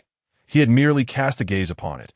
A single gaze was sufficient to annihilate a nightmare exceeding the realm of a master. Such power! The officials and soldiers stood in shock. The elder generation within the imperial city, steeped in profound knowledge, were utterly astounded. While the uninitiated might not recognize the treasure, they were acutely aware of this unparalleled divine skill. The sun and moon shared the same sky. The heavens had been altered. It was unmistakable. This was the 8th level of the imperial family supreme art, the realm of Qing Tian Ryuming. How long had it been since the death of Emperor Chengde? Nearly 8 centuries had passed without anyone grasping this profound realm, the ability to shift day into night. And now, astonishingly, they gazed up at the youthful figure, each step resonating with the cycles of day and night. The elders of the imperial city trembled, unable to form a coherent sentence, their eyes filled with unparalleled shock. Incredulity. Prince Chen was merely 20 years old. At 20, he comprehended Qing Tian Ryuming, reaching the unparalleled realm of a martial celestial being. Even the Emperor Gengshi of Yu could not compare. Heaven above, was it truly destiny that favored our Yu? Each time this dynasty teeters on the brink of collapse, a prodigious figure emerges to right the course. How fortunate! How fortunate! Heaven blessed Yu! On another front, amidst the chaotic dance of the nightmares. Upon witnessing the demise of the master of the Miao Fa sect, the horde of nightmares was struck with disbelief. Dead, dead. The nightmares, paralyzed with fear, emitted terrified howls. They disregarded their thirst for blood, abandoning chaos. Turning tail, they unleashed their full might in a desperate bid for escape. Faster, even faster. Yet how could their flight outpace the radiance of the sun and moon? Buzzed in the heavens, the brilliance of the sun and moon intensified, becoming ever more blinding. The once blade-like rays grew sharper, more searing, as if a deluge of golden rain poured from the sky. The downpour was torrential, enveloping the entire imperial city, washing away all wickedness. Within the dense rainfall, the invading nightmares were silently swept away, reduced to ashes and dust. Someone raised a hand to catch the falling droplets, only to realize that it was not rain, but tangible light. Moments later, the rain ceased, yet the sky remained overcast. Deprived of the sun and moon's radiance, the imperial city once again succumbed to darkness. Half an hour later, within the imperial palace at the floating world hall, all officials and princes gathered. The hall was eerily silent. Everyone stole glances at the singularly tall and distinctive figure among the 13 princes upon the dragon throne. The old emperor scrutinized Lu Chen from head to toe. The various princes cast complex glances at him. In that moment, Lu Chen resembled a rare and exquisite treasure, drawing the covetous eyes of many. Occasionally, soft gasps of awe escaped lips, and others murmured in astonishment. In the stillness of the floating world hall, a remarkably subtle and complex emotion lingered in the air. After a lengthy silence, the old emperor finally spoke. "Fifth, my son. Your son is present," Lu Chen replied quietly.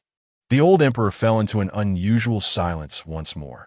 After a considerable pause, he continued, "The technique you employed to slay the great nightmare earlier is indeed the 8th level of our Lu family's absolute skill, a realm comprehensible only to those who have attained the celestial being's understanding."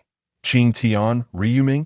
Upon hearing this, the ministers could no longer afford to cast sidelong glances. They all turned to await Lu Chen's response. Though they were certain it was indeed the realm of Qing Tian Ryuming, some truths, when spoken by the principal party, resonate on a different level. Indeed, The affirmation slipped from Lu Chen's lips.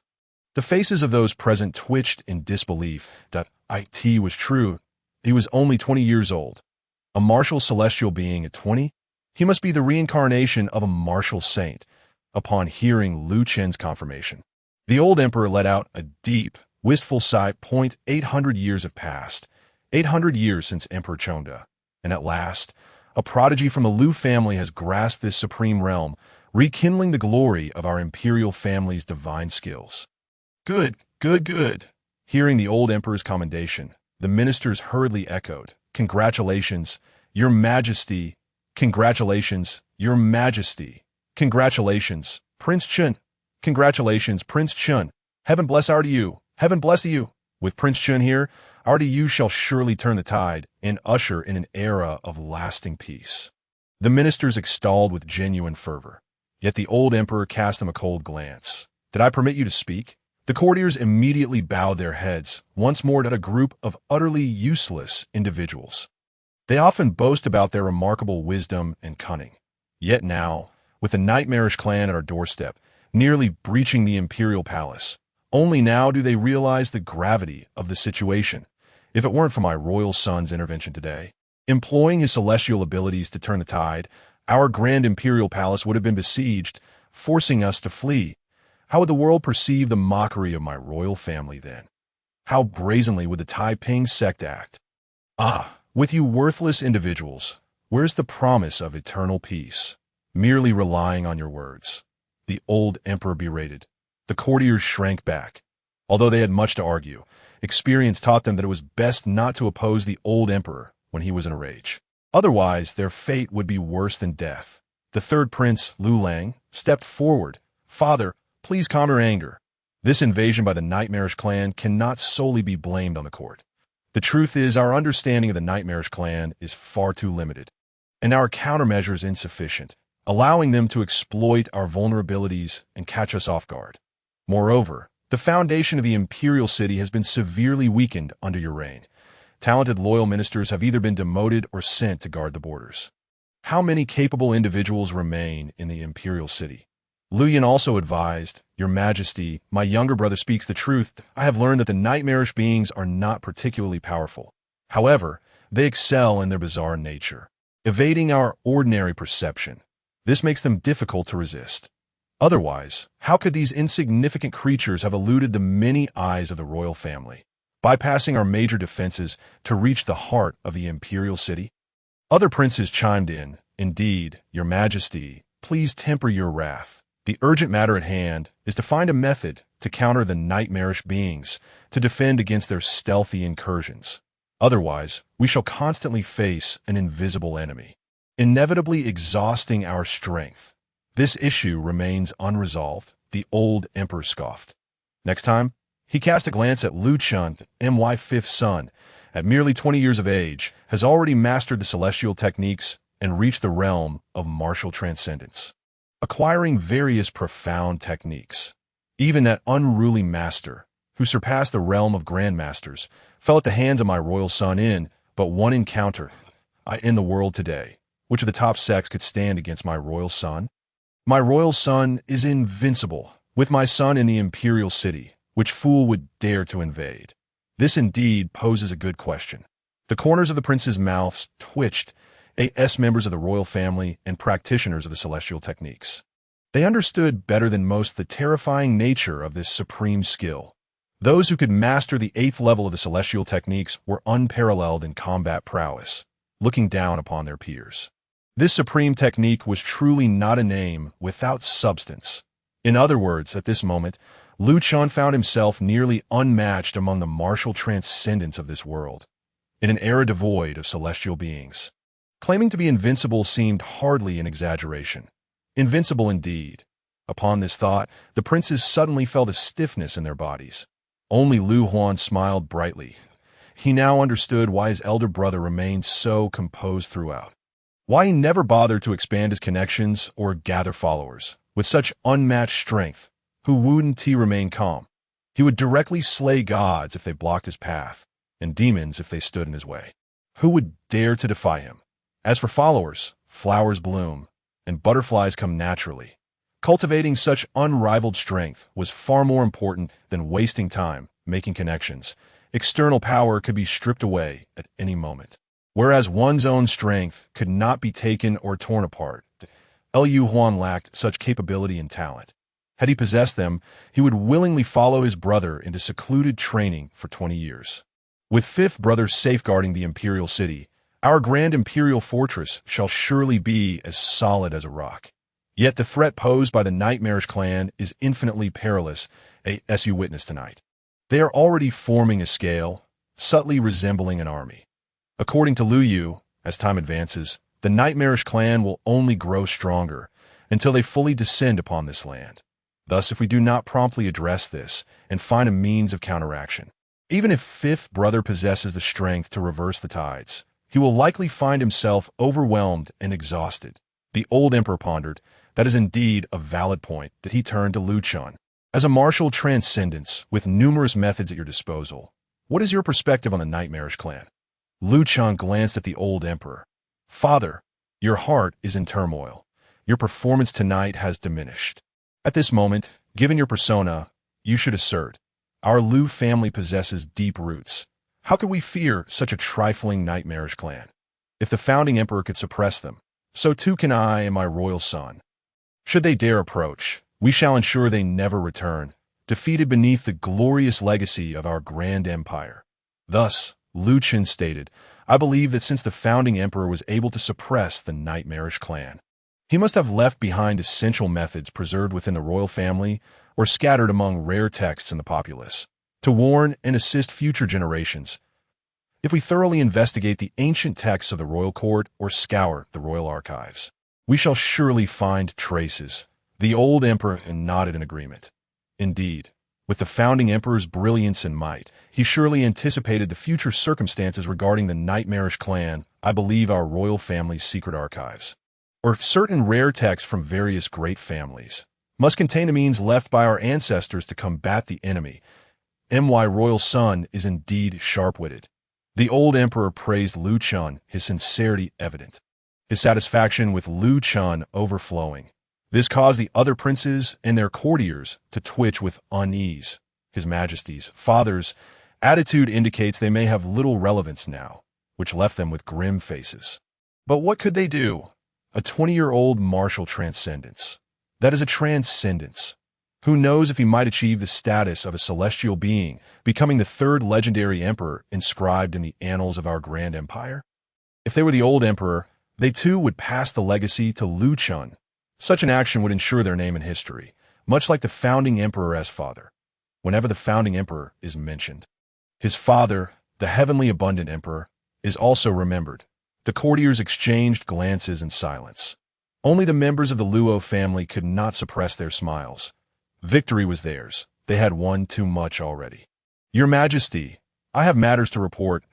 Akati concerns the previous request you made for us to search our family's ancient text for clues regarding the nightmarish clan Do. The old emperor straightened slightly. Have you found a means to counter them? Indeed. The minister continued. While perusing our family's ancient scrolls, I stumbled upon a legend regarding the soul fire. Soul fire? The minister explained. According to the ancient text, soul fire is a special flame that condenses a warrior's vital essence and merges with their spirit.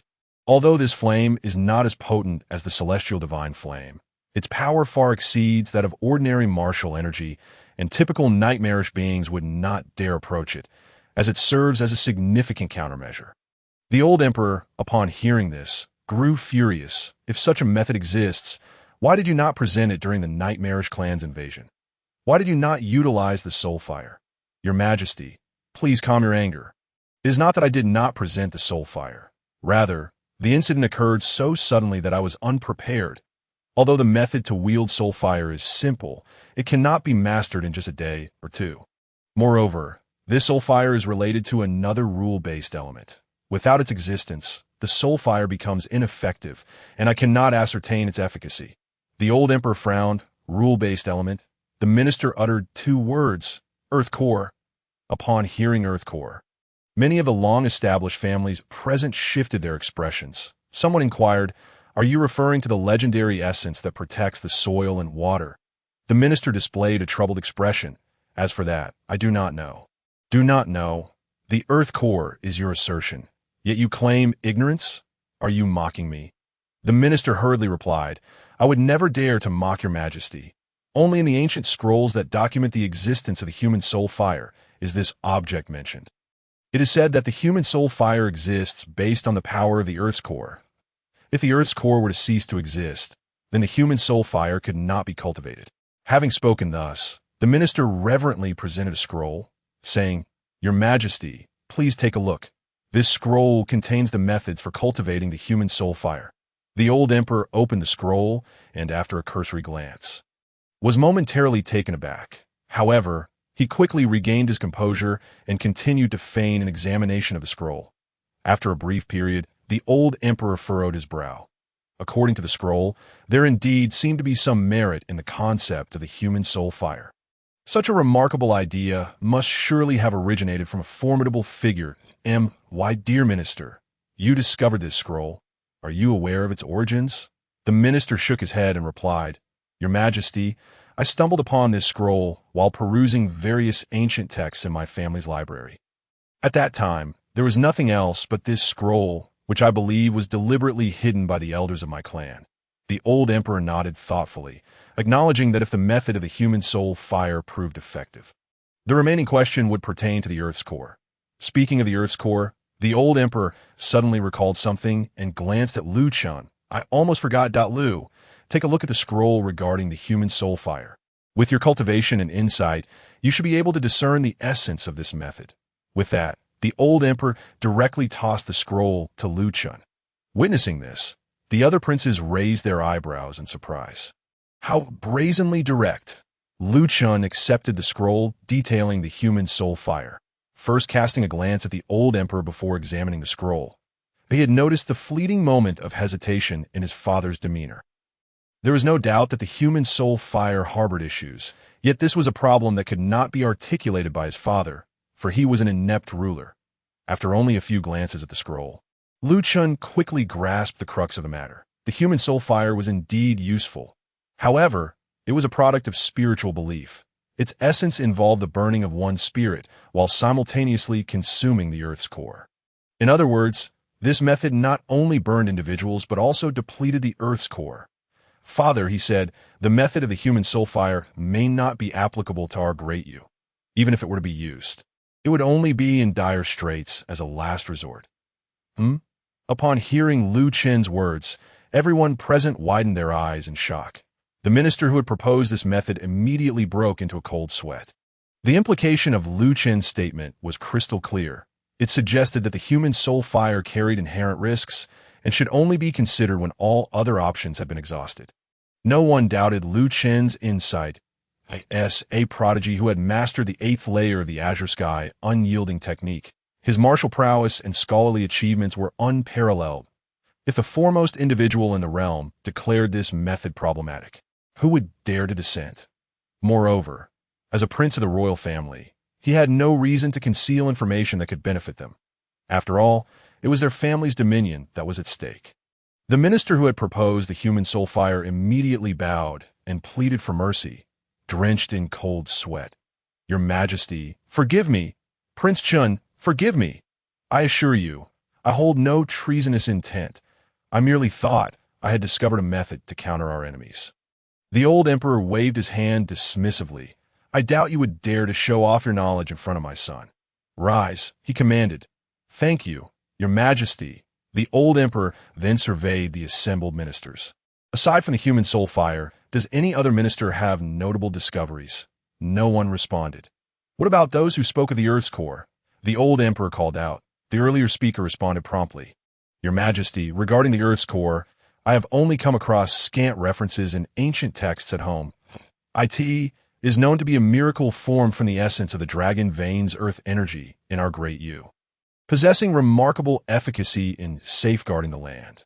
The stronger and purer the earth's core, the more exceptional the talents it fosters. Beyond this, there are no further accounts. I had always believed it to be a mere legend until I heard it mentioned in relation to the human soul fire. The old emperor nodded, somewhat disinterested. Very well, he continued. After the court meeting, I shall send someone to thoroughly examine our royal family's secret vault that I suspect, as my son suggests, that there may be contingency plans left by the founding emperor within. At this moment, the first prince, Lu Yun, interjected, "Father, aside from seeking methods to counter the Nightmare Clan, I believe there is another matter that demands our vigilance." Before the old emperor could inquire further, Lu Yun continued, "Father, let us not forget, the master of the Miao Fa sect was once an ordinary person." Upon hearing this, the old emperor's expression darkened, and the ministers exchanged worried glances. The master of the Miao Fa sect, a seasoned and formidable practitioner from Fengzhou, was well known to all. When the old emperor was still a prince, this master had been one of his esteemed guests after the old emperor ascended the throne. He had flourished due to this connection, ultimately achieving the martial arts golden core and establishing the Miao Fa sect, receiving significant favor from the imperial court.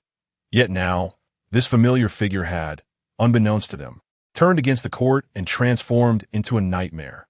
A living person had been turned into a nightmare. The implications of this transformation were terrifying.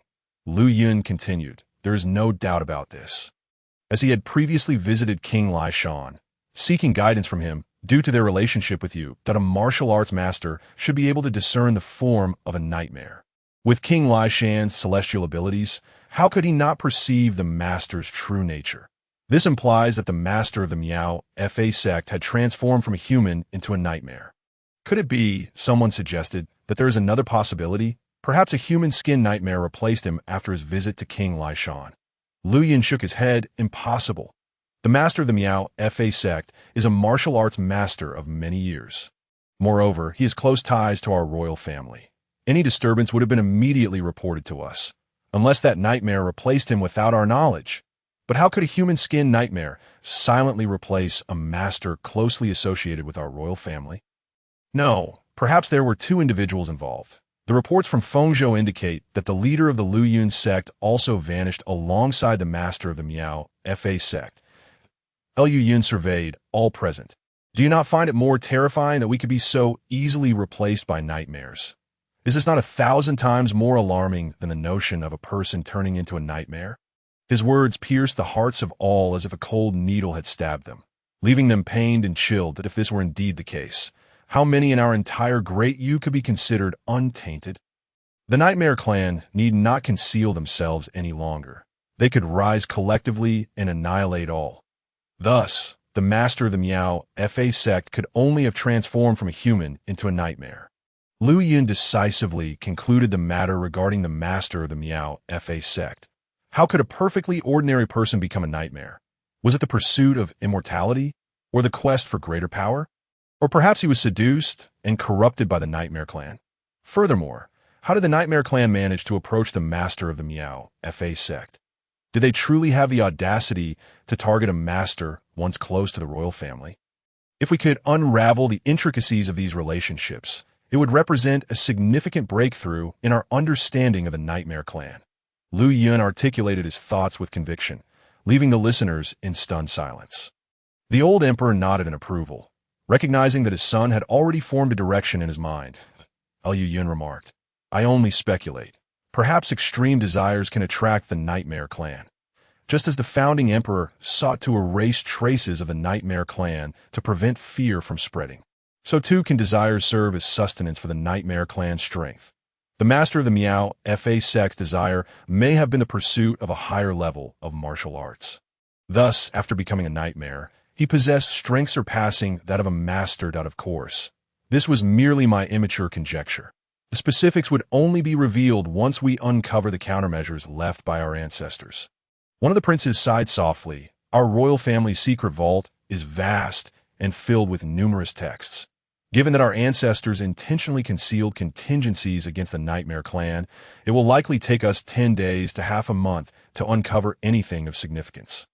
The third prince, Lu Lang, cast a glance at Lu Chen, reassured by the fact that there was no need for concern regarding this matter. With the fifth brother stationed in the imperial city, the fortress stood as solid as a rock, and how could rebellious scoundrels dare to invade again? It would be a futile endeavor, leading only to their demise. We have ample time ahead, yet we cannot burden the fifth brother with every task. The foundation of the imperial city is too fragile, and with personnel in short supply, these matters must be prioritized without delay. The grand examination in the Golden Autumn cannot be postponed.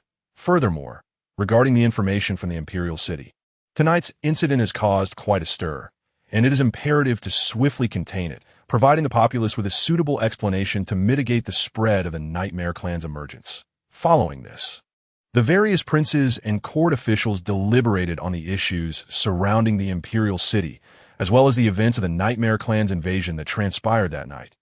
Once they had finished speaking, the old emperor surveyed everyone present, inquiring if anyone else wished to speak. Seeing that no one stepped forward, the old emperor shifted the topic, declaring that he had matters of significance to address. Significant matters, Your Majesty.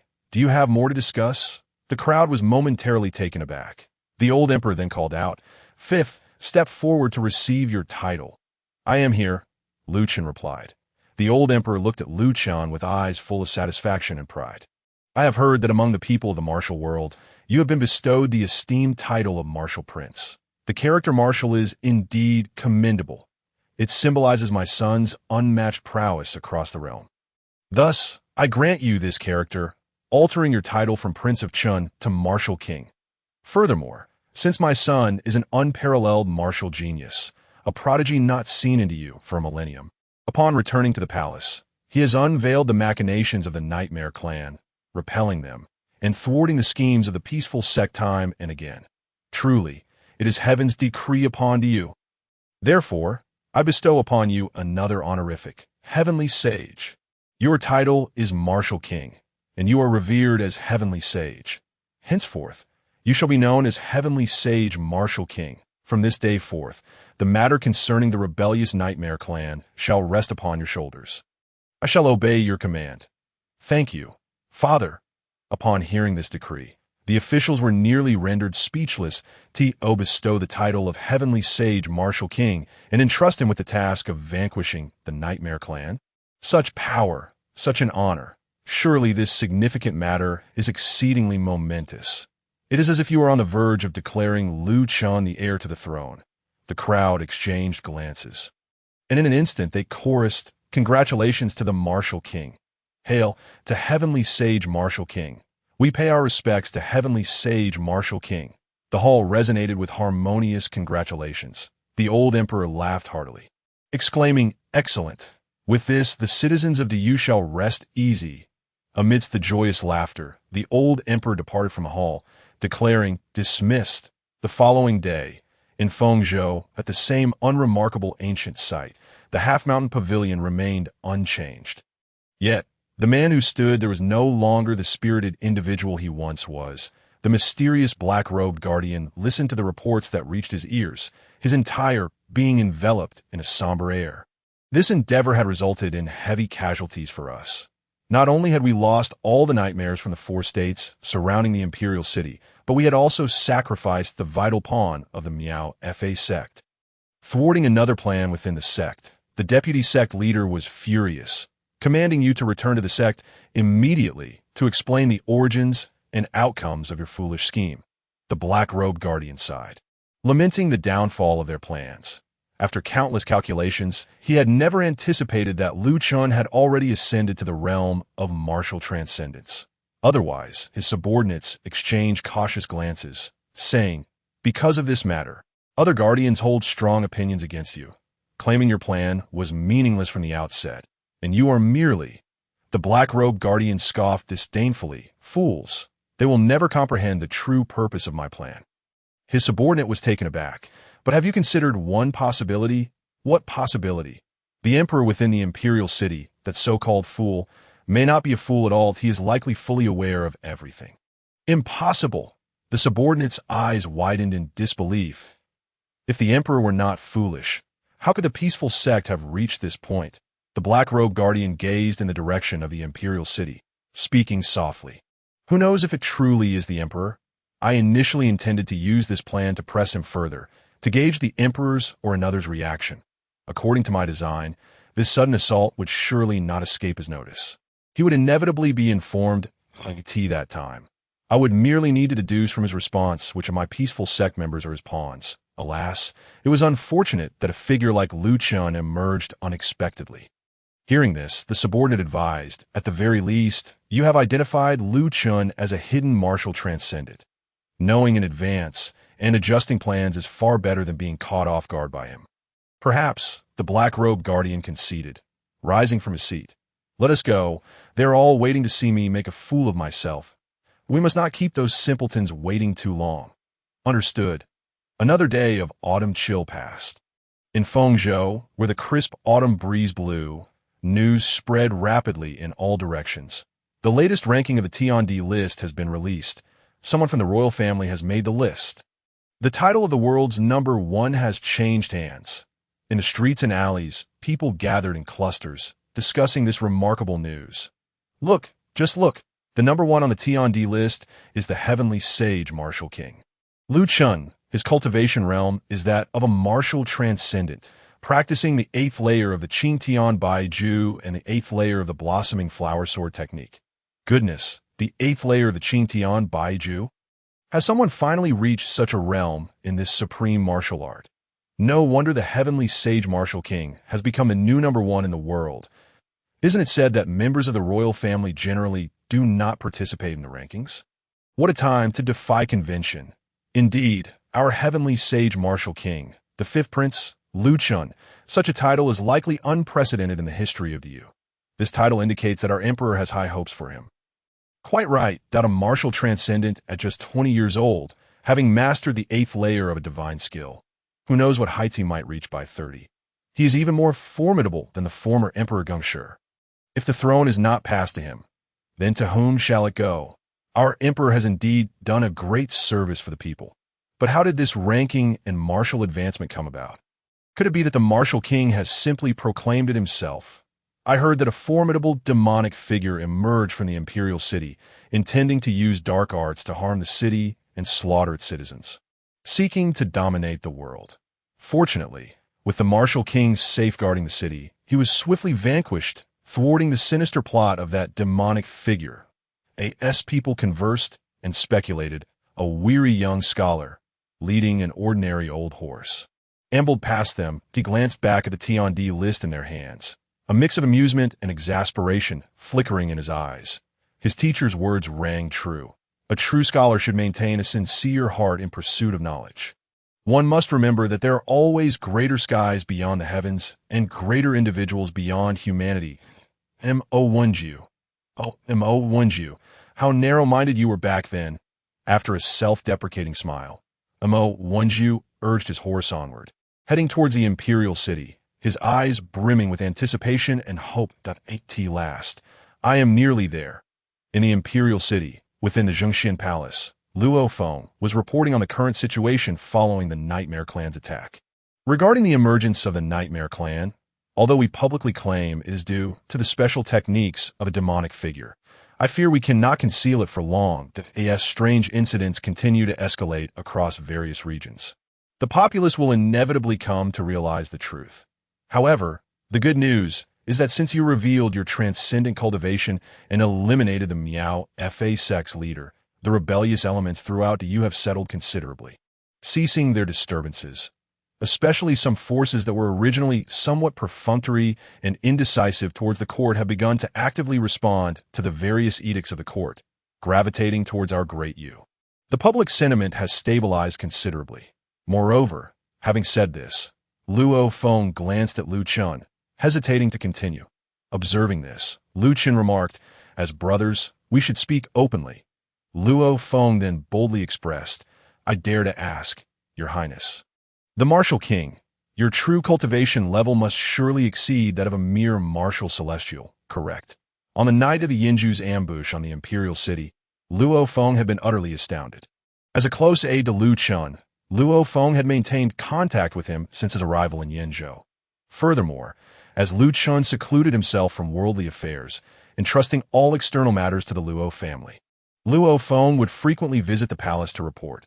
Having witnessed Chen's growth, he was somewhat aware of Chen's profound and inscrutable cultivation. Upon learning that Chen was a golden core master, he felt it was as expected. It was not difficult to comprehend that Chen could match him at 12 and became a golden core master at 20. However, just as he pondered this, Lu Chen transformed into a celestial master of the heavenly flame, which was also not beyond reason. It seemed only fitting. This truly justified the years of seclusion of the prince cousin. Yet when he learned that Lu Chen was indeed a martial celestial, it surpassed his understanding entirely. He truly could not fathom it. This led Luo Feng to even entertain the notion that one might perceive him as a martial celestial when, in fact, he was akin to a terrestrial immortal. Thus, he boldly inquired. Lu Chen calmly replied, "Above the terrestrial immortals lies the realm of the unknowable." Regarding cultivation, Lu Chen harbored no intentions of concealment. The world would inevitably come to know it. Were it possible, he would relish the opportunity to engage in a vigorous confrontation to test the fruits of his 2 decades of seclusion. Alas, to date, there was not a single individual capable of withstanding even one of his basic strikes. Even the seemingly extraordinary technique of the heavenly sun and moon, in Lu Chen's view, amounted to little more than a mere basic strike. Its consumption on his part could not be described as negligible. One could only say it was non-existent. If even the heavenly sun and moon could not endure his strikes, one could hardly mention his other techniques. The Taiping sect and the Yinju were rather lackluster. Upon hearing Lu Chen's candid reply, Luo Feng nodded in deep agreement, realizing, indeed, Your Highness is truly divinely gifted. As for whether he believed it, the answer was evident. The pinnacle of martial artists is merely the terrestrial immortal. Yet you stand above that. It seems the prince cousin also has a penchant for jesting that this moment, outside the Zhengxian palace, a silver armor guard approached. Your Highness, His Highness Huan Wang has arrived. Please. Yes. Lu Huan walked in with a furrowed brow. I pay my respects to His Highness Huan Wang. Brother Luo is also present. How fortuitous, Lu Huan stated. The news from the Mirror Shadow platform indicates that our coordination with the One Dao Alliance for the Golden Autumn Trials may be delayed. Luo Feng instinctively frowned. Delayed? Is the Taiping sect causing trouble again? Lu Huan shook his head. There's been no incident as of yet. It is merely that the Mirror Shadow platform has received word that the efficiency of the One Dao Alliance regarding the Golden Autumn Trials has slowed somewhat. I believe. Your Highness, just then, another guard hurried in. He quickly stepped forward, saying, Your Highness, there's an individual named Mo Wenju outside, claiming to be an acquaintance of yours from the Waya Academy. He possesses crucial intelligence regarding the Golden Autumn Trials that he wishes to report to you. Waya Academy, Golden Autumn Trials? Lu Huan and Luo Feng's expression shifted. They had just received news that the One Dao Alliance's efficiency regarding the Golden Autumn Trials had waned. Now, an individual from Waya Academy bore significant intelligence about the Golden Autumn Trials. Could it be? Admit him. Yes. Soon after, amidst a throng of guards, the travel-worn Mo Wenju appeared before Lu Chen. Compared to the elegant and scholarly figure he had once presented, he now appeared particularly disheveled. Commoner Mo Wenju pays his respects to His Highness the Martial King. No need for formalities. It has only been half a month, and you have changed considerably. Mo Wenju, with a hint of bitterness, replied, Your Highness, I beg your pardon.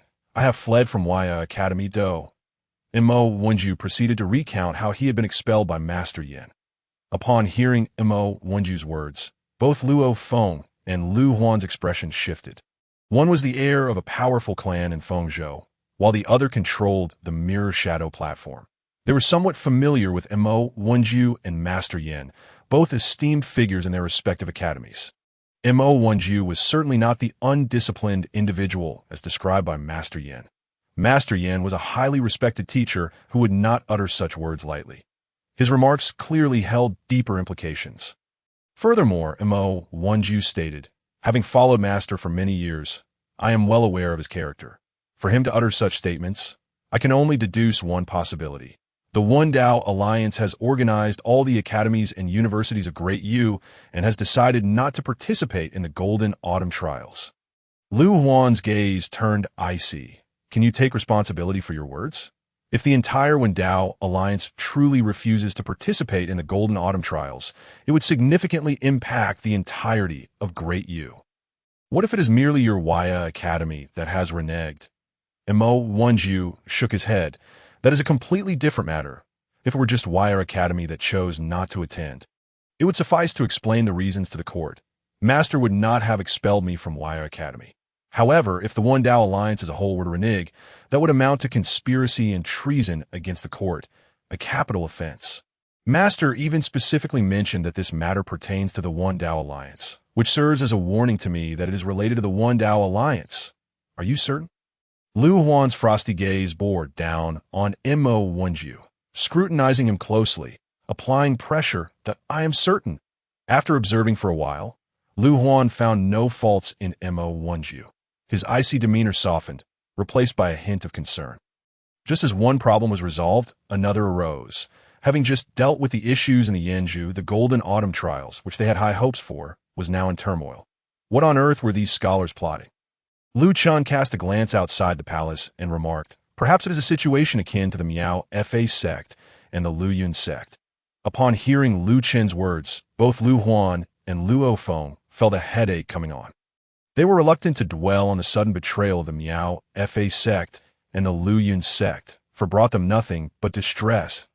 If today the Miao Fa sect and Lu Yun sect could suddenly betray and become Yanju, then tomorrow other sects could do the same, such as the current One Dao Alliance. Although they did not know how the Yanju managed to achieve this, if the One Dao Alliance were to mirror the Miao Fa sect and Lu Yun sect situation, would there truly be any hope for Great Yu? In this world, could there still be a pure human faction they could trust?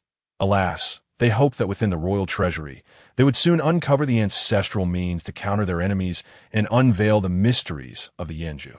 Otherwise, they would be utterly in the dark, caught in a dilemma. Then let us pay a visit to the One Dao Alliance, Lu Chen stated. Lu Ofeng was taken aback and hastily advised, "That is unwise. Your Highness, the One Dao Alliance is not the same as the previous ambush on the Imperial City. The One Dao Alliance possesses true martial celestial level powerhouses, and their ranks are filled with numerous experts and a vast number of disciples. Moreover, if they have any connections with the rebels, there could be even more hidden experts in ambush. Even with your unparalleled strength, Your Highness, encountering unforeseen circumstances is still a possibility," Lu Huan added. "Brother, the One Dao Alliance has the backing of the 4 top academies of Great Yu. The combined strength they present is formidable. If the One Dao Alliance truly harbors ulterior motives, you must consider the implications of your visit. Perhaps it would be best for Father to issue an edict, commanding the One Dao Alliance to finalize the preparations for the Golden Autumn trials within 2 days. Otherwise, they could be accused of disobeying the edict, providing a pretext to mobilize an army for reconnaissance. With the backing of this army and the justification of disobeying the edict, it would not be too late for us to act afterward." Lu Huan and Lu Ofeng both dissuaded Lu Chen from the notion of heading directly to the One Dao Alliance. However, Mo Wenju interjected, "Your Highness, I have a word to share, though I am uncertain if it is appropriate to do so." "You may speak," Lu Chen replied, nodding respectfully at him. Wenju then firmly stated, "I believe, on this occasion, Your Highness should indeed go." "What audacity!" Lu Ofeng immediately rebuked. "How dare you incite His Highness to take such risks? What is your standing?" Lu Chen raised a hand to silence him. "Allow him to continue." "Very well." Mo Wenju conceded. "Forgive my impertinence in the current state of the Yu, with chaos in every corner and the kingdom in turmoil. This ancient dynasty has begun to reveal its frailty. Most individuals will undoubtedly remain passive observers, aligning themselves with whichever side prevails, be it the Taiping sect or the Yu. The One Dao Alliance represents the intellectual aspirations of the Yu and serves as a significant pillar of support for the realm. Should they turn against us, it would set a dreadful precedent, prompting other factions to follow suit. The previously indecisive fence-sitters will certainly lean towards the rebellious forces, swayed by the One Dao Alliance's stance. Therefore, we cannot retreat. Not only must we hold our ground, but we must advance boldly. We must demonstrate to all that the Yu is not yet decrepit. We still possess the strength to uphold the dynasty's rule." Mo Wenju articulated his perspective with fervor. "Thus, the Yu urgently requires a decisive battle to validate its strength, a display for the entire world to witness. Simultaneously, the victor of this hard-fought contest must embody the essence of royalty, capable of uniting the hearts and hopes of the people. Only then will the populace and the wavering fence-sitters recognize that the Lu family of the Yu has a worthy successor, deserving of their allegiance and trust in victory. The so-called myriad strategies ultimately boil down to the heart of the matter, to win over the people. Upon hearing Mo Wenju's words, Lu Huan and Luo Feng pondered deeply. They furrowed their brows and questioned, is the incident in the imperial city, where a formidable demon was vanquished, not sufficiently intimidating to the treacherous? Mo Wenju calmly replied, may I inquire, esteemed sirs, how extensive was the scope of this demon incident in the imperial city? How many witnessed it? And among those who can substantiate this event, how many are influential figures from outside the Yu court? Moreover, the most crucial point, what is the name of the demon you vanquished? Which renowned martial artist of this era did it belong to? This is the most critical aspect. Based on this, all current information is merely the court's narrative, and one could argue that the Yu has manipulated the heavenly ranking to fabricate its status as the world's foremost power. While it has some utility, its significance is limited to, put plainly, the imperial city incident lacks sufficient weight. What the Yu requires now is an unambiguous and genuinely challenging battle. Hence, I assert that Your Highness should embark on this journey to the One Dao Alliance, for it stands as the most symbolically significant target for our campaign. Defeating the One Dao Alliance would not only conquer the intellectual faction of the Yu, allowing the Golden Autumn examination to proceed as planned, but it would also stabilize the court's order and reinforce our rule. Furthermore, it would serve as a warning to those harboring disloyal intentions, achieving multiple objectives simultaneously. Upon hearing Mo Wenju's assertions, Luo Feng and Lu Huan seemed poised to respond once more. However, Lu Chen raised a hand to halt them, signaling for Mo Wenju to continue. Wenju's thoughts resonated well with Lu Chen. Their visions aligned that a wise adage states, strike the first blow to deter 100. If the One Dao Alliance is subdued, the realm will naturally become more compliant. Encouraged by Lu Chen's nod, Mo Wenju contemplated his words carefully and elaborated. I believe Your Highness can represent the court under the pretense of inspecting the Golden Autumn examination as a means to visit the One Dao Alliance, compelling them to prepare for your arrival. Moreover, as is customary, the royal prince's visit to inspect the One Dao Alliance would necessitate adequate security measures. Therefore, we could dispatch the armies of Yongzhou and Xuanzhou to stand by outside Yuhua City and Yuhua City, ensuring your safety. Regardless of the One Dao Alliance's actions, you would have the option to advance or retreat. Upon receiving news of your intended inspection, the One Dao Alliance may react in one of two ways. The first possibility is that they suspect a leak of information prompting your visit and, in a fit of desperation, resort to rebellion. In such a case, Your Highness could justify your eastern tour as a military campaign, leading the armies of Xuanzhou and Yongzhou to quell the insurrection. But on the other hand, since Mo Wenju's escape, there has been no indication of any conspiracy from the One Dao Alliance. It seems they are unprepared or perhaps stalling for time, secretly plotting something significant. They would prefer to delay exposure for as long as possible. Upon hearing news of your eastern tour, it is likely they would not openly confront you, but rather play along, adapting as the situation unfolds. If that proves true, it would be ideal. Your Highness could inspect under the guise of a visit, revealing your true strength and decisively suppressing all representatives of the One Dao Alliance's academies. We could crush their rebellion in its infancy. Of course, this is merely my humble opinion, and should there be any shortcomings in my reasoning, I hope Your Highness will forgive me. After Mo Wenju concluded, Luo Feng and Lu Huan fell into contemplation, weighing the feasibility of this plan and its potential repercussions. Prepare the carriages. We shall embark on the eastern tour, Lu Chen declared, having made his decision. He was a man of action, preferring to act rather than speak. That if rebellious forces arise, a decisive strike is the answer. Little brother, notify the Qing platform to send word to the One Dao Alliance. Seeing Lu Chen's determination, Lu Huan ceased his urging. Brother, take great care. The Mu family holds some sway in Yongzhou.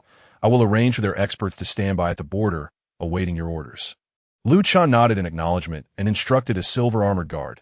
Make another trip to the Yun Palace. Yes, at Xuanqin Palace, the emperor's carriage arrived. The old emperor dismissed those around him. "Mother," he said, as the silver-haired Empress Wu turned to face the tall, imposing figure of the old emperor. The murkiness in his eyes had vanished, revealing a stark contrast to his former self. Yet, the Empress merely sighed. "You have aged further. It seems you may leave this world before me." The old emperor shook his head. "If my life can secure over 20 years of continuity for you, that is sufficient." He glanced at the Empress. "Mother, for now, it would be best if you refrain from speaking. I have entered a critical state, but you have not. Let us not allow those matters to reach their ears." Upon hearing this, profound sadness clouded the Empress's eyes. She pursed her lips, remaining silent for a long while. The old emperor continued, "That night, the invasion by the Nightmare clan was aimed at me. Due to the arrangements and guidance concerning my son's trials, they have begun to harbor suspicions toward me. Even with the fifth son's intervention to cover my tracks, once the seeds of doubt are sown, there will be a second and third time. The longer this drags on, the less I can manipulate. The more powerless I become." He cast a glance beyond the palace, toward Jingzhou. "Moreover, the changes in the world's rules have surpassed my expectations. The core is nearing its end. T1 TB long before the mortal realm plunges into utter hell, a foregone conclusion. As the collapse of the world's rules cannot be halted, the Nightmare clan was correct. This is their strongest moment, and our weakest." The old emperor's eyes reflected a fleeting confusion about the future's outcome. "I must take further action." He clenched his fist, determined to leave a cleaner to you for the fifth son, that he is younger than I and possesses greater potential. During the tea gathering, I could not see through him. I even thought he had mastered some special method of breath concealment. Little did I know, he has already reached the same level as I have, and perhaps even further. Upon reaching this juncture, the aged emperor cast his gaze upon the sun hanging in the sky, and deemed it a stroke of fortune amidst misfortune. Blessed by the ancestors, he then glanced at Empress Wu, who, with her head bowed, fiddled with the flower branch in her hand, uttering not a single word. The old emperor had also remained silent for quite some time. After a prolonged pause, the emperor finally spoke. "Time grows increasingly pressing. I must initiate the Jingzhou plan. Should misfortune befall us, mother, I entrust the great Yu and the fifth prince to your care once more." With that, the old emperor rose and departed from the Xianxin palace. May the Liu family across 3 generations forge another future for this realm. Make haste, return to the palace. The Xianxin palace gradually fell into silence.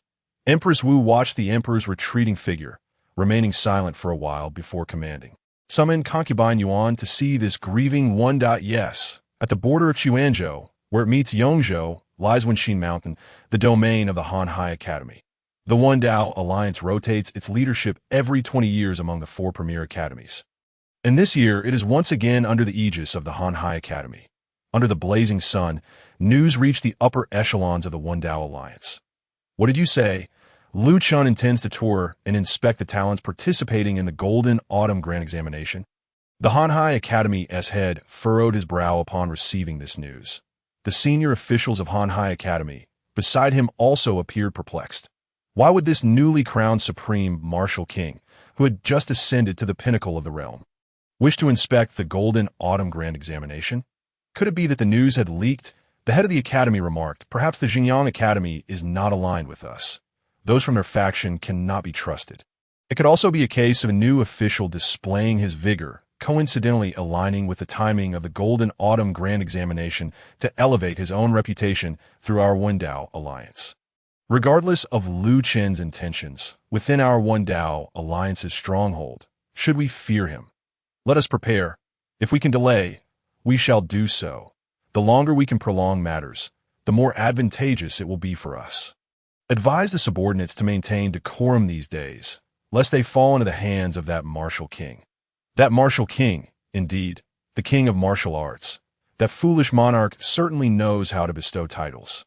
In this world, where hidden talents abound, even our Hanhai Academy's previous head, who has witnessed 5 dynasties and comprehended the myriad facets of existence, would not dare to claim invincibility. Who else could dare to call themselves a martial king?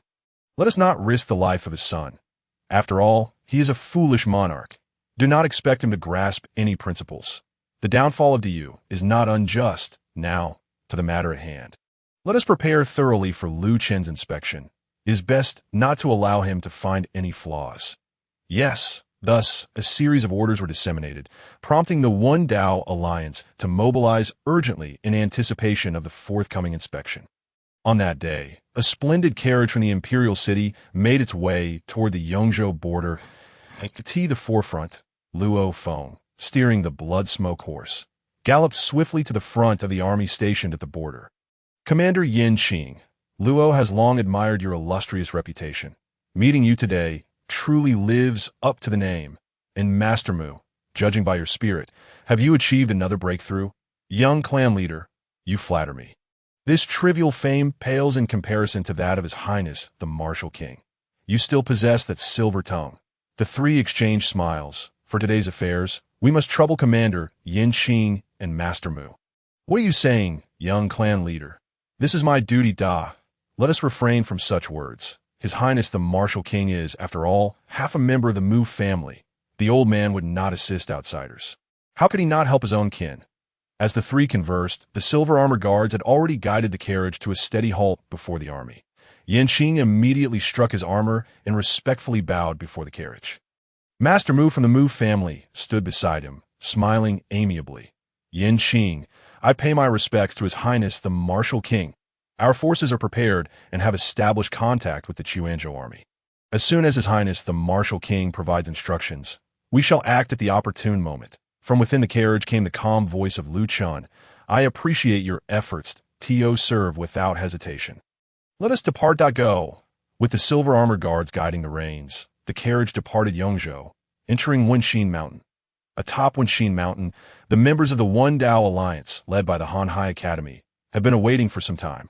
Upon sighting Lu Chen's carriage arrive under the protection of the silver armor guards, they immediately knelt in reverence. We pay our respects to His Highness the Martial King. May you live 1,000 years. 1,000 years we welcome His Highness the Martial King to the One Dao Alliance to inspect the Golden Autumn Grand Examination. The carriage's curtain was drawn back, revealing a vast sea of kneeling figures before the grand entrance of the Hanhai Academy. It was a dense throng. One could hardly discern whether it was an expression of fervent welcome for Lu Chen or a display of power. Lu Chen cast a casual glance. Luo Feng and Lan Yin flanked him, assisting him from the carriage. Your One Dao Alliance truly boasts a considerable number of people. Hearing Lu Chen's words, the gathered crowd looked up at the legendary first martial prince, eager to glimpse his enigmatic visage. Young and handsome, with a demeanor as clear as crystal, he indeed appeared to be formidable. The current head of the Hanhai Academy promptly replied, the Golden Autumn Grand Examination is imminent, hence the participants from other academies have arrived early for mutual exchange and discourse, hoping to achieve superior performances in the examination. Then let me witness the fruits of your arduous training, Lu Chen remarked. With that, Luo Feng and the silver armor guards paved the way ahead as Lu Chen stepped into the Hanhai Academy.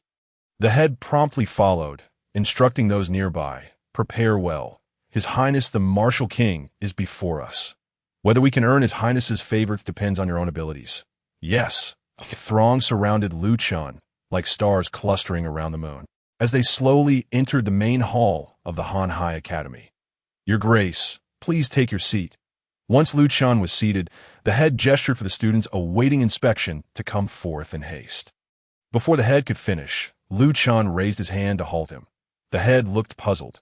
Your Grace, Lu Chen surveyed all present. In these extraordinary times, we must adopt extraordinary measures. You are surely aware of the recent turmoil in RDU. The moment calls for capable individuals.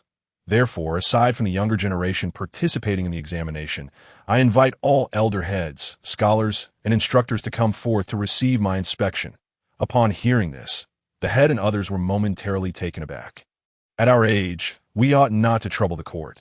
Let the opportunity be afforded to the younger generation. I have spoken. Lu Chen gently tapped the table, his indifferent gaze fixing on the head. All of you may receive my inspection. The expressions of the head and the senior officials from various academies subtly shifted. There was no doubt. Lu Chen had come to provoke. What manner of inspection does His Highness desire? Lu Chen glanced at the ground. RDU stands firm on the foundation of martial prowess. To enter the court, martial cultivation is fundamental. With that, two sharp glimmers ignited in his eyes. The sound of swords resonates across the realm. In a flash, a profoundly deep sword scar cleaved through the main hall of the Han Hai Academy. It radiated an unparalleled sharpness, as if capable of annihilating all existence. Cracks spread across the beams and walls, echoing the passage of this sword. This one stroke had pierced through the main hall of the Han Hai Academy, leaving an indelible mark upon this ancient institution with its long-standing heritage. Boom! Immediately thereafter, the sound of slicing through the air became incessant. The air, rapidly compressed by the sword marks, formed a booming hurricane that sent the garments of the onlookers fluttering wildly. This swiftly rushing tempest seemed to conceal sharp blades within its depths. As streaks of blood began to materialize in the wind, the members of the Winda Alliance looked up in awe and disbelief, struggling to withstand the onslaught by the time the storm subsided. The Winda Alliance revealed a disheveled state. That moment, those who crossed this line would be deemed qualified. Not let the solitary lord be disappointed. The heavenly Saint Martial King, whose gaze was as sharp as a sword, proclaimed from his position of authority. Silence enveloped the arena, rendering the atmosphere exceedingly tense. After a prolonged pause, the crowd finally regained their composure. The Martial King's display of power was undeniably overwhelming. Instantly, a flicker of anger ignited within them. Oppressed by such might, particularly among the members of the Han Hai Academy, they gazed at the sword mark, radiating a chilling aura, which spanned the entirety of the Academy's main hall. The members of the Academy clenched their fists in indignation. This was their main hall, a venerable symbol of their heritage spanning centuries, and now it had been so brazenly disrespected. Was this not akin to a slap across their faces? Such audacity! An elder from the Academy, unable to contain his fury, stepped forward to reason with the situation. Yet, the Academy head preemptively positioned himself before the crowd, casting them a cautionary glance to refrain from causing a disturbance. He then forced a smile, albeit insincere, and addressed Lu Chen, praising his extraordinary skills and methods. I am in admiration. Lu Chen, unfazed, closed his eyes as if in meditation, casually remarking, "The solitary lord has little time. Let us commence." He dared to shut his eyes again. Such arrogance! This was indeed the territory of the Winda Alliance. The faces of the Alliance members turned a shade of green with fury. Soon, a senior member stepped forth. I, the vice president of Wanyue Academy, have come to accept the royal examination.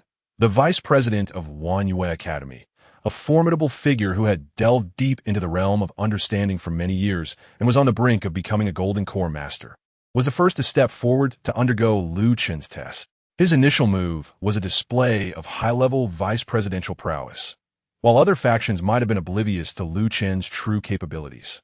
The Winda Alliance, being insiders, knew all too well. This was the very individual who had obliterated the master of the Myo Fa sect with overwhelming force to confront the sword mark he had inscribed. Only the highest officials of the various academies could dare to challenge it. Indeed, this seemed to be Lu Chen's true intent. He had come today specifically to subdue every academy within the Winda Alliance. However, did he truly underestimate them by believing a mere sword mark could crush the entirety of the Winda Alliance? Was he too self-important? Beware, your highness, for fists and feet possess no eyes. With that, he stepped directly in front of the sword mark, the essence of martial understanding enveloping him as he lifted his foot to break through Lu Chen's inscribed mark. Yet, just as his foot ascended, the sword mark that traversed the Academy's main hall emanated a bone-chilling aura. The tangible sword energy began to awaken around the mark. Crack, crack, crack. The icy sword energy swirled ominously. The sharp blades concealed within the air pricked at his skin, sending shivers throughout his body. Every pore, every inch of his skin trembled, instinctively warning him, "Do not cross. You will perish." Simultaneously, as the sword energy circulated, spiderweb-like cracks spread around the sword mark. The ground, walls, and beams trembled, causing the main hall to sway precariously. Drip, drip. Beads of cold sweat fell from the vice president's face, splattering against the swirling sword energy. Boom! The terrifying backlash erupted in an instant. The vice president's body contorted into a bow. Propelled away like a cannonball, that he landed squarely amidst the Wanyue Academy's formation. Vice President. Ah. The vice president collapsed to the ground, his fate uncertain. The Wanyue Academy was in disarray. This sight left every member of the Winda Alliance stunned. What kind of technique was this? A single sword mark had rendered a formidable figure, nearly a golden core master, unable to advance even a step, and he had suffered such a tremendous backlash. Could such arcane arts truly exist within the royals Qing Tianbu Iju? What on earth was this?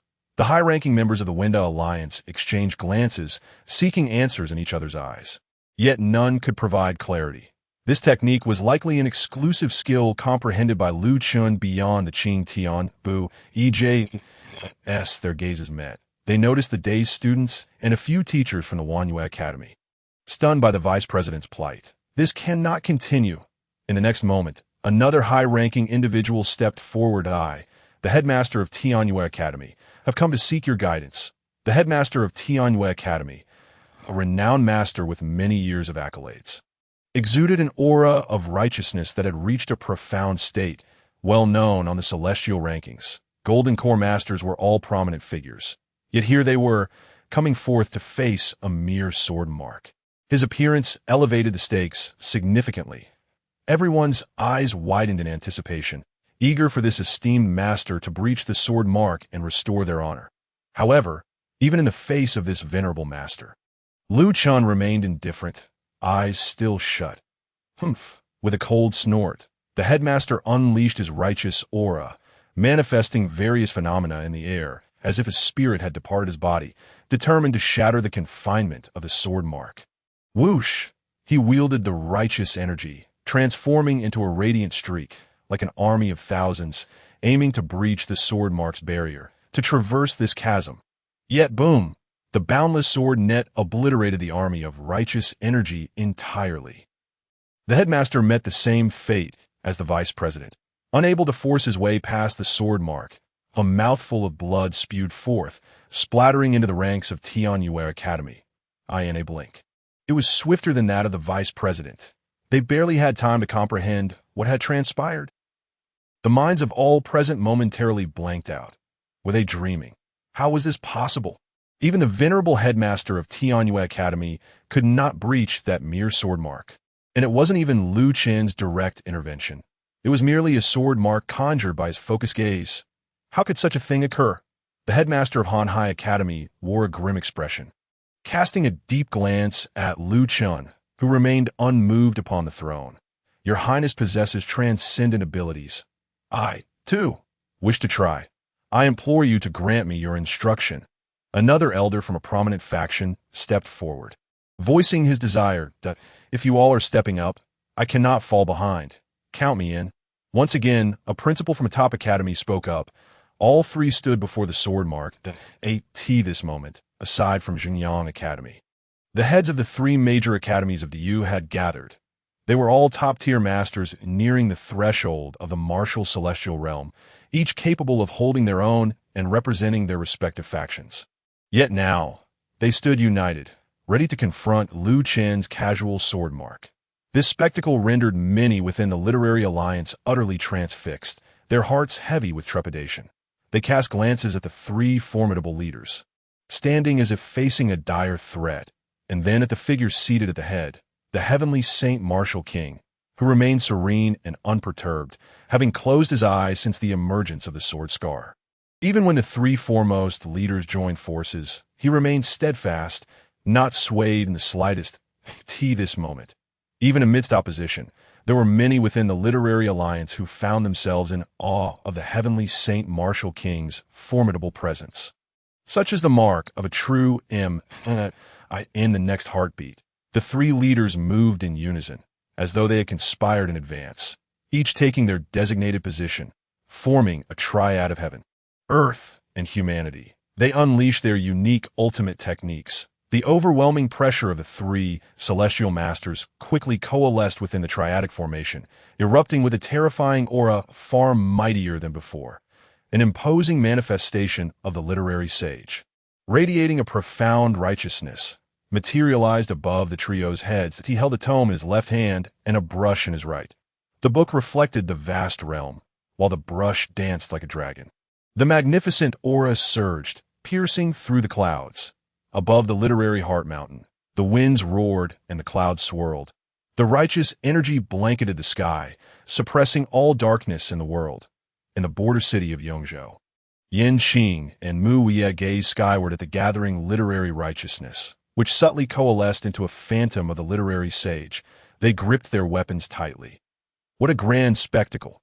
It seemed only a multitude of celestial masters could summon such immense power from the heavens and earth.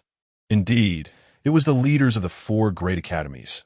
This was merely a review, yet they had taken matters into their own hands, and that too before the prince. Was this an expression of their discontent, or a declaration of their might? Clearly, the literary alliance harbored ambitions of insubordination. With the emperor far removed, these individuals had recently bolstered their alliance's power, truly believing themselves to be sovereigns of their own domain, intolerant of any provocation. Now that the true emperor had arrived, they were in a state of panic.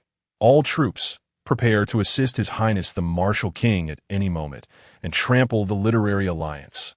Yes, in the border city, the murderous intent of the army gradually spread, poised to strike. Within the Hanhai Academy, advance. Under the auspices of the literary sage's manifestation, the 3 leaders stepped forward towards the sword scar that loomed before them like an insurmountable chasm. With each step they took, the literary sage's manifestation wielded its brush, inscribing a tapestry of magnificent landscapes, summoning forth a torrent of righteous energy. The overwhelming might weighed heavily upon the hearts of all present.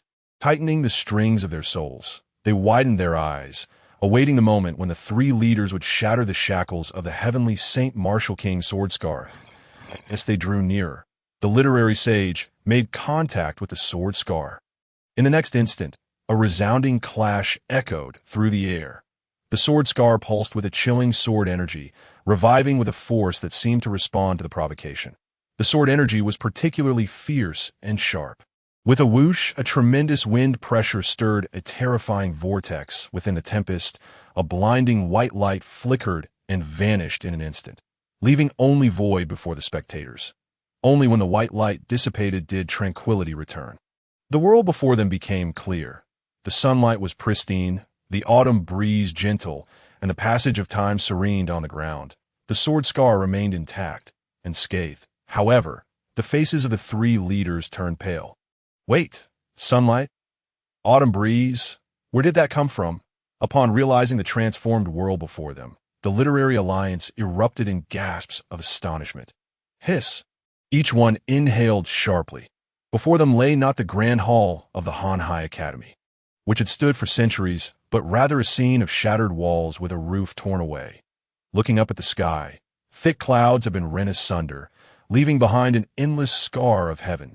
Beneath this scar, the 3 esteemed leaders wore ashen expressions. A deep crimson mark nearly bisected their chests, their garments soaked in blood, of vivid crimson hue. With each heavy breath they took, their chests heaved. The arena fell into a profound silence. Only when the Hanhai leader regained a semblance of strength did he gaze at Lu Chen with trembling eyes, disbelief etched upon his features. What manner of technique is this? A mere sword scar, yet it could break through our triadic formation? It was only at this moment that Lu Chen opened his eyes and cast a glance at the 3 leaders. Is the literary alliance comprised solely of those so lacking in scholarly depth that they cannot even recognize the essence of the Luo family's sword intent? Sword intent essence. Upon hearing this, Luo Feng beside Lu Chen was momentarily stunned. No, are you saying this is the sword intent essence of the 7th layer of the blossoming sword? Good heavens, my father never mentioned to me that it was this formidable. The 3 leaders of the Hanhai Academy were equally taken aback. After a moment, they exclaimed, "Impossible! Absolutely impossible! How could a mere sword intent essence achieve such a feat?" Ordinary sword intent essence, of course, would not suffice. However, martial arts are inherently subjective.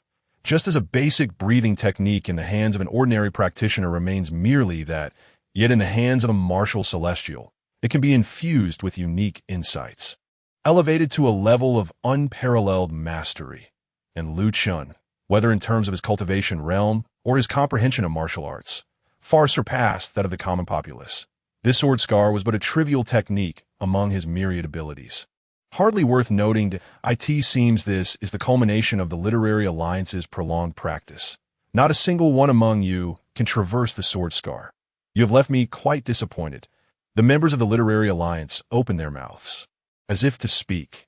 Yet, upon glancing at Yue Academy, Tian Academy, and the three leaders who had met their demise beneath the sword scar, they found themselves at a loss for words. A single sword scar. Merely a sword scar, and it held the entire literary alliance at bay. Who would dare believe such a tale? Just as the members of the literary alliance fell into silence, deep within the Hanhai Academy, an ancient and formidable will awakened. How formidable the younger generation can be. A tempest of literary energy surged forth, a righteous aura materializing and spreading across 1,000 miles. It spiraled and coalesced in midair before descending to the ground, forming the proud figure of a grand scholar within the Hanhai Academy's main hall. Yet, does this prince not consider the weight of his oppression upon the literary alliance, upon the appearance of this grand scholar? Chen's lips curled into a subtle smile. Finally, he has emerged, the Hanhai Celestial. As the Hanhai Celestial materialized from the boundless literary energy, the members of the literary alliance felt as though they had found their anchor, casting reverent and expectant gazes toward him. Old leader, greetings, Hanhai Celestial. The mere mention of the term celestial represented the highest honor in this world. Celestial, a person who transcends the heavens. This was a realm entirely distinct from the martial golden core. Each martial celestial epitomized the pinnacle of their respective fields, transcending the golden core, drawing in the power of the heavens and earth, merging with the vast cosmos. From then on, as a celestial, they could roam infinitely. Living for a millennium, their every action could trigger landslides and tsunamis of tremendous might.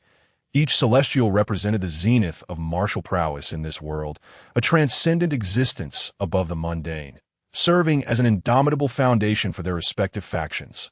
Whenever a celestial was present, confidence surged. Moreover, their Hanhai Celestial was a venerable elder who had witnessed the rise and fall of 5 dynasties, effortlessly suppressing countless storms. As long as he remained, the literary alliance would not falter. The emergence of the Hanhai Celestial rekindled the spirits of the literary alliance, and they fervently called out his esteemed name. The Hanhai Celestial paid no heed to the crowd, instead fixing a solemn gaze upon Chen. A master observes through form. A celestial perceives through countenance. It was precisely because he was a celestial that he could discern the unfathomable depths of power concealed within this young prince. This is a formidable adversary. Chen cast a glance at the members of the Literary Tao Alliance before turning his attention to the celestial being of the vast sea that he remarked. After such a prolonged preparation, you have finally made your appearance. It seems that you must be well equipped to confront me. You, along with those who lurk in the shadows, should all reveal your prowess and show me what you are capable of. Upon hearing this, the celestial being's expression shifted, growing more solemn. Had Chen already sensed his intentions? Such strength! Ha! The celestial being was still brooding when an uproarious laughter echoed through the heavens and the earth. Ha! Suddenly, a gust of sinister wind swept in, accompanied by a flurry of black feathers. A figure cloaked in malevolence materialized from the swirling black plumes. A man draped in a black robe, exuding an overwhelming aura of wickedness. He floated effortlessly, hands clasped behind his back, revealing only a pair of eyes filled with an arrogant malevolence, tinged with dark energy. My dear brother of the vast sea, the esteemed prince of martial kings has graciously extended an invitation. Why do you hesitate? If we delay further, the prince may accuse my Taiping sect of lacking courtesy. This is not how we entertain our guests. With that, the man in black waved his hand, casting down several wisps of dark mist among the members of the Literary Tao Alliance. Enveloped by the dark haze, they appeared momentarily stunned. The next instant, a bizarre red glow flickered in their eyes. Their breaths became frantic and disordered, emitting strange guttural sounds. They had lost control, gathering the heavenly soul, The 100 Refinements Great Formation, whoosh, within the vast sea academy. Many students tore through their own skin, transforming into phantasmal entities. They manifested as specters, entering the formation according to the predetermined positions. Boom! Boom! The sound of chaos filled the air as more black phantoms surged forth from the depths of the academy, soaring into the sky. Their twisted forms resembling bats, unfurling their wings against the clouds, point one after another, layer upon layer.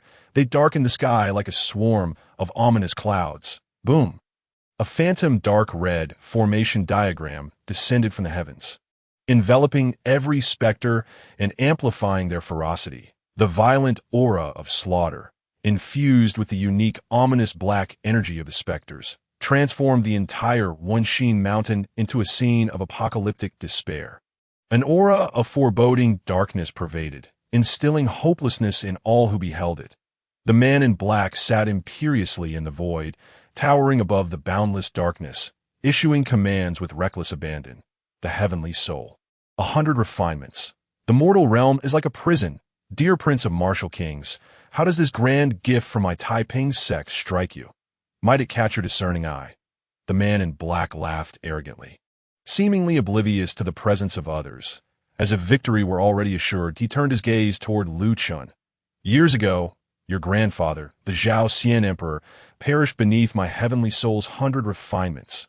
Now, he raised a sharp finger, pointing directly at Lu Chen. It is your turn. Do not blame me. Instead, blame your own arrogance and hubris. Knowing full well that my Taiping sect has been lurking in the shadows, you still dare to venture forth alone. As the man in black fixed his gaze on Lu Chen, Luo Feng and Lan Yun instinctively positioned themselves in front of him. Luo Feng unsheathed his sword, and a powerful aura of the seven mystic sword erupted, dispersing the boundless darkness encroaching around them. With another celestial being present, along with so many demons and monsters, the presence of two celestial beings in this arena was undeniable. He glanced around at the members of the Literary Dao Alliance. Their eyes glazed over and moving like mindless zombies, advancing toward them. Luo Feng's heart sank. This was a grave situation. Your Highness, the enemy is formidable. We must immediately... Huh. The man in black laughed once more. Surveying the border towns of Yongzhou and Xuanzhou. Oh, you truly believe that those ragtag forces could breach my heavenly soul's 100 refinements formation? How navi enough with the prattle, the indifferent figure the main seat interjected, barely sparing him a glance. The man in black was momentarily speechless, a surge of intense killing intent flashing in his eyes. You seek death. Vasi, let's strike together and eliminate him. With that, the man in black immediately activated the heavenly soul's 100 refinements formation, summoning the darkest energies of heaven and earth to bear down upon Lu Chen. Meanwhile, the celestial being of the vast sea unhesitatingly gathered his literary energy, launching a judgment strike. Boom! The two celestial beings unleashed their powers simultaneously. The very earth trembled as Wenxin Mountain emitted a cacophony of cracking sounds, plunging the vast world into an eternal darkness. However, amidst this profound darkness, a dazzling azure light akin to a savior's radiance emerged. Upon its appearance, it crushed the oppressive black energy with an unstoppable force, shattering the darkness. Buzz! Light once more shattered the shadows. Descending upon the mortal realm, under the illumination of the azure light, the members of the Literary Dao Alliance, previously entranced by the black energy, awakened from their stupor, but the next moment they were gripped by an overwhelming terror. In the sky, an enormous visage, covering the horizon, materialized, a face that belonged to none other than Lu Chen, the fifth prince, whose demeanor was as cool and ethereal as a celestial being descending from the moon palace. At this moment, he radiated an aura of divine authority. In his cold, indifferent eyes, two azure divine flames erupted, shattering everything beneath their gaze as he looked down upon the world. At that instant, both the man in black and the celestial being of the vast sea widened their eyes in disbelief, their pupils dilating and flickering in bewilderment, scarcely able to grasp the reality before them. This was Lu. Gulp. The sound of fear trembled from their throats. Lud. a deity. At the Yongzhou border, seeing the vast Wenxin mountain engulfed in swirling black mist, Yanqing felt a surge of foreboding. This black mist. He glanced at Mu Weiye beside him, who had donned his battle armor and mounted his steed, prepared for a fierce confrontation. Quickly assist His Highness. A celestial being has made a move. Yanqing's heart tightened as he swiftly drew his battle blade, urging his steed into a gallop. Deploy the entire army. Form the battle array. Gather the military spirit. Support the Prince of Martial Kings, Clang. The army swiftly mounted their steeds, revealing their sharp, aggressive stance. Yes, the soldiers' blood surged, coalescing into a palpable aura above the darkened military formation, transforming into a massive, blood-colored wolf howling toward the heavens. The wolf roared, its fangs bared. Under the shadow of the giant wolf, their weapons and armor were stained crimson, radiating a blinding red glow. Kill. Support the Prince of Martial Kings. Charge, charge, charge. The thunderous sound of hooves echoed as the valiant army surged forth from the Yongzhou border, advancing toward Wenxin Mountain with unstoppable momentum. Meanwhile, the Quanzhou army approached with an overwhelming force, a blood-colored giant bear roaring above their formation, eager to break through the shroud of black mist. The two armies charged forward. The fog surrounding Wenxin Mountain thickened, enveloping the entire mountain in a pitch-black canopy. Yanqing narrowed his eyes. A formation. Prepare the formation-breaking spear. Vanguard troops, test the right flank. Yes, clatter, clatter, clatter. The swift steeds raced across the battlefield. In the heart of the army, a massive blood-colored spear rapidly coalesced under the radiance of their military spirit. Emuya, I must trouble you. Before Yanqing could finish a sentence, a brilliant azure light pierced through the darkened canopy like a sword. At the mountain's peak, an unparalleled brilliance erupted, illuminating the entire border. Bang! The formation of Wenxin Mountain had barely solidified before it shattered violently. A ferocious whirlwind swept through. Yanqing shielded his face against the gale, straining to discern the unfolding events on Wenxin Mountain. But when he finally grasped the truth of the situation, in the heart of Wenxin Mountain, within the esteemed Han Hai Academy, the smile on the black-clad figure's face had vanished, replaced by a profound fear that overshadowed any previous malevolence. He could no longer muster a sound of laughter. His eyes filled solely with terror and astonishment.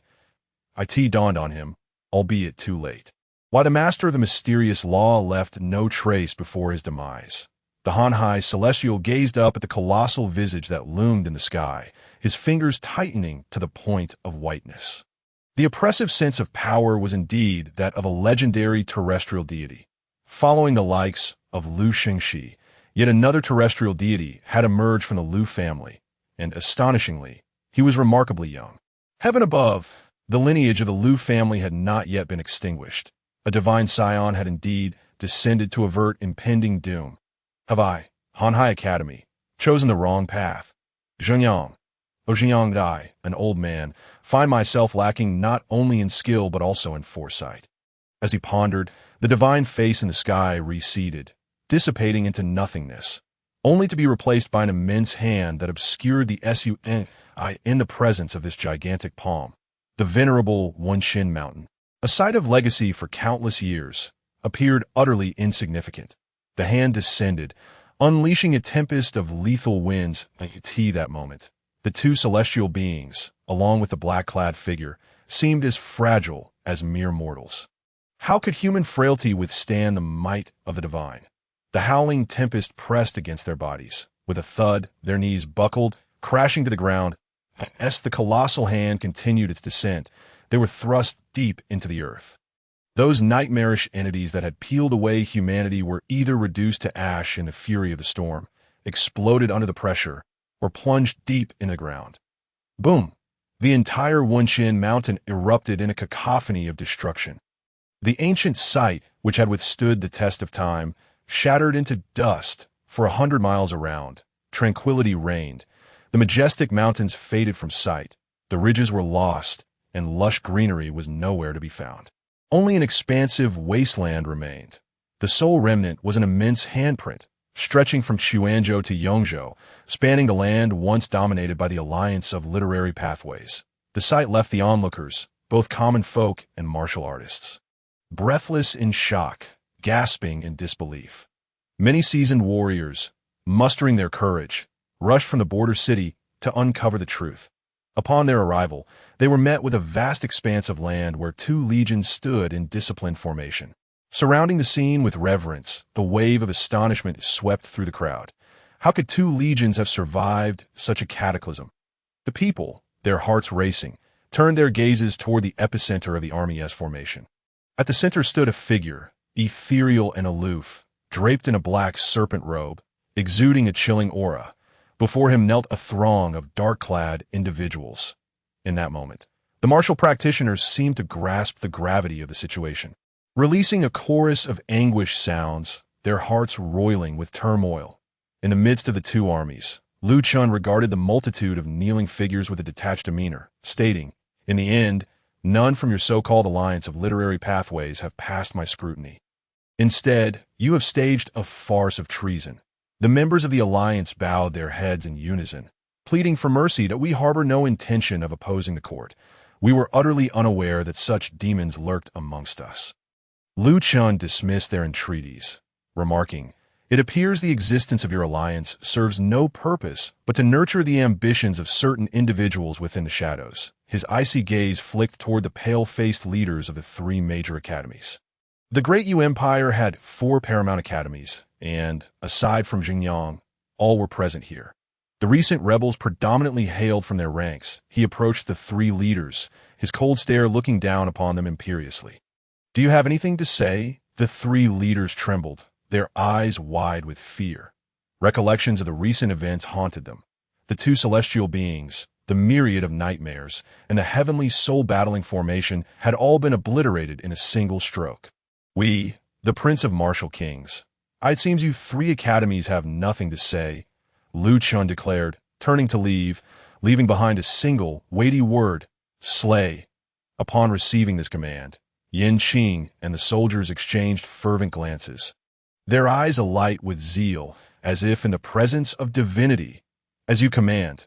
They formed a long line, ushering the assembled individuals before the alliance of literary pathways, placing them prominently in view. "No, no, Your Highness, spare us, please, spare us." Then came the sound of blades slicing through the air one by one. Heads rolled upon the desolate plain, blood pooling to create a vivid crimson river, staining the freshly birthed earth. The sanguine torrent flowed before the members of the alliance, seeping past their very eyelids. A sickly sweet aroma rushed to their throats, leaving their faces pallid with despair. Gulp. Many students struggled to swallow, their eyes trembling, rendered momentarily unsteady. Even the most esteemed masters and leaders stood in silence, their faces ashen and speechless. The atmosphere grew suffocatingly quiet, each one fearful that even the slightest sound could summon doom. Yet, the light, graceful footsteps approached them, their eyes reflecting the intricate patterns of the serpent robe. Thud, thud, thud. Then came the heavy footsteps, accompanied by the sound of clanging armor. The battalion of armored soldiers once again surrounded them. Gulp. Nervous swallows echoed within the alliance. Amidst this unbearable tension, the ruler of life and death finally spoke again. Effective immediately, the alliance of literary pathways is disbanded. All academies shall come under the direct jurisdiction of the court. Do you have any objections? His words dripped with an unyielding chill. They had no doubt that should anyone dare to dissent, the consequences would be 1,000-fold more excruciating than those suffered by the 3 academies. Thus, they all braced themselves, quickly responding, "Yes, we shall strictly obey the commands of the Prince of Martial Kings." A chorus of affirmations resonated throughout the gathering. But the next moment, an overwhelming and terrifying pressure descended upon them once more. Boom! A multitude crumpled under the weight, their bodies pressing heavily into the ground, their heads embedded within the earth. Your tone carries a hint of dissent. Do you harbor objections to my royal decree? Chen cast a cold glance at those crushed beneath his overwhelming presence, robbed of their ability to resist. Among them were scholars, students, and leaders alike. Bring them forth, as you command. The armies of Chuanzhou and Yongzhou sprang into action once more. entering the alliance of literary pathways to drag out those who had buckled under the pressure. Gleaming blades glinted in the dazzling sunlight, casting an ominous glow. The executioners, their eyes glinting with malice, awaited the command of the Prince of Martial Kings to feast upon the blood of the traitors once more. No, you cannot kill us. I do not harbor resentment. I am not a traitor. We are all subject to the great Yu. You cannot do this. Execute. With that command, the sound of steel rang out once more. Thud, thud. Heads fell like autumn leaves. The alliance of literary pathways fell into a deep silence. The celestial beings were dead. The members of the three academies lay lifeless, and even the raucous students from various schools had met their end. All were dead. You, rise. Amidst the encroaching blood mist, Chen casually pointed at a youthful scholar. The young man jolted, immediately rising with trepidation. Chen's voice resonated. Did you comprehend what I just articulated? Yes, I understood. The proclamation rang out. His Highness the Martial King intends to disband the Literary Alliance. And from henceforth, all academic institutions shall fall directly under the jurisdiction of the Imperial Court. Louder, for I cannot hear you. The scholar's pallid visage flushed crimson as he summoned every ounce of strength to exclaim. His Highness the Martial King intends to disband the Literary Alliance. And from henceforth, all academic institutions shall fall directly under the jurisdiction of the Imperial Court. The echo of jurisdiction reverberated profoundly within the hearts of all present.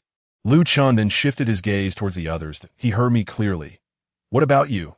The remaining individuals hastily strained their voices, desperately shouting, We understood. His Highness the Martial King. The chorus of thousands of scholars from the Literary Alliance converged across the vast plain, surging and resounding, spreading through the wilderness and reaching the ears of every curious wanderer drawn to witness the spectacle. Excellent.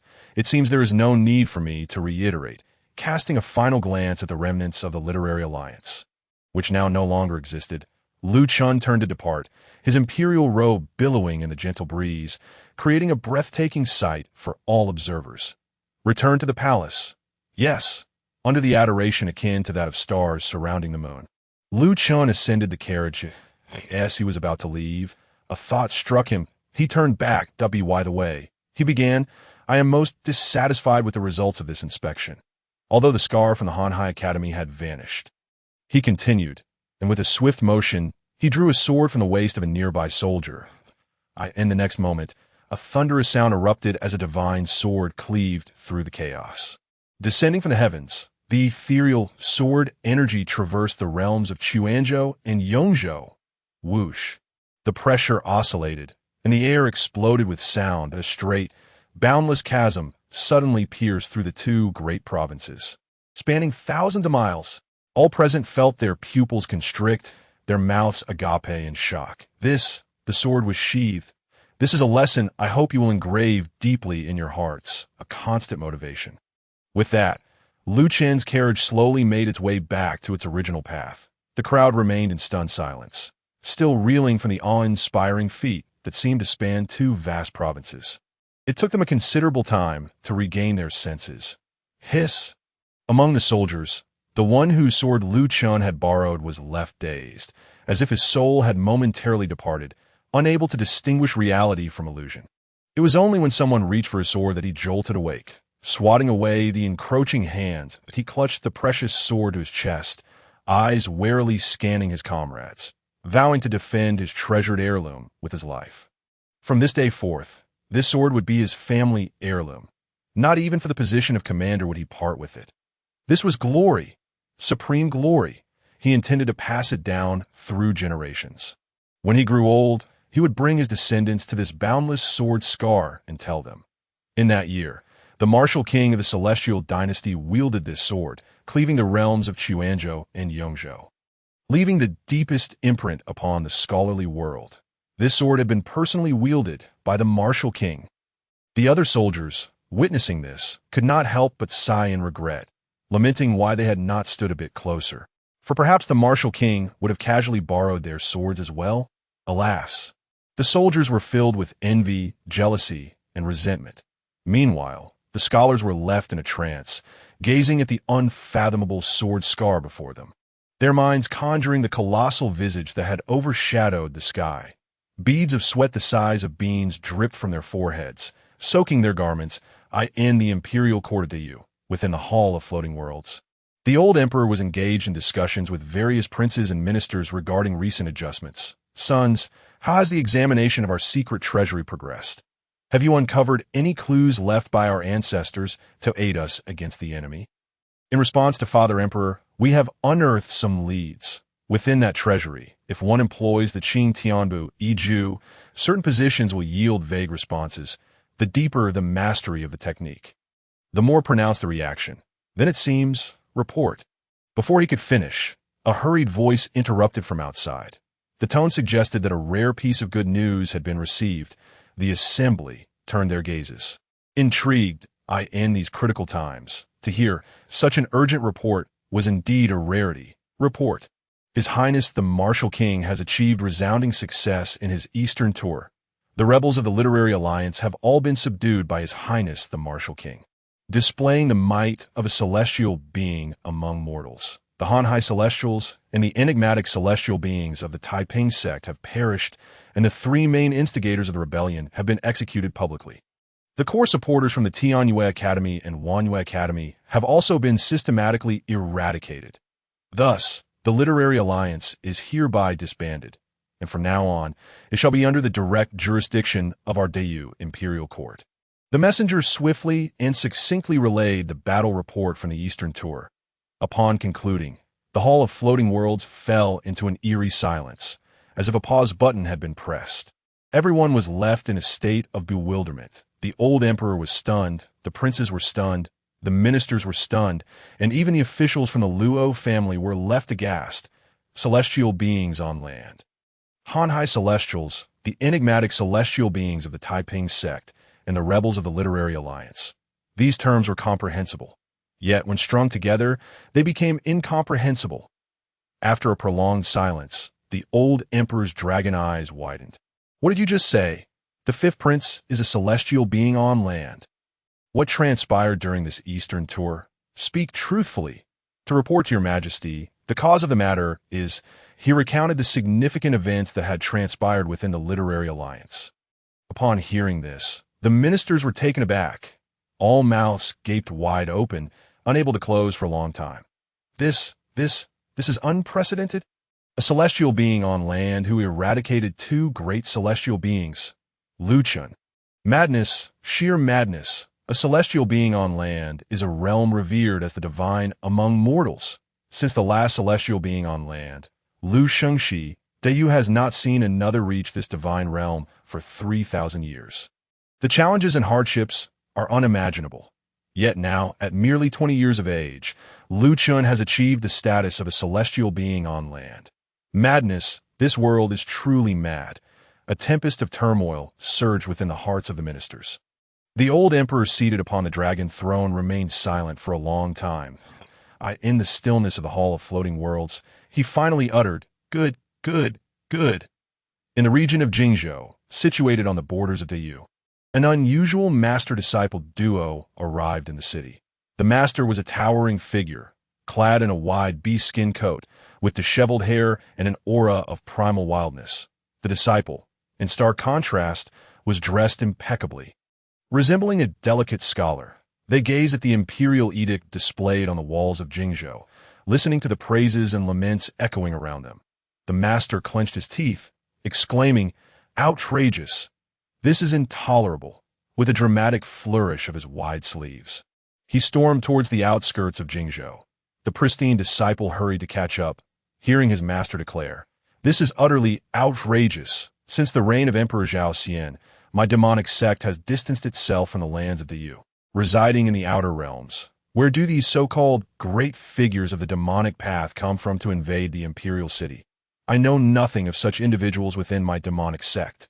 They take advantage of our isolation and ignorance to unjustly tarnish our reputation. Do they? The infamy surrounding my demonic sect has been perpetuated by these worthless fools. I have just completed my seclusion, achieving great mastery, and they dare to confront me with such nonsense? Let us go. I shall venture into the imperial city to seek justice. to ascertain how this Zhao Xian could possibly have raised such a scoundrel of a son, and how that scoundrel managed to rear a son of celestial descent. As the disheveled, beast-hide-clad middle-aged man uttered these words, the raucous crowd around him captured his attention. Indeed, could it be false? News just arrived from Xuanzhou. A renowned martial artist has ridden upon the blood-smoke steed, searching for the sword marks, exerting himself for half a day to traverse the length of the sword trace from its origin in Xuanzhou to its terminus. That steed, a variant of ancient demonic beast bloodline, the blood-smoke steed, if even the blood-smoke steed required such relentless effort for half a day to cover the sword trace, one can only imagine its tremendous length. To claim it spans the entirety of Xuanzhou and Yongzhou is hardly an exaggeration, and this is merely the casual stroke of a sword from the martial king. Was it truly just a casual stroke? Do you think I would deceive you? The border troops of Yongzhou are aware. The sword utilized by the martial king to cleave through Xuanzhou and Yongzhou was nothing more than an ordinary sword borrowed from a soldier of the border troops. Now, many soldiers lament why they did not remain closer to the martial king at that time. Otherwise, that sword would have been theirs. Moreover, the most crucial point is that the sword mark left by His Highness the martial king, which traversed the two great provinces, did not injure a single soul. Such terrifying control has reached an inconceivable realm. As this man vividly recounted, many in the crowd gasped in astonishment. Hiss! A single sword extending thousands of miles. Its sword aura crossing two vast provinces without causing harm to anyone. Could the legendary terrestrial immortal truly possess such dreadful prowess? Terrestrial immortal, a being who has reached the pinnacle of martial arts, far surpassing celestial martial artists, regarded as a god among men. For a god among men to carve through two provinces would be as easy as a mere gesture. Already, numerous swordsmanship experts from various provinces have set out overnight toward the location of the sword trace, for it bears the mark of a god among men. Should they be fortunate enough to glean some insight from it, the benefits would be immeasurable. With such a divine personage present, does the Taiping sect still dare to conspire against us? Such delusions. The Liu family is indeed destined by heaven. In times of peril, there are always those who rise to support the world. Heaven bless our Liu. Hearing such remarks, the scholar's young disciple quietly inquired, Master, shall we still proceed? The beast-hide-clad middle-aged man silently adjusted his course, pondering, it is possible that our demonic sect indeed has such a figure who caused a ruckus in the imperial city. If Master goes, it would not be just, he mused, just so my skills still possess some flaws. I must return to continue my seclusion and refinement. The disciple pouted, Then what is the purpose of your return? Upon hearing this, the master glanced back at the direction of the imperial city, a complex expression flickering in his eyes. He ruffled his disciple's hair. To save the world? Save the world? When you become a master, you will understand. Let us depart to the Xinjiang Academy. The celestial being of Xinjiang paused his grand teachings. He cast his gaze beyond the academy's confines. The instructors within the academy followed his gaze, yet saw not the academy head. He has arrived. The celestial being of Xinjiang pointed with a finger, and streams of literary energy transformed into rainbow bridges extending from the pinnacle of Xinjiang Academy to the foot of the mountain. Before long, a scholar clad in white gracefully stepped upon the rainbow bridge, approaching with lightness. Upon seeing the celestial being of Xinjiang, the scholar immediately reporting to the academy head, the literary alliance has disbanded. The martial king Liu Chen single-handedly scattered them. The Hanhai Celestial and his conspirators met their demise on the spot. None of the rebellious factions, including the three major academies and the Wanyu Academy, survived. As this news was delivered, the individuals within Xinjiang Academy were momentarily taken aback. Subsequently, an overwhelming sense of relief washed over them. Thankfully, their celestial being of Xinjiang remained steadfast in his principles, keeping himself untainted, and did not conspire with the hypocrites of the literary alliance. Otherwise, Xinjiang Academy would have faced ruin alongside them. Soon after, curiosity arose.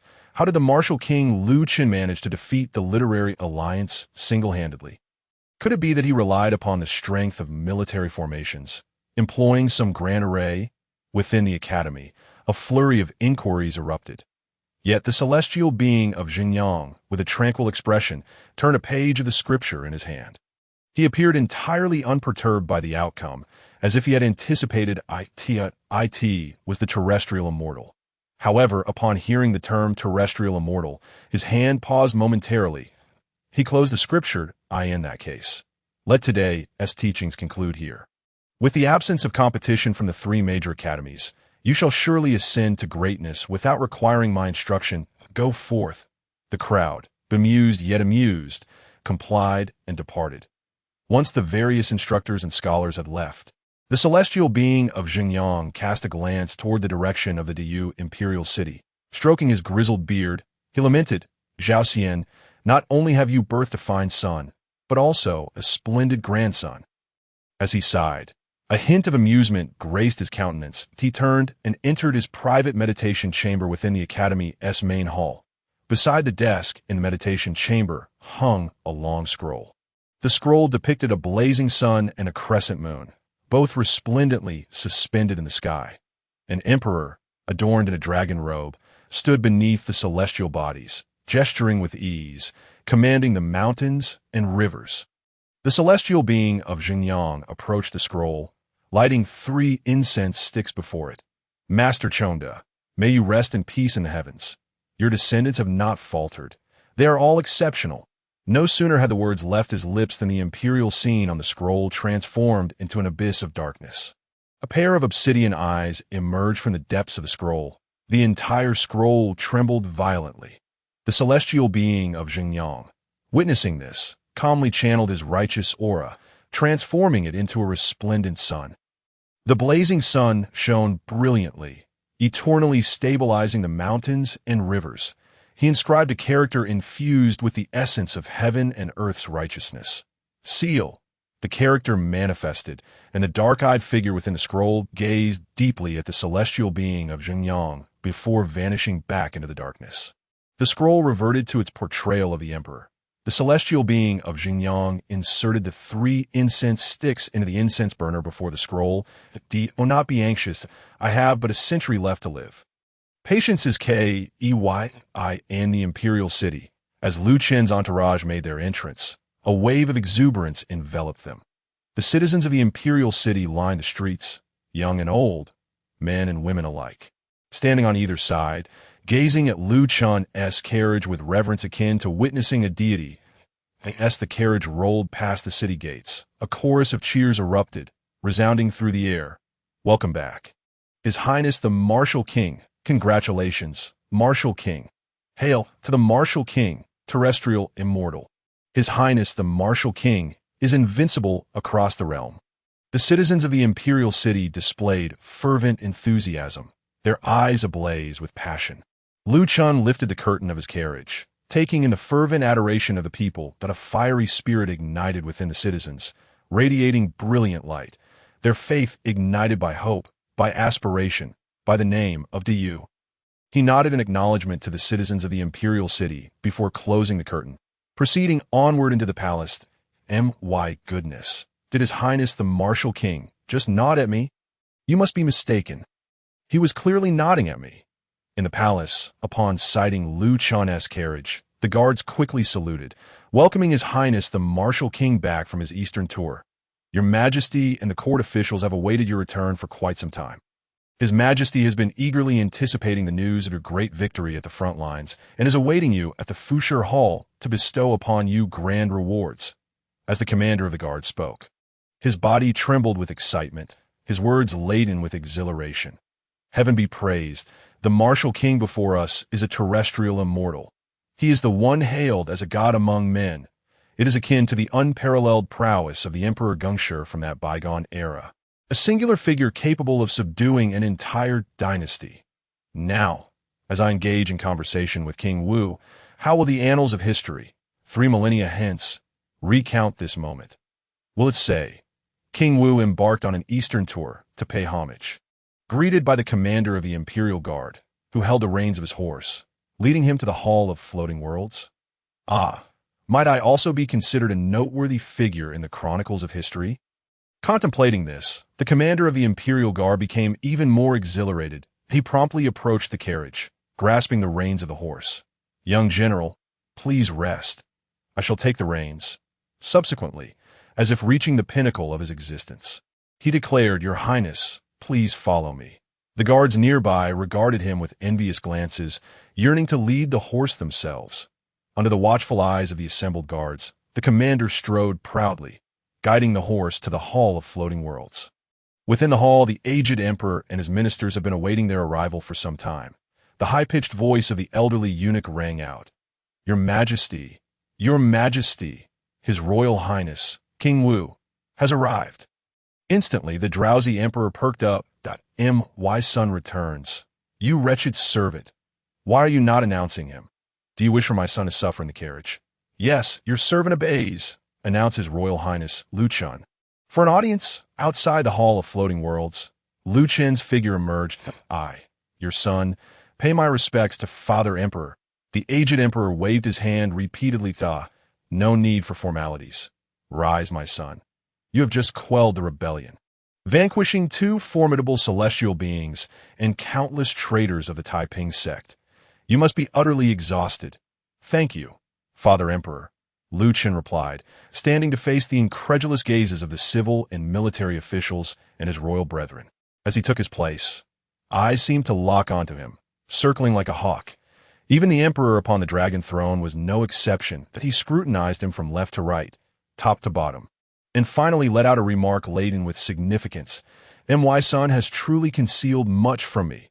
Lu Chen cast a glance at the emperor. He had not hidden anything, nor had the emperor inquired. And when it comes to concealment, who could outdo this master of shadows? "Please forgive me, Father. The foes of the past were hardly worth mentioning. Thus I refrained from showcasing my capabilities." The moment those words left his lips, the faces of the onlookers twitched. "What did you say?"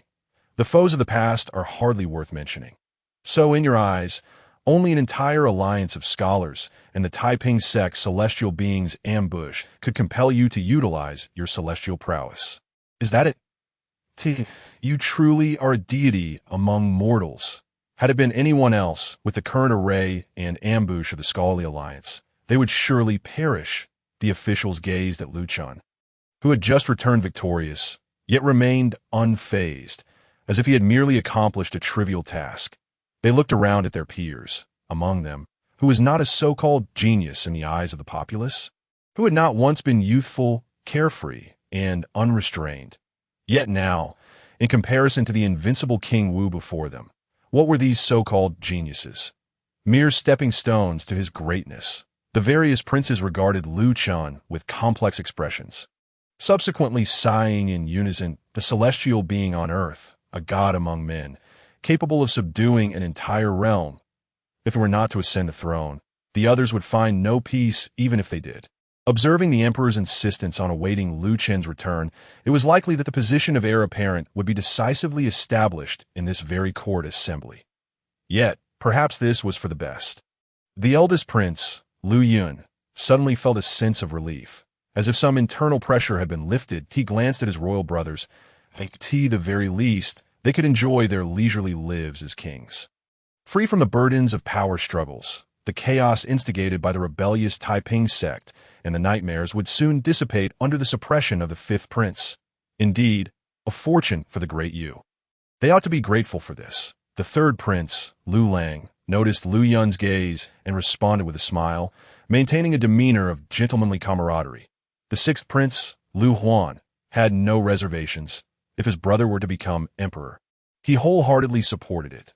The aged emperor observed the demeanor of the various princes, bursting into hearty laughter.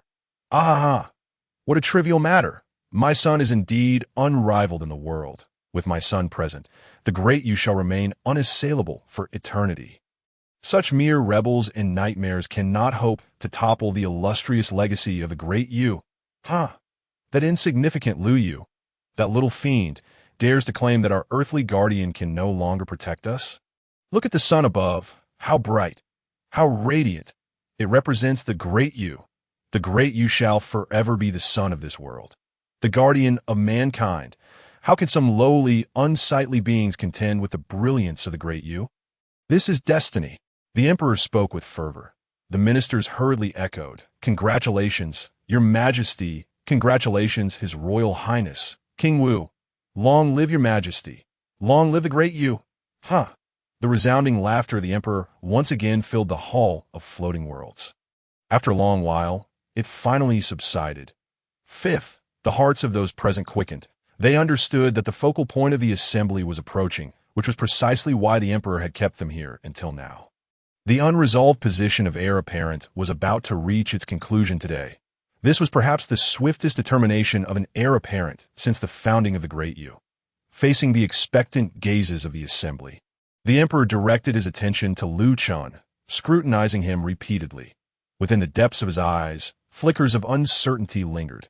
After a prolonged pause following the utterance of fifth, he ultimately said, "After your eastern tour, to quell the rebels, you must be wearied at tea present. You are the cornerstone of the Great Yu. Do take care not to exhaust yourself. This is indeed a lapse in my consideration. You may retire to rest. We shall discuss other matters on another day." "I obey, Your Majesty." The emperor nodded. "Very well. Let this court assembly be concluded. As for the leads regarding the nightmares, my sons and esteemed ministers, do not let your guard down. Court dismissed." The emperor waved his hand. Casting one last glance at Lu Chen before departing the Hall of Floating Worlds, the ministers were left in a state of bewilderment. They exchanged glances, each wearing a mask of confusion. What has come over His Majesty? Could it be that his old habits of folly have resurfaced? The officials and princes, taken aback, remained speechless for a while. Surely, the emperor's insistence on waiting for Lu Chen's return was meant to bestow upon him the title of heir apparent. At the very least, one would expect some symbolic reward. Yet now he simply sends him away to rest. Does he not comprehend that Lu Chen is a god among men?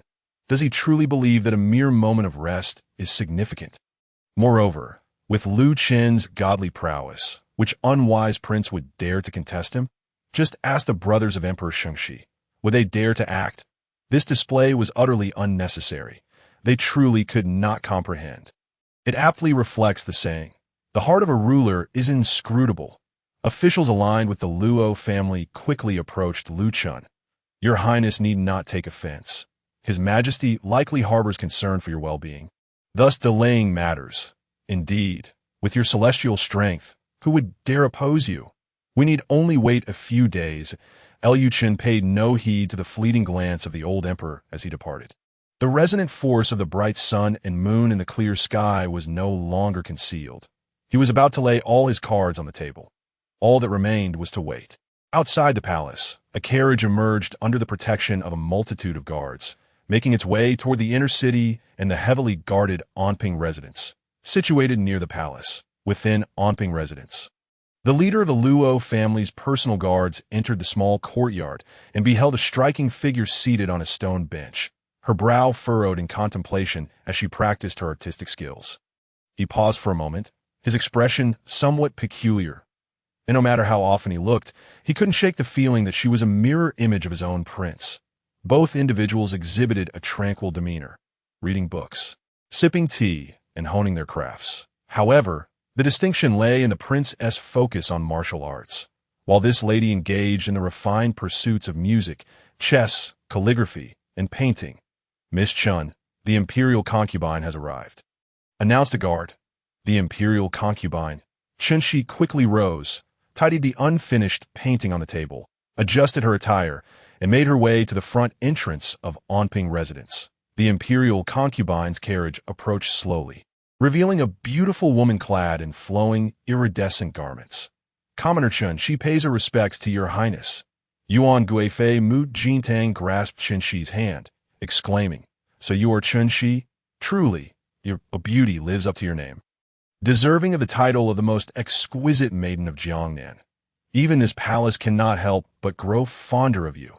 Chen Shi hurriedly replied, "Your Highness, you flatter me, compared to your unparalleled grace. My humble reputation pales in significance." That Mu Jintang gently caressed Chen Shi's cheek, smiling as she remarked, "Oh, you possess a sweet tongue. Come, let us discuss matters within. I have much to say to you," she added. "Very well. I shall listen attentively." Chen Shi responded, Mu Jintang led Chen Shi's hand into Anping residence. Observing this, the leader of the Luo guards felt a flicker of unease, if memory served correctly. This was the first encounter between the imperial concubine and Chen Shi. Yet the intimacy displayed was rather unusual. As Mu Jintang and Chen Shi settled down across from each other, Mu Jintang encouraged, "Little Shi, take a seat." Commoner Chen Shi, "No need for formality. Once you enter the palace, such opportunities will abound at Dio Sit." Upon hearing this, Chen Shi paused, as if grasping the underlying meaning. Yet the imperial concubine had two sons. She wondered which one had prompted this visit. The image of a figure as cold as the snow atop Tian Shan, swift as the wind, flashed through her mind. Yes, it was Xianyang. Chen Shi adjusted her skirt and sat down gracefully. Mu Jintang, satisfied, inquired, "How have you found your days in the imperial city?" Chen Shi replied, "Thank you for your concern, Your Highness, with the protection of the imperial guards and the Luo family's personal guards. I have enjoyed a rare respite, and my residence is well equipped." "That's good to hear," Mu Jintang remarked, glancing around. "I trust many have sought you out during these days." Chen Shi lifted her gaze to Mu Jintang. "By chance, I have performed a particular piece, which indeed has drawn the attention of numerous dignitaries. However, regrettably, even if I wish to teach, the score seems to lose its potency once it reaches others' hands." Mu Jintang laughed, her laughter like blossoms swaying in the breeze. "I did not come for that piece. I merely wish to see which princes have visited you. After all, throughout history, heroes have adored beautiful women.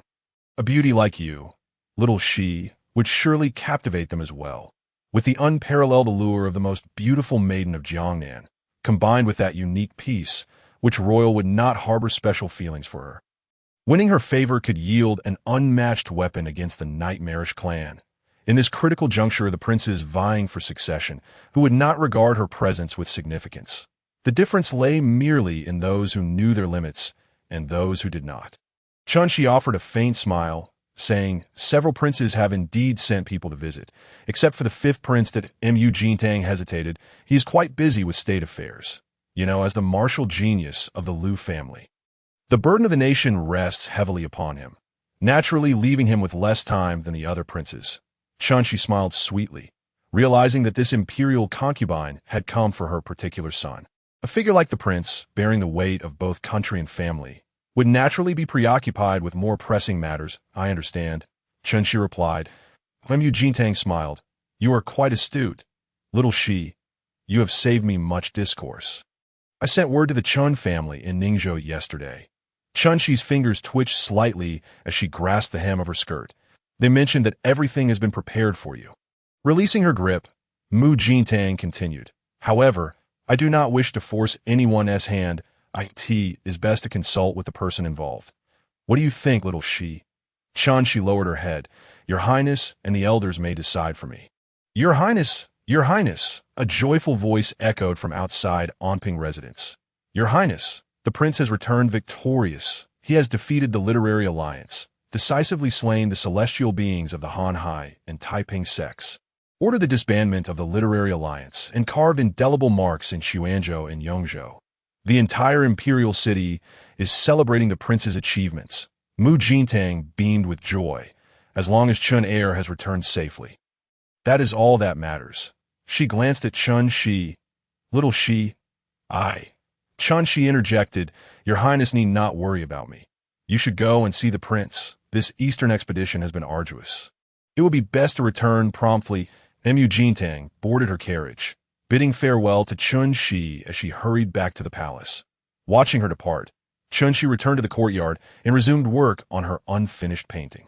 Back in the Zhengxian palace, Lu Chun had just seated himself and opened the ancient tome of life and death magic eyes when a vast force field suddenly enveloped the entire palace. A blazing sun and a crescent moon quietly emerged, casting their glow upon the skies surrounding Zhengxian Palace, freezing time in that moment. The autumn breeze stilled, and the leaves suspended in midair maintained the form of the wind. The water flowing from the teapot, poised mid-pour, crystallized into a column of water. The silver-armored guards outside the palace remained with their eyes closed, oblivious to the older emperor's shadow approaching with steady, powerful steps. as he passed by the guards. He exchanged a distant gaze with Lu Chen seated in the pavilion.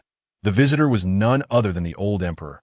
Upon the old emperor's arrival, Lu Chen took the tea from the hands of Lan Yun and poured 2 cups. The father and son each held a cup, seated together in the pavilion, gazing at the stillness of time before them. Neither spoke first. When 1 cup of tea was finished, Lu Chen poured another, and it was then that the old emperor began. When you first returned, I indeed intended to directly establish you as the crown prince. By doing so, I would fulfill my duty as a ruler to ensure the legacy of the nation. However, as a father, I may have been somewhat selfish. This selfishness was not toward the other princes, but rather toward Lu Chen himself. He continued, the emperors of the Lu family are all short-lived. The higher the cultivation, the shorter the life. Historical records show that Emperor Chongda abdicated after 57 years, retreating to the background as a retired emperor to break through to the realm of terrestrial immortals, thereafter disappearing from the mortal realm. In truth, Emperor Chongda reigned for only 57 years. Moreover, the legendary emperors of our great Yu, such as Emperor Gongshi and the ancestor Shangxi, historical records indicate that Emperor Gongshi reigned for 48 years before relinquishing his earthly ties in search of immortality, pursuing the paths of ancient celestial beings. Ultimately, in his 98th year, he ascended to the celestial realm. However, the truth remains that this divine figure of humanity only lived for 48 years after his ascension. For instance, the old emperor murmured while gazing at the sun and moon, I too am nearing my end. This year marks the 26th since my ascension. Perhaps it is 26 years, or perhaps 27. Since I took the throne, my lifespan has dwindled to this. Your grandmother spoke truthfully. The Lu family is indeed beset by misfortune. This holds especially true for the emperors of the Lu lineage. Generation after generation, they have devoted their lives to the human race and to the great Yu, burning themselves out in the process. Thus, I have hesitated in my role as crown prince. Turning to Lu Chen, the old emperor said, You, my 5th son, are exceptionally gifted, so remarkable that no one in the history of the Lu family has ever been your equal. At just 20, you are akin to a celestial being, a natural-born martial sage. You possess a bright future, filled with the potential to seek immortality and freedom, much like the ancient Emperor Gongshi, that he could have chosen not to step forward, to chase the footsteps of ancient deities and seek higher vistas, leaving behind a greater legacy, rather than sacrificing his life to become a guardian of humanity. The old emperor lowered his gaze, fiddling with the teacup in his hands. Yes, father, I should not, and cannot, selfishly impose the responsibilities of the emperor of Yu upon you. You have better choices. That Lu Chen turned his head, casting a glance at the old emperor. As your son, I have been nourished by the Lu family and trained in our family's martial arts. Without the great Yu Lu family, there would be no present for me. Father, simply tell me the characters, time, and place. Whatever you cannot handle, I shall take care of for you. Upon hearing this, the old emperor chuckled heartily. Ha! Such ambition! Truly, you are a divine figure of the Lu family. Reflecting on the past, he mused. I fear you might have sensed my concealed prowess during the tea gathering and have been observing everything in secret. Haven't you? The assassination attempt during the martial arts tea gathering and the disturbances in the imperial city. You know they are my doing? You are quite the rogue, Lu Chen replied, pouring tea for the old emperor once more. I merely observed you while fishing, curious to know which great fish could compel one such as you, an accomplished martial artist, to feign ignorance for so long. The old emperor fell silent for a moment, lifting and lowering his teacup several times before finally letting out a long sigh. Once, I aspired to be a righteous ruler, to change this world for the betterment of the people. Yet, I ultimately realized that if I did not feign ignorance, I would meet the same fate as your grandfather. Your grandfather was simply too ostentatious and underestimated the resurgence of the Nightmare clan. By the time he sensed their presence, the clan had already infiltrated our realm, gaining considerable strength. Having failed to master the 8th layer of the celestial technique, he suffered a great loss, and the great you did as well. During those years, had it not been for your grandmother's reputation and skills to stabilize the court, our great you would have faced far worse circumstances. The old emperor finished his tea in one gulp. At that time, I had not yet broken through. If I had chased after the nightmare clan like your grandfather, it would have been a daunting task. I could only pretend to hide and follow their lead, allowing them to believe everything was under control, thus lowering their guard and granting our great Yu more time. However, he continued, placing the teacup down. The world no longer stands beside us humans. He pointed towards a direction, the border of the Great Yu, the region of Jingzhou. The core of Jingzhou has reached its twilight. It can no longer withstand the pressure. Before Lu Chen could inquire, the old emperor explained, the origins of the core are shrouded in mystery. Known only to be related to our founding emperor, Lu Xing, IT began at the end of the ancient era, passed down from the founding emperor. Each of the 36 states of the Great Yu possesses a core that condenses the essence of our land, safeguarding its peace and repelling the incursions of the Nightmare Clan, preventing them from descending upon our realm. This day, these cores have protected our Great Yu for nearly 10,000 years.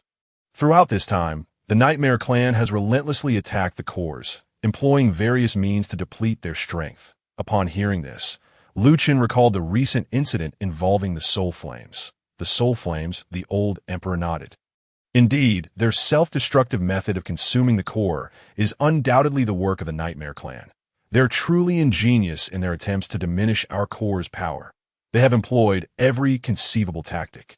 Some methods are so subtle that you may not even realize they are at play, leaving one completely defenseless, just like the former Tian emperor who fell into their trap, resulting in significant damage to the Jingzhou core and throwing the Great Yu out of balance.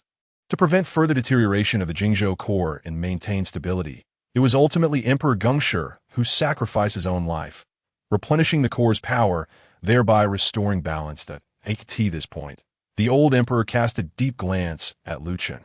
And this is the reason behind the brief reign of our Lu family emperors. Only the bloodline of our Lu royal family can replenish the core's strength. Each generation has been tasked with this duty. Lu Chen understood, looking at the old emperor's graying hair. And no wonder you have aged so suddenly. The old emperor shook his head. If merely aging could ensure the long-lasting peace of our Great Yu, it would indeed be worth it. Yet, regrettably, the Jingzhou core has reached an irretrievable state. Even with numerous sacrifices from the Lu family, it can no longer be sustained. The devastating blow from 3,000 years ago can no longer be contained. The weakening suppression against the Nightmare Clan during the day is merely a precursor to the core's demise. In the near future, our world will become a living hell, especially in the region of Jingzhou. The future will see chaos as demons and humans coexist and combat each other, becoming the norm. Thus, I must take action in advance that I intend to abandon it, using the Jingzhou core as bait to ignite a full-scale war between our kind and the Nightmare Clan. The old emperor stood with his hands clasped behind his back, exuding a regal presence. This decision may contradict the laws of our ancestors. Yet we are no longer in the era of Gengshi from 3,000 years ago. The decline of the core is inevitable. Merely suppressing the traces of the Nightmare Clan will leave our people lacking the means and courage to confront them in the future. Over time, how shall we face the impending racial war? The times have changed. Rigidity will not suffice. Thus, I've been guiding you to engage with the Nightmare Clan gradually, spreading awareness among the people of the Great Yu. This was my initial intention. Since it was the beginning, it was bound to evolve. As expected, there have been unforeseen changes that it seems that Chen's appearance, or the emergence of the Huangxiu, was beyond your original plan. The old emperor nodded in approval. Indeed, the appearance of the Ming Huangxiu was certainly outside my plans.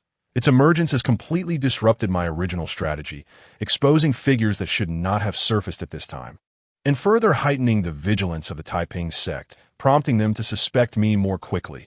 The old emperor sighed softly. I had no choice but to thrust you into the spotlight of the Great Yu to create momentum, advancing my arrangements prematurely. But this is merely the beginning. The rules of the human realm are becoming increasingly fragile. The revelation of the Nightmare Clan is merely a matter of time. The emergence of the Ming Huangqiu at this juncture may indeed represent a turning point. The expression on the aged emperor's pallid face bore a complex mixture of emotions. Whether it was solace or resignation, or perhaps a blend of both, was uncertain. Is you, my fifth son. You are the greatest surprise. For every step you take, it is beyond my expectations that you recall the rumors that circulated within the palace, suggesting my apprehension that you might become another Lu Xingxi. You, with your exceptional genius, have attained the status of a martial arts grandmaster at merely 20 years of age. Such prodigious talent inevitably invites envy, which may lead to unnecessary troubles.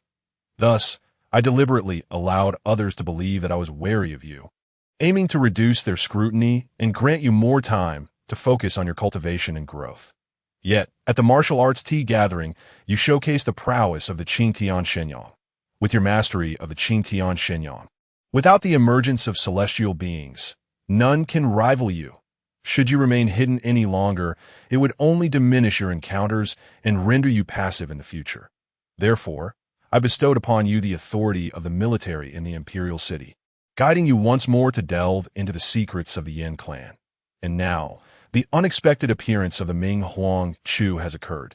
The subsequent assault on the imperial city and your display of terrestrial immortal power within the literary alliance are matters I need not elaborate on. Every step is fraught with uncertainty. You, my son, the aged emperor sighed, before returning to the matter at hand. The Ming Huang Q, there's something amiss with it.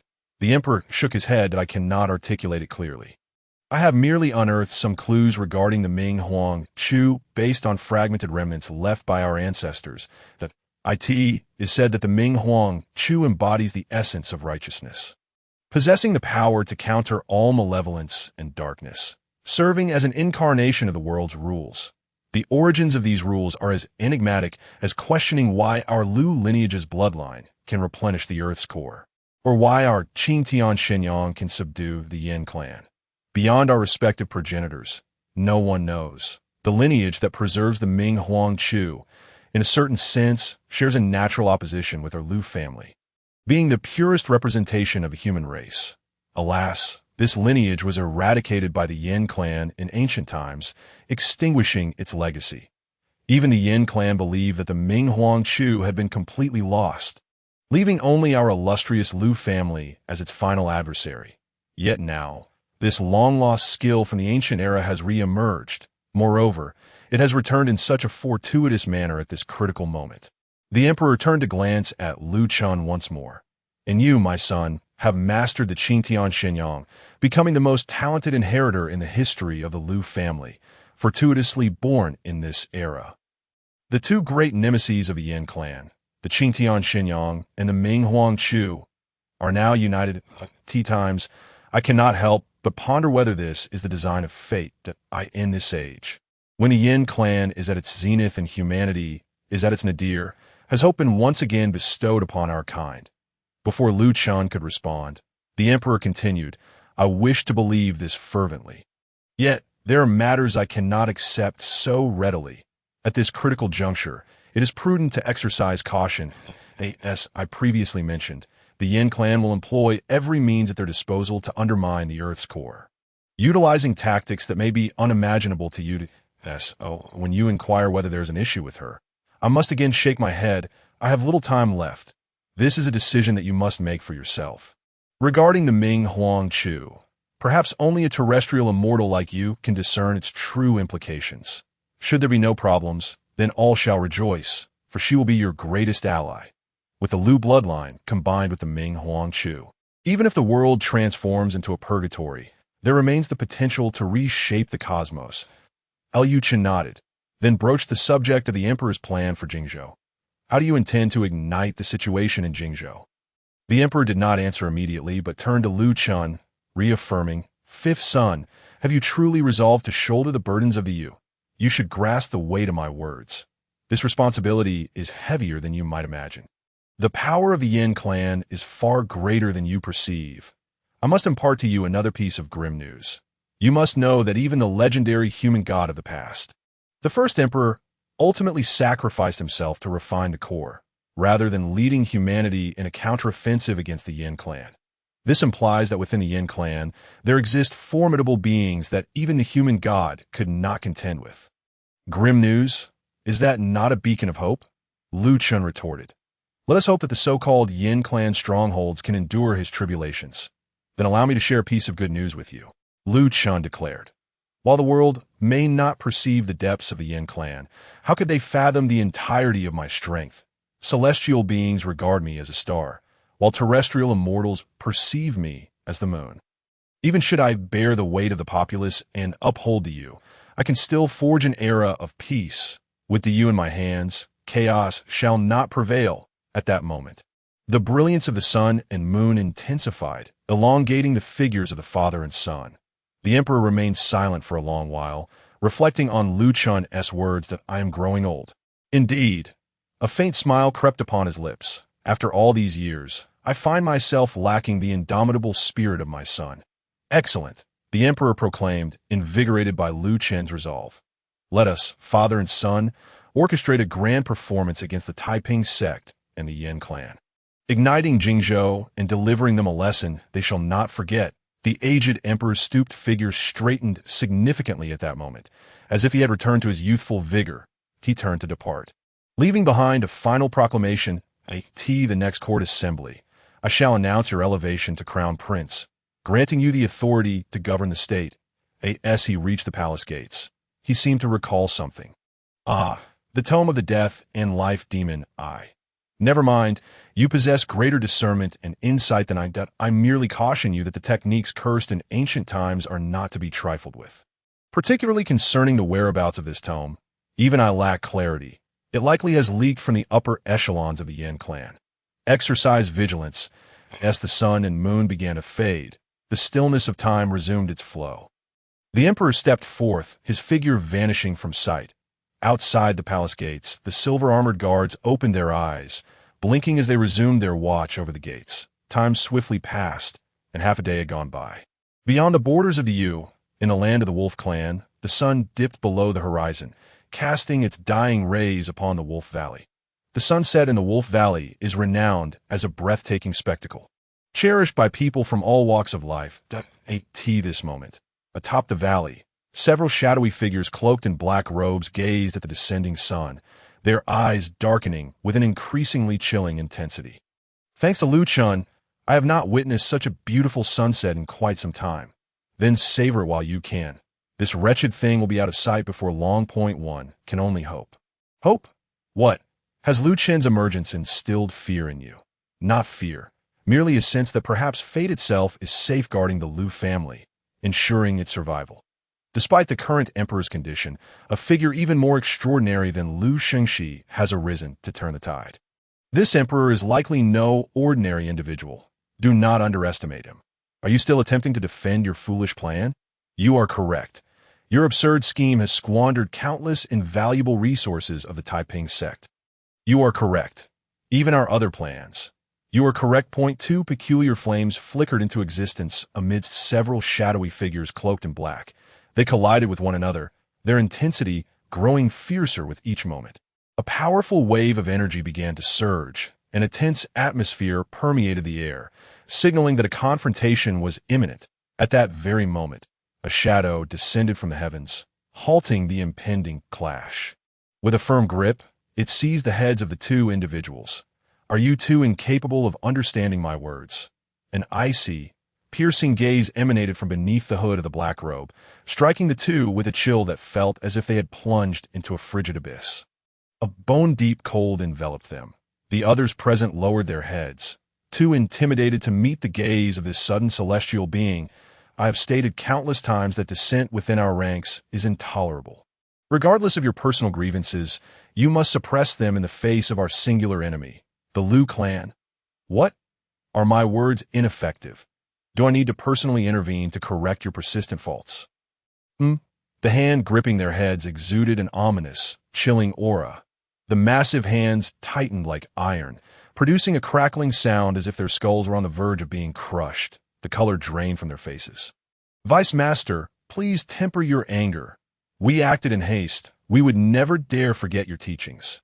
Haste? The Vice Master, hidden within his black robe, cast a penetrating glance at the two. He released his grip, warning, if there's a next time. I shall ensure you truly understand what haste entails. Understood. The two exhaled in relief, drops of blood trickling down from their heads. Thank you, Vice Master. The Vice Master flicked his robe and positioned himself at the forefront of the Wolf Valley. He gazed at the setting sun on the horizon. Speak, Guardian Yun, how are the arrangements in Jingzhou City progressing? Guardian Yun was one of the two embroiled in conflict, harboring suspicions against the Emperor and had initiated a surprise attack plan on the Imperial City. In response to the Vice Master, all is in order in Jingzhou City that we await the opportune moment to strike at the core of Jingzhou and completely dismantle the blockade. Only what? This, Guardian Yun hesitated. We did not anticipate Lu Chen's existence. With his formidable strength at the Land Immortal realm, our plans may struggle to ignite the situation in Jingzhou, especially since this operation involves significant stakes. Yet neither Jingzhou City, the court, nor even the Tianjin King and the Jianshao Legion have any inkling. The plan has proceeded too smoothly. I cannot shake this ominous premonition. Upon hearing this, another figure, one guardian, chuckled derisively. I believe you are overthinking this. They are presently preoccupied with their resentment towards the Literary Dao Alliance's rebellion and Lu Chen's prowess. Their internal discord is in disarray. They hardly have the capacity to focus on our movements. I surmise that your paranoia is unwarranted. Maintaining such an attitude will hinder your ability to manage significant matters within the sect. I am merely considering the grand scheme, exercising caution. Rest assured, the great Yu has not. The Vice Master cast a sidelong glance at the two. They quickly lowered their heads, refraining from further speech. Observing the two, the Vice Master calmly stated, "One guardian speaks truth. The essence of our existence in the Taiping sect is to overthrow the great Yu and obliterate the core. Being overly cautious will not lead to success. This." One guardian's expression brightened, ready to respond, but the Vice Master interjected. However, Guardian Yun's words hold merit as well. That it is prudent to think comprehensively about matters. Take, for instance, the ambush by the Literary Dao Alliance. Had the facts not been laid bare before us, who would have anticipated that Lu Chen would be a land immortal, possessing the strength to cleave through two great states? Could you have foreseen such a possibility? The Vice Master's gaze swept over the assembly. They all shook their heads in unison. The existence of a land immortal had only been achieved once in 3 millennia by Lu Xingxi. He was the sole example in the world. Otherwise, how could this realm be bestowed with the extraordinary title of human god? They could not fathom the notion that Lu Chen was a land immortal. A 20-year-old land immortal? That was even more absurd than Lu Xingxi. Who would dare to entertain such thoughts? Therefore, nothing is absolute. The Vice Master patted Guardian Yun's shoulder. It is wise to remain vigilant. Guardian Yun felt a sense of relief. It mattered little if the Guardians were foolish. As long as the seed of doubt had taken root in the Vice Master's mind, that was sufficient.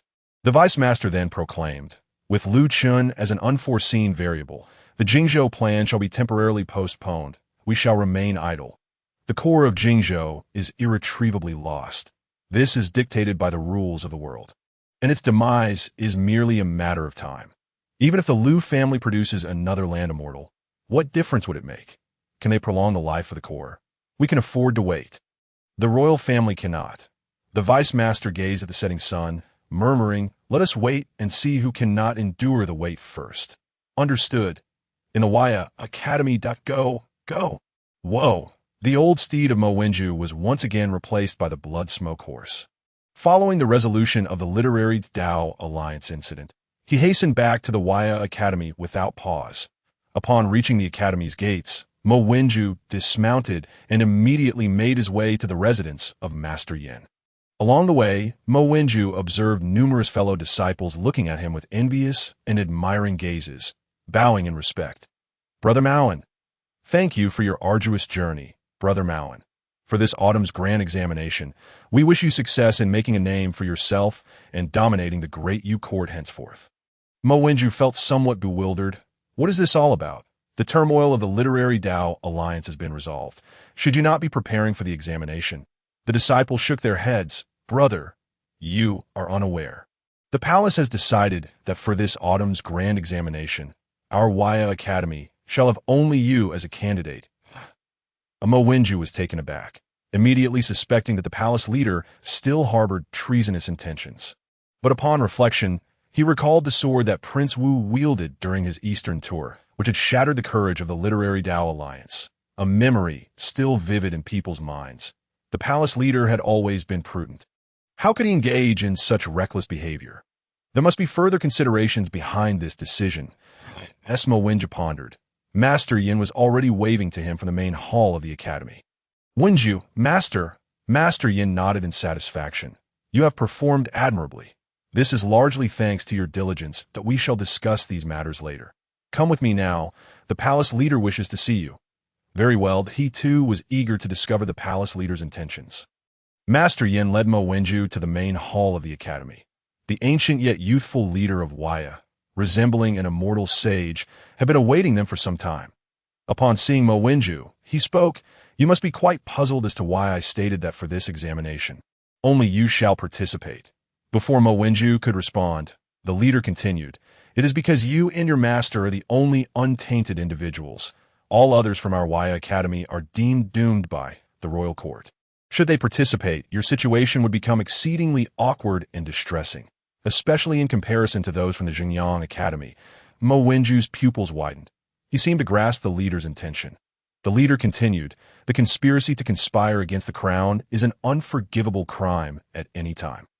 The court cannot allow a group of conspirators and traitors to wreak havoc within its ranks. This time, Prince Wu did not eradicate us entirely because the literary Dao Alliance's influence is vast, encompassing nearly all of the upper echelons of scholars in the Great Yu, that if they were all eliminated, it would lead to a discontinuity in the scholarly faction, leaving the court without any capable individuals at a critical juncture.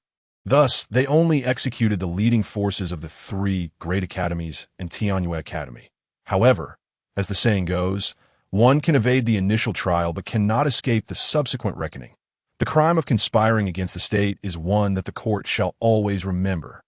The old palace master murmured, "I can foresee that this autumn's grand examination will undoubtedly be dominated by the faction of Xinjiang Academy. Yes, for Xinjiang. As long as one is not utterly inept, the court will utilize them. Conversely, should other academies find a suitable replacement for us, we shall inevitably face retribution from the court, resulting in our downfall. Ultimately, we may find ourselves inexplicably embroiled in significant scandals, leading to our execution and bringing ruin to the entire academy. This fate is reserved for those with sufficient capability to remain in the upper echelons, as for those lacking such abilities. Their demise will be even more bizarre and astonishing at this juncture." The old palace master cast a glance at Mo Wenju, cautioning, "Do not think I jest. The consequences of a failed conspiracy are dire. Yet you are different. Firstly, you have rendered a service by delivering a warning. Secondly, you are well acquainted with His Highness the Martial King, having aligned yourself with him in advance. You are a trusted aide to the Martial King. The presence of your fellow disciples at the autumn examination will only tarnish your reputation and compromise your standing in the eyes of others, leading to unwarranted exclusion and suspicion that not assume I am exaggerating. The world of officials is shrouded in darkness. Some will go to great lengths to undermine you, transforming even the slightest blemish into an indelible stain. Moreover, this blemish is linked to treason." The old palace master appeared to offer a wealth of heartfelt advice for your benefit, yet he had long understood the underlying meaning of his own words. His desire for a smooth official career was genuine, as was his concern for the future of Wuyo Academy. "For only you, Mo Wenju, can rescue Wuyo Academy." The old palace master was well versed in the art of self-preservation. "It has always been so." Mo Wenju sighed deeply, lamenting, "Had I known this would be the case, I would have acted differently from the start." The old palace master hesitated momentarily before exhaling a sigh, tinged with bitterness, and remarked, "Life is like a game of chess, never subject to our world. I harbor no grand aspirations for the advancement of Wuyo Academy. I merely wish for its survival, that it does not falter under my stewardship. Who reigns over the dynasty is of little consequence. What matters is that we emerge victorious. You may believe that I, a master of martial arts, should live nobly, yet in the grand tapestry of existence. I am but an ordinary old man. Having said all this, you may go." With that, the master of Wuyo Palace closed his eyes and gestured for Yin Fuzi and Mo Wenju to depart. The two exited the main hall. Along the way, Yin Fuzi glanced at the somewhat disheartened Mo Wenju and asked, "Are you disappointed with Wuyo Academy?" Mo Wenju shook his head and then nodded, unable to articulate his feelings, merely expressing a sudden sense of gloom. That sense of gloom is entirely appropriate, Yin Fuzi said as he walked ahead of Mo. You recall what I told you at the Qing tea gathering. There are certain lessons that cannot be gleaned from the tomes of the Academy. There is much yet for you to learn like tea that time. You could not comprehend it, for you had not yet experienced it. Now that you have, you appreciate the value of those words. Yin Fuzi reflected, in life, many situations cannot be as bright and upright as the text suggests. Some yield to reality, some cling to ideals, and others go with the flow. With countless experiences come countless individuals and their myriad hearts. We must never hastily judge who is right or wrong, for had you undergone their trials, you might have become them. And so, Yin Fuzi smiled as he patted Mo Wenju on the shoulder. Do not concern yourself with what the old palace master has said. Just focus on being the best version of yourself. Now, go prepare for the upcoming autumn examination. It is only a few days away. Pack your belongings and set forth for the imperial city. Are you not going, sir, with your knowledge and wisdom? Yin Fuzi chuckled and shook his head. My knowledge and wisdom, he tapped Mo Wenju's forehead, are all right here. Now off you go.